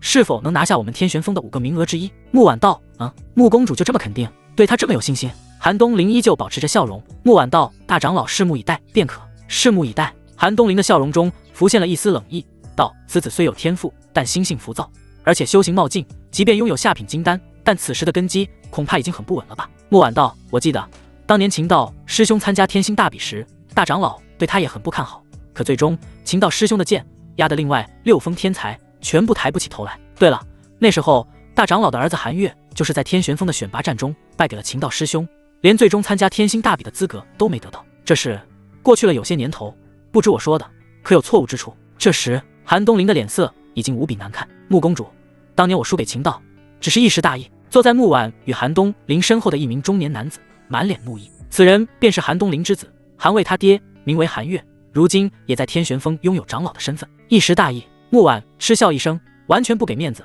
道：有些人违反规则，提前服用了激发潜力的丹药，最终还是输给了秦道师兄，真当我不知道吗？穆公主，事情都过去了那么久，你现在说这些无凭无据，你身为一宫之主，在这种场合却如此表态，合适吗？大长老韩东林的声音冰冷。穆婉道：我说这些只是警告在场的所有人，选拔战最好都遵守规则，按规则来办事，否则别怪本公主不客气。这些对话穆婉并未遮掩声音，所以在场的人都听得一清二楚。秦毅神色有些复杂，没想到自己的老爹当年就跟天玄峰姓韩的这一家子有了过节，而那韩卫则是憋了一肚子火。穆婉在贬低他爹，警告他爷爷，他此时此刻已经恨不得立刻出手镇压秦毅，洗刷他爹败给秦毅之父的耻辱。这时穆婉看向韩东林道：时间差不多了，大长老可以宣布开始了。韩东林虽然心里很不爽，但该做的事还是得做。他站了起来道：此次天玄峰报名参加天星大比的弟子共有470人，最终只有5人能获得天星大比参战资格。接下来开启第一轮筛选，演武场上将会运转覆天大阵，若能在覆天大阵中坚持1个时辰，便算通过第一轮选拔。所有报名之人立刻上演武场。随着韩东林的话音落下，一道道身影立刻跃起，登上了演武场。秦师弟，我们上！风玲珑看向秦毅，风傲姐，还有我呢。风玲珑，你就是来凑个热闹的。风傲，秦大哥，加油！云梦儿为秦毅鼓气。秦毅朝云梦儿点了点头，然后看向风玲珑与风傲，3人一同飞上了演武场。当470人都登上了演武场后，轰！一片厚重的战法灵光猛然爆发，将演武场笼罩。紧接着，演武场上的所有人都感受到了一股无比强大的力量压在了身上。秦毅神色平静，目光淡然，这点压力对他而言形同虚设。演武场上470人都在此刻感受到了覆天大阵的压力，顿时超过半数人立刻盘膝而坐，全力以赴运转功法，抵抗大阵的力量压迫。秦毅神色淡然，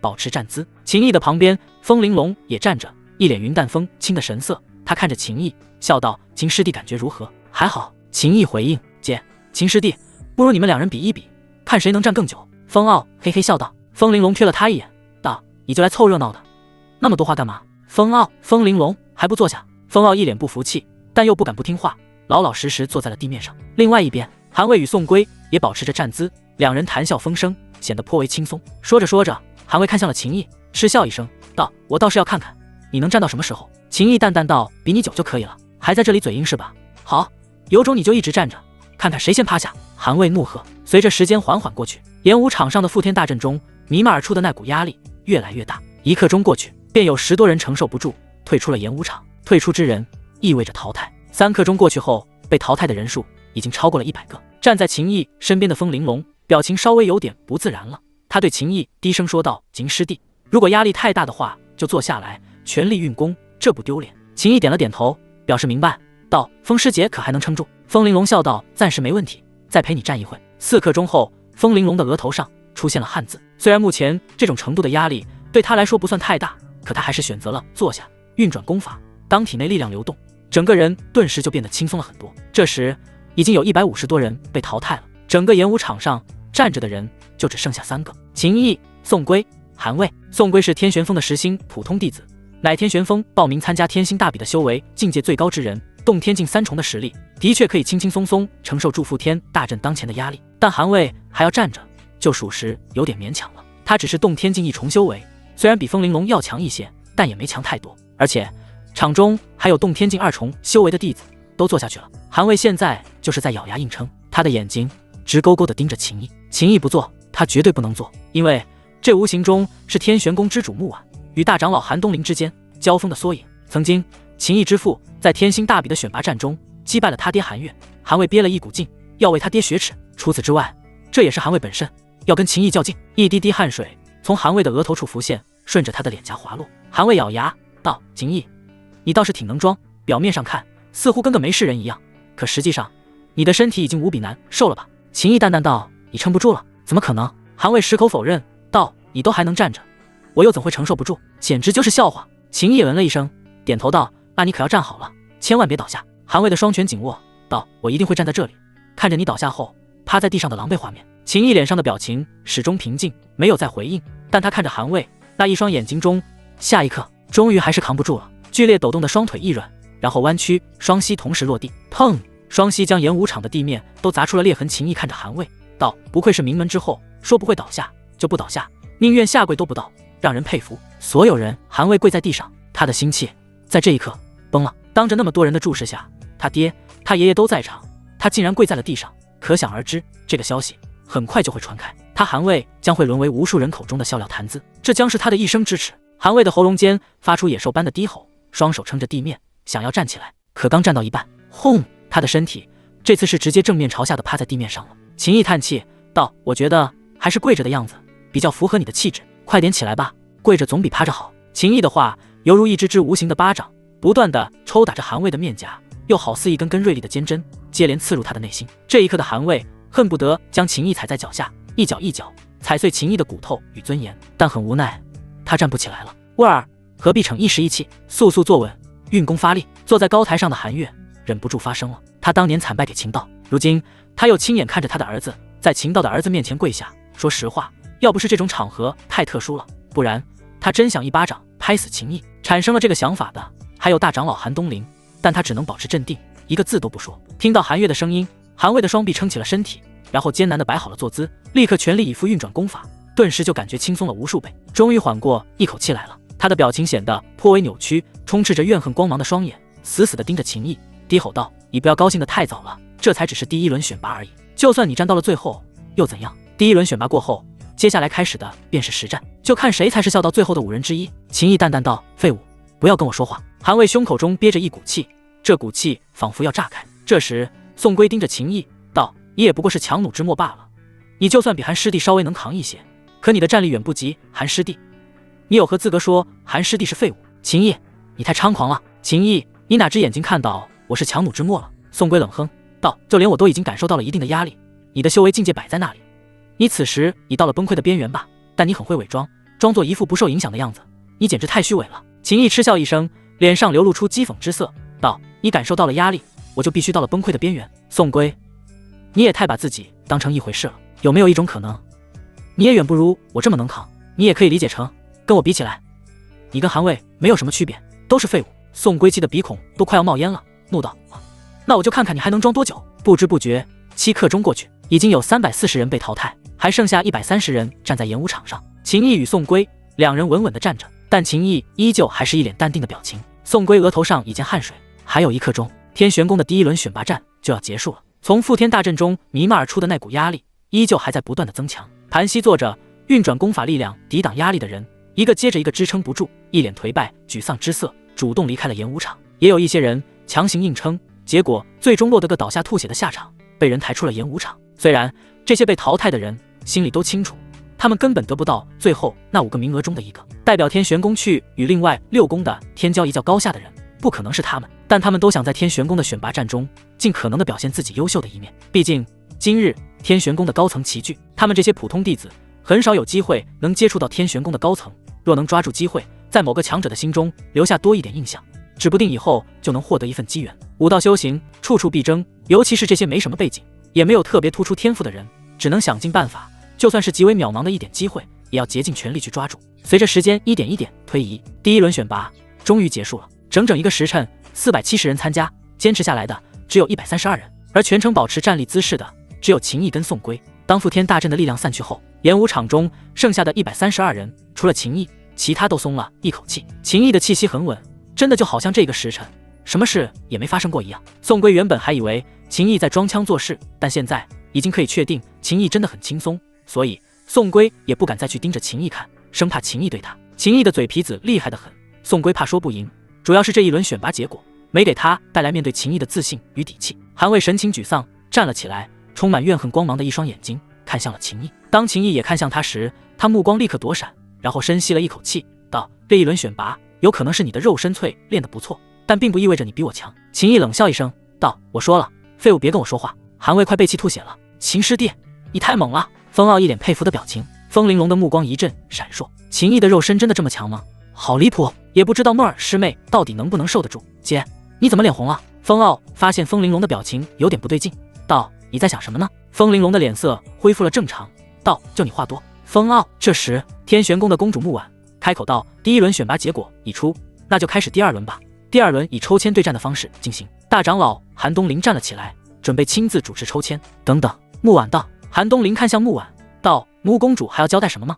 木婉道：“本公主来主持抽签吧。”韩东林的脸色微变，道：“怎么，穆公主这是信不过老夫？以为老夫会在抽签上动手脚？”木婉淡淡道：“这是大长老自己猜的，本公主可没说。”可谁也没想到的是，这个时候站在演武场上的秦毅忽然朝着高台的位置拱手一拜：“穆公主，我想问一下，是否可以不抽签了？我直接选定一个对手，反正我觉得韩魏应该很想亲手击败我，那我就直接跟他一较高下。我与韩魏之战，大家都心里很清楚，绝对不存在故意成全对方的可能，所以对此次选拔的公平性应该不会造成什么不良的影响。”此话一出，所有人都愣了一下。韩东林是想在抽签上动手脚，让韩魏亲手击败秦毅，洗刷刚才的耻辱，但木婉要插手抽签的事，使得韩东林的计划被打乱。他们挖的坑还没将秦毅引到坑边来，结果秦毅自己主动跳到了坑里。不等木婉回应，大长老韩东林便道：“穆公主，老夫倒是觉得可以开一次例外。”接着又有天玄宫的高层相继表态，觉得没问题。木婉的目光闪烁，思绪飞快转动。他之所以要亲自主持抽签，就是担心韩东林会动手脚算计秦毅。但现在秦毅都这么说了，木婉相信秦毅虽然是个热血少年，但绝对不是冲动无脑。于是他点了点头，道：“哦，这个例外仅此一次。”秦毅拱手道：“多谢穆公主成全，也多谢天玄宫各位前辈支持，我保证会给大家献上一场精彩的对决。”这一刻，韩魏的双眼内那怨恨的光芒中涌出了极为激动之色。“秦毅，你这是不自量力，自讨苦吃，你就那么想要踩着我来上位吗？我必会让你摔得头破血流，让你知道什么叫做人外有人。”秦毅用带着不屑的目光瞥了一眼韩魏，但一个字也不说。他用行动告诉所有人，他不想跟废物说话。韩魏被气得怒目圆睁，头发都根根直立，像极了一只愤怒的小刺猬。原本即将开始的实战交手，采用抽签对决的方式进行，结果秦毅跟韩魏直接跳过了抽签，定为对手。高台上，大长老韩东林脸上终于浮现了一抹笑容，道：“秦毅、韩魏，你们二人之战放在最后一组，可有异议？”木婉道：“大长老，这是担心你的孙子刚才在覆天大阵中消耗太大，想让他好好恢复力量。”韩东林道：“难道穆公主就真的认为秦毅没有消耗吗？既然这是破例的一场对决，让他们两个休息好，恢复到巅峰状态，才能更好地展现出各自的实力，不是吗？”秦毅道：“大长老，我真没有什么消耗。”韩东林、秦毅接着又道：“穆公主，那就给韩魏这个废物休息一会吧，免得他输了还一堆借口，将拥有巅峰状态的他击败，才能让他心服口服，让他五体投地。秦毅，我一定会让你好看！”怒发冲冠的韩魏大吼：“今天他真是受够了！”可他喊得再大声也没用。秦毅现在不仅不想跟废物说话，甚至都不看这个废物一眼。韩魏的后槽牙都快要咬碎了。今日若不镇压秦毅，那这就是他的毕生之耻。下一刻，韩魏直接离开了演武场，找了个地方盘膝运功，调整状态。他已经下定了决心，轮到他与秦毅交战时，一定要用最短的时间狠狠镇压秦毅。秦毅也离开了演武场，回到了云梦儿的旁边。云梦儿挽着秦毅的胳膊道：“秦大哥，你要记住，这不是生死台，不能杀人，稍微收点力，不然会很麻烦的。”秦毅点头道：“好，我记住了。”所有人再次无语。这对话声传入盘膝运功的韩魏耳中，韩魏差一点就气血逆乱，走火入魔了。演武场上，抽签开始，130人抽签，共有65组签，抽到相同数字的签便互为对手，按照抽签的数字决定出场顺序。很快，抽签完毕，抽中1号签、2号签、3号签的6人留在了演武场上。3场战斗同时进行，覆天大阵的力量运转，将巨大的演武场分割成了3个区域，可以保证3组对决之人不会影响到其他人。我是12号签，我的对手是中品银丹9重修为，有点悬啊。风傲嘀咕了一声。风玲珑有把握就打，没把握的话，差不多了就认输，别弄得自己满身是伤。风傲点头道：“姐，我明白。”秦毅看着风玲珑道：“风师姐什么时候上场？”风玲珑道：“7号签，对手只是结丹境10重，没有难度。倒是秦师弟，你要谨慎一些。韩魏虽然资质不怎样，但好歹也是大长老的孙子，他有下品道器级别的刀，修炼地功法与武学品阶都是地阶层次。”秦毅淡淡一笑道：“一个废物罢了，不必在意。”盘膝运功调理状态的韩魏听到废物2个字，全身一颤。宋归急忙一手按在了韩魏的肩膀上，道：“韩师弟，他故意如此乱你心境，证明他并没有把握用光明正大的手段战胜你，所以想了这种无耻之计，你可千万不要上当。你继续调整状态，最好的回应就是用你的刀让他血溅演武场。”韩魏点头，深吸了一口气，继续调整状态。而这时，演武场上对决已经开始，3组对决，其中1组差距悬殊，3招就分出了胜负，另外2组则是打得难解难分。2刻钟后，这3组交战之人才全部分出了胜负。接着便是抽中了4号签、5号签、6号签的6人登场，周围观战之人不断发出叫好声。秦毅却是看得百无聊赖，这种层面的交锋着实引不起他的兴趣。片刻后，抽中7号签的风玲珑登场，秦毅这才打起了一点精神，但风玲珑只是长枪一甩，便打得对手往后倒飞。他的对手身体落地后，非常干脆的大喊：“我认输！”几乎是在认输的话喊出来的同时，风玲珑的枪尖便已经来到了此人的胸前。风玲珑收回长枪，一跃而起，离开了演武场，回到了秦毅的旁边。姐，厉害啊！风傲笑着说道。云梦儿也道：风师姐虽然突破到洞天境一中不久，但对洞天境的力量掌控显然已是炉火纯青了。风玲珑笑道：你们要是再这么夸我，我可就不好意思了。秦毅开口说道：即便风师姐没有洞天境修为，而且没有进化出极品风灵根，刚被风师姐击败的这个结丹境10重武者，也依旧不是风师姐的一合之敌。风师姐的枪法才是真正的杀手锏。风玲珑有些诧异道：秦师弟还懂枪法？那等选拔战结束后，我可要找秦师弟好好探讨一下怎么耍枪了。秦毅，我并不懂枪法，但不管任何兵器，本质上都是配合武者的力量与招式来使用，所以我能看出一点风师姐枪法中的不俗之处。见秦毅一脸认真的表情，风玲珑便没有继续跟秦毅开玩笑了。没过多久，风傲上场，坚持了半刻钟后，风傲果断认输，他就是来凑热闹的，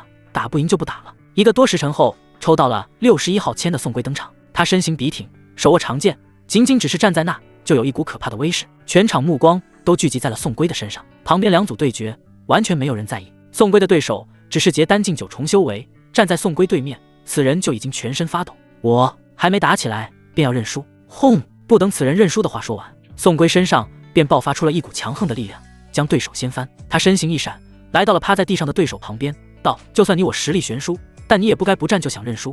如果连向上出手的勇气都没有，那还有什么资格当得上武者2个字？我看不起每一个认输的人，这家伙好装啊！风傲咬牙切齿地说道。他知道宋龟是故意在讽刺他。宋龟获得了胜利，离开演武场时故意瞥了一眼风傲，风傲被气得不轻。又是3刻钟后，演武场上抽中了64号签、65号签的4人开始交手。这次只有2组，因为秦毅跟韩卫的交手放在了最后。既然是破例进行的指定之战，那当然要区别对待。他们2人的对决开始时，演武场上不会再有别人。当这2组比武之人分出了胜负后，演武场周围大量的目光都变得火热。此时的韩卫已经调整好了状态，他结束了运功打坐，站了起来。韩师弟，我已经准备好了为你庆祝。宋龟笑着说道。韩师兄加油，镇压秦毅，让他知道厉害，我们支持你。韩卫点头道：3招之内，我的刀必引秦毅险，你们看好了。在一群人的欢呼声中，韩卫的身形飞掠而起，登上了演武场。云梦儿松开了挽住秦毅胳膊的手，没有说什么，他看着秦毅的眼神中透着的那股绝对的信心便已足够了。风玲珑还有风傲对秦毅点了点头。秦毅神色淡然，飞上演武场。高台上，韩东、林、韩月这父子2人都面露期待之色，希望韩卫能一雪前耻，打破笼罩在心中的阴影，也算是无形中代表他们韩家，让天玄宫之主木婉狠狠难受一次。木婉看着秦毅，他的脑海中不由得浮现了一道模糊的身影。曾经他在演武场的旁边看着他的师兄在演武场上光芒万丈，但忽然间木婉脑海中浮现的身影出现了剧烈的晃动，然后变成了2道身影，2道身影交替重合，变得极为模糊，最终身影变得清晰了起来，竟然不再是曾经让他仰慕至极的师兄，而是秦毅。演武场中，韩卫的身上爆发出了强大的气息波动，洞天境1重修为的力量毫无保留地释放而出。唰，一把下品刀器级别的长刀出鞘，刀光璀璨，迸发出一股强横霸道之意。韩卫举刀，刀锋直指秦毅，怒喝：下品金丹又如何？我的刀锋已经饥渴难耐，3招之内，我必让你在我刀下惨嚎。秦毅的道剑天君也随之出鞘，剑光一闪，一股凌厉的锋芒瞬间席卷开来。他低头看着手中的天君道剑，淡淡道：抱歉，要用你来对付废物，不过你大可放心，我不会让废物的血弄脏了你。长剑轻颤，发出铿锵剑鸣，似在回应秦毅。韩卫忍无可忍，大吼：看刀！话音落下，一步踏出，猛然冲向秦毅，刀锋劈出，巨大的刀芒瞬间凝聚，狠狠斩下。眼看着巨大的刀芒即将落在秦毅身上之际，秦毅未曾抬头看那刀芒一眼，他只是随意的一剑掠起，风雷震天。风雷剑意加持于剑气之中，强势无比，直接就劈碎了那朝着他斩落而下的刀芒，剑气余威扫在了冲来的韩卫身上。啊！韩卫惨叫一声，胸膛被劈开了，他的身体犹如断线风筝倒飞了出去，然后重重地摔下了演武场，手脚剧烈抽搐。这一刻，全场死寂，没人能想到会是这般结果。洞天境1重修为的韩卫被秦毅一剑解决。秦毅收剑入鞘，他转过身去，面向高台的位置，拱手道：抱歉，原本说要为诸位前辈献上一场精彩的对决，可奈何对手实在太废物。秦毅的话就好似一块大石头砸入了平静的湖面，掀起了激荡的水浪。韩卫太废物。虽然韩卫的天赋的确比较普通，但他出身优渥，在大量的资源堆积下，也算是目前天玄宫普通弟子中的顶尖天才了。结果在秦毅面前，韩卫却是不堪一击。秦毅的下品金丹，这么夸张的吗？倒在演武场下边的韩卫全身不断的抽搐，听到秦毅的声音后，更是一口气直接上不来，吐了一大口血，接着脑袋一歪，昏迷了过去。味儿！其父韩月再也忍不住了，大喊一声，便从高台上冲了下来。他将韩卫抱起，看着韩卫被劈开的胸膛，他心如刀绞。这可是他的宝贝儿子，他就这么一根独苗。韩卫从小到大，他连大声呵斥都不舍得。韩月的眼睛浮现血丝，太阳穴高高鼓起，他盯着还站在演武场上的秦毅，怒吼：“同门之间，比试切磋，你却下如此重手！”你不等韩月继续说下去，秦毅便开口打断了他：“节哀，韩月，你少在这里胡说八道。我儿虽然伤重，但远还没到殒命的地步。”秦毅淡淡一笑，道：“他不就行了？我又没杀他，你在这里嚷嚷什么？另外，你自己说的，他远还没有到殒命的地步，所以接下来他如果发生什么意外，万一丢了小命，你可别来找我，跟我没有关系，是这么个道理吧？”韩月咬牙切齿，冷喝：“好你个牙尖嘴利的小子，你还不赶紧送威尔去疗伤！”这时，天玄宫的大长老韩东林发话了。韩月立刻道：“爹，我这就带威尔去治疗。”说完，韩月抱着重伤昏迷的韩卫，身形一闪，便离开了演武场。韩东林坐在高台上，虽然表情看上去很平静，但他盯着秦毅的目光透着阴鸷之意。木婉脸上浮现颇为满意的笑容，道：“秦毅与韩卫之战乃是破例，事前就已经表明，仅此一次。接下来继续抽签对决，一切按照规则进行。杨长老，你去负责抽签的事吧，毕竟大长老年纪上来了，不能什么小事都让大长老亲力亲为。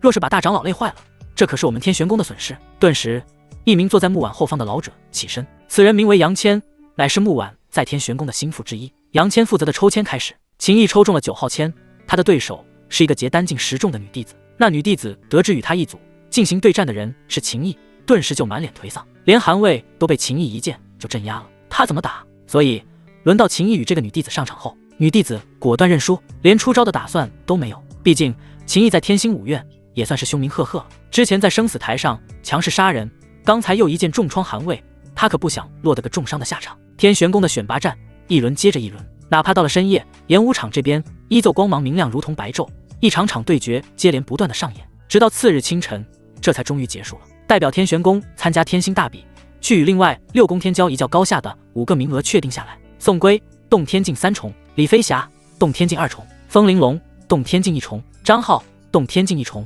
秦毅结丹境7重。5人站在演武场上，宋圭冷眼看着秦毅与风玲珑：“啊，你们也就去走个过场罢了，想要获得好的名次，还得看我。”接着，宋圭面向高台，拱手行礼，道：“请公主放心，我宋圭一定会全力以赴，代表天玄宫打入前3。”这话在场就没有人相信。且不说这宋圭能不能进入前3，他可是大长老韩东林的人，天玄宫的弟子，若没人能在此次大比中进前3，木婉退位，韩东林执掌天玄宫，宋圭会尽全力？怎么可能？木婉神色平静，他站了起来，一挥手，顿时5只玉瓶从他的储物戒中飞了出来，飞到了演武场上的5人面前。你们5人乃是天玄宫普通弟子中的翘楚，本公主相信你们一定不会让天玄宫所有人失望。距离正式大比还有9天时间，你们面前的玉瓶中都装着一颗元海灵鞘丹，希望你们能利用这元海灵鞘丹，赶在正式大比开始前，实力还能再有所提升。多谢公主！宋圭大声喊道，然后接住了飘在面前的玉瓶，他的眼神火热。元海灵鞘丹，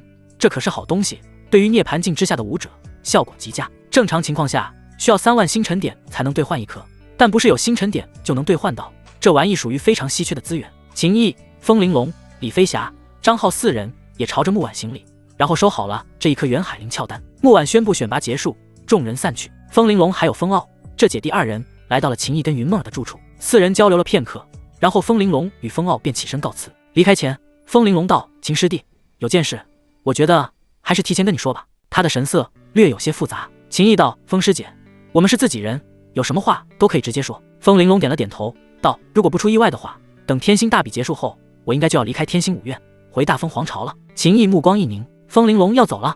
难道发生了什么事？秦毅问道。风玲珑摇了摇头，笑道：“倒也没有发生什么特殊的事情，只是我乃大封皇室之人，从出生的那一天开始，注定了我的荣华富贵，但也注定了我要背负一些责任，所以我不可能一直留在天星5院的。”对于这一点，秦毅倒是明白。荒古大陆3大皇朝皆有皇室子弟在天星5院修行，但3大皇朝的皇室都只有年轻人在天星5院。天星五院是非常适合年轻人成长的地方，皇室子弟来此锻炼，到了一定时间就会离开。这当中也有天星五院不希望三大皇朝在这里产生过大影响的原因。毕竟，如果三大皇朝的皇室之人在天星五院内身居高位，那天星五院的根基都会出问题，被弄得乌烟瘴气。秦毅的神色显得有些复杂。风玲珑笑道：“以后我要是有时间，肯定会来天星五院探望秦师弟与莫尔师妹。当然，你们两人要是有空，可以去大风皇朝的皇城，我随时欢迎。”云梦儿了一声，秦毅也点了点头。风玲珑道：“秦师弟，接下来我们还有一起为天玄宫战斗一次的机会，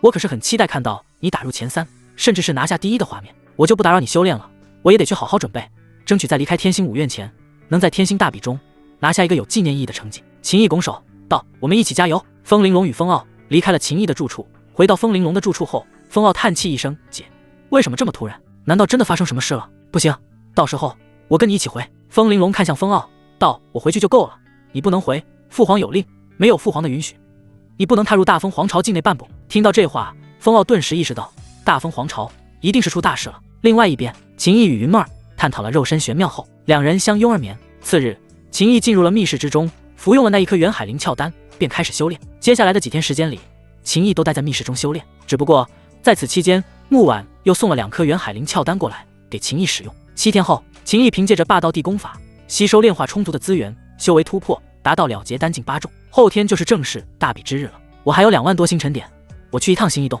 狂风剑意、雷霆剑意、烈火剑意3大剑意融合的事，我一直卡在最后一步。星异洞的环境对我有用。下一刻，秦毅便离开了密室，直接前往天星五院的星异洞。来到星异洞，缴纳了1000星辰点，秦毅便朝着星异洞下方落去。3大剑意激荡，很快，秦毅来到了接近星异洞底部压力最大的区域。上一次他在这里就是借助这股巨大的压力，强行完成了一次3大剑意的融合，只不过那次非常的勉强。而这一次，秦毅已经具备了融合3大剑意的基础，差的就只是那最后一步了。他深吸了一口气，然后沉浸在了3种截然不同的意境之中，时而犹如雷霆迅猛，时而好似火焰爆裂，时而仿佛风浪呼啸。不知不觉，大半天时间过去，沉浸在3种意境之中的秦毅忽然睁开了双眼，他的身体继续往下落去，来到了星异洞的底部。下一刻，狂风剑意、烈火剑意、雷霆剑意相互交织在了一起，不分彼此。秦毅目光一闪，一剑斩出，风火雷击剑法，恐怖的剑气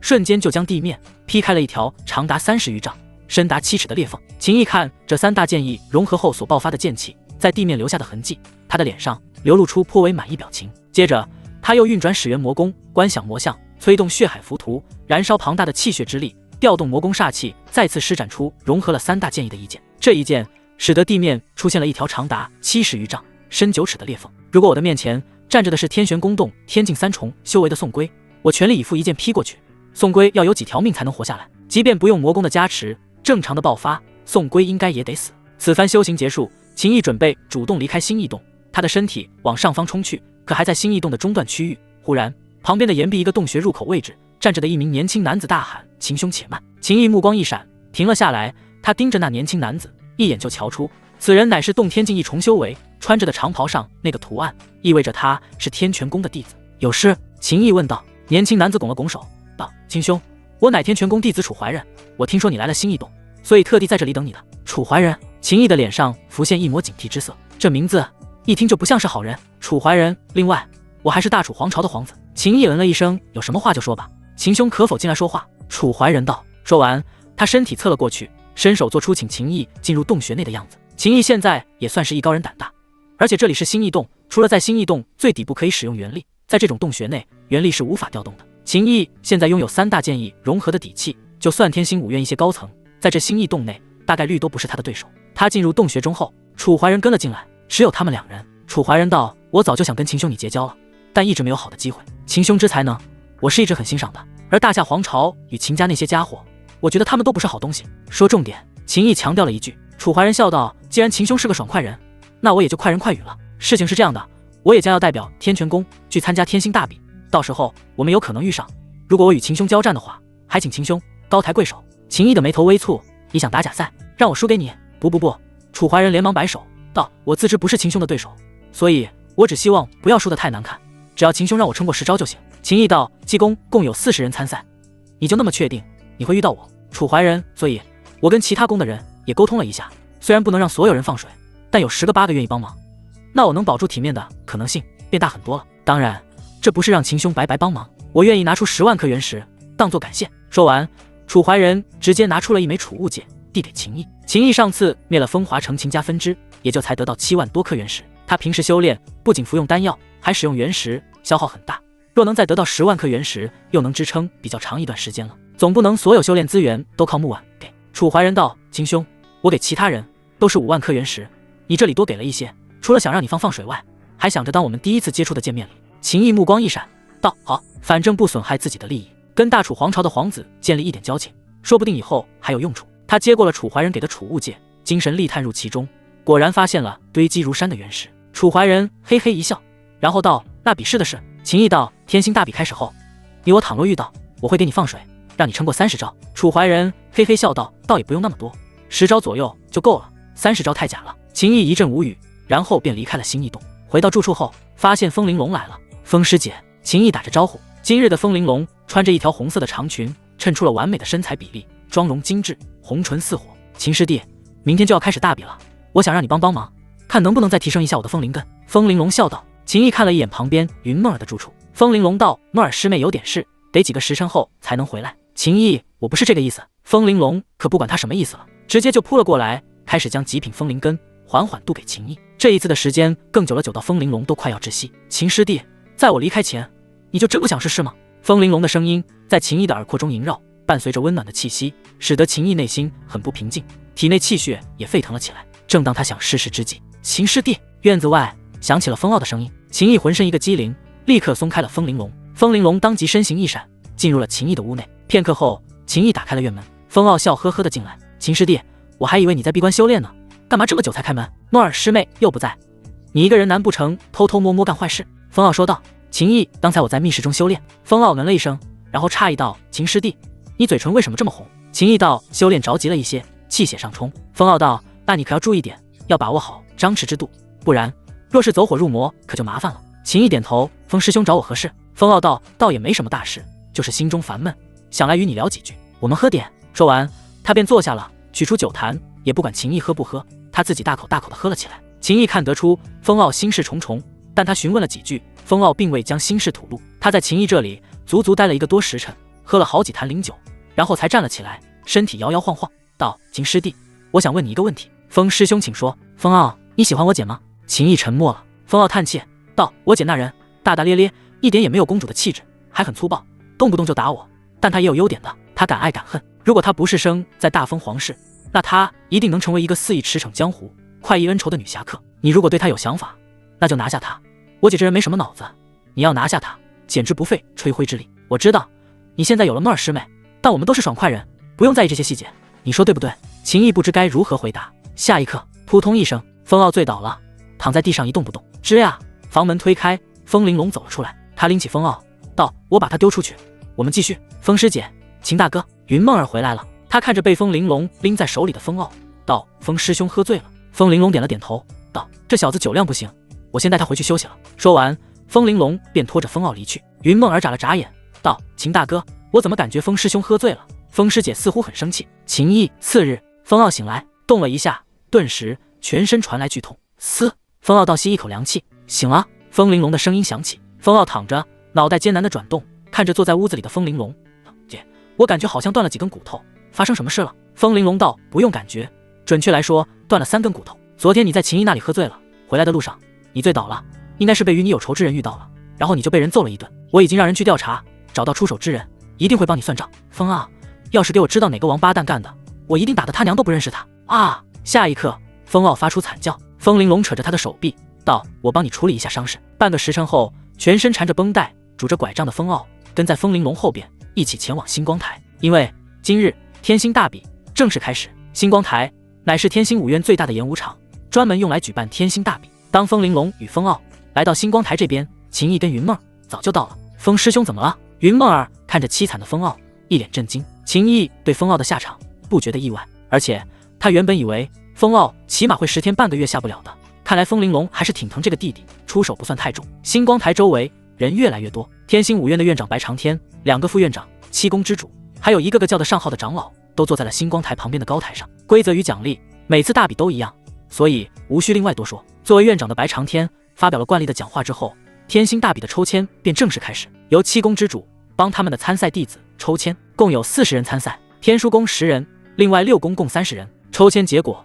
很快便公布了，秦毅竟然是天玄宫的秦毅打第一场，他的对手是来自瑶光宫的弟子洞天境一重修为的红贵，是一个狠角色，战斗方式非常凶暴。天玄宫跟瑶光宫的关系一向很好，没想到啊，第一场他们自己人就对上了。周围喧哗声响起，风玲珑看了一眼旁边的秦毅，暗中传音：秦师弟收着点，瑶光宫的确算是自己人。秦毅传音回应：明白。瑶光宫的公主柳烟与木婉关系极好，两人以姐妹相称，而且上一次秦毅去风华城做任务，也是柳烟在暗中保护。除此之外，这些年来木婉因为误入情道遭功法反噬，也一直是柳烟在帮忙缓解症状，这些秦毅还是拎得清的。姐，你的对手是天枢宫的家伙，而且还是洞天境2重修为，你要小心了。风傲的语气中透着担忧。天枢宫的10人的确强，3个洞天境1重的，4个洞天境2重的，2个洞天境3重的，甚至还有1个洞天境4重。风玲珑道，相差1重境界而已，我有把握。随着抽签对战结果公布后，第一场对决开始，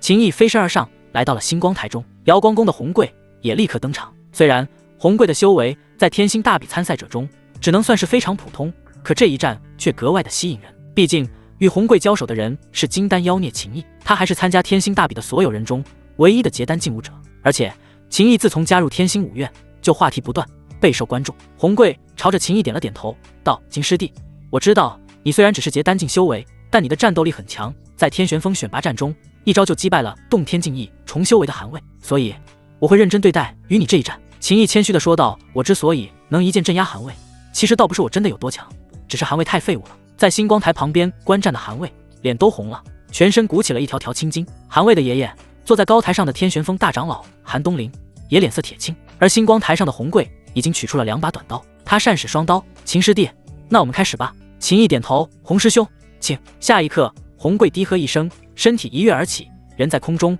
手中双刀便斩出了迅疾的刀芒。秦毅挥剑掠起，劈碎了刀芒，然后脚下风雷一荡，便施展身法避开了红贵的后续进攻。他神色凝重，将风火雷极剑法拆解使用，与红贵斗得有来有回，最终交手50多个回合，才以一式奇招压了红贵一头而获胜。红贵收回双刀，拱手道：秦师弟的剑法果然精妙，我输得心服口服。秦毅也收剑入鞘，道：承让了。第一场比试结束，但场中大量的目光却都不约而同地聚集在了韩卫的身上。秦毅一剑就镇压了韩卫，却跟与韩卫一样修为的红贵激烈交战50多个回合才获胜。这说明什么？说明秦毅的战斗力并不是很夸张。看来天玄峰大长老的孙子韩卫真的是一个酒囊饭袋。韩卫的心态再一次崩了，他都没有参战，可他感觉他受到了全场的羞辱。秦毅击败了瑶光宫的红贵，两人离开星光台，回到属于天玄宫队伍观战的区域时，秦毅从韩卫身前经过，感觉自己受到了莫大羞辱的韩卫低吼道：秦毅，你废物，不要和我说话。秦毅那平淡的声音响起，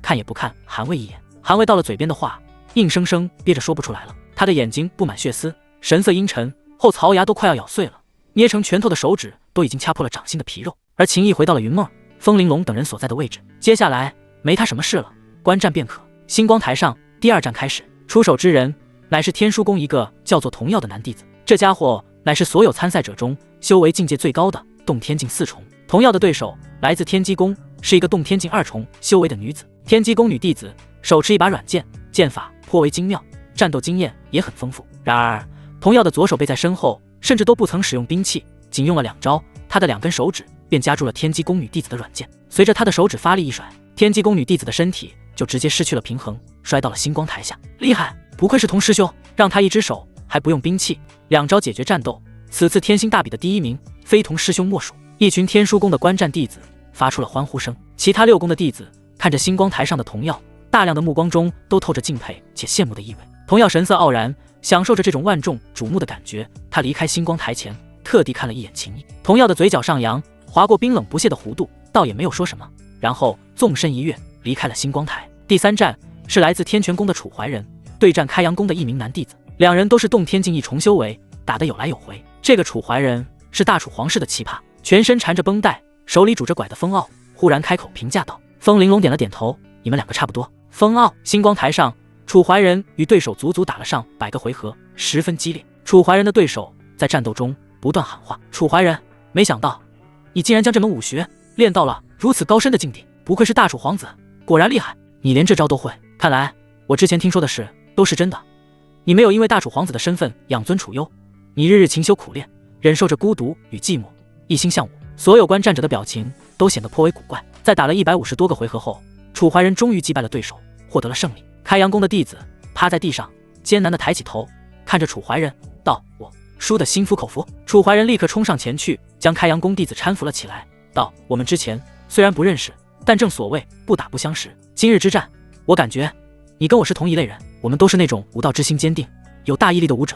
我相信够了，打完了就下去。”天泉宫的公主表情绷不住了，赶紧打断了楚怀仁。楚怀仁这才搀扶着被他击败的开阳宫弟子，慢慢地离开了星光台。顿时，周围人群中传出了大量称赞之声。风傲一脸不服气地看向风玲珑姐：“我可没有他这么不要脸。”风玲珑点头的道是。又过了片刻，轮到风玲珑上场。动天境一重修为的风玲珑对战动天境2重修为的天枢宫弟子。风玲珑凭借着极品风灵根的加持，他的身法飘忽，速度极快，而且手中那一杆雪亮银枪施展出的招式也颇为精妙。当然，他的对手年纪轻轻能拥有动天境2重修为，也是天才。天枢宫这个弟子修行的乃是拳掌之术，他戴着灵气手套，不断打出掌印、拳印，一招一式都散发出厚重的意境之力。这股厚重的意境之力属于大地意境，最是克制风玲珑的力量。风玲珑的力量被压制，所有人都觉得风玲珑胜算渺茫，但风玲珑却一直凭借着倔强的意志硬撑着，哪怕受了伤，嘴角不断溢血，他也未曾放弃。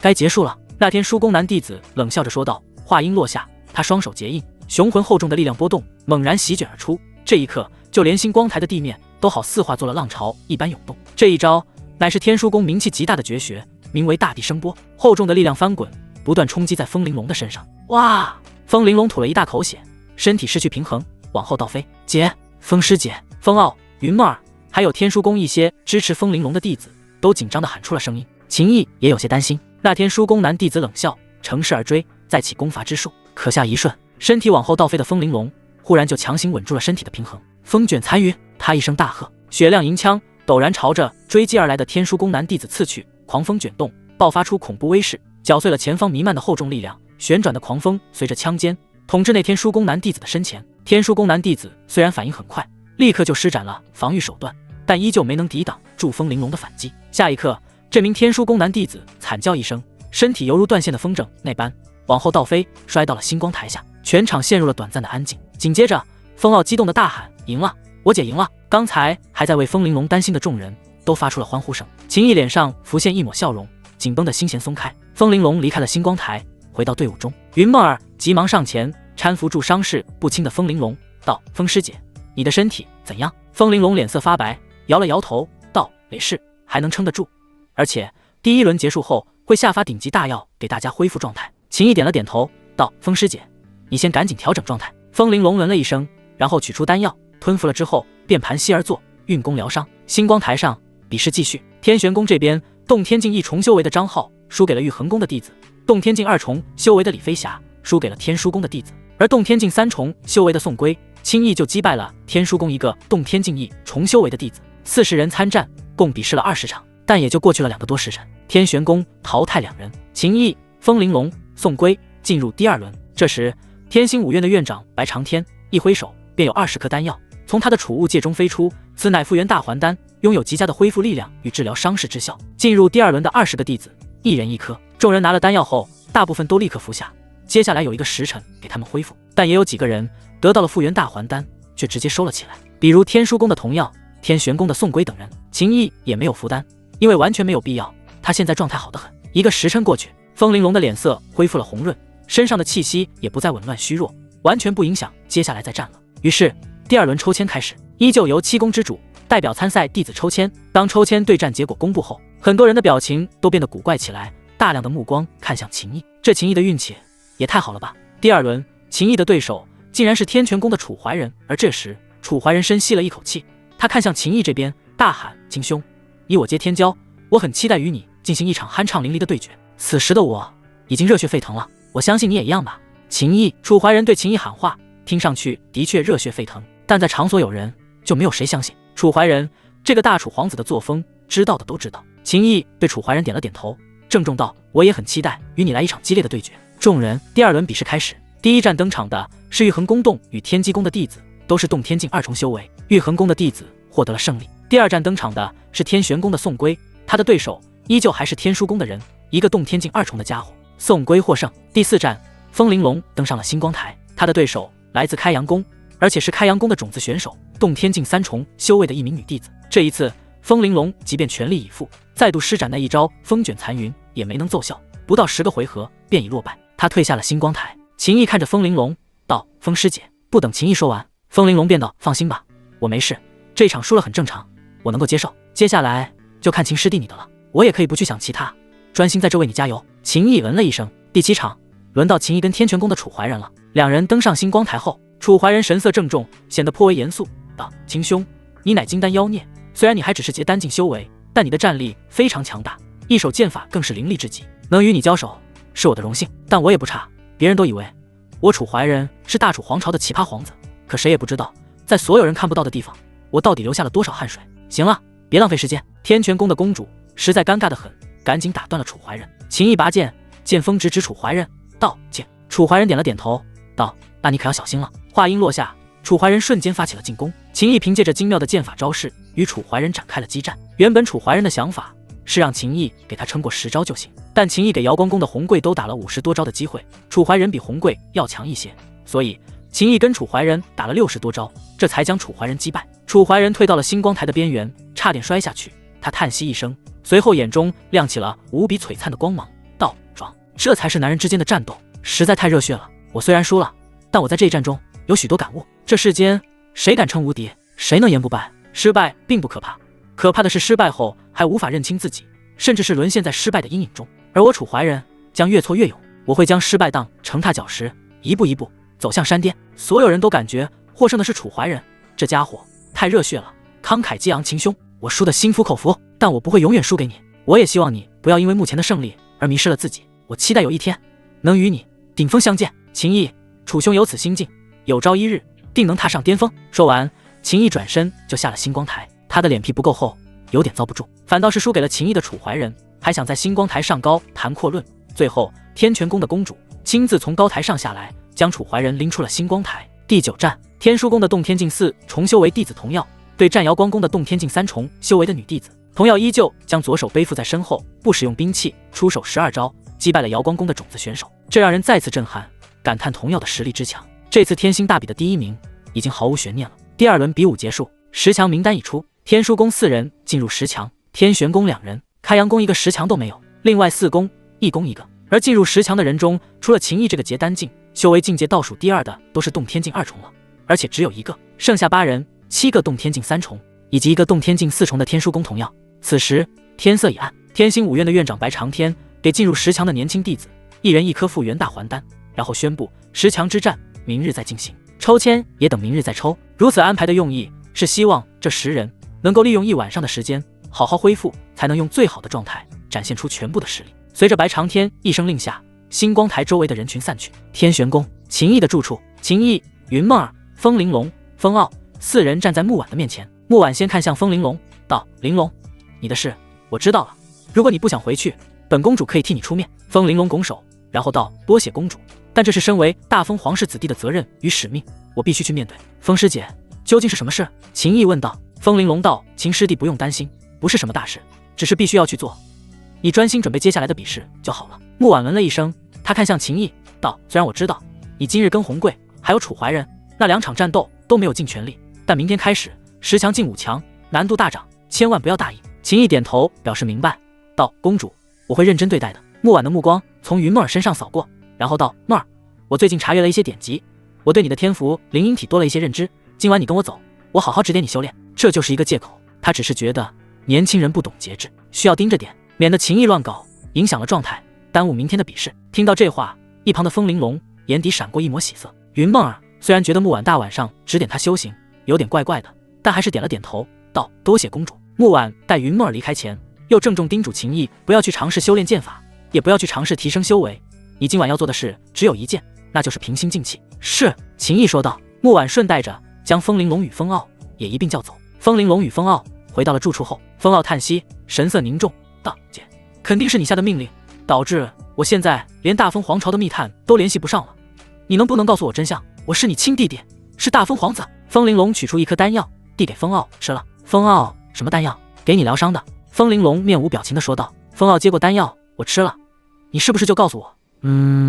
风玲珑点头。风傲吃了丹药，然后道：姐，可以说了吧？下一刻，风傲两眼一闭，身体直挺挺地往后倒下。风玲珑一手抓住了风傲缠着绷带的胳膊，将风傲丢到了床铺上。他回到自己的房间，沐浴更衣，换上了一条最喜欢的红色长裙，对着镜子画上了最好看的妆容。精心打扮后的风玲珑站起身来，离开了房间，身形一闪，消失在了夜色中。只是片刻，他便悄然来到了秦毅的住处。站在门外的风玲珑深吸了一口气，神色中仅剩下的那点犹豫随之消失。风玲珑叩响了秦毅住处的院门。正在屋内盘膝打坐的秦毅精神力席卷开来，察觉到风玲珑的气息后，他立刻走出了房间，打开了院门。看到风玲珑的瞬间，秦毅神色一怔，整个人都愣住了。今晚的风玲珑格外的美，她的美跟云梦儿完全不一样。风玲珑身材高挑，虽然有一股侠女风范，但又带着皇室公主那种天生的贵气，尤其是本就精致的面庞，画上了最合适她的妆容。风玲珑看着秦毅道：秦师弟，我会影响到你为明日的比试做准备吗？秦毅回过神来，摇了摇头道：不会。那你还不让我进去？秦毅急忙让开一边。风玲珑进入了院子，然后就往秦毅的房间内走去。秦毅关上院门，顺便将院子里的静置开启，然后回到房间。风玲珑站在秦毅的房间里，背对着秦毅。秦师弟，还想试试我的风灵根吗？风玲珑的声音响起。秦毅的喉结上下滚动，道：风师姐，这合适吗？我觉得合适。风玲珑转过身来，看着秦毅，红唇轻启，你觉得不合适？秦毅沉默。风玲珑道：最开始我是觉得你跟秦家跟大夏皇朝的关系极为恶劣，你天赋又好，我便想着拉拢你，可我也不知道为什么忽然对你的想法就变了。我马上要走了，我不想留遗憾，但秦师弟若是觉得不合适，那也不用勉强。抱歉打扰了。说完，风玲珑便要离去。秦毅瞬间抓住了风玲珑的胳膊，轻轻发力，风玲珑的身体顺势就落入了秦毅的怀中。秦毅的呼吸沉重了许多，道：是。下一刻，两人便开始了之前进行过多次的风灵根渡入之法。秦毅脑海中小顶轻颤，又拉眼睛了。顶内空间，白裙绝色女子叹气，然后阻断了对外的感知。许久，快要窒息的风玲珑终于得到了喘气的机会。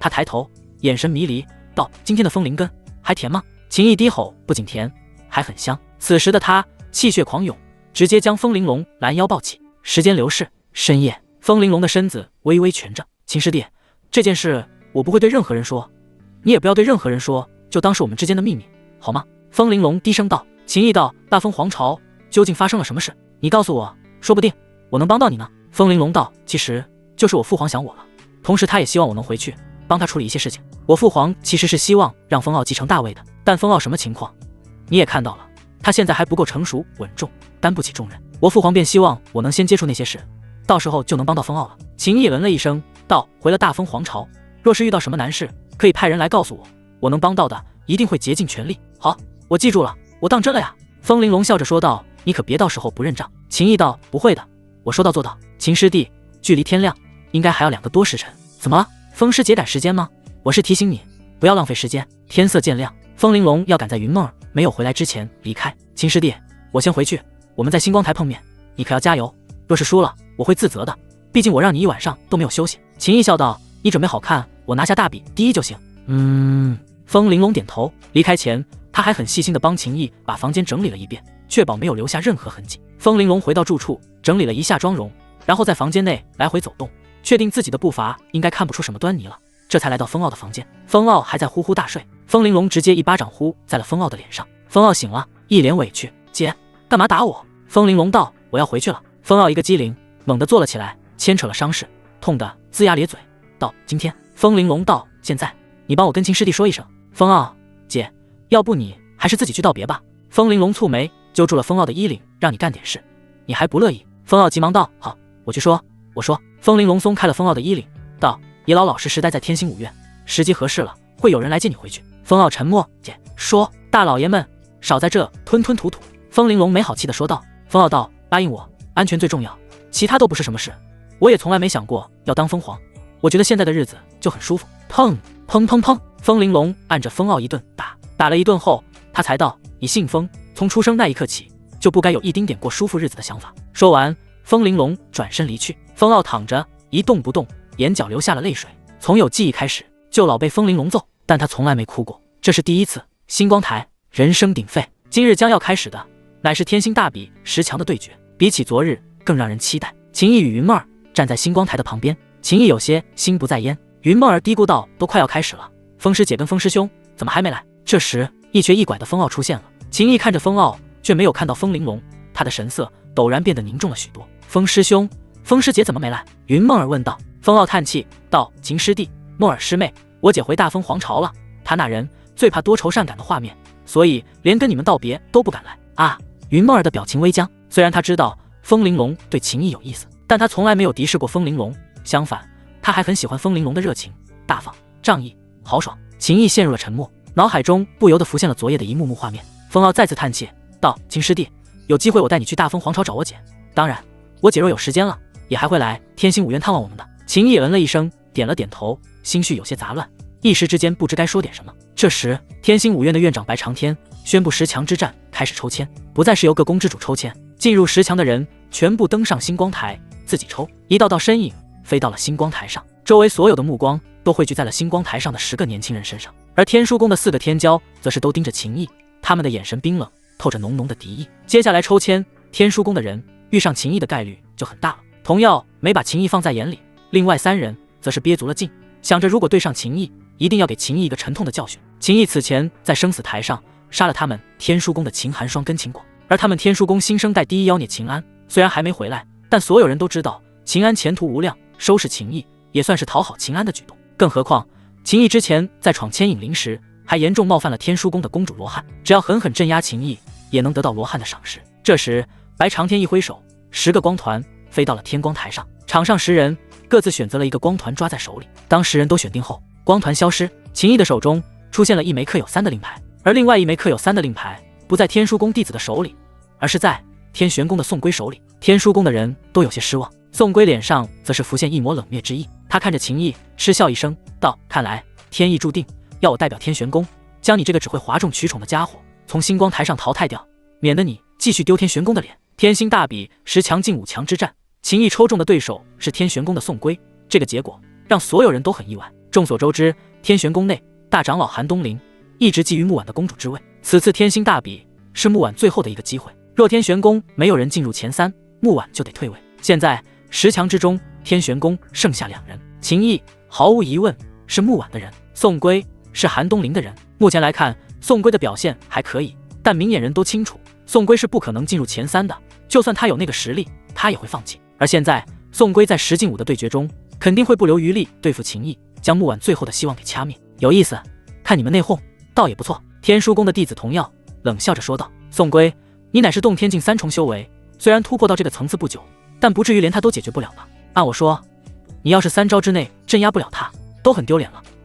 说实话，宋龟你的运气真的很不错，每次抽签抽到的对手都很弱。”天书宫另外3个进入10强的弟子相继开口，阴阳怪气的刺激宋龟，贬低秦毅。宋龟神色傲然道：“你们睁大眼睛等着看结果便是。”秦毅懒得回应宋龟的这句话，他倒是认同，等着看结果就行了。天星5院的院长白长天发话了：“既然已经抽签完毕，第一组对战的2人留在星光台上，其余人先退下吧。”8人离开星光台。星光台上10强第一战是天书宫的童耀与瑶光宫的一名男弟子。瑶光宫的种子选手昨天被淘汰了，这个瑶光宫男弟子就是10强中修为境界倒数第2的洞天境2重。这一场比试自然是毫无悬念，可童耀一改昨日的风格，他直接双手背负在了身后，任凭瑶光宫的弟子怎么攻击，他也不还手。他只是在星光台上凭借身法来回闪避，瑶光宫的弟子不管施展什么手段，连他的一片衣角都碰不到。许久后，瑶光宫弟子暂时停了下来，气喘吁吁。童耀嗤笑一声：“让你出了上百招，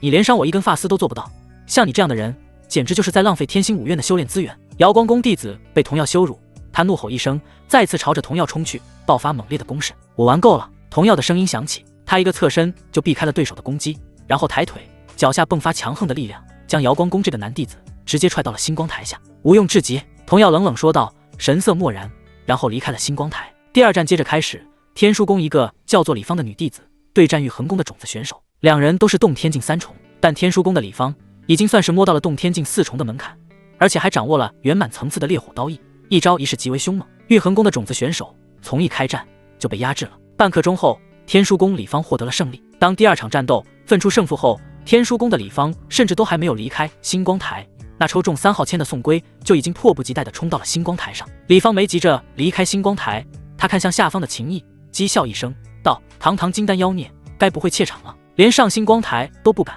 就要认输了吧？”星光台下，云梦儿紧紧牵着秦毅的手，秦毅对云梦儿淡淡一笑，道：“放心，宋龟在我眼里跟韩卫一样，都是废物。”不远处的韩卫再次遭受羞辱，怒吼道：“秦毅，你马上就要被宋师兄镇压在地，你还敢嚣张！”秦毅看都不看韩卫一眼，韩卫被无视了，他更加愤怒，朝着星光台上大喊：“宋师兄，你一定要让他知道天有多高，地有多厚！”宋龟笑道：“放心便是，管他什么金丹妖孽，只要他上星光台，就是他噩梦的开始。”台下，云梦儿松开了秦毅的手，风傲喊道：“秦师弟，我姐说你一定是第一，我也信，这本就毫无悬念。”秦毅淡淡道，随即一步踏出，飞身而起，登上了星光台。他看了一眼还站在星光台上的李芳，道：“滚一边去！”李芳顿时怒了，道：“给我注意你的语气！”秦毅点了点头，道：“那么我请你滚下去，好吗？”你李芳背气到了，原本平平无奇的胸脯都好似充气一样长大了一圈。秦毅与宋龟之战马上就要开始，无关人员立刻从星光台离开。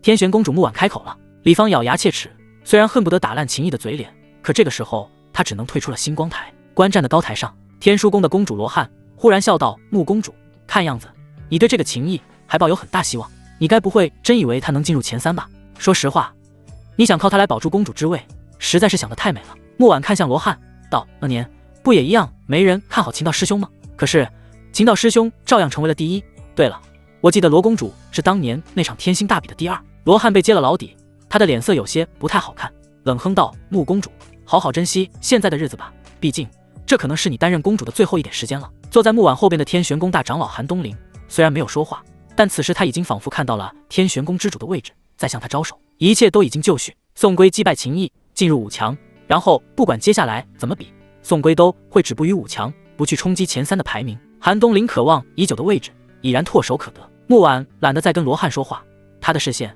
已经完全集中在了秦毅的身上。木婉根本没有对自己的处境有半点担忧，当公主不当公主又如何？他现在只想看着秦毅在场上绽放耀眼光芒的那一幕画面。秦毅感受到了木婉那无形的目光注视，他也看向了高台，然后朝木婉拱手行了一礼。木婉点了点头。而这时宋龟已经亮出了他的长枪，他单手持枪，枪尖直指秦毅。秦毅，第一战你遇上红贵，第2战你遇到的对手是楚怀仁，他们2个都是此次参加天星大比的人中实力垫底的，所以你真的很幸运，竟然被你冲入了10强。但你的好运已经到头了，接下来你就会知道人太嚣张猖狂的后果是什么。秦毅看向宋龟道：“有什么本事尽管放马过来便是。”宋龟冷喝：“也还不拔剑？别怪我没提醒你，我若开始出招，你恐怕就连拔剑的机会都没了。”秦毅淡淡道：“就你这点实力，还没有资格让我拔剑。”宋龟的额头上青筋鼓起，怒喝：“我要你好看！”话音落下，宋龟猛然前冲，手中长枪朝着秦毅狠狠捅杀而去。枪尖之中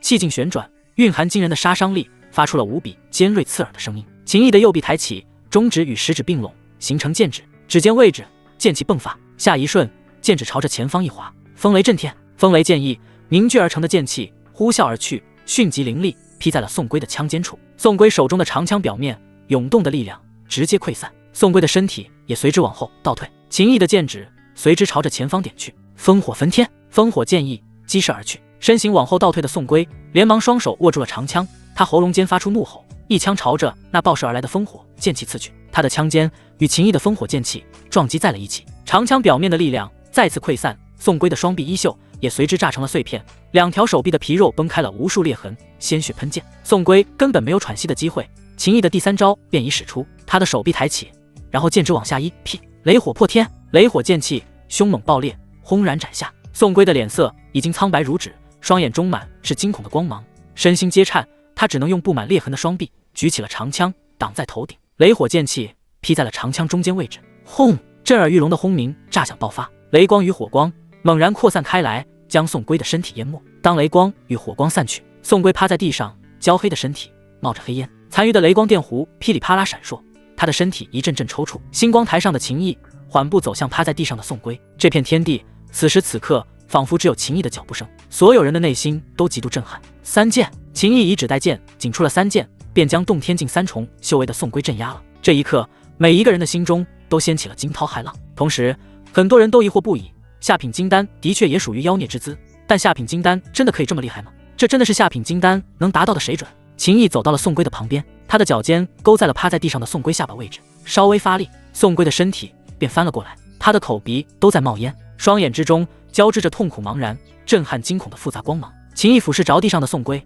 淡淡道：“我说了，你不配让我出剑。我说你与韩卫是一样的废物，说错你了吗？服不服？不服就爬起来再战。”宋龟的目光与秦毅的目光对视，他从秦毅的眼睛里仿佛看到了一个狰狞的恶魔朝着他张牙舞爪般扑来。啊！宋龟吓得大喊，然后重伤的身体竟又冒出了一股力量，他连滚带爬朝着星光台旁边的高台位置而去。不要杀我！魔鬼！是魔鬼！大长老救我！天玄宫的大长老韩东林眉头微蹙，只能下场，降落在了宋龟的面前。宋龟躲在韩东林的身后，双腿跪在地上，两只手紧紧地抱住韩东林的腿，全身剧烈的抖动。救我！我不想死！大长老救我！韩东林的老脸上横肉抖动，然后一掌按在了宋龟的头顶，紧接着宋龟便昏睡了过去。秦毅直面天玄宫的这位大长老道：“韩长老可有要指教的？”韩东林冷哼一声，然后拎着宋龟离开了星光台。这种场合他也不能拿秦毅怎样，他堂天玄宫大长老，若是在星光台上跟秦毅发生争执，那才是彻头彻尾的丢脸。将宋龟交给麾下心腹带去治疗后，神色阴沉的韩东林回到了高台上坐着，他的计划全乱了。秦毅击败了宋龟，进入5强。以秦毅刚才那3道剑气的威力来看，若下一轮抽签运气又好，真的有很大机会进入前3。如此一来，他韩东林盯着多年，付出了许多心思精力去图谋的位置，依旧还是属于木婉。韩东林越想，心情就越压抑。木婉的目光一直集中在秦毅身上，他的脸上自然而然地浮现了极为欣慰的笑容。婉儿姐姐，看这样子，秦毅有很大的机会进入前3。瑶光宫的柳烟笑着说道：“哼，你们高兴得太早了。接下来，他若遇到我们天书宫的童耀，他变得止步5强，更何况已经一只脚踏入了洞天境4重修为的李芳，也有击败他的实力。”天书宫之主罗汉冷哼一声，木婉道：“那就等着看吧，我相信他一定还会给所有人带来更大的震撼。”天星5院的院长白长天目光闪烁，却并未发声。这时，秦毅已经离开了星光台。哈哈，秦兄，看来昨日我能在你手里坚持60-70招，证明我其实比宋龟更强啊！来自大楚皇朝的皇子，在天泉宫修炼的楚怀仁兴冲冲地跑到了秦毅的面前。你不用剑，3招镇压宋龟，你用了剑，我在你面前坚持了那么久，原来我的实力不知不觉竟已经达到了这么强的程度。所有人，这个楚怀仁好不要脸！现在大家都明白了，昨日秦毅对战红桂与楚怀仁都保留了实力，完全就是在放水。楚怀仁这家伙不尴尬也就算了，还能这么厚颜无耻地给自己脸上贴金，再次打破了大家对楚怀仁不要脸的下限认知。秦毅笑着对楚怀仁说道：“也多亏了昨日与楚兄那一场比试，让我在巨大的压力中对剑法有了更深层次的理解，所以今日才能胜得这么轻松。”楚怀仁感叹道：“想不到我还给秦兄你带来了这么大的帮助。”风傲忍不住了，吐槽道：“楚怀仁，整个荒古大陆还能找出第2个比你脸皮厚的人吗？”楚怀仁嘿嘿一笑，直接一手搂着风傲的肩膀道：“风傲，你这是认可我的天赋吗？你也不用太羡慕，以后有时间的话，我会好好指点你的。”风傲他们这边有说有笑，星光台上又是一场较量开始了。第4场、第5场战斗，交战之人实力都旗鼓相当，难分高下。过去半个时辰，这才结束。至此，天星大比5强已定。天书宫童耀洞天境4重，天书宫李芳洞天境3重，距离洞天境4重仅差半步。玉衡宫周树洞天境3重，天机宫张欣怡洞天境3重，天玄宫秦毅结丹境8重。院长白长天发话，让5强之人一起登上星光台。接着，白长天宣布道：“接下来将会有一个来自苍剑宗的年轻天才加入后续的比试。”此话一出，很多人都面露震惊之色。秦毅眼中也闪过一抹异样的光芒，他知道苍剑宗在荒古大陆，苍剑宗的名气很大，仅次于天星5院。尤其是最近几10年，苍剑宗的实力更是突飞猛进，隐约间已快要跟天星5院并驾齐驱了。没想到此次天星大比，竟然会有苍剑宗的人进来凑热闹。这时，星光台下观战的人群中，一名年轻男子纵身一跃，便登上了星光台，所有的目光都顿时就汇聚在了此人身上。这年轻男子身高7尺，剑眉星目，气宇轩昂，神色中透着一股桀骜之意。他一登场就直接释放出了凌厉的锋芒，给星光台上的天星大比5强成员都带去了一股压迫感。童耀冷哼一声，也爆发出了一股强横的气息波动，与之对抗。李芳、周树、张欣怡3人脸上则是浮现了一丝难受之意，而秦毅表情淡然，似乎并未受到影响。苍剑宗的年轻男子淡淡一笑，然后收回了身上那股凌厉的锋芒，道：“自我介绍一下，我叫唐元，今年20岁，数天前才刚突破到洞天境4重，有幸参加天星大比，跟天星5院的天骄们过招，这是我的荣幸。接下来还请多多指教。话虽然说的挺客气，但那神态却是完全不把天星五院的五强天骄放在眼里。此刻，很多人都无法理解，为何院长白长天会让一个苍剑宗的天才来参加天星大比。但此事既然已经宣布了，便已是事实。五强之战，争夺前3变成了6进3。紧接着，一名老者飞到了观战的高台上。白院长，老者朝着白长天拱手行礼。白长天点了点头，道：“唐副宗主，请坐。”老者的身份呼之欲出，苍剑宗的副宗主。立刻就有人给高台上准备了一张座椅。苍剑宗的副宗主落座后，白长天给星光台上的天星五院5强天才下发了一颗复原大还丹，并按规则给他们2个时辰的恢复时间，比昨天的恢复时间更长了。丹药发放之后，天星五院的5强天才直接就在星光台上盘膝运功调理状态。苍剑宗的唐元则是直接走到了秦毅的旁边坐下。你的剑法很厉害，你还掌握了圆满层次的烈火剑意、雷霆剑意、狂风剑意，甚至能组合成3种融合剑意，而且你还是下品金丹的妖孽。说实话，你如果达到了洞天境，哪怕只是一重修为，有你在这星光台上，我绝对不会上来。但很遗憾，你还只是结丹境8种。我来的目的很简单，我要拿你们天星大比的第一。秦毅看着唐元道：“你拿不到。”唐元瞥了一眼不远处的童药，道：“你觉得就凭他能阻止我？”秦毅淡淡道：“我能。”秦毅的语气平静中带着强烈的自信。唐元脸上浮现笑容，道：“你的天赋的确比我高，但武道修行一步仙，可能就步不仙。我现在领先于你，这就是我最大的优势。”秦毅没有再说话，他闭上了眼睛，运转功法，如其他人那般，似乎在调整状态。可实际上，他并没有什么消耗。他此时此刻正在压制精神世界中兴奋的魔像。自从唐元靠近了他后，他的精神世界内那狰狞凶残的魔像便好似处于一种兴奋的状态，尤其是魔像下方那一缕缕扭曲的怨魂，仿佛想要冲出去。鼎爷，这到底是怎么回事？苍剑宗的唐元身上应该有东西引起了魔像与怨魂的感应。秦毅给鼎爷传音，想弄清楚原委。鼎爷，他身上有很浓郁的怨气。秦毅得知真相，顿时也有些兴奋了。修炼始元魔功，第一步以煞气淬体，煞气可以从地底汲取。现如今，秦毅用煞气淬体的根基已经算是奠定好了，接下来便要以怨气炼魂。任何生灵都能产生怨气，但就算是韩魏、宋归这些家伙对秦毅所产生的怨气，想要吞噬吸收用于炼魂，也可以说没什么效果。秦毅的精神世界中，魔像下方的那些怨魂，时时刻刻都在产生怨气，但还是太少了，不足以支撑他进行怨气炼魂。这个苍剑宗的唐元只是靠近了秦毅，他身上携带的无形怨气就能让秦毅的魔像都产生反应，可想而知，这怨气的浓郁程度非常夸张。鼎爷的传音继续在秦毅的脑海中响起，但这股怨气并不属于唐元，具体什么情况，你想办法弄清楚，这对你下一步的修行非常重要。我明白了。秦毅道。2个时辰过去，星光台上6人都结束了盘膝运功的状态，他们站了起来，准备抽签。白长天一挥手，6个光团飞到了6人面前。唐元笑着说道：“秦毅，虽然你不是我的对手，但我最希望的交手对象就是你，其他人我是真的一点都提不起兴趣。”童耀忍无可忍道：“你太狂妄了，我不知道这一轮的对手会不会是你，但我保证，有我在，天星大比的第一必属于天星五院的我，这个第一轮不到你来染指。”唐元嗤笑一声道：“说大话，谁不会？”话音落下，唐元直接抓住了一个光团，捏碎光团，光团中的令牌出现在了他的手中，令牌上刻着序号2。童耀也捏碎了一个光团，他的令牌是序号1。算你走运。童耀盯着唐元，唐元道：“走运的人是你。”而秦毅等人也捏碎了光团。秦毅，你完蛋了！天书宫的弟子李芳看着手里序号3的令牌，然后盯着秦毅手里同样是序号3的令牌，他显得兴奋了起来。玉衡宫周树对战童耀，天机宫张欣怡对战唐元。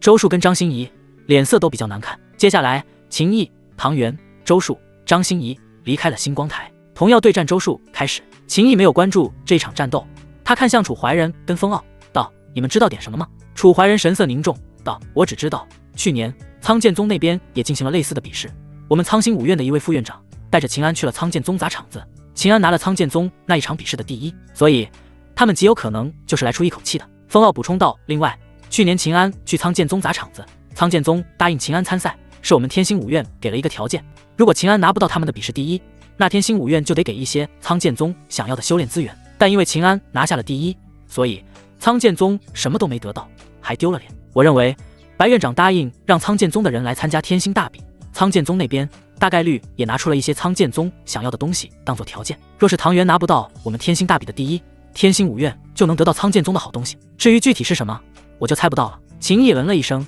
道：“那你们对这个唐元可有了解？”风傲道：“这家伙算是半个妖孽，据说差一点就凝结出金丹了，当时连金丹雷劫都出现了，可雷劫没有成型，又散去了。高台上那位苍剑宗的副宗主叫做唐振海，他是唐元的爷爷。楚怀仁接着补充唐元的信息，这个唐元剑道天赋极高，掌握了金木双圆满剑意，而且他还是下品道体，他的道体跟灵魂有关，所以唐元还有着极为夸张的精神力量。风傲闻了一声，所以如果跟唐元交手，一定要防备着他的精神力袭击，那才是他真正的杀手锏。作为大封皇朝的皇子以及大楚皇朝的皇子，风傲跟楚怀仁的确知道许多常人不知晓的信息。而就在这说话的片刻时间，星光台上童耀便已经战胜了周硕。唐元登场，张欣怡也飞到了星光台上。秦毅开始关注这场战斗，所有人都很好奇苍剑宗这个来踢馆的天才唐元到底有怎样的本事。唐元看着一脸凝重之色的张欣怡，笑道：你不用太紧张，只要不是跟我有仇的女人，我动手的时候会很有风度的。张欣怡冷哼一声，看剑，洞天境三重修为的力量瞬间爆发开来，剑光挥洒而去。唐元神色淡然，心念一动，一把下品道剑出现在了手中，他极为随意的一剑扫出，便将张欣怡的剑光切开。叮！唐元的剑精准地扫在了张欣怡的剑锋上，紧接着唐元的剑随之搅动，张欣怡的剑便完全不受控制，跟着唐元的剑而动。下一刻，张欣怡的剑便哐当一声脱手落地，唐元的剑刺向前方，剑尖在距离张欣怡咽喉只有不到半指的位置停下，这就结束了。天星五院的人都感受到了巨大的压力，哪怕是童耀，神色也变得无比凝重。张欣怡脸色发白，唐元潇洒收剑，然后道：欣怡姑娘，你的剑法还有很大的提升空间，我今晚会住在天星五院，你若想要进步，我的房门随时为你打开。你无耻！张欣怡捡起了剑，愤怒地离去。欣怡姑娘，别忘了我刚才的话。唐元朝着张欣怡的背影大喊：哎呀呀，此人太无耻了！天星五院有弟子怒喝：不要脸，打败了张师姐也就算了，竟然光天化日之下调戏张师姐，我真想把她的脸揍成猪头。唐元嘿嘿一笑道：我就是想要与欣怡姑娘交流交流剑道，你们莫要想太多，只有龌龊的人才会去想一些龌龊的事，这让天星五院的人更加生气。风傲拍了拍楚怀仁的肩膀道：你回去问一下你父皇跟你母妃是不是有个儿子流落在苍剑宗，毕竟能跟你一样不要脸的人很有可能是亲兄弟。楚怀仁摇了摇头，一本正经地说道：不可能，他跟我不像，本质上完全不一样，我是心态超然，而他是本性下流。这时唐元从星光台上飞了下来，轮到秦毅跟李芳之战了。秦毅飞上星光台，李芳也随之登场。就在李芳的双脚落地的瞬间，轰！李芳身上的气息猛然暴涨，她在此刻走出了那剩下半步，修为突破达到了洞天境四重，所有人都颇为意外。高台上，天枢宫之主吕汉满脸笑容道：穆公主真是可惜了，就只差一点，你便能保住公主之位了，实在太遗憾。哈哈哈！穆婉神色如常，不受影响。李芳拔刀出鞘，刀锋指向秦毅道：未曾突破前，我便有打败你的把握，此刻我实力更进一步，你更无一丝挣扎的可能。秦毅神色淡漠道：区区洞天境四重而已，能奈我如何？区区洞天境四重，刚完成突破的李芳脸色变得难看了许多。秦毅竟然还瞧不起自己，没突破之前，我便有绝对的信心击败你，突破之后，我要将你镇压，更是不费吹灰之力。你这曲阶丹境修为，没有资格在我面前如此狂妄。下一刻，李芳瞬间一刀劈出，圆满层次的烈火刀意与刀芒结合，化作一道长达近10丈的火焰刀芒，迸发出炽热霸道的气息波动，威势惊人。面对李芳这一刀斩来，秦毅神色如常，剑锋陡然掠起，风雷激荡，剑气迅疾猛烈，将那巨大的火焰刀芒劈碎。李芳已然冲到了秦毅的身前，他手中的长刀席卷出熊熊火海，仿佛要将秦毅淹没。秦毅的嘴角微微上扬，紧接着下品道剑天君的剑尖处倏然亮起了一朵赤色的火花。这一朵赤色火花出现的刹那，整个星光台上本就已经极高的温度陡然又升高了一大截，一抹不安之意在李芳心中滋生。下一瞬，秦毅的剑尖位置那一朵赤色的火花进化做了一轮赤色的小太阳般，正是准道级的赤阳火。随着秦毅握剑的手腕一抖，这一轮赤色的小太阳便朝着李芳飞了过去。李芳释放的熊熊火海被击穿，李芳脸色巨变，瞳孔紧缩，双手握紧了刀柄，口中发出轻喝，挥刀狠狠斩向轰到他面前的赤色小太阳。他全力爆发，将这一轮赤色小太阳劈开了一半。轰！赤色的小太阳轰然炸开，赤色的火光霸道非凡，掀起的热浪直接就使得李芳倒飞了出去，他的身上还燃起了火焰。李芳本身也是火灵体，将烈火刀意都参悟到了圆满的层次。然而此时的他却在这赤色的火焰燃烧中极度痛苦，他强行控制身体恢复了平衡，然后便想要扑灭身上那赤色的火焰，不然的话再来一会他的身体都得被烤熟。可他刚把火焰扑灭，一股凌厉的锋芒便已来到了他的身前。噗！利刃贯穿血肉的声音响起，李芳的胸膛被秦毅一剑捅了个通透，他全身一颤。秦毅拔出了剑，李芳身上的窟窿鲜血喷溅而出，他一双手用力地捂住了前面，可后面的窟窿还在喷血。除此之外，秦毅的力量太强势霸道了，在他体内肆虐，对他造成持续的伤害。砰！李芳连维持站姿都做不到了，身体倒下，口中发出痛苦的呻吟。洞天境4重，很强吗？秦毅开口，语气极为冷淡。3强，秦大哥进入3强了。星光台下，云梦儿激动的大喊：结丹境修为，进入天星大比3强，这绝对又是一个纪录。风傲也大笑着喊道。楚怀仁满脸敬佩之色，我楚怀仁竟然能与进入3强的超级天才交手60多个回合。木婉看向罗汉，准到极的火焰根本不是他给秦毅的，但他不用向罗汉解释，他只是对罗汉说道：罗公主，你们天书宫的弟子显然也不怎样。罗汉，婉儿姐姐，你的眼光果然很准，也恭喜婉儿姐姐可以继续担任天玄宫的公主。坐在木婉旁边的柳烟挽着了木婉的胳膊，他为木婉高兴。木婉的心情自然是不消多说，他道：之前我一直说他会跟秦道师兄一样优秀，其实我错了，他会比秦道师兄更加优秀。而这时，那来自苍剑宗的副宗主唐振海对天星5院的院长白长天说道：白院长，既然3强已定，那接下来也该要分出个1、2、3名了。白长天点了点头，道：今日天色已晚，且让他们3人回去休息一夜，养精蓄锐，明日再进行最终对决。唐副宗主觉得如何？唐振海点头道：一切按天星5院的计划来安排便可。白长天也就是对他客气一句，他哪有资格说不。接下来，白长天宣布天星大比明日继续，可在星光台周围的人却有许多都不走，就在这里等，毕竟明天的比试更精彩，要是现在走了，明天可就很难抢到一个好的观战位置了。秦毅回到天玄宫后，就被木婉带到了天玄宫的大殿，瑶光宫的公主柳烟也在这边。穆公主、柳公主，您们可是有什么要交代我的？秦毅拱手问道。木婉道：苍剑宗的人来参赛这件事，其实我们也是今天的比试开始前才听院长提起。秦毅主动问道：我听风傲还有楚怀仁说了一些，他们都觉得我们天星5院答应让苍剑宗的唐元参赛，应该是有条件的吧？木婉点头道：没错，如果唐元拿下第一，那我们天星5院会很丢脸，但如果唐元拿不到第一，我们天星5院的颜面不仅保住了，而且还可以从苍剑宗那边得到10个接下来进入古老战场碎片空间的名额。古老的战场碎片空间？秦毅目光闪烁。瑶光宫的公主柳烟点了点头道：苍剑宗这些年来之所以实力突飞猛进，甚至都快要赶上我们天星5院了，其中有一个关键的原因就是古老的战场碎片空间。他们这几10年来每年都会派涅槃境之下修为的人进入那古老的战场碎片空间，从中得到了不少的好东西，然后才有了如今的实力。所以这次苍剑宗的副宗主苍振海将这个条件摆出来，院长便直接答应了让唐元参赛的事。这一刻，秦毅的思绪飞快转动了起来。唐元身上沾染的浓郁怨气，莫非就是来自那个古老的战场碎片空间？唐元身上沾染的浓郁怨气能引起秦毅精神世界中的魔像产生强烈反应。鼎爷还让秦毅去弄清楚情况，如果能找到那股怨气的源头，这对秦毅开启始元魔功下一阶段的修行，以怨气炼魂有重要作用。现在秦毅觉得真相已经浮出了水面，大概就是跟苍剑宗那个古老战场碎片空间有关系。秦毅的思绪转动之际，木婉也再次开口了，道：明日3强排名，如果你对上天书宫的童药，我反倒是比较放心，但我们都对苍剑宗的唐元不太了解，所以如果你跟唐元交手的话，千万要小心，一定不能大意松懈。秦毅点头道：我明白，今晚你就去我住处的阳之灵浴池中调整状态。木婉道。这时站在木婉旁边的柳烟忽然给秦毅使了一个眼神，秦毅的脑海中浮现了之前柳烟与他说的那个计划，他的心情忽然变得复杂了许多。很快秦毅便在木婉的安排下进入了阳之灵浴池中，池子里有木婉特地为秦毅调配好的一池子灵液，秦毅的身体浸泡在其中，顿时感觉全身舒泰，所有的毛孔都好似打开了一般，源源不断的温润能量渗入他的血肉筋骨中。木婉在一旁看着，确认没有什么问题，这才离开。柳烟还待在木婉住处的院子里，见木婉出来后，柳烟顿时有点紧张。木婉道：一儿妹妹，你怎么了？柳烟连忙道：我没事。婉儿姐姐，你的身体如何？木婉道：前天才辛苦一儿妹妹数个时辰，而且我昨日服用了2株断肠草，最近应该都不会出问题。柳烟的神色中充满了担忧。婉儿姐姐，2株断肠草，这已经是快要致命的分量了。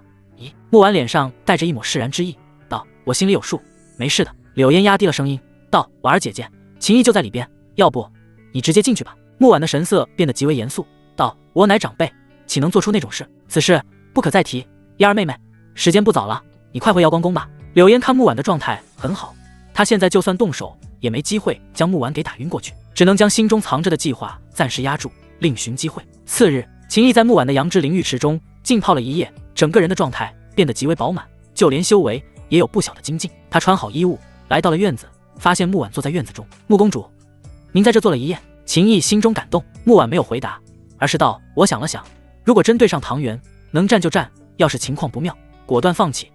你已经进入前3，这个成绩足够耀眼，接下来不必过于执着。秦毅拱手点头表示知道了。穆婉是为了他好，担心他的安全，他当然不会去反驳什么，但他的目标还是没有变，就是第一。接着穆婉带上秦毅前往星光台。当他们抵达星光台后，周围已然人山人海，甚至有许多核心弟子都来了观战。穆婉登上高台，秦毅来到了最靠近星光台的位置，跟云梦儿还有风傲等人会合。秦师弟，好好表现，我们都等着大开眼界呢。一名年轻男子笑着说道。风傲立刻为秦毅介绍金师弟，这位是天玄宫的9星核心弟子张破鲁师兄。秦毅目光一闪，拱手道：见过张师兄。张破鲁的旁边还有不少天玄宫的核心弟子，都对秦毅说了一些鼓气的话。片刻后，天星5院的院长白长天与苍剑宗的副宗主唐振海一同来到了高台上。随着一声令下，童耀、秦毅、唐元3人便登上了星光台。童耀的身上时刻弥漫着一股强横的力量波动，他昂首挺胸，神色傲然，自信满满。唐元则是像一把出鞘的利剑，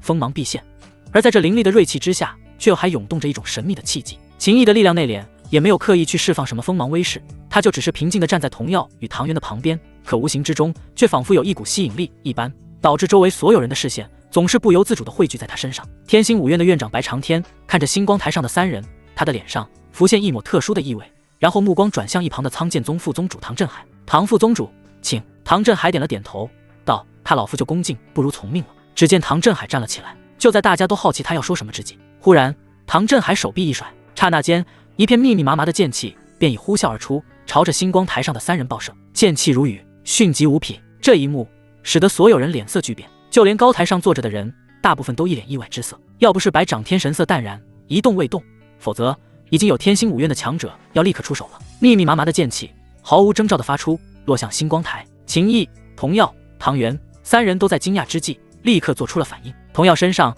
亮起了一层璀璨的光芒，他手中抓住了一把长刀，刀锋挥动，将靠近的剑气拦下。而唐元则是拔剑出招，大量的剑气在他的身边交织，化作了一层密不透风的剑网。而秦毅则是凭借着敏锐的感知，结合风雷之意，施展巧妙的身法，在密集的剑气雨中穿梭。唐振海释放的剑气持续了10个呼吸的时间，10个呼吸过后，所有剑气消散，星光台上一切恢复了正常。童耀身上的长袍被撕裂了7处，唐元身上有5处剑气留下的痕迹，而秦毅却从容避开了所有剑气，没有一缕剑气触碰到他的衣角。所有人都满脸疑惑看向高台。唐振海开口道：就在1刻钟前，白院长将第3轮的规则告诉老夫，3强之争有1人可以直接晋升最终之战。刚才老夫的剑气就是一个小小的考验，考验一名武者的警惕性、反应力以及面对突发状况的判断。身中剑气最少者便是直接晋级最终之战的人。由于这个方式是老夫1刻钟前选择的，天星5院的童耀还有秦毅都没有提前知晓，我们苍剑宗的唐元同样不知道，所以最大程度上保证了公平。解释一出，所有人一脸恍然之色，原来如此。星光台上，唐元看向了秦毅，那就等我击败了童耀，再来跟你好好较量一场。反正我最期待交手的人是你，我俩之战放在最后面也正合适。痴心妄想！童耀怒喝道：你必败在我的刀锋之下。说完，他又看向秦毅道：等我镇压了唐元，守住天星5院的尊严，再来收拾你。秦毅的目光从2人身上扫过，他没有说什么，直接转身离开了星光台。许多人看着秦毅，觉得秦毅的运气实在太好了，如果真要按实力来排，秦毅绝对只能第3。可现在这情况，秦毅已经锁定了第2名，至于第1，不可能。别看秦毅昨日击败了洞天境4重的李芳，但李芳完全没法跟童瑶以及唐元相提并论。童瑶与唐元之战，获胜者必是最后的第1，他们2人的实力肯定碾压秦毅，这是毋庸置疑的。秦毅刚来到云梦儿的旁边，星光台上刀光剑影便凶狠无比的撞击在了一起，激烈的对决已然展开。星光台上的激战瞬间就将所有人的视线吸引了过去。童耀的刀法颇为凌厉迅猛，刀光连绵不断，每一片刀光都好似一座座刀山般朝着唐元压去。而唐元的剑法灵动飘逸，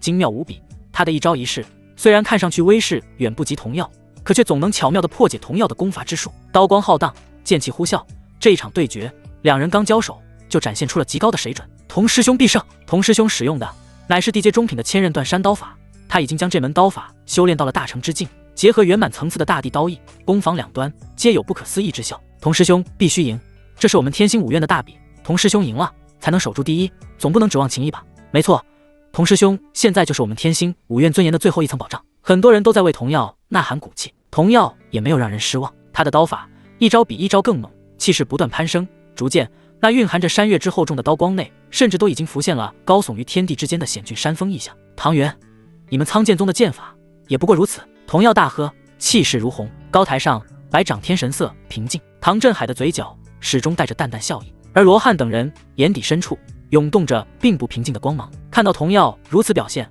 罗汉还算是比较放心的。即便一直跟天书宫不对付的木婉、柳烟等人打心底里也希望童耀能够获胜，毕竟这是天星五院的尊严。唐元手中长剑铮铮作响，剑光不断席卷，将那一座座刀光中浮现的雄伟险峻山峰异象搅碎。他的嘴角上扬，然后道：“有点无趣啊，大言不惭。”童耀怒喝：“可下一瞬！”唐元手中的长剑骤然幻化出无穷无尽的剑气。童耀只觉得眼前一花，紧接着一股刺痛感便已在他的手臂上迸发，他立刻抽身暴退。唐元并未追击，他只是笑盈盈地看着童耀，道：“我要开始认真了。”童耀看了一眼左手的手臂位置，衣袖被撕裂，皮肉翻卷，鲜血汩汩而流。他一咬牙，冷哼道：“果然不愧是拥有灵魂方面特殊体质的人，你的剑法中还带着幻术，刚才迷惑了我的感知。但你以为我会没有准备吗？”说话间，童耀的左手结印，两根手指从双眼前方抹过，顿时他的两只眼睛迸发出璀璨金芒，这是一种专门用来窥破幻象的手段。唐元冷笑道：“你虽然有准备，但你的准备毫无意义。”他再次前冲，那梦幻般的剑光爆发，朝着童耀席卷而去。童耀眼中的金芒变得更加明亮，就好似两颗星辰般。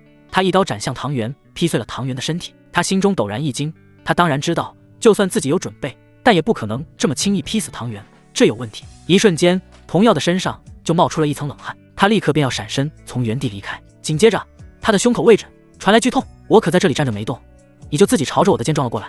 抱歉，我其实只是打算击败你就可以了，没打算将你伤这么重。唐元那带着笑意的声音响起。可童耀只是感觉胸口剧痛，但他没看到唐元，也没有看到唐元的剑。他从声音判断唐元在他面前，故此挥刀斩向前方。可刀锋掠过，却仿佛劈在了空气中。我在这里。唐元出现在了童耀的左侧，童耀双手握刀，嘶吼着冲杀而去，一刀劈碎了唐元。但唐元的声音又出现在了童耀的身后，我在你后面啊！童耀愤怒的咆哮，转身便冲去。星光台周围，刚才还在帮童耀呐喊助威的声音全部消失了，每个人脸上都流露出不可思议的复杂神色。他们观战看得很清楚，从唐元开始说要认真了后，唐元就一直站在原地，脚步都未曾移动分毫。童耀如同发疯了一样，在星光台上大喊大叫，胡乱挥刀，好几次童耀的身体都主动撞向了唐元的剑。童耀已经全身血淋淋了，即便有人大喊提醒童耀，可童耀压根就听不到。如此诡异的一幕让人心底发寒。苍剑宗唐元太可怕了。高台上，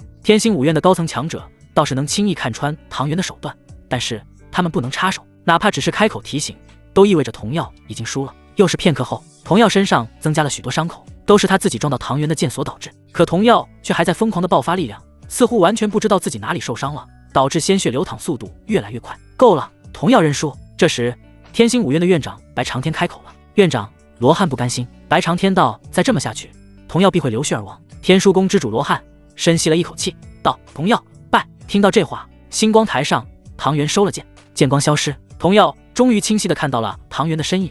他怒喝一声，正要挥刀猛攻，这时全身传来的剧痛让他感觉身体好似要四分五裂。紧接着，他的力量涣散，身体一软，倒在了地上。他这才发现身上已经布满了剑伤，好几处伤势都近乎致命。他不甘，但双眼又透着茫然，到底发生了什么？他输得不明不白。紧接着，马上有人冲上了星光台，将童耀抬走。高台上，白长天看向唐振海，唐振海笑道：白院长，实不相瞒，这套剑法正是从那个地方得到的传承，名为天幻剑法。虽然只是地阶上品，但我这孙儿本就拥有灵魂类型的特殊体质，所以天幻剑法与他算是完美的契合。我们约定好了，如果我这孙儿拿不下天星大比第一，就送10个进入那里的名额给天星五院。但天星五院拿不拿得到，现在只能看这个叫做秦毅的小家伙能不能击败我的孙儿了。就在这时，木婉开口道：秦毅他。不等木婉的话说完，秦毅便飞身而起，站在了星光台上，道：第一，我拿定了。木婉本想直接替秦毅弃权，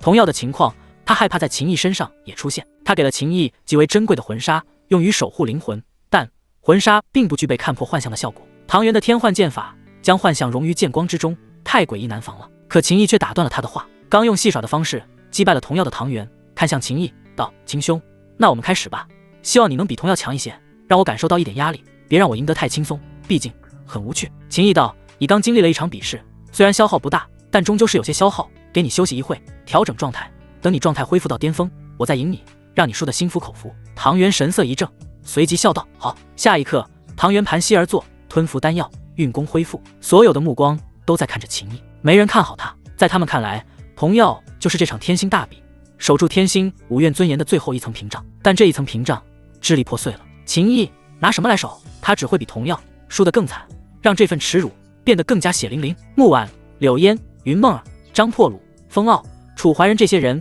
都满脸紧张担忧之色。2刻钟后，唐元睁开了双眼，站了起来。他笑着看向秦毅，道：“那我可要开始了。”秦毅道：“好。”下一瞬，秦毅的剑、唐元的剑同时发出清脆铿锵之声。刹那间，2片剑光猛然席卷，撞击在了一起。星光台上，秦毅的剑光与唐元的剑光猛然撞击在了一起，就好似2片汹涌的剑光海洋那般，掀起了滔天巨浪。2片剑光随之炸开，一缕缕剑光朝着周围迸溅，带着凌厉的锋芒，如若无数细小的剑在呼啸。唐元一步踏出，身形便暴掠而出，他手中的长剑缭绕着极为霸道的力量，以迅疾之势朝着秦毅斩下。秦毅嘴角上扬，手中的天君剑也随之掠起，风雷震天。风雷剑意激荡，掀起了狂风，带来了惊雷。剑锋迎着唐元劈下的这一剑而去，当，2把剑交击在了一起，发出清脆的炸响。下一刻，唐元的身体竟被秦毅这掠起的一剑之力冲击的往后抛飞。这一幕顿时让所有观战者都颇为惊讶，也让不少天星五院的人为之激动。他们本以为秦毅对上唐元将会是毫无悬念的惨败，结果秦毅此时竟占了一丝优势。唐元的身体往后抛飞之际，秦毅脚踏风雷追击而去，精妙霸道的剑法招式施展出来，剑光浩荡，剑气呼啸，展现出了惊人的功法力量。好强！他每一次出手都比上一次出手要强很多，所以他一直都在保留实力。这就是下品金丹妖孽的恐怖。我怎么觉得天书宫那个中品金丹妖孽秦安在结丹境8、9重修为的时候根本没有这么厉害吧？很多人心绪澎湃，忍不住发出惊叹。只是片刻时间，星光台上秦毅便已经与唐元进行了10多招剑法的交锋。唐元明显被压制了，秦毅的风雷、风火、雷火3种组合剑意实在霸道，即便唐元也拥有庚金剑意、真木剑意，并且金木剑意能融合在一起使用，可跟秦毅的3大剑意比起来逊色很多。被压着打的唐元只能凭借洞天境4重修为的雄魂力量尽可能的防御闪避。忽然之间，秦毅的剑锋以极为诡奇的角度朝着唐元攻去。唐元脸色巨变，低喝一声，立刻便要后退，想拉开距离，却还是慢了半拍。是他的长衫被秦毅的剑锋划破，左腹位置浮现一条血线。唐元受伤了，可他却并未因伤势而受到影响，反而速度飙升一截，身体往后倒射，与秦毅拉开了距离。秦毅没有追击，唐元停下后，左手抹了一下伤口处流淌而出的血液。他看着秦毅道：“虽说我还没有动用天幻剑法，但就冲你能伤到我这一点，也足以证明你比那个童药更强。你果然给我带来了一点压力，我的身体总算是有一种兴奋的感觉了。”说话间，唐元的眉心位置无形的精神力量就好似江河一般倾泻而出，他的长剑也绽放出梦幻朦胧的光芒。他又要动用那所谓的天幻剑法了。风傲低喝一声，脸上挂满了担忧紧张之色。云梦儿的2只手揪紧了裙子，那难道秦大哥一定要小心啊？这个唐元的精神力量异于常人，而天幻剑法的幻象很不可思议，就算是让我去面对都不好解决。身为天玄宫9星核心弟子的张破虏神色凝重地说道。高台上，木婉、柳烟还有一个个希望秦毅能守住天星五院尊严的强者，此时也都心弦紧绷。毕竟上一场战斗大家都看到了，天书宫的童药面对唐元的天幻剑法输得实在太惨太狼狈，完全就是被戏耍。如今他又要故技重施，恐怕秦毅也要落得个跟童药一样的下场了。这次天星大比，第1名将被苍剑宗的人夺走，天星五院的脸面与尊严注定要碎落一地。秦毅神色淡然道：“正好，我也完成热身了。”唐元的嘴角微微一抽，道：“那就让我看看你还有什么本事。”话音落下，唐元一剑朝着秦毅击刺而去。刹那间，那梦幻朦胧的剑光大放，一股凌厉的无形锋芒无声无息之间竟已冲入了秦毅的识海之中，直接攻击秦毅的灵魂。秦毅的灵魂表面那一层透明的轻纱随之一荡，便将攻击他灵魂的无形锋芒挡下了。魂纱，但就凭魂纱的话，想要在我的手段下支撑，那可远远不够。唐元的声音在秦毅的耳旁响起，他就好似位于秦毅的身边，伏在秦毅的耳边低吟。轰！秦毅身上3大圆满剑意爆发，狂风呼啸，雷霆轰鸣，烈火滔天。风、雷、火以秦毅的身体为中心剧烈流动旋转。秦毅，没用的，魂纱只能护你灵魂，但却无法让你看穿我的天幻剑法。你现在所做的一切都是徒劳，毫无意义。你连我在什么位置都不知道。我告诉你，现在你的身体都已经布满了伤口，可你被幻象蒙蔽了感知，察觉不到疼痛。秦毅的内心很平静，他虽然还没有找到唐元的位置，但他也没有在幻象之中迷失。唐元的话只是故意乱他心态罢了。他若心态乱了，唐元的天幻剑法效果才能更加明显。这时秦毅闭上了眼睛，闭上眼睛也没用，我的天幻剑法可不仅仅是依靠视线产生作用的。唐元的声音再度响起，声音好像就在秦毅身边，又好似从无比遥远的位置传来，飘忽不定。也就在这一刻，秦毅的四面八方出现了无数个唐元，每一个唐元都栩栩如生，没有一丁点虚幻之感。哪怕在观战的许多人都看不出端倪，可想而知，被唐元专门针对的秦毅，此时到底有多难？一个个唐元手持长剑，施展凌厉的招式，朝着秦毅攻去，真假虚实难以分辨。秦毅虽然闭上了眼睛，可他的精神世界中所观想出的魔像，那一双猩红如两片血海的魔眼，猛地迸发出了可怕的光芒，一切虚幻皆随之破碎。秦毅洞悉了天幻剑法的秘密，他猛然一剑横扫而出，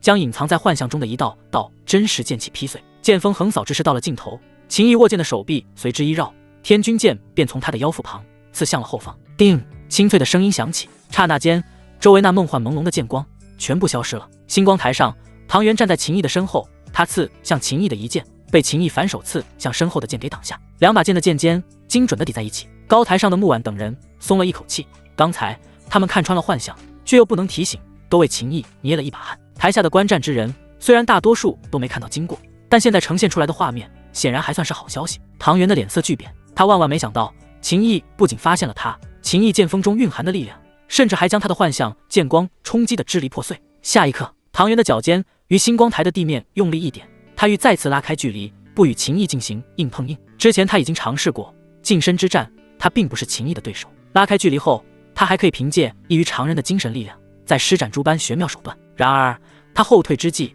秦毅已然转身，可以结束了。他话音落下之际，身上猛然爆发一股不可思议的气机波动。唐元瞬间瞪大眼睛，满脸的震撼之色，就连高台上都有半数的强者情不自禁地站了起来，而星光台周围观战的人全都目瞪口呆。星光台上，秦毅一剑向天，狂风剑意、雷霆剑意、烈火剑意三大剑意交织在了一起，凝聚成巨大的剑气。三大剑意融合，风火雷极剑法最强一式烽火天雷破。剑气只是成型，力量凝而未发，但那股威势就已经极为恐怖。唐元脸色煞白，他刚才还想着拉开距离，再施展别的手段与秦毅周旋，寻找击败秦毅的机会，可此时此刻，他的心灵意志皆已陷入了惊恐之中。眼看着秦毅这一剑将要落下之际，唐元做出了一个出乎所有人预料之外，但又在情理之中的决定。他极为果断，纵身一跃，便跳到了星光台下。不打了，我认输。他直接就放弃了。秦毅这一剑要是劈下来，不死也得没了半条命。他是来踢馆的，不是来找虐的。随着唐元认输，星光台上秦毅凝聚的巨大剑气也随之缓缓散去。唰，收剑入鞘，他转身看向高台的位置，拱手行了一礼。高台上的白长天回过神来，随即站了起来，开怀大笑道：“哦，不愧是我们天星五院的金丹妖孽，以借丹境8重修为，逆伐高阶，斩获天星大比第一，创造了一个不可思议的奇迹。”他心情大好，声音洪亮，木婉脸上流露出激动之色。秦毅真的做到了，如他爹秦道一样，拿下了天星大比的第1名，而且他做的比秦道更好，青出于蓝而胜于蓝。当然，有人欢喜有人难受，譬如天枢宫之主罗汉、天玄宫大长老韩东林，以及忠心于他们麾下的人，还有苍剑宗的副宗主唐振海，一脸沮丧之意。但他也清楚，不是他的孙子唐元不够厉害，而是秦毅太妖孽。星光台周围观战的人群中也随之发出了一道道激动的呐喊。原本以为天枢宫童药是天星五院尊严的最后一层保障，当童药败给了唐元后，天星五院就注定要狠狠地丢脸了。在自家的地盘举办的天星大比第1名将被苍剑宗的人夺走，实乃奇耻大辱。可最终不被人看好的秦毅守住了天星五院的脸面与尊严。苍剑宗有备而来的唐元，最后连打都不敢打，认输了。云梦儿看着台上的秦毅，他的脸上浮现了崇拜的表情。风傲激动的欢呼过后，忽然神色变得复杂，感叹道：“我姐要是看到这一幕，一定也会很高兴的。”楚怀仁对身边一个跟班低声说道：“立刻将消息传到大楚皇朝去，就说秦毅勇夺天星大比第一，我与秦毅交手60多招惜败。”片刻后，站在高台上的白长天伸手，示意众人安静。他看着秦毅点了点头，道：“秦毅，鉴于你今日凭借着结丹境8重修为夺得天星大比的第1名，本院长决定追加奖励。按原本的奖励规则，第1名可获得10万星辰点奖励，直接晋升为核心弟子。现按照原奖励晋升为天玄宫核心弟子，奖励30万星辰点。另外，奖励明洞天丹1瓶，此乃荒古大陆用于辅助开辟洞天的最好丹药。最后，赐你星辰法体修行法的出篇。”秦毅目光一闪，明洞天丹他听说过，这种丹药虽然只是用于辅助武者开辟洞天，不算高品阶的丹药，可药效的针对性极强。荒古大陆能炼制明洞天丹的人早就死了，明洞天丹的炼制之法失传，如今使用的都是以前的一点存货，用一颗就少一颗。外界一颗明洞天丹的价格最高都有人出到10万元时了。而星辰法体是天星5院最强传承，为裂天阶下品，一直以来只有天星5院的院长才能修炼完整篇。星辰法体共有初篇、中篇、上篇，7宫之主也只能获得中篇传承。弟子辈分的人能获得星辰法体的初篇修行法，已是最高待遇。听到白长天要赐秦毅星辰法体初篇的传承，使得很多人内心震撼。而天枢宫之主罗汉脸色最是难看，因为现如今整个天星5院弟子辈的人能得到星辰法体传承的，算上秦毅只有2个，另外一个正是那拥有5行道脉在外游历来自秦家的秦安。白长天的这个举动已经不仅仅是给秦毅守住了天星5院尊严的奖励那么简单了，这当中还包含了其他意味。秦毅自然也想到了许多，他压下了诸多想法，朝着白长天郑重行礼，多谢院长赏赐，弟子秦毅定当努力修行，不辜负院长厚望。白长天点了点头，然后又给第2名的唐元发放了一些奖励，即便是来踢馆的也得给第2名而已。天星5院不缺这点东西，由于唐元不是天星5院的弟子，星辰点的奖励直接替换成了原石。第3名的童耀也获得了相应的奖励。至此，天星大比落下帷幕。苍剑宗的副宗主唐振海站了起来，道：“白院长，老夫就不再打扰了，告辞。”白长天淡淡一笑，道：“这2天没有好好招待唐副宗主，唐副宗主不如再留2天，好让本院长尽一尽的主之意。”唐振海哪还有这个心情？他抬手一挥，10颗不规则的石子从他的储物戒中飞出，飞到了白长天的面前。白院长，这便是进入古老战场碎片空间的信物，1个半月后将会开启，我就先走了。说完，唐振海凌空踏步离开了高台。唐元看向秦毅道：“秦兄，虽然我这次输了，但下次再见我一定会赢你。这10份信物算是你赢到的，我相信天星5院应该会给你1份信物吧，咱们1个半月后再来一较高下。”说完，唐元飞身而起，跟着他爷爷唐振海化作急速遁去的流光，几个眨眼间就消失得无影无踪。秦毅看着那飘在白长天面前的10颗不规则石子，他的精神世界中魔像再次产生了反应。现在已经能够确定了，那浓郁的怨气就是来自苍剑宗发现的古老战场碎片空间。白长天心念一动，将10份信物收入了储物戒中，暂时并没有对此给出一个说法。此事还需经过天星5院高层商议再做决定。天玄宫，秦毅的住处，除了云梦儿、风傲、王冲，还有天玄宫的核心弟子张破鲁带来的人一起为秦毅庆祝，就连天玄宫的楚怀仁也来了。这家伙非常大方，直接又送了秦毅10万颗原石以及一批珍贵的丹药当作贺礼。有风傲跟楚怀仁在，场面相当的热闹，觥筹交错，豪言壮语。云梦儿一直安安静静地坐在秦毅身边，帮秦毅倒酒夹菜，直到夜幕降临，众人才陆续散去。当所有人走后，云梦儿正要收拾院子，秦毅一把抓住了他的手腕，然后将一枚储物戒递给了云梦儿。储物戒内不仅有楚怀仁给的原石与丹药，还有其他人送的贺礼。秦大哥，你修炼进度极快，你更需要这些资源。云梦儿说道。秦毅道：“我还有这些给你，你收好，不能拒绝。另外，这院子就先不收拾了，我们回房去提升一下我与你的天赋契合度吧。”云梦儿俏脸通红，了一声。次日清晨，折腾得够呛的云梦儿还在沉沉睡着。秦毅起身后，便直接前往天玄宫之主木婉的住处。秦毅来到木婉的住处，他可以直接穿过覆盖了住处的阵法禁制，因为木婉已经将他的气息凝结成了烙印，打入阵法禁制中，就跟回家一样。秦毅进入院子时，正好房门打开，瑶光宫的公主柳烟从屋内出来，她的长发还有些湿润，满脸通红。看到秦毅的瞬间，柳烟的神色顿时浮现一抹局促之意。秦毅已经猜到了柳烟帮木婉压制情道反噬的办法，他神色凝重。这种情况很显然木婉又发作了。柳烟在这里忙了一个晚上，你不用担心那么多，婉儿姐姐没有发作，我先走了。柳烟传音给秦毅，然后身形一闪便消失了。没有发作，柳公主也在这里待了一晚上。秦毅心中嘀咕。片刻后，梳妆打扮好的木婉也从屋内走了出来。她道：“昨夜嫣儿妹妹只是在我这里商议一些事情。”秦毅闻了一声，木婉立刻转移了话题：“你得到了星辰法体出篇的修行法，感觉如何？”提及正事，秦毅暂时压下了担心木婉身体的想法，然后道：“我直到获得了星辰法体出篇，才知道原来天星5院的最强传承竟是炼体之法，接引星光入体，淬炼肉身。”木婉点了点头，道：“很多人都以为星辰法体是用来提升修为境界地功法，但实际上并非如此。这的确是炼体之法，但星辰法体的炼体之法与世间绝大多数炼体传承完全不一样。炼体者几乎都是不断的打磨肉身，承受巨大的痛苦，让肉身变得强横，就犹如锻造兵器一般，千锤百炼，这种方式被称之为外练法。可星辰法体却是通过观想图接引星光入体，在体内构建星台，用一种温和的酝养方式，一步一步使得肉身变强，属于非常罕见的内练法。若将星辰法体修炼出了火候，甚至能在身体的窍穴之中演化星辰的力量，不论攻防，皆有玄妙之效。秦毅闻了一声，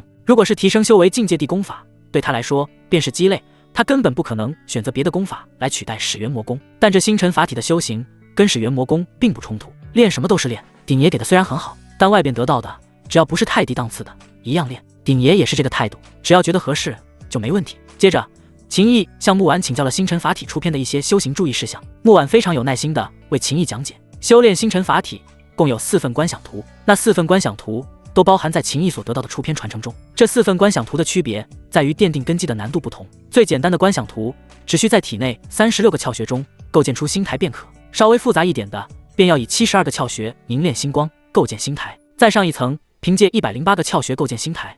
这也是院长白长天修炼星辰法体的根基。木婉告诉秦毅，天书宫的秦安得到了星辰法体的传承后，构建的星台便是108个窍穴。像木婉这种气功的公主，除了开阳宫之主所拥有的星台根基是36个窍穴，其余都是72个窍穴。至于第4份观想图，则是要用360个窍穴凝练星光，形成星台，难度之大无比夸张。木婉表示，天星五院有史以来就没有人成功过，曾经有天资极高的妖孽花了大量时间与精力，最终也只是在235个窍穴中凝练了星光，最终还是只能构建108个窍穴的星台，等于是浪费了许多努力。以你的天赋，你肯定要选第3幅观想图。木婉说道。秦毅想选第4幅观想图，360个窍穴构建星台，但他没有说，毕竟他也不知道自己行不行，接下来试试看。秦毅点头回应木婉，好，我听公主的。木婉想了想道，你想接引星光入体，得去天星五院的观星楼，那里3万星辰点一天，但在你去观星楼之前，我先带你深入感受我体内的星台，如此一来，你去了观星楼就能节省一些时间，毕竟很贵，没有做好准备就去，会浪费太多星辰点。秦毅道，还请公主引导。木婉闻了一声，刹那间她的身上弥漫出一层绚烂的星光，好似披上了一条由星光织成的长裙。木婉整个人都变得高贵圣洁。紧接着，木婉身上的星光长裙浮现了72颗如若星辰般闪烁的光点。木婉道，每一个光点对应我身上的一个窍穴，伸出你的手来。秦毅照做，抬起了右手。木婉直接用左手抓住秦毅的手腕，将秦毅的手搭在了他的掌心位置，触感温润细腻。这是我构建星台的72个窍穴之一，你再将另外一只手伸出来。木婉的左手掌心向上，掌心中也有一个对应的星台根基。秦毅轻轻触摸，木婉道，好好感受，差不多了，就换一个地方。秦毅神色一凝，道，公主不可。他双手急忙缩回，道，如此做对您过于冒犯。那一颗颗犹如星辰般闪烁的70个光点遍布木婉全身。木婉道，心无杂念，自然就无需介怀，修行之人不用如此在意这些，更何况这里并无外人。被木婉那纯净的目光盯着，秦毅深吸了一口气，拱手一拜，道，公主，那我继续了。木婉闻了一声，秦毅的手逐一去感受木婉的72个星台根基。刚开始他心绪宁静，可到了一些特殊区域，内心阵阵起伏，他甚至都不敢去看木婉。好在熬过了最开始的阶段，秦毅逐渐沉浸在了参悟的状态中。他甚至没有发现木婉的呼吸已经变得急促，身上散发出了一股热意，脸上挂满了红霞，还闭上了眼睛。每当秦毅的手变化方位，木婉的身体便忍不住一阵轻颤。足足过去了1个时辰，秦毅终于将木婉这72个星台根基都感应了一遍。他从那种沉静的状态中脱离出来的瞬间，不等他鼓起勇气抬头去看木婉，木婉的声音便已经响起，我忽然想起来，有件急事，我先去处理。下一刻，木婉便从秦毅面前消失得无影无踪。秦毅神色一怔，到了嘴边的感谢之言没法再说。你小子，虽然那9年暗无天日，备受痛苦折磨，但迎来新生之后，运气也来了，遇到了不少真心对你的人。鼎爷的声音在秦毅脑海中响起。秦毅神色恍惚，脑海中掠过一幕幕痛苦以及温暖的记忆画面。鼎爷道，木婉为了让你感受星辰法体的星台之秘，让你少走一些弯路，可他却担上了要命的风险。怎么会这样？秦毅震惊。鼎爷道，他误入情道，强行压制，而你刚才的触碰无异于一把火，不断将他的身体点燃了。秦毅的心绪顿时极为自责担忧。另外一边，瑶光宫，柳烟回来后正在处理一些日常琐事，忽然木婉冲到了柳烟的面前，嫣儿妹妹，快帮我！柳烟急忙搀扶住摇摇欲坠的木婉，她花容失色道，婉儿姐姐，你这反噬怎么如此严重？木婉道，来不及解释了。柳烟深吸了一口气，立刻带着木婉进入密室，处理眼下这个大麻烦。秦毅回到住处便立刻闭关，将刚才在木婉身上感受到的星辰法体的玄妙奥义好好吸收消化。沉淀了1天后，他在云梦儿的陪同下去登记了一下新的身份，天星大比第1名，直接晋升为天玄宫的核心弟子。1星核心弟子晋升2星核心弟子，需要累积10万星辰点；2星核心弟子成为3星核心弟子，则需要累积20万星辰点。秦毅拥有大笔第一奖励的30万星辰点，所以他现在已经是3星核心弟子。接着，他便直奔天星5院的观星楼。观星楼属于天星5院极为重要的修炼之地，比起7星秘境、星异洞、天元秘境重要无数倍。而在观星楼待1天，所需要的星辰点数量自然是非常夸张，3万星辰点1天。秦毅将身份令牌交给了看守观星楼的一名长老，道：“长老，我限定9天，直接就扣掉27万星辰点，留了一些星辰点以备不时之需。”看守观星楼的长老扣除了秦毅27万星辰点，然后淡淡一笑，道：“上去吧。另外，记住一件事，在观星楼上，不管发生了任何事，都不许与人动手，切记，胆敢在观星楼上动手的人，都不会有好下场。”秦毅拱手道：“多谢长老提醒。”接着，他进入观星楼，来到观星楼的楼顶。楼顶的空间很大，乃是一个长宽都达到了100丈的平台。站在这里，抬头看去，一片光幕宛若星空，挂着上千颗星辰。这片倒映着星辰的光幕，其实是一座阵法。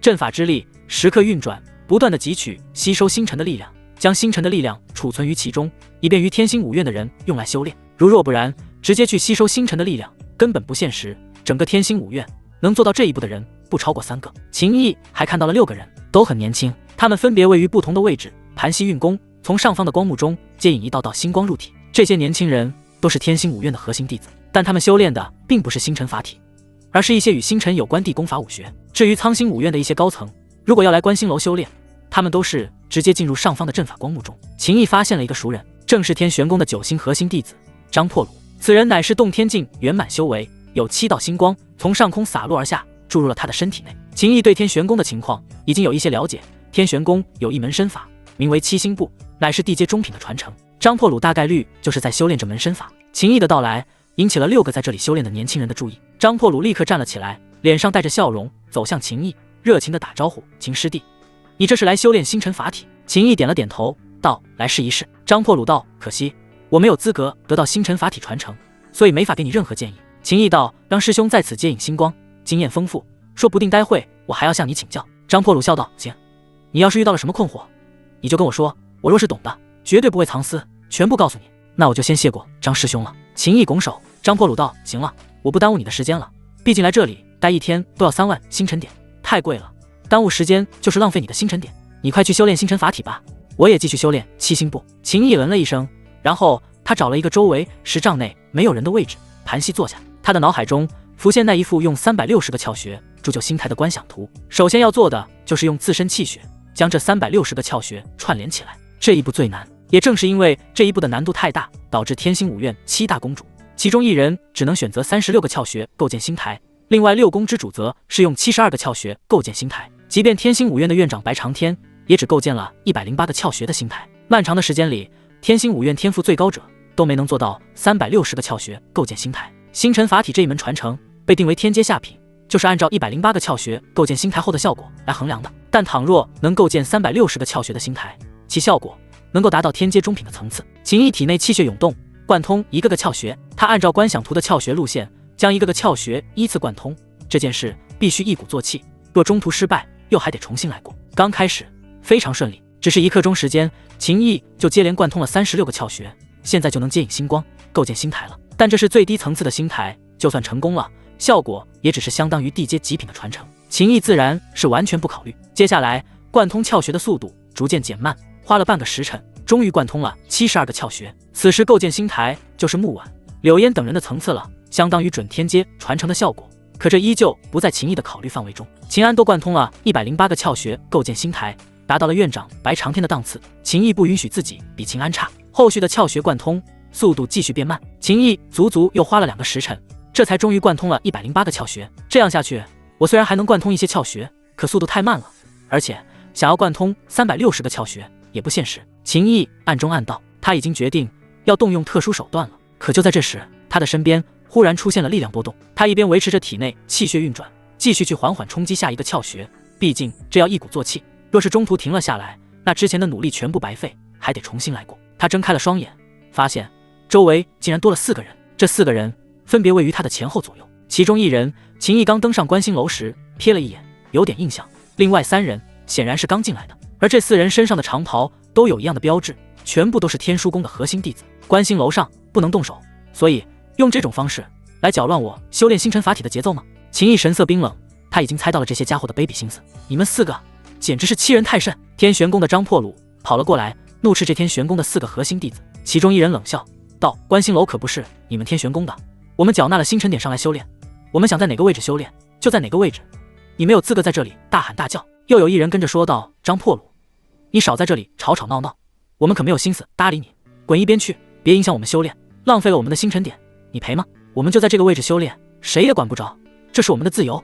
张破虏气得脸色铁青，秦师弟，要不你改天再来吧。他知道就算秦毅换一个位置，这些家伙也会非常恶心的跟过去，秦毅就别想安安静静的修炼星辰法梯了，只能以后找个没有天书宫弟子在这里的机会，然后再进来修炼。改天再来，我可是知道他一口气就缴了27万星辰点，他要在这里待够9天，提前离去，星辰点可不会退给他。天书宫弟子笑着说道。另外我们哥几个也巧了，也都要进来修炼个8、9天的。这4个家伙颇为得意。秦毅维持着体内气血贯通窍穴的节奏，他对张破虏淡淡一笑道：张师兄，无妨，你去修炼吧，别浪费时间。至于他们4个加在一起，也休想影响到我。秦毅，你太把自己当回事了，就算你得到了星辰法体的传承，但你终究还没有入门，有我们在这里，你休想接引到一缕星光。我们正常修炼，可你却最终只能白白浪费27万星辰点，我都替你心疼啊。以后只要你来观星楼，我们天书宫的核心弟子知道了，便马上会有人来陪你一起修炼，免得你一个人无聊。秦毅冷笑一声，然后闭上双眼继续修炼。精神世界中狰狞的魔像下方，血海翻滚了起来。秘术血海浮屠，刹那间磅礴的气血之力从血海中猛然涌出，按照星辰法体的顶级观想图，以惊人的速度将秦毅的一个个窍穴贯通。这一刻，秦毅对360个窍穴构建星台这件事充满了信心。秦毅施展始元魔功的血海浮屠，借助庞大的气血之力，快速贯通一个个窍穴。而位于秦毅前后左右的4个天书宫核心弟子，则是各自修炼与星辰相关地功法5穴，接引星光入体。4人总共接引了52道星光，这52道星光的气机波动各有不同，将秦毅包围。换做别人，必然被干扰影响，不仅难以静下心来，到时就算开始接引星光，也会被抢夺。天玄宫的核心弟子张破虏神色复杂，他思索了片刻，决定离开观星楼，去将消息汇报给天玄宫的公主木婉，看看木婉能不能想办法帮秦毅化解当前困境。这样下去的话，秦毅这9天总共27万星辰点就要白白浪费了，甚至可能导致修炼反噬。可就在这时，秦毅的传音在张破虏的脑海中响起：张师兄先去修炼便可，他们4个影响不到我。张破虏神色一怔，于是选择继续盘膝修炼，接引7道星光入体。大半天时间过去，张破虏再一次结束了修炼，他的时间到了，没有更多星辰点可以继续待在这。就算9星核心弟子，也不是随随便便拿3万星辰点出来修炼的。这个层次的核心弟子的确赚星辰点很快，但消耗也大，修行的方方面面都得用。像天书宫那4个核心弟子，随时能拿出20多万星辰点来围堵秦毅的人并不多。张破虏准备离开观星楼时，又情不自禁地看向了秦毅那边。张师兄将情况告知穆公主便可，让穆公主不用担心，也不必去想什么办法来帮我。秦毅的传音又一次在张破虏的脑海中响起。好，张破虏传音回应了一个字，然后他便离开了观星楼。而此时，秦毅已经贯通了320个窍穴，还差40个窍穴就可以开始构建星辰法体的顶级星台了。他预计最多再有1个时辰便可大功告成。张破虏回到天玄宫，立刻去拜见了木婉。他将情况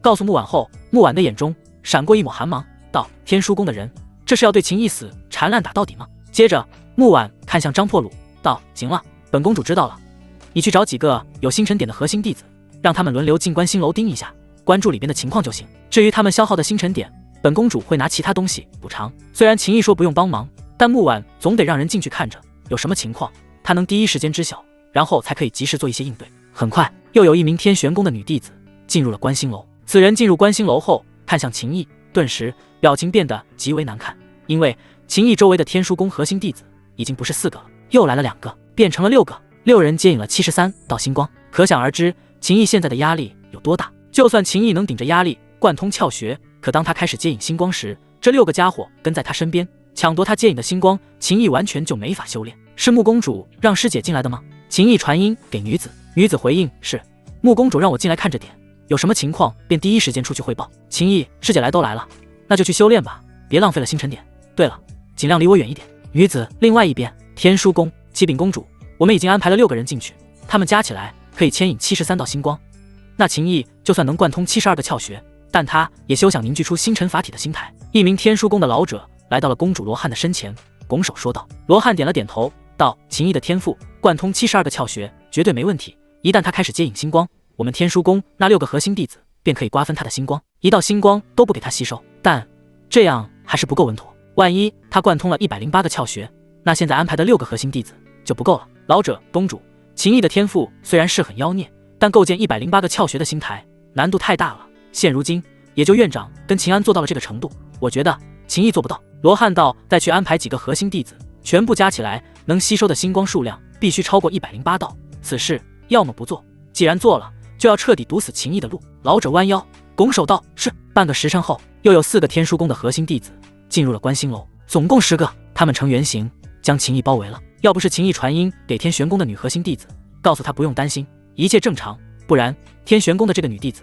肯定会离开观星楼去向木婉汇报了。观星楼上，其他宫的核心弟子看着这一幕，全都隔远远的，他们神色复杂。不得不说，天书宫的确过分了，但这一切又在规则的范围内。而这时，秦毅已经贯通了350个窍穴，还差最后10个窍穴了。精神世界中魔像的下方，那血海之中的气血之力消耗巨大，不过贯通剩下10个窍穴还是够的。第351个窍穴，第352个窍穴，第353个窍穴，稳定推进。而此时围住了秦毅的那10个天书宫核心弟子已经开始在交谈，他们声音很大，在交流修炼心得。9个人都在拍一个人的马屁，被拍马屁的人叫做吕薇，他能接引16道星光入体，是这10人中最多的，而且他的修为境界也是这10人中最高的。他是涅槃境一重修为的10星核心弟子，天星5院的10星核心弟子，再往上一步就是各宫真传弟子。真传弟子的身份数量稀少，7宫中的每一宫真传弟子数量最多不能超过7个，绝大多数10星核心弟子下一步都不是成为真传弟子。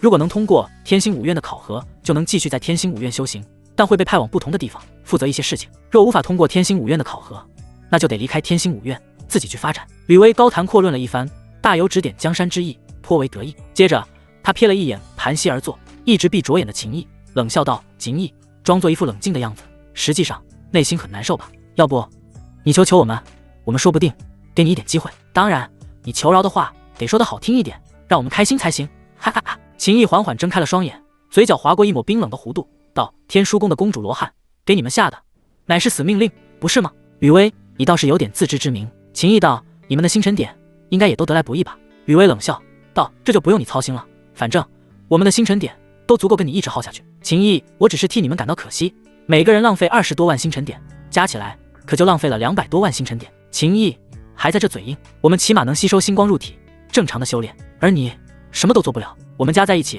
能够吸收112道星光入体，就算你能贯通108窍穴，接引108道星光，但我们也能将你接引的星光全部瓜分掉。你还未构建星台，你根本争不赢我们。一个个天书宫的核心弟子都很有信心，就算秦毅修炼的是星辰法体又如何？他们10人足以让秦毅这27万星辰点颗粒无收。虽然他们也各自消耗了20多万星辰点，但问题不大。事成之后，天书宫的公主罗汉会给他们一些奖励，足以弥补损失，甚至还有赚。争不争得赢，可不是你们说了算。秦毅冷笑：吕薇，还真就是我们说了算，那就睁大你们的狗眼，给我看清楚了。秦毅的声音忽然变得极为洪亮，下一刻他的体内第360个窍穴随之贯通。也就在这一瞬间，观星楼上方的光幕轰隆隆震动，一颗颗星辰投影剧烈闪烁，刹那间360颗星辰投影洒落下一道道璀璨的星光，足足360道星光朝着秦毅而来，汇聚成了一条浩浩荡荡的星河。360道星光汇聚，宛若星河流淌，落在了秦毅的身上。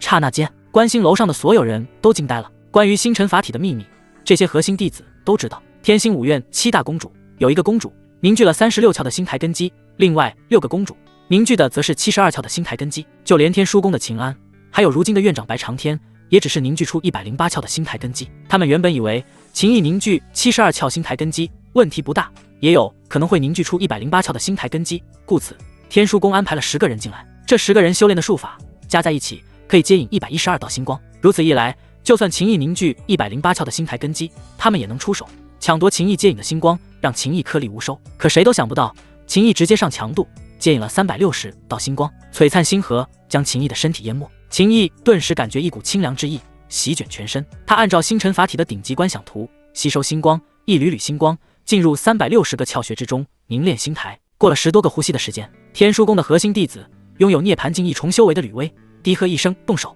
这个动手的意思当然不是攻击，在观星楼上谁都不敢掀起战斗，否则必将迎来极为恐怖的惩罚。吕薇的意思是抢夺星光，他们10人纷纷运转所修行的与星辰相关的术法，欲要抢夺112道星光。虽然已经注定不可能完全阻止秦毅了，但能影响一些是一些。抢夺112道星光，干扰秦毅凝聚星台的进度，说不定也能让秦毅失败。毕竟如果秦毅吸收不到足够的星光，是不可能凝聚出360窍组成的星台。然而吕薇他们低估了秦毅，高估了自己。秦毅身上此刻所爆发的那股对于星光的吸引力极为惊人，他们10人哪怕竭尽所能，都根本无法撼动秦毅接引的星光。吕薇他们尝试了片刻，一个个都表情极度难看。他们这才意识到星辰法体的顶级观想图柱就的根基到底有多么的不可思议。先不管他了，我们修炼自己的。黄师弟，你出去一趟，通知公主情况有变，超出了我们的掌控，让公主给予下一步的指示。吕薇传音给一名天枢宫的核心弟子，当即便有一人立刻退出了观星楼。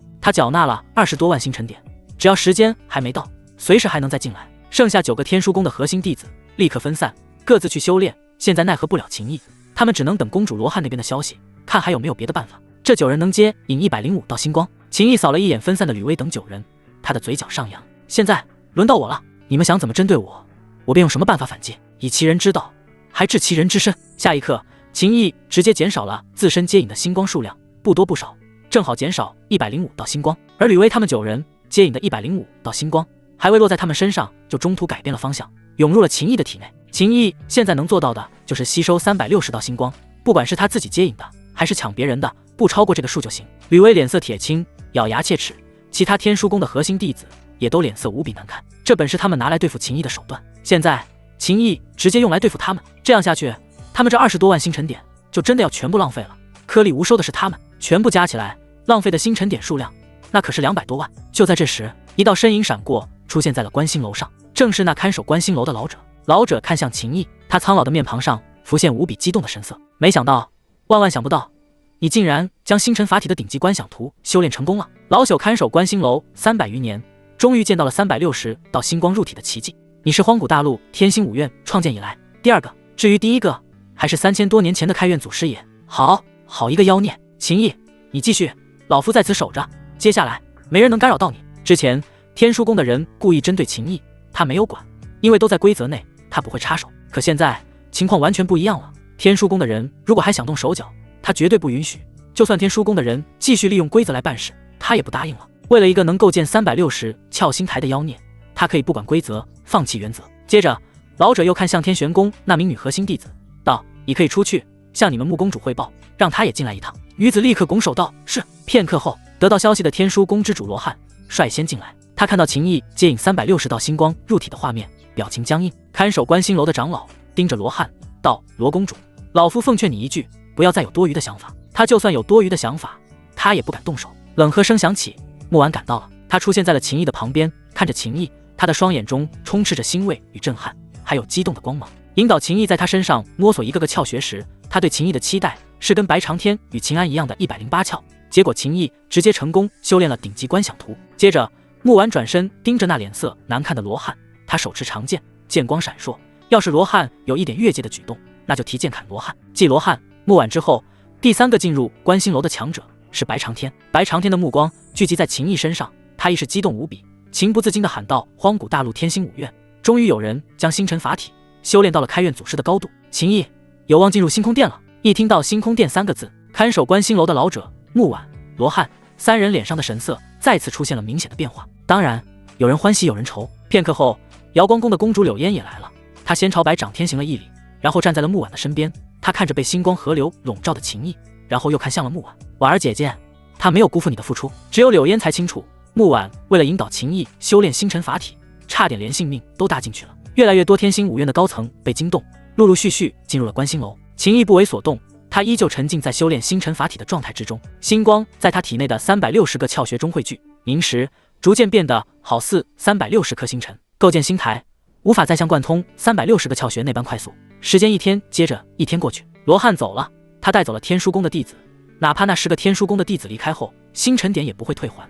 但留在这里也没意义了，他们干扰不了秦毅，秦毅还压根不给他们吸收星光。柳烟等人也相继离去，只有白长天、木婉以及看守观星楼的老者三人一直守秦毅的旁边。秦毅进入观星楼的第8天，终于体内360个窍穴的星光已经完全稳定下来，每一个窍穴内的星光穿过经脉，彼此相连，化作了星台。星台成型的那一瞬，秦毅的身上星光大放，璀璨辉煌，浩浩荡荡。他的肉身强度以惊人的速度提升。当360个窍穴形成的星台透体显化而出，就好似360颗星辰连接在了一起所化作的一座大阵，充满了玄妙之意。秦毅位于360颗的星辰大阵中，散发出一股神秘莫测的气息。仔细感受了一番星辰法体的妙处后，秦毅心念一动，所有星光收敛于窍穴之中。他深吸了一口气，然后立刻朝着白长天、木婉以及看守观星楼的老者拱手行礼。白长天点了点头，即便过去了多日，他的心绪依旧没能完全平静下去。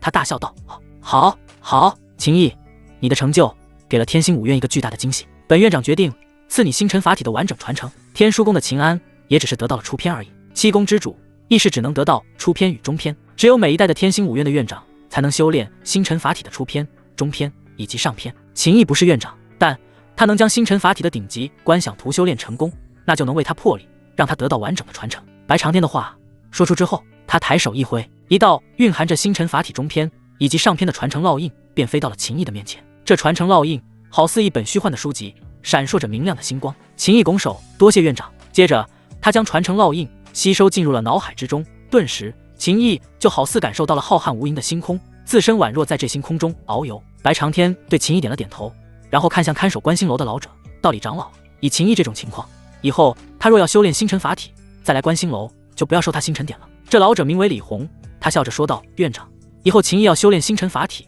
就直接进星幕吧，里边效果更好。”他所说的星幕，便是观星楼上方那一层倒映着星辰的阵法光幕。白长天冷了一声，道：“可以，但现在还不行。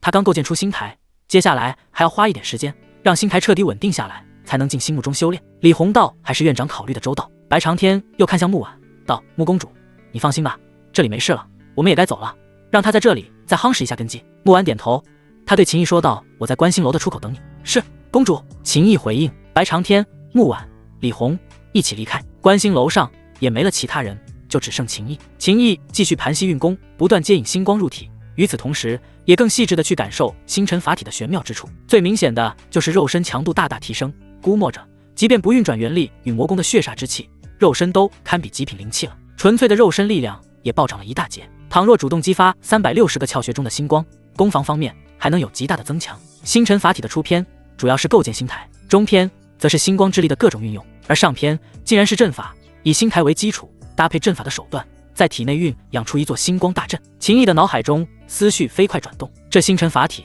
的确不错。这个时候，就连鼎爷都忍不住夸赞了一句，能得到鼎爷的认可，这不是一件容易的事。鼎爷继续说道：“而且白长天给你的星辰法体传承依旧不完整，上篇之后还有后续。准确来说，初篇、中篇、上篇只是将入门篇拆成了3个部分而已。”秦毅目光闪烁，他觉得白长天是将天星5院的星辰法体完整传承全部给他了，但他相信鼎爷的判断，所以不是白长天故意留了一手，应该是荒古大陆天星5院就只有这些了。前些天我听白院长好像提及过一个叫做星空殿的地方，等我稳定了星台后，就去向穆公主打听一下。接下来秦毅便抛开了杂念，继续修炼。原本秦毅在观星楼就还剩下1天的修炼时间，但现在他可以随意来观星楼修炼了，所以他又待了2天，这才离开。木婉果然还在观星楼的出口处等他。公主。秦毅行礼，木婉点头，然后道：“先回去再说。”秦毅跟木婉离去前，又对看守观星楼的长老李红行礼，道谢，告辞。木婉带着秦毅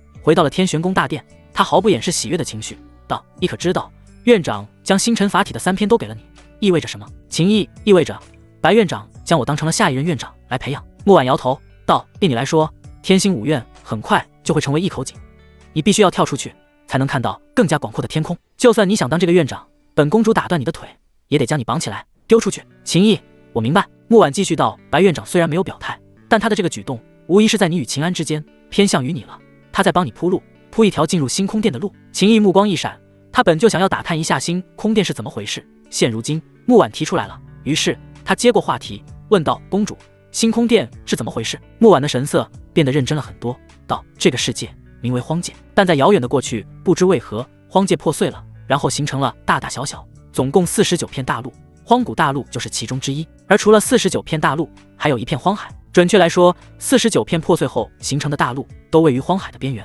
荒海最中间的位置便是荒界曾经最核心的荒天域。荒天域很大，比荒古大陆大了上百倍，而且荒天域内保留了荒界未曾破碎前的底蕴。星空殿就是荒天域中的3大势力之一。秦毅，所以我们的天星5院是星空殿的分支。木婉点了点头。天荒域的人对于这些破碎的大陆虽然不算太重视，但也不至于放弃，所以天荒域3大势力便会派出一些人去破碎的大陆开枝散叶。荒古大陆天星5院的开院祖师爷曾经就是星空殿的一员，因为犯下过错被贬，被发配到这边来。按照开院祖师留下的遗言，只要有25岁之下的人能构建出顶级星台，且达到了涅槃境修为，就有机会离开荒古大陆，进入星空殿修行。说到这，木婉停顿了一下，道：“你就一直不好奇天书宫的秦安去了什么地方历练吗？”秦毅，我之前一直以为秦安就是在荒古大陆某个秘境空间，难道他去了天荒域？木婉摇了摇头，道：“倒也不是去了天荒域，他被天星5院上一任院长带去了荒海，因为没有得到3大势力的认可之人是不能进入天荒域的。拥有5行道脉的秦安，虽然天赋的确很强，但他没有构建出顶级星台，星空殿不会给他进入天荒域的机会。”秦毅目光闪烁，公主，那秦苍共有9个儿女，秦勇、秦飞雪皆已经死在我的手里，秦安去了荒海历练，另外6个去了哪里？难道都进入了天荒域？这一点秦毅一直都很疑惑。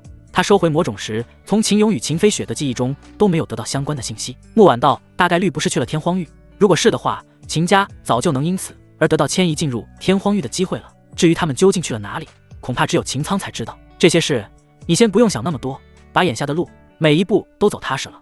等你能够加入星空殿，很多你现在觉得很难的事都会变得简单起来。”秦毅嗯了一声，道：“公主，我明白了。对了，公主，前往苍剑宗发现的那个古老战场碎片空间的名额要如何分配？”木婉，你想去闯荡一番？秦毅直接承认，那里有大量的怨气，是他开启始元魔功第2阶段以怨气炼魂的绝佳修炼宝地。木婉道：“10个名额都是你打下来的，你想去，我跟院长要1个名额给你。”秦毅，多谢公主。从天玄宫大殿离开，秦毅回到了住处，然后跟已经突破到了结丹境3重修为的云梦温存了一夜。修炼了星辰法体的秦毅肉身更强悍了。这一夜，云梦儿的感受非常强烈。次日，秦毅便带着云梦儿一起离开天玄宫，出了天星城，前往属于天玄宫的天玄城。因为他与炼狱杀手血屠刀客约定的时间已经到了。天玄城虽然不及天星城那般繁华，但也算是非常热闹了，街道宽敞，人来人往。这还是秦毅与云梦儿加入天星5院后第一次出来逛街。街边有许多用灵材制作的小食，价格不贵，但很有滋味。云梦儿吃得很开心，但即便2人现在都不缺原石，云梦儿买东西也要去砍价，少1颗原石他都能高兴得不得了。秦毅陪云梦儿逛了一会，可惜并没有感应到他与血屠刀客约定的联络方式。血屠刀客还没到，秦师弟，一道熟悉的声音响起：“风师兄！”秦毅笑着喊了一声，正是风傲。得，别喊我师兄了，你现在都是核心弟子了，我还只是普通弟子，你境界也比我高，现在我才是师弟。风傲笑着说道。云梦儿眨了眨眼，道：“秦大哥，风师兄，你们关系都那么好了，就别那么客气了。”秦毅点头，婉儿所说有理，那我以后喊风兄吧。风傲道：“金兄。”说实话，风傲都想喊姐夫的，可奈何姐姐不争气，没有拿下秦毅。风师兄，你怎么也来了这里？云梦儿问道。风傲愣了一下，道：“你们不知道，我还以为你们也是来凑热闹的呢。”什么热闹？云梦儿好奇地问道。秦毅，我跟梦儿就是忽然心血来潮，想来天玄城看看。风傲道：“原来如此。这几天天玄城开了一个万宝房市，很多天星5院的人都会拿一些自己用不着的东西出来售卖，而且还有外边的人也会来卖东西，里边什么乱七八糟的都有。我昨天花了1万颗原石买到一块看上去很不错的矿石，结果拿回去找人帮忙仔细鉴定了后，发现竟然是假货，最多只值50颗原石，但也有人花了几百颗原石，竟然捡了大漏，淘到价值好几万颗原石的宝贝。这不，我今天就是来找那个卖假货给我的家伙算账。”云梦儿，找到了吗？风傲嘀咕道：“找是找到了，但没用，万宝房市有规矩，当场交易后盈亏自负。”秦毅发现云梦儿已经很兴奋了，明显想要去逛逛，于是道：“风兄，我跟梦儿想过去看看，你既然比较熟悉，不如帮我们带个路。”风傲点头，行，反正我也没别的事。片刻后，3人来到了万宝房市，这里简直人山人海，叫卖声、砍价声，甚至争吵声此起彼伏。走过路过，千万不要错过祖传单方炼制的丹药，包含各种类型，绝对物超所值。家人们，我今天把灵气的价格打下来，最后3天清仓大甩卖，全场物品统统10颗原石，买不了吃亏，买不了上当，买到就是赚到。100颗原石1枚的大补丹，男人吃了猛如龙，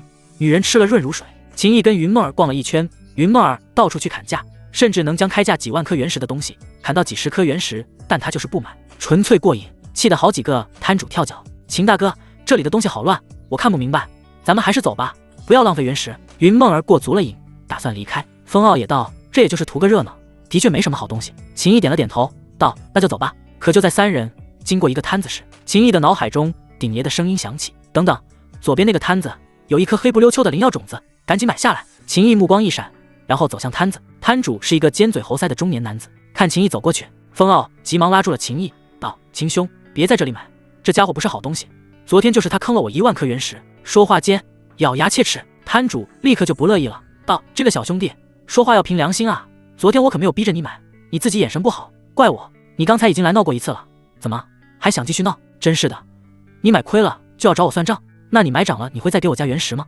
风傲气得哑口无言。秦毅淡淡一笑，道，风兄没事，我就看看。尖嘴猴腮的摊主对秦毅笑呵呵地说道，小兄弟，我一看你就天庭饱满，大气沉稳，实乃人中龙凤之姿，你这样的人必有气运护体，出门都能捡到宝贝。你昨天也是这样跟我说的。风傲说道，摊主我不那样说，你买吗？风傲。这时秦毅瞥了一眼鼎爷提醒他的黑色灵药种子，跟瓜子仁似的，指腹般大小，但他马上收回了目光，随手从摊子上拿起一块矿石。小兄弟好眼力，这块矿石是我爷爷的爷爷传下来的，曾经有人开价10万颗原石我都不卖，我看与你有眼缘，就卖你12万颗原石吧。秦毅淡淡一笑，放下矿石，又拿了一瓶丹药。这丹药可是好东西啊，服用之后有机会觉醒特殊的体质，就这最后一瓶了，15万颗原石，若是觉醒体质了，那可就是走上人生巅峰。秦毅依旧不说话，继续看别的，同时在脑海中询问鼎爷那种子究竟是什么玩意。鼎爷，神通种子，这是拥有神通的生灵死后遗留下来之物。正常来说，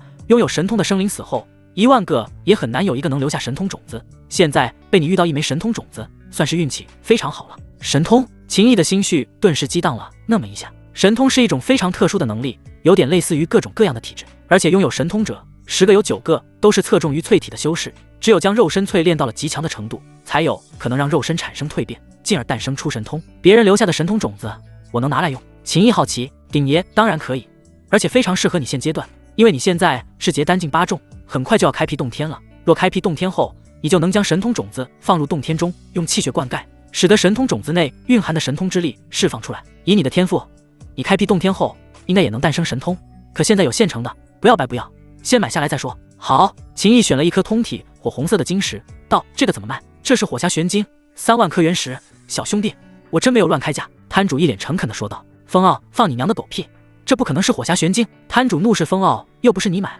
你废话那么多，赶紧闪开，别在这里吵吵。风傲气得撸起了袖子。云梦儿赶紧拉住了风傲，他看秦毅似乎想买，于是帮忙砍价，道，我们真心想买，所以我给一口价，你看怎样？摊主道，好说好说。云梦儿10颗原石吧。摊主的脸顿时黑了。小姑娘，砍价不是你这样砍的呀，这可是火冥石。风傲，你刚才还说是火霞玄晶。摊主，我记错了，但火冥石也得1000颗原石啊，10颗原石哪买得到？云梦儿100。摊主，最少900，不能再少了。云梦儿110。摊主，底价800。小姑奶奶，你家多点啊。云梦儿嗯了一声，那就120吧。摊主都被气笑了，道，我看你们就是消遣我，最少500，不买你们就走吧。秦毅直接从摊子上又捡了几样小玩意，道，这些全部加在一起500颗原石，你若卖，我立刻给你原石。摊主又扒拉走2样东西，道，这些都给你500颗原石，不能再拿其他的了。秦毅掏出了500颗原石，然后将那一颗神通种子还有几块没用的玩意随意的丢入了储物界中。成交，走人。摊主还在那摇头叹气，亏了亏了，就当结个善缘吧。哎，等秦毅他们走远后，摊主嘿嘿一笑，血赚300。秦兄，500原石不算什么，但就不该让那奸商赚。风傲嘀嘀咕咕。秦毅淡淡一笑，正要说话，忽然他神色一凝，有强烈的杀气在朝着他快速靠近。秦毅对于杀气的感应极为敏锐，因为他修炼了七杀功这门炼狱的杀法之术。他跟血屠刀客约定的联络方式也是通过七杀功的杀气施展秘术，但此时感受到的杀气显然不是血屠刀客在联系他，是有人想杀他。秦毅瞬间牵着了云梦儿的手。风傲在一旁看着，见怪不怪，这小两口子总是在他面前秀恩爱，但云梦儿太熟悉秦毅了，经过大量的配合，两人早就形成了默契。往往秦毅拍他一下，他就能根据角度与力气的不同判断出要用什么姿势，所以此刻的云梦儿瞬间就释放了天符灵阴体的第3枚天符，通过两人牵着的手注入到了秦毅的体内，也只来得及将1枚天符注入到秦毅体内。下一刻，秦毅的手掌随之发力，一股柔和的气息便将云梦儿推到了远处。轰！秦毅身上爆发出一股强横的力量，顺带着将风傲也直接给掀飞了出去。就在此时，秦毅的身后忽然出现了一团犹如幽灵般的阴影，阴影抓住一把带着血槽的短剑，狠狠朝着秦毅的脖颈抹去。眼看着这把短剑就要触碰到秦毅的皮肤之际，秦毅身上星光大放，360个窍穴所凝聚的星台就仿佛360颗星辰，所释放的星光将那抹向秦毅脖颈的短剑硬生生地卡住。在璀璨的星光照耀下，那一团阴影变得清晰了起来。这是一个戴着狰狞面具、穿着黑色长袍的家伙。秦毅的腰腹一扭，猛然转身，天君剑已握于手中，剑锋横扫，势大力沉。戴着狰狞面具的家伙发出一道带有些许惊讶的声音，紧接着他手中的那把短剑便划开了周围的星光，以极快的速度收回，斩向秦毅横扫而来的剑锋。当，清脆的炸响声爆发，面具杀手的短剑挡下了秦毅的剑。面具杀手冷哼，握住短剑的手臂猛然发力，短剑一扬，秦毅的身体便失去了平衡，往后倒射。他身体表面的星光彻底破碎，幸好他身上还穿着风玲珑送的那一件准道器级别的内甲，而且就在刚才，云梦儿匆忙间给秦毅体内渡入的天符乃是提升秦毅的身体硬度，不然就这一下的力量冲击都能让秦毅吃个大亏。敌人的实力很强，秦毅的身体还未恢复平衡，这面具杀手便已经追击而去。从面具杀手出现到此刻，只是在电光火石之间，周围的人甚至都还没有反应过来，但云梦儿反应过来了。虽然情况危急，可他却并未慌乱，伴随着一声轻喝，结印的双手打出，剩下的2枚天符朝着秦毅飞去。他的天符化作2道流光，进入了秦毅的体内。秦毅瞬间恢复了身体的平衡，速度飙升，在半空中一个横移，便避开了面具杀手酝酿的又一杀招。你必死！面具杀手冷喝，身形如同幽灵，诡谲飘忽，朝着秦毅攻去。秦毅不再闪避，任凭面具杀手冲来。面具杀手的短剑亮起了阴冷的幽光，可下一瞬，秦毅身上也直接浮现了一层厚重的光幕，正是他之前去参加新人试炼时木婉送给他的防护领域，可以抵挡涅槃禁武者的攻击。面具杀手的短剑没能劈开秦毅身上的防御光罩，这次算你命大！面具杀手冷喝，便要往后退，现在已经失去了杀死秦毅的机会。这里毕竟是天玄城，他没能快速斩杀秦毅，天玄城内的强者马上就要到了，他再不走，那他得死。想走？秦毅冷喝，他双手紧握剑柄，3大圆满，剑意融合，浩荡星光涌入剑锋之中，再有云梦儿的3枚天符加持，一剑斩下，烽火天雷破，恐怖的剑气以惊人的速度猛然斩出。想要撤退的面具杀手见状，只能急忙横起短剑抵挡。轰！他的身体犹如炮弹一般往后倒射，然后接连撞碎了街边好几处建筑。面具杀手从滚滚烟尘中冲出，他身上的黑色长袍已经破破烂烂，面具与下巴贴合的位置有鲜血流淌而出，明显受了不轻的伤。秦毅现在有灵域防护，立于不败之地，他的攻击能对这面具杀手造成有效杀伤。他冷哼一声，脚踏风雷，以及有云梦儿的天符加持，爆发出不可思议的速度，朝着面具杀手追去。也就在此刻，天玄城内的强者已经赶到，一名中年男子发出怒喝，一拳砸出，拳劲轰鸣，巨大的拳印犹如磅礴的山岳那般打在了面具杀手的身上。面具杀手口中发出一声惨叫，身体又一次失去了平衡，往后倒飞。倒飞的方向，秦毅正好冲来，一剑斩下，便将这面具杀手的身体拦腰斩断，鲜血喷溅，面具杀手的2截身体坠落在了地面。秦毅俯冲而下，一脚踩在了面具杀手的胸口位置，踩碎了面具杀手的所有肋骨。剑锋顺势一挑，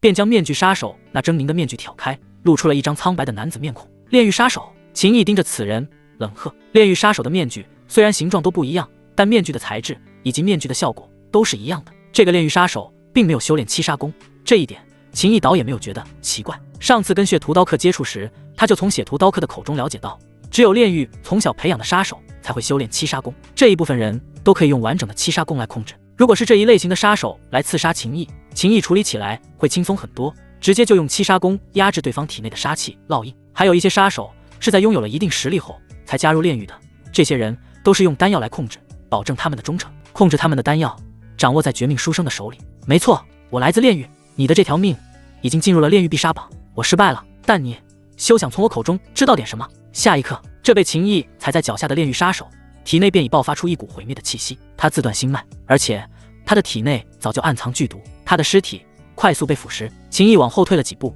眉头微蹙。炼狱杀手行动失败，若是没能逃走，便会自我了结，他们身上藏有多种自杀的手段，很难阻止。炼狱必杀榜，秦毅的眼睛微微眯起。之前秦家下发悬赏，他的名字只是出现在了炼狱的刺杀任务中，可炼狱的必杀榜那完全就是另外一个性质了，意味着他已经被列为炼狱的重点刺杀目标。没事吧？那赶来支援的中年强者飞到了秦毅身边，然后自我介绍了一句，我叫杨长，是天玄城的城主。秦毅拱手道，多谢杨城主及时来援。杨长，幸好你反应快，多撑了一会，这可是一个涅槃境修为的炼狱杀手。说话间，他的脸上浮现一抹后怕之意。要是秦毅在天玄城出事了，天玄宫之主木婉恐怕会将他给剁了。秦大哥，云梦儿也冲了过来，一双手紧紧拉着秦毅的胳膊。秦毅淡淡一笑，没事了，你跟风傲先回天玄宫，我留在这边跟杨城主一起，看看还能不能再救出几个炼狱的杀手来。云梦儿虽然担心秦毅的安全，但他一向听秦毅的话，立刻点头道：秦大哥，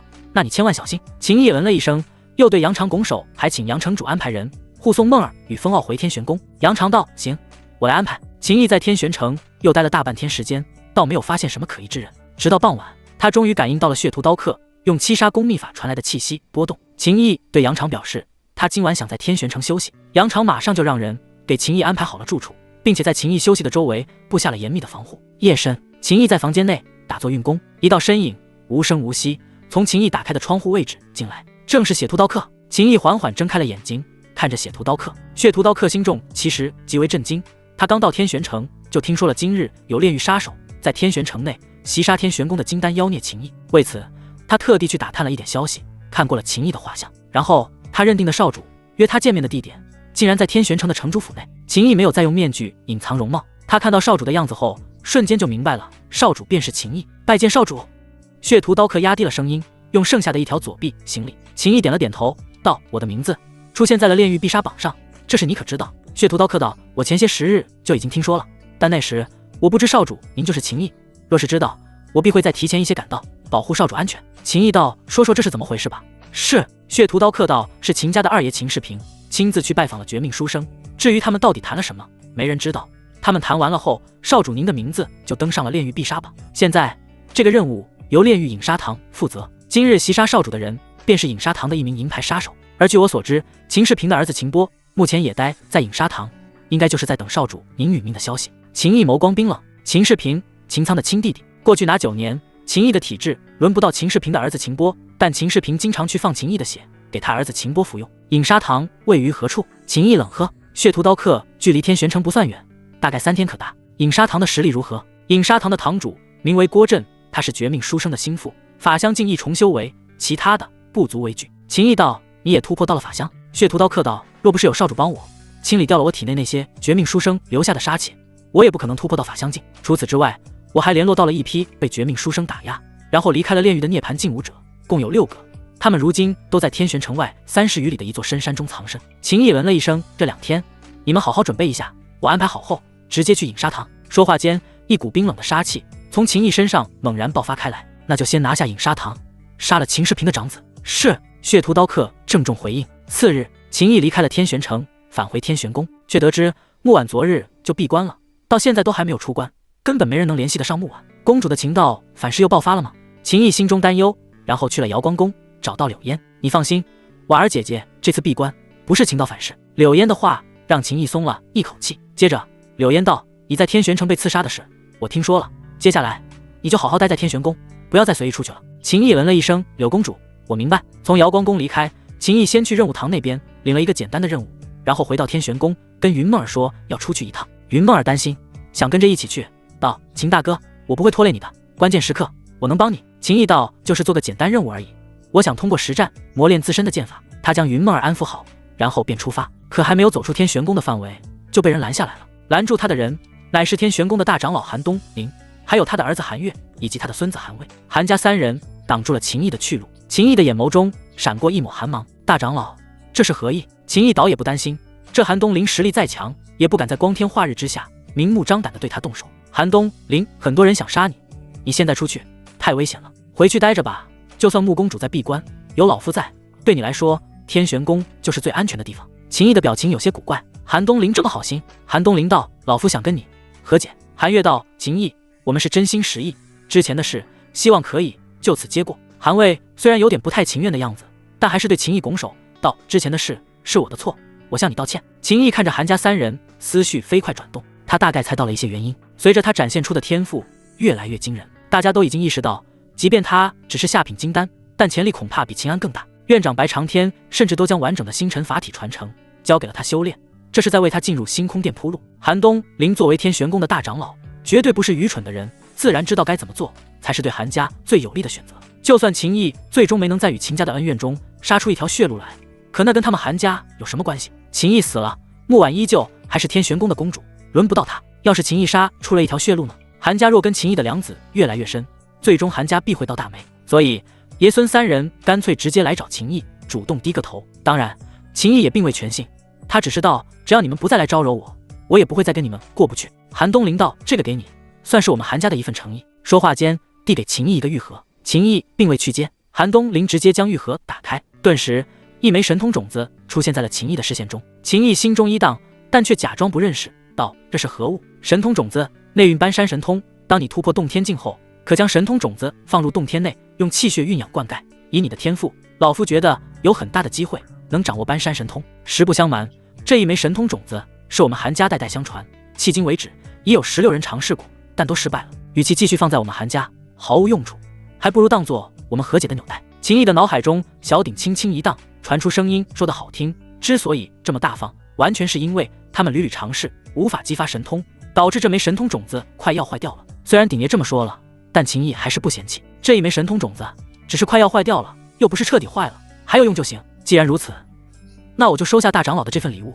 若我掌握搬山神通，到时一定再登门道谢。秦毅接过盒子，盖好，放入储物戒。现在他已经有2枚神通种子了。至于在天玄城房市买到的神通种子到底蕴含什么神通，鼎爷也没看出来，只能等蕴养出神通后才知道了。韩家人之所以知道他们的神通种子内蕴含的是搬山神通，是因为他们很清楚这枚神通种子的来历。秦毅收好了神通种子后，便道：大长老，那我就先出去了。韩东林，你还是要去？秦毅虽然外边有狂风有暴雨，但身为一名武者，岂能因此而生怯？我辈修士当勇猛精进。韩东林没再劝说，道：大你去吧，小心一点。秦毅离开天玄宫后，立刻就去找到了血屠刀客，然后戴上了面具，见到了另外6个涅槃境的杀手，然后便直奔炼狱的饮沙堂。3天后，一行人来到了一片乱葬岗，饮沙堂就藏在乱葬岗的下方。饮沙堂的入口是一座毫不起眼的荒坟。血屠刀客曾经是炼狱的核心成员，他知道如何打开入口。他走到荒坟前，左手持刀，一刀劈出，顿时荒坟便被他劈开。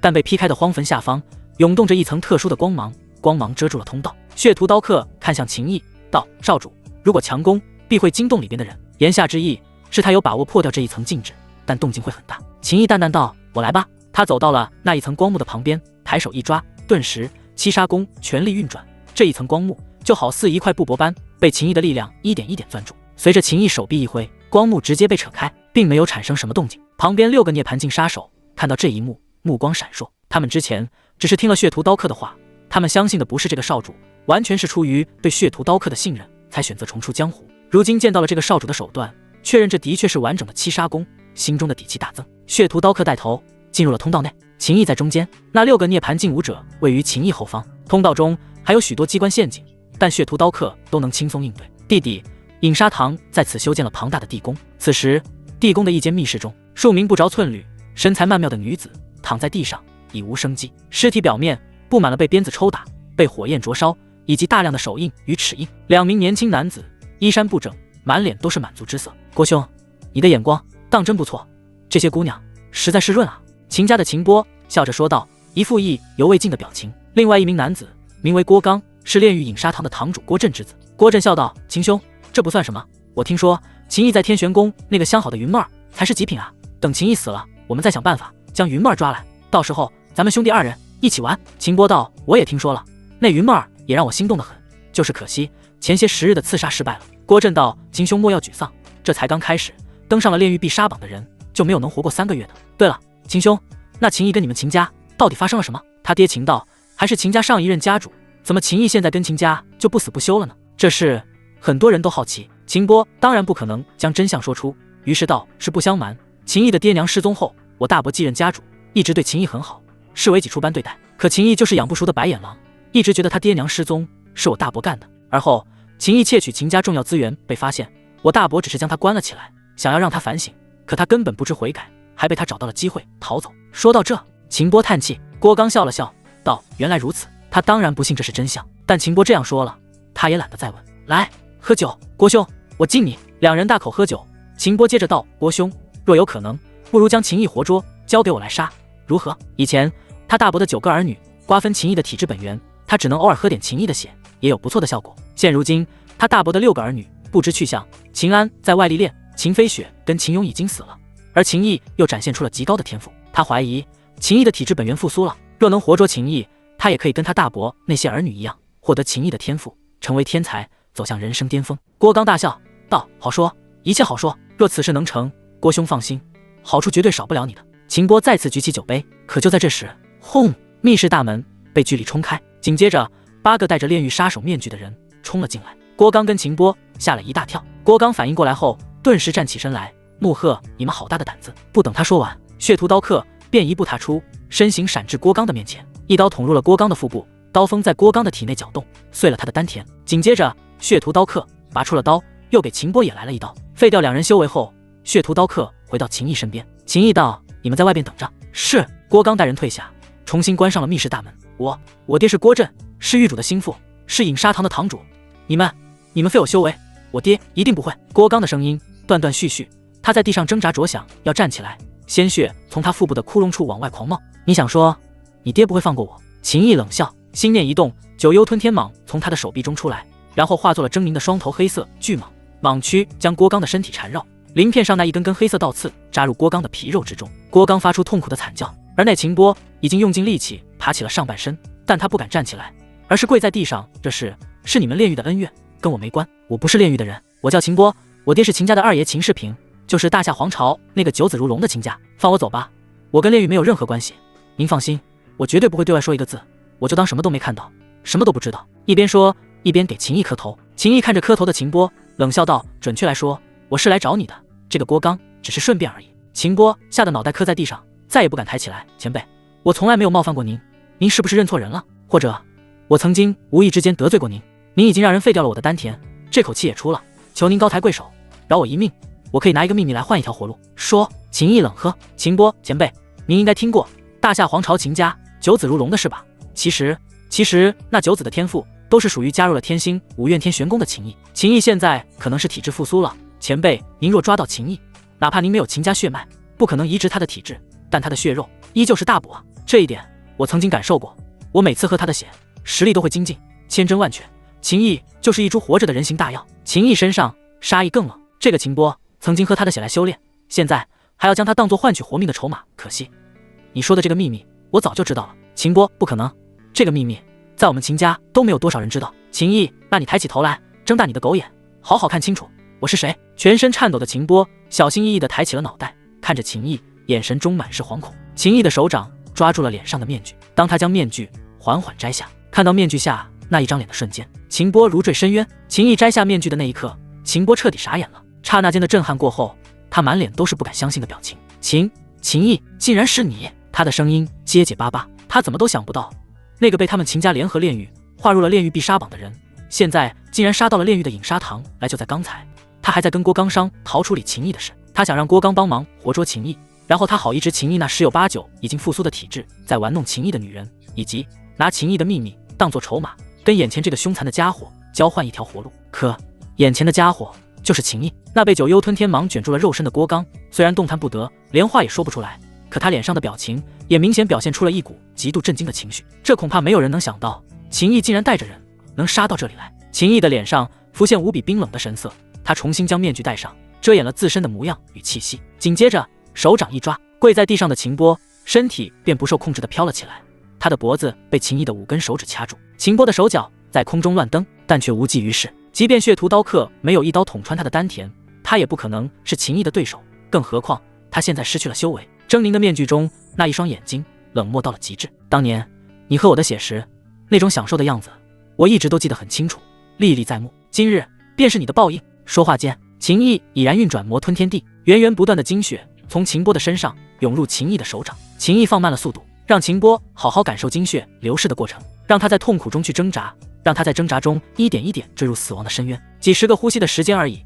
秦波便好似度过了无比漫长的煎熬时光。最终他浑身精血都被秦毅吞噬得干干净净，肉身化做了风化的干尸一般。随着秦毅松开了掐住他脖子的手掌，秦波的干尸坠地，坠地的瞬间便碎成了飞灰。他看了一眼九幽吞天蟒，九幽吞天蟒顿时领会到了秦毅的用意，血盆大口张开，直接就将郭刚吞入了腹中。轰隆隆，紧闭的密室大门缓缓打开，外边传来一道巨大的力量炸响。饮砂堂的杀手已经发现此地被入侵，大量杀手赶来，法相境一重修为的血屠刀客带着6个重出江湖的涅槃境杀手，非常强势，根本没有人能冲破他们7人的封锁。周围地面已经堆积了不少的尸体，散发着刺鼻的血腥气。密室大门完全打开的瞬间，一股凶悍暴力的气息便猛然冲了出去。九幽吞天蟒的巨尾抽打，喷吐爆裂的魔光，眨眼间就轰死了数名杀手。紧接着，九幽吞天蟒的身形快速游动穿梭，将地上一具具尸体吞掉。趁热还新鲜，周围的杀手被震慑到了，纷纷后退。九幽吞天蟒回到了秦毅的身边，秦毅一步踏出，便站在了九幽吞天蟒的其中一颗脑袋上方。血屠刀客等7人站在九幽吞天蟒耸立而起的2颗脑袋下边。我还以为是谁如此胆大包天，趁我闭关之际来闹事，原来是你们这群叛徒。冷喝声响起，饮沙堂的堂主郭震身形一闪，来到了场中。他原本在闭关修炼，结果这边闹出大动静，不得不出来处理。血屠刀客，当年你不愿意效忠狱主，还叛出炼狱，狱主念你曾经为炼狱做出过一些贡献，给了你一条活路，没想到你竟然还是这么不知好歹。血屠刀客冷喝，绝命书生只是没有找到我罢了，何必说成是他放我生路？郭刚，炼狱真正的狱主选择的传人已经出现，我劝你一句，现在效忠于少主是你最后的机会。郭震其实刚现身就留意到了秦毅，他认出了秦毅脸上的面具属于上一任狱主，但他不想去承认这件事，所以就当没看到。现在血屠刀客说了出来，郭震的目光随即看向了秦毅，道：炼狱现在很好，不需要别的人再来指手画脚，而且曲节单进修士也想成为炼狱少主，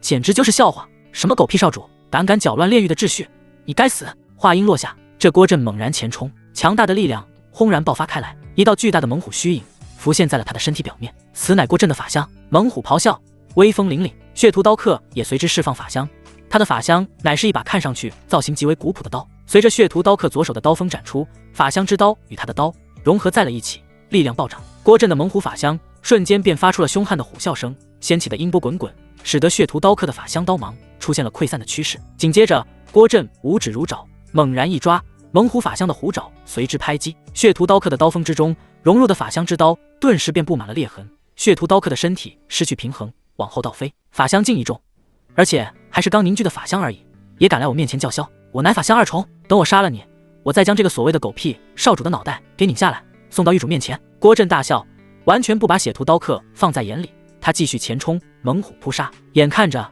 血屠刀客就要陷入全面的下风，忽然之间，站在九幽吞天蟒一颗头颅上的秦毅冷哼一声，纯粹无比的冰冷杀气从他体内倾泻而出。七杀功，杀气席卷，郭震心头一颤，避之不及，杀气从他的身上扫过，刹那间他体内的杀气烙印剧烈抖动，力量紊乱。他神色惊骇，他预料到了血屠刀客口中这个所谓的少主应该得到了完整的七杀功，但毕竟只是结丹境的修为，郭震不觉得一个结丹境修为的人能将七杀功修炼出什么火候。可此时他才意识到，大错特错，这股杀气之纯粹，绝对是将七杀功修炼到了圆满的境地才能有的威势。趁着郭震的力量出现失控的迹象，血屠刀客瞬间抓住机会，大喝一声，猛烈反击，一刀落下，便将郭震的猛虎法相直接劈成了2半。啊！郭震惨叫，胸膛也被劈开了，鲜血喷溅，他的身体往后倒飞，重重地砸在地宫的墙壁上。下一瞬，郭震再无一丝胆量再战，他毫不犹豫，转身就逃，冲入了旁边一条通道之中。血屠刀客立刻看向秦毅，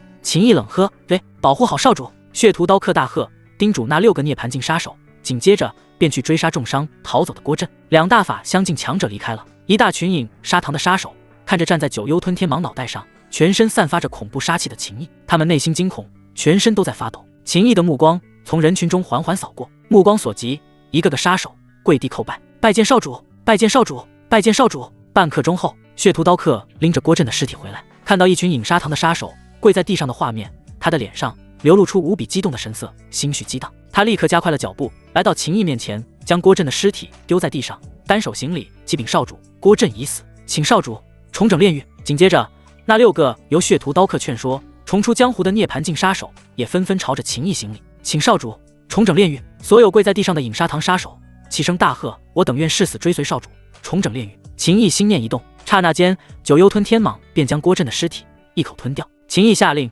让血屠刀客接管饮沙堂，收拾残局。他重新回到了刚才杀死郭刚与秦波的密室中。下一刻，九幽吞天蟒的体型快速缩小，然后钻入了秦毅的手臂中，换作一条黑色的蛇形纹身。紧接着，一股庞大的气血从九幽吞天蟒的体内涌出，被秦毅的魔像吸收，灌入了魔像下方的血海之中。秦毅前些时日为了修炼星辰法体，他使用血海浮屠之术，贯通360个窍穴，消耗了血海之中超过90%的能量。现在消耗的能量很快就被补充了回来，而且比之前更加庞大。毕竟九幽吞天蟒今日吞吃了不少实力不错的杀手，而且还有一个法相境修为的郭震，一人一蟒瓜分了这些能量，收获都很大。秦毅身上的气息猛然暴涨，他的修为瞬间就突破到了结丹境9重。始元魔功吞噬气血与灵魂，能带动修为，但终究不是主要靠吞噬来提升修为的传承。壮大的血海还有增加的怨魂，皆有各自的妙用。没用多久，血屠刀客便已经将饮沙堂的局面初步控制住了。他来向秦毅汇报情况：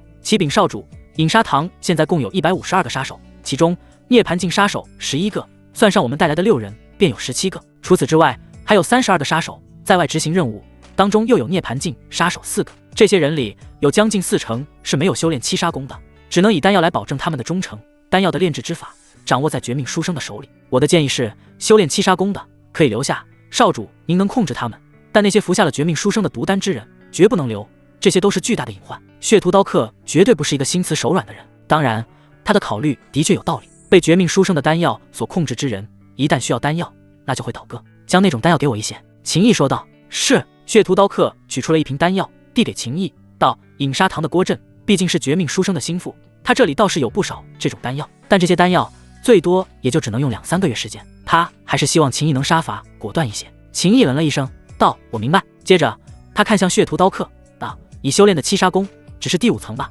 在炼狱只有狱主才能修炼第7层，以及4大金牌杀手能修炼第6层。我之前只是最顶级的银牌杀手，尚未晋升为金牌杀手。血屠刀客说道。秦毅，我传你七杀功第6层，到了第6层，你便能通过七杀功来控制饮沙堂的其他杀手了。血屠刀客顿时就显得无比激动，道：多谢少主。秦毅一挥手，一道蕴含着七杀功第6层的杀气烙印便打入了血屠刀客的脑海中。他不可能一直待在炼狱这边，所以需要一个人帮他处理各种事情。血屠刀客无疑是当前最好的选择。至于那批服用过绝命书生丹药之人，先别急着处理，我再想想办法。秦毅道：直接杀了固然省事，但会让人寒心，而且这一类人在炼狱也属于不可或缺的力量，以后他还要逐步掌控整个炼狱。若他对这一类杀手全部赶尽杀绝，那毫无疑问，这一类杀手将会坚定不移地站在绝命书生的阵营，而对付这一类杀手，七杀功又没有压制之效，这样便会非常麻烦。所以秦毅打算试试看能否针对这种丹药找到更好的解决之法。他自己不行，他压根没学过炼丹，但这不是有鼎爷吗？你先去修炼七杀功的第6层，尽快掌握。秦毅叮嘱道。血屠刀客退出密室。鼎爷，秦毅呼喊说，鼎爷就是言简意赅。秦毅，这丹药您看得明白吗？他取出一颗绝命书生用来控制杀手的丹药。废话，垃圾丹药，我怎会看不明白？鼎爷冷哼一声，下一刻秦毅手中的丹药消失，被鼎爷收入了小鼎内。秦毅满心期待，只是几个呼吸的时间，一份丹方记忆便从小鼎中流淌而出，钻入了秦毅的灵魂中。按照这份丹方炼丹，可以解除绝命书生的丹药之毒，服用丹药之人体内会留下另外一种更强力的毒性。新的毒性只要按时服用解药，不仅不会伤害身体，还对身体大有益处。秦毅，鼎爷果然厉害，这么快就解决了我当前的难处。鼎爷少跟我油嘴滑舌。秦毅笑了，再次对鼎爷表示了感谢。2天后，血屠刀客在秦毅的帮助下顺利掌握了七杀功的第6层，不用秦毅出手，他也能控制饮沙堂那些修炼了七杀功的杀手。修炼结束后，血屠刀客起身对秦毅行礼，多谢少主赐我功法，助我修炼。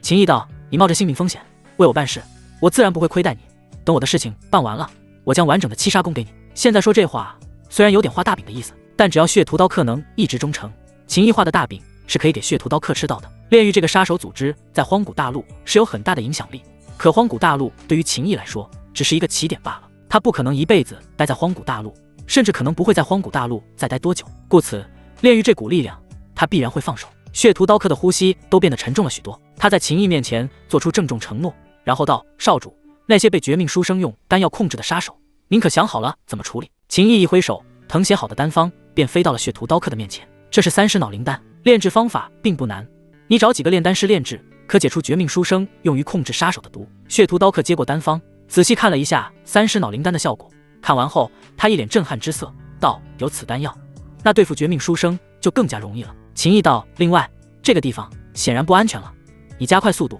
换一个据点。是。此时的血屠刀客对秦毅更加佩服了，年纪轻轻就将七杀功修炼到了圆满之境，还有如此高超的丹道造诣，当真是深不可测，潜力无穷。处理了炼狱饮沙堂的事情后，秦毅在血屠刀客的帮助下，快速完成了离开天星五院时领取的简单任务，他便独自一人回到了天星五院。接下来就是抓紧时间提升修为，争取尽快突破到洞天境，蕴养那2枚神通种子，然后前往苍剑宗的上古战场碎片空间去收集怨气炼魂。秦毅回到天星五院后，跟云梦儿休息了一晚，次日便去了天元秘境，还有3万多星辰点，他直接在天元秘境待了11天。从天元秘境出来后，修为已经达到了结丹境10重，再往上冲一冲就是洞天境了。一想到储物界中的那2枚神通种子，秦毅便心头一阵火热。韩家给的神通种子蕴含搬山神通，若能将神通种子蕴养成功，那么便可在洞天内诞生一座山岳，对敌时施展搬山神通，祭出巍峨山岳，不管是拿来砸对手，还是拿来防御都行，可谓是攻防兼备。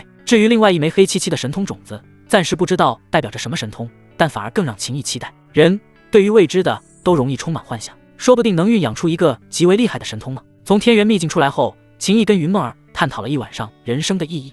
次日一大清早，他就直接去了天星五院的观星楼。观星楼修炼1天3万星辰点，但秦毅凝聚了360个窍穴根基的星台，天星五院的院长白长天给他开了特权，观星楼对他免费开放。看守观星楼的长老李红见秦毅来了，顿时笑眯眯地说道：“你小子再不来，我都要去催一催你了。这么好的基础，可要好好修炼啊！你现在只是刚凝聚出星台，接下来要多吸收一些星光，让星光在360个窍穴中凝练成为星辰之力。等凝练出星辰之力后，你就可以直接上星幕内去修炼了。而且凝练出了星辰之力，这门星辰法体的攻防妙术才能彰显出威力。快上去吧！”秦毅朝着李红拱手行了一礼后，这才登上观星楼。他盘膝而坐，体内360个构建了星台的窍穴内星光闪烁，紧接着一道道星光自上方的大阵星幕中洒落而下，360道星光汇聚在一起，化作了星光河流，将秦毅的身体淹没。秦毅全身浸泡在星光河流之中，感觉无比舒服，神清气爽。周围一些在此修炼的核心弟子看着这一幕，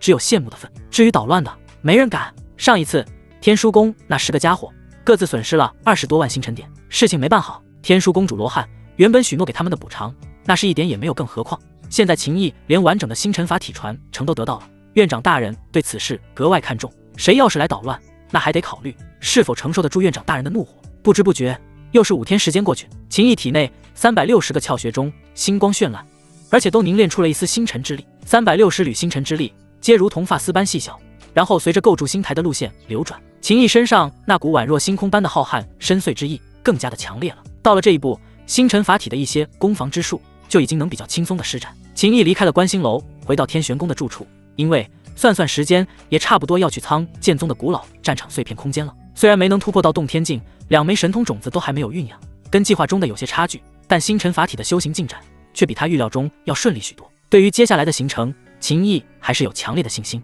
他待在住处等消息，抽空去了一趟天玄城，暗中见了血屠刀客一面。血屠刀客向秦毅汇报事情的进度，饮砂糖已经转移到了新的据点，3尸脑灵丹也炼制出来了，效果很不错，吃过的人都说好。虽然服用了3尸脑灵丹就要受制于秦毅，可只要不背叛，按时服用，有病治病，没病的还能强身健体，比起绝命书生拿来控制杀手的丹药好太多了。秦毅听完血屠刀客的汇报后道：“你去安排一下，盯着秦家的动静，若有合适的机会，便不用对秦家的人客气。另外，尝试再拉拢一些炼狱的杀手，但这事要十分谨慎，暂时避免跟绝命书生开战。”是，血屠刀客郑重说道。与血屠刀客接触后，秦毅返回天玄宫，刚到住处，秦大哥，据苍剑宗发现的那个古老战场碎片空间的事定下来了。云梦儿知道秦毅对这件事很在意，所以看到秦毅回来后，他立刻将消息告知，明天就出发，由院长亲自带队前去，穆公主也去。我们天玄宫有2个名额，一个是9星核心弟子张破虏，洞天境师重修为，还有一个名额就是你的。而天书宫那边一个名额都没给。秦毅点了点头，没有天书宫的人去捣乱也好。云梦儿的情绪有些低落，秦大哥，我修为还是太低了，不能去帮你。秦毅将云梦儿搂入了怀中，揉着她的秀发。你加入天星五院没有多久，不仅凝结了下品金丹，现在都已经是结丹境4重了，如此成绩已经很惊人了，也意味着你足够努力，所以不要想那么多，放心吧，我不会有事的。说不定等我从苍剑宗那个古老的战场碎片空间中出来后，便实力大涨了呢。秦大哥，那你千万要小心。这一晚，云梦儿陪着秦毅到了半夜，然后就死活不答应配合秦毅继续了。他要秦毅养精蓄锐，但最终他的立场还是不够坚定，当然也跟秦毅的攻势太猛烈有关。次日，白长天、木婉还有柳烟便带着一批天星五院的精锐，护送秦毅等10人前往苍剑宗的古老战场碎片空间。看到有瑶光宫的公主柳烟同行，秦毅放心了许多。如此一来，就算木婉被秦道反噬，柳烟也能帮着缓解一些。从天星五院到苍剑宗地界内发现的古老战场碎片空间，足足用了半个月的时间。赶路期间，秦毅一直待在非洲的苍室内修炼，他不缺丹药等资源。这半个月，将结丹境10重的修为提升到了巅峰，再往前一步便可开辟洞天。他们抵达古老的战场碎片空间边缘，这里已经有大量苍剑宗的修士。苍剑宗的副宗主唐振海带着人迎了过来，他笑着说道：“白院长，你们来的有点晚了呀，这入口昨天就已经开启，我们苍剑宗的人都已经进去了。”白长天道：“反正有1个月时间，晚了1天而已，不是什么问题。”接着，白长天看向秦毅等10人道：“你们进去吧，注意安全。该叮嘱的早就说过了。”木婉看着秦毅，他也没有说什么，只是对秦毅点了点头。秦毅给了木婉一个不用担心的眼神。下一刻，秦毅等10人立刻拿着那一颗蕴含着些许怨气的不规则石子，朝着古老的战场碎片空间入口飞去。唯有拿着信物才能进去。10道身影进入了古老的战场碎片空间，可忽然间，碎片空间的入口通道中产生剧烈的震荡，秦毅他们10人直接就被分散了。当秦毅正式抵达古老战场碎片空间内，与他一起进来的另外9人全都已不知去向。这里毕竟是苍剑宗的地盘，苍剑宗会动手脚，大家心里有数。与同行之人分散了，秦毅一点也不慌，他脸上反而流露出兴奋之色。鼎爷，这里果然弥漫着好浓郁的怨气，说是我的修炼宝地，也一点都不为过。而且我周围没有别人，便不用束手束脚了。鼎爷没有搭理他，秦毅立刻身形一闪，从原地消失。片刻后，找到一个毫不起眼的小山洞，直接钻了进去，还将洞口堵住，顺带着放了一张木婉给的遮掩气息的符箓，开始修炼。不管这里到底有什么宝贝或者传承，此刻秦毅都懒得去想，他只做一件事：怨气炼魂。下一刻，秦毅精神世界中的魔像显化而出，狰狞的魔像浮现于他的身体上方，恐怖的魔气充斥着小小的山洞，魔吞天地。无形的怨气被秦毅快速吸收，魔像下方一缕缕怨魂都变得兴奋了起来，发出刺耳的尖叫声。殊不知，就在秦毅大快朵一般吞吸怨气之时，山洞的底部一具棺材出现了细微的震动，紧闭的棺材盖出现了一条缝隙，大量的怨气经由魔像吞吸转化，注入了秦毅的识海之中，然后缠绕上了他的灵魂。冷，深入灵魂的冷意爆发，秦毅感觉灵魂都要被冻僵。除此之外，还有一股远比煞气更加凶残的情绪想要侵蚀他的灵魂，这些情绪皆来自怨气。怨气是生灵死亡之前心中的不甘、痛苦、愤怒、执难等等交织在一起所形成。这古老的战场碎片空间，也不知曾经到底死了多少生灵，才残留下如此庞大的怨气。秦毅谨守心神，不被怨气中夹杂着的大量负面情绪影响，不知不觉便是10天时间过去。这10天，他一直待在山洞中吸收怨气炼魂。虽然修为境界没有提升，但他得到的好处很大。此前，他的精神力若是全力释放，只能覆盖方圆100丈左右，可如今他的灵魂强度大涨，精神力量足以笼罩方圆300丈，感知力更加敏锐了。灵魂中有一层魂纱，是木婉所送，可以抵挡涅槃境层次武者的精神力袭击。但现在秦毅感觉，以自身的灵魂强度，就算不要这一层魂纱，一般的涅槃境武者想要用精神力袭击他都能扛得住。灵魂壮大，精神力增强的好处，可不仅仅体现在感应范围更大、更能扛伤害这2方面，还可以直接发动精神力的攻势了。要知道，没有达到涅槃境的武者，灵魂都比较薄弱，不敢轻易动用精神力攻击手段。秦毅之前使用魂断3生，用一次，哪怕消耗的主要是怨魂的力量，可他也很难受，头疼欲裂。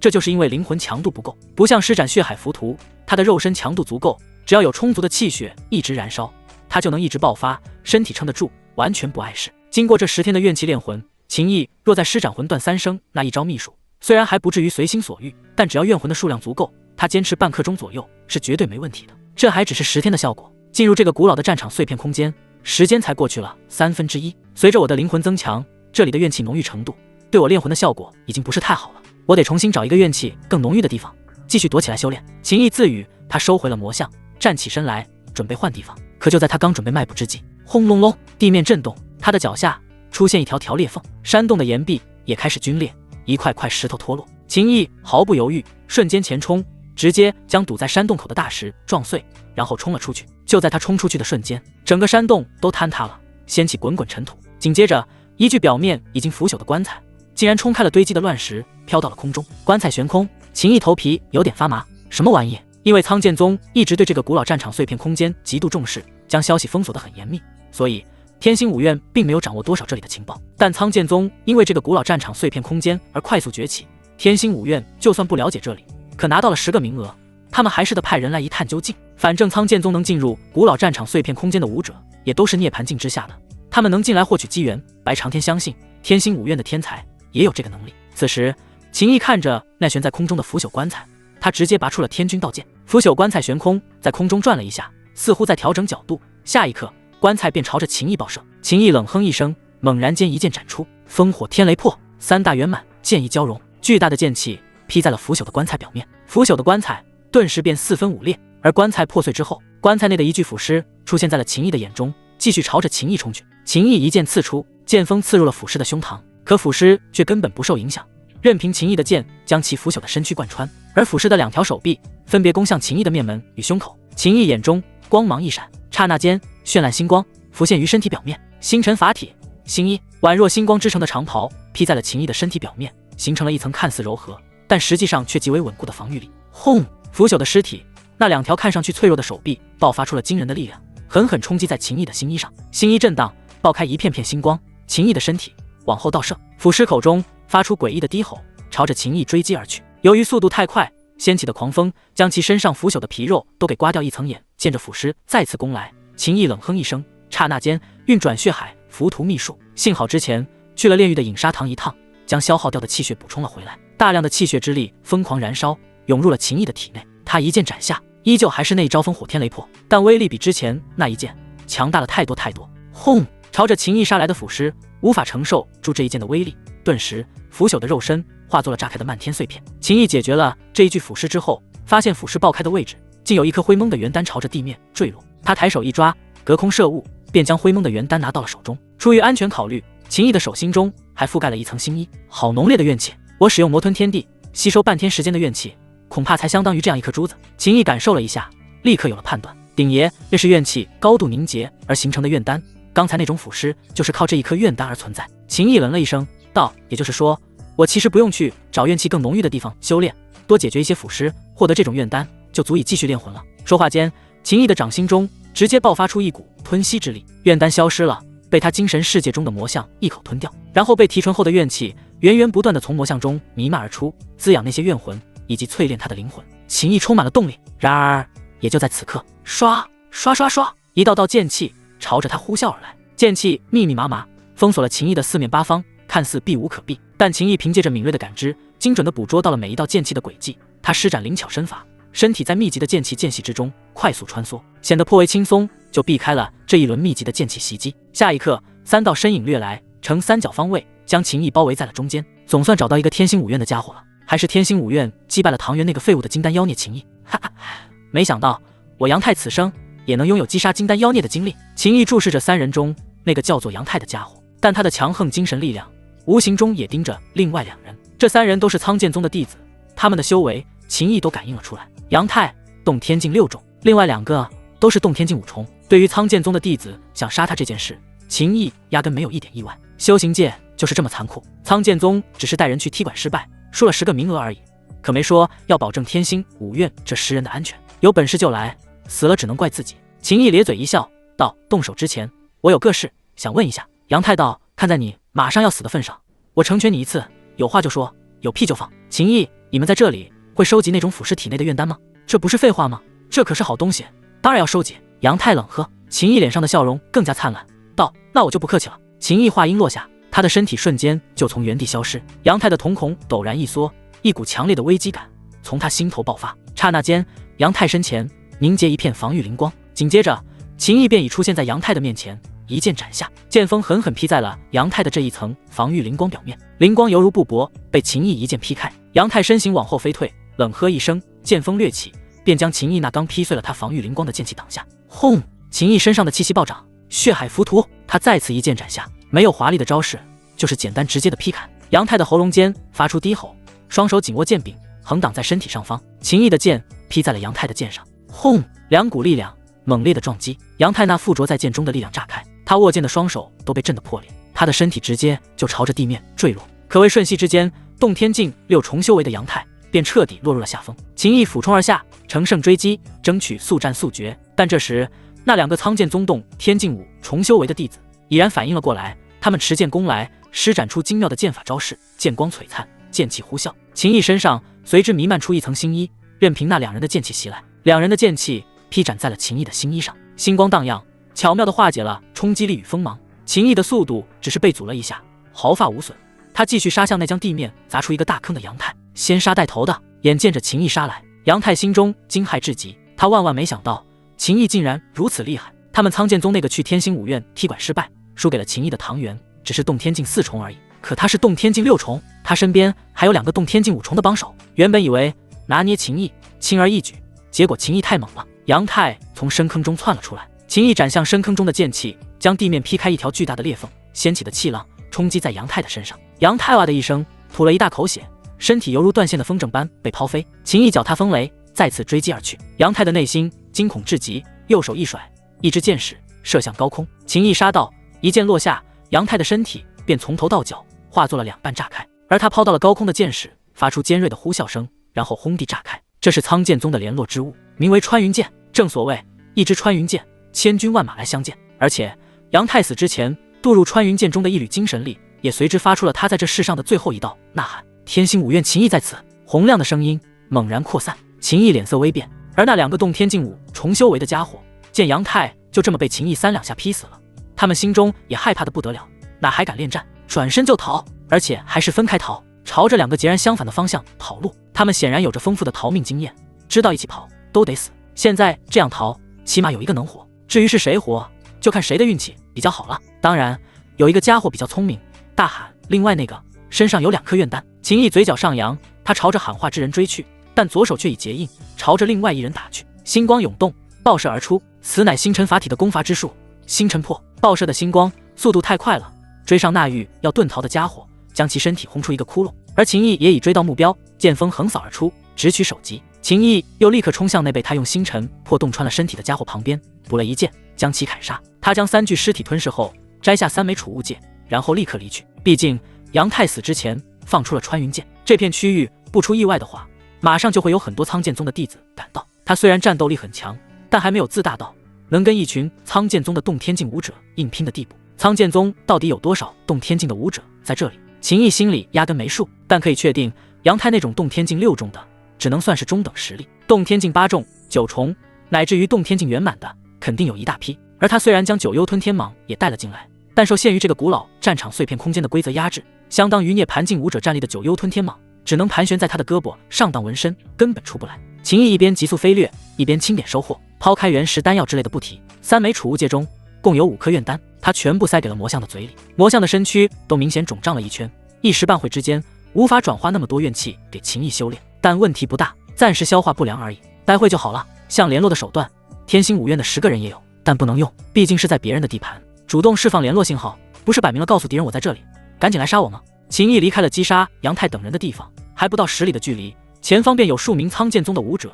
正在朝着穿云箭爆发的位置赶去，正好撞见了秦毅。为首之人气息强横，远超杨泰。刹那间，他怒喝一声，身体表面隐约间浮现8座模糊的圆形空间虚影，这就是洞天。这是一个洞天境8重修为的家伙，手握一把重剑，速度飙升，重剑挥斩，欲要将秦毅直接劈死。秦毅感受到了巨大的压力，心一凝聚，血海浮屠秘术施展，一剑迎向那斩来的重剑。轰！2道身影同时往后倒射，秦毅身上的星衣都碎了，幸好身上还有一件准刀器级别的内甲，可即便如此，他也嘴角溢血，受了一点伤势，握剑的手臂发麻。那苍剑宗洞天境8重修为的男子也不好受，体内气血翻滚，力量有些紊乱。跟随此人的3个苍剑宗弟子也冲了过来，3人明显平日里有过大量的配合训练，施展出精妙的合击剑法。而且这3人，一个洞天境7重，一个洞天境6重，一个洞天境5重，3人联手，威势比之刚才那个洞天境8重的家伙更胜一筹。浩浩荡荡的剑光透着冰冷的杀伐之气，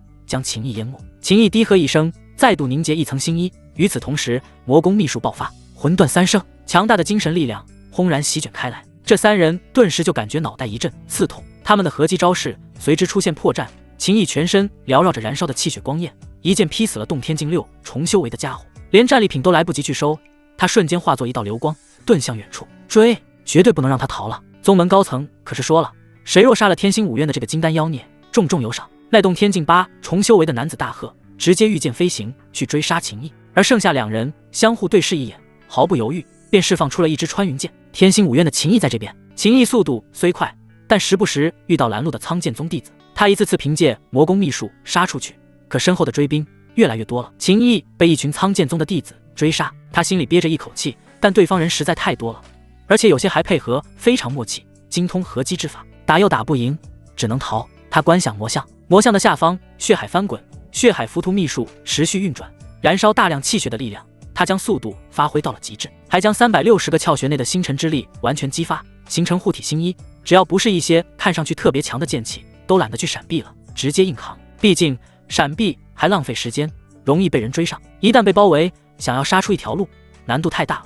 经过小半天的追逐，秦毅总算是将后方的追兵给甩掉了。他的身体在一片堆积着大量乱石的区域快速穿梭，心里稍微松了一口气。血海中可以燃烧的气血已经所剩不多，至于怨魂全消耗完了。360个窍穴之中的星辰之力剩下30%左右，他准备找个地方先休息一下，毕竟还受了伤，虽然不是太严重，但对战斗力还是有一些影响的。然而就在此刻，秦毅那敏锐的感知力忽然察觉到一股凌厉的锋芒朝着他急速袭来，他的身形瞬间朝着一侧闪去，他身边的一块巨石便陡然之间一分为二。巨石的切口无比的平整光滑，就好像被打磨过，如同2面石镜一样，可见刚才那一道无形剑气的厉害之处。这是将力量与锋芒完美的凝聚在一起，化作一线，没有丝毫的一散，才能产生这种效果。秦毅避开这一道无形剑气后，他的四面八方又有大量这种无形的剑气出现。若是换做其他人，恐怕就算身体被切成了一片又一片，都还不知道怎么回事。幸好秦毅来到这古老的战场碎片空间，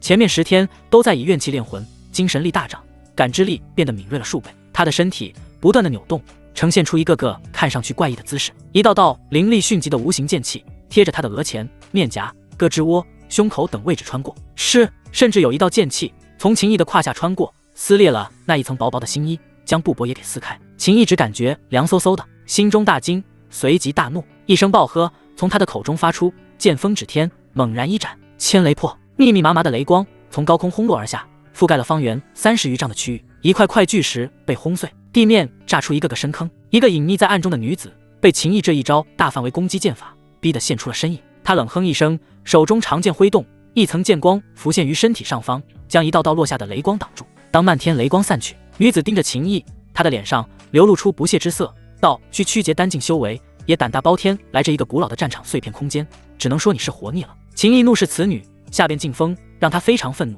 当真是差一点就会出大事。天君剑的剑尖吞吐着锋锐的气息，指着此女，秦毅怒道：我看你也是在苍剑宗年轻一代中有一些名气的人了，可你竟然如此不要脸。女子眉头微蹙，武者交手自然都是用自己擅长的手段去击败对方，我擅长的是无影剑诀。他以为秦毅说他袭击的手段很不要脸。秦毅咬牙切齿，指了指自己开裆的裤子，道：原来你的无影剑诀竟然擅长袭击这里。女子顿时气得脸都红了，好你个登徒子，受死！他话音落下，身形激射，无影剑诀再度施展开来。秦毅虽然能感应到这些无形的剑气可以闪避，但这女子太强了，乃是洞天境10重的修为，这也是秦毅被苍剑宗的人追杀以来遇到的第一个洞天境10重。他被压制了。女子嘴角上扬，能死在我许如云的剑下，这也算是你的荣幸。秦毅冷哼一声，便要将血海之中剩余燃烧的气血一鼓作气的全部爆发出来。杀死对方是不可能的，但遁走还是有希望。可就在这时，一声冷喝响起：秦师弟，我来也！刹那间，一束星光闪过，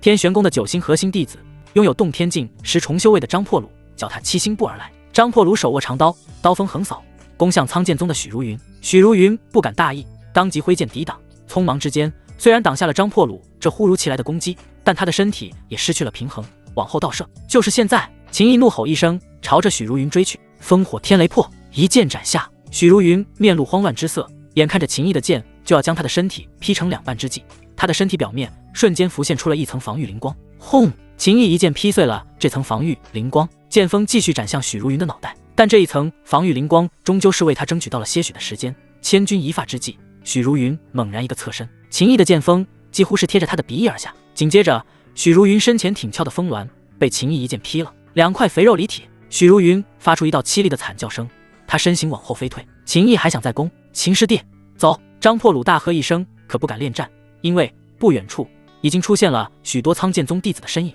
秦毅也知道事情的严重性，他瞥了一眼许如云，大喝：这一局这俩扯平！丢下这句话，便跟张破虏一起遁走。许师姐！一群苍剑宗的弟子冲来，他们看着许如云，全都目瞪口呆。许师姐的身材很棒的，但现在许师姐身前惨不忍睹。许如云的发丝根根直立，怒火中烧，胸口本来就痛，气得胸口更痛了，还愣着干什么？给我追！将秦毅给我抓住，我要亲手杀了他，不把他剁碎，我许如云的名字倒过来写。另外一边，秦毅跟着张破虏一起逃命。张师兄，多谢了。秦毅说道。这个节骨眼还敢来救他，这需要很大的勇气。张破虏，其实是你救了我。秦毅，张破虏道，在你被发现前，我被一群苍剑宗的人追杀，你的行动暴露了，追杀我的人都走了，去追杀你了，所以我才能脱困。秦毅的表情有点复杂。张破虏继续说道，据我所知，跟我们一起进来的人已经有4个死了，剩下的我不知道他们是藏起来了还是被杀了。我们俩不能跟他们硬碰硬，我觉得要找一个地方隐藏起来，等甩掉了身后的追兵，干脆我们挖一条地道，深入的底躲起来，这地方的机缘不能再去探索了，保住性命才是最重要的。秦毅点头，好，先隐藏起来，将状态调整好，再去考虑后续的事。张破虏是不敢继续探索这个鬼地方了。秦毅的想法是先摆脱当前的困境，疗伤，恢复力量，再找机会继续干。所以就当前而言，两人的想法是一致的。就在两人达成了共识之际，忽然在他们前方一座鼓起的小山丘表面忽然钻出了一颗脑袋，正是上次代表苍剑宗去天星大比踢馆失败的唐元。唐元朝着秦毅跟张破虏用力的挥手，别担心，自己人，快点进来躲躲。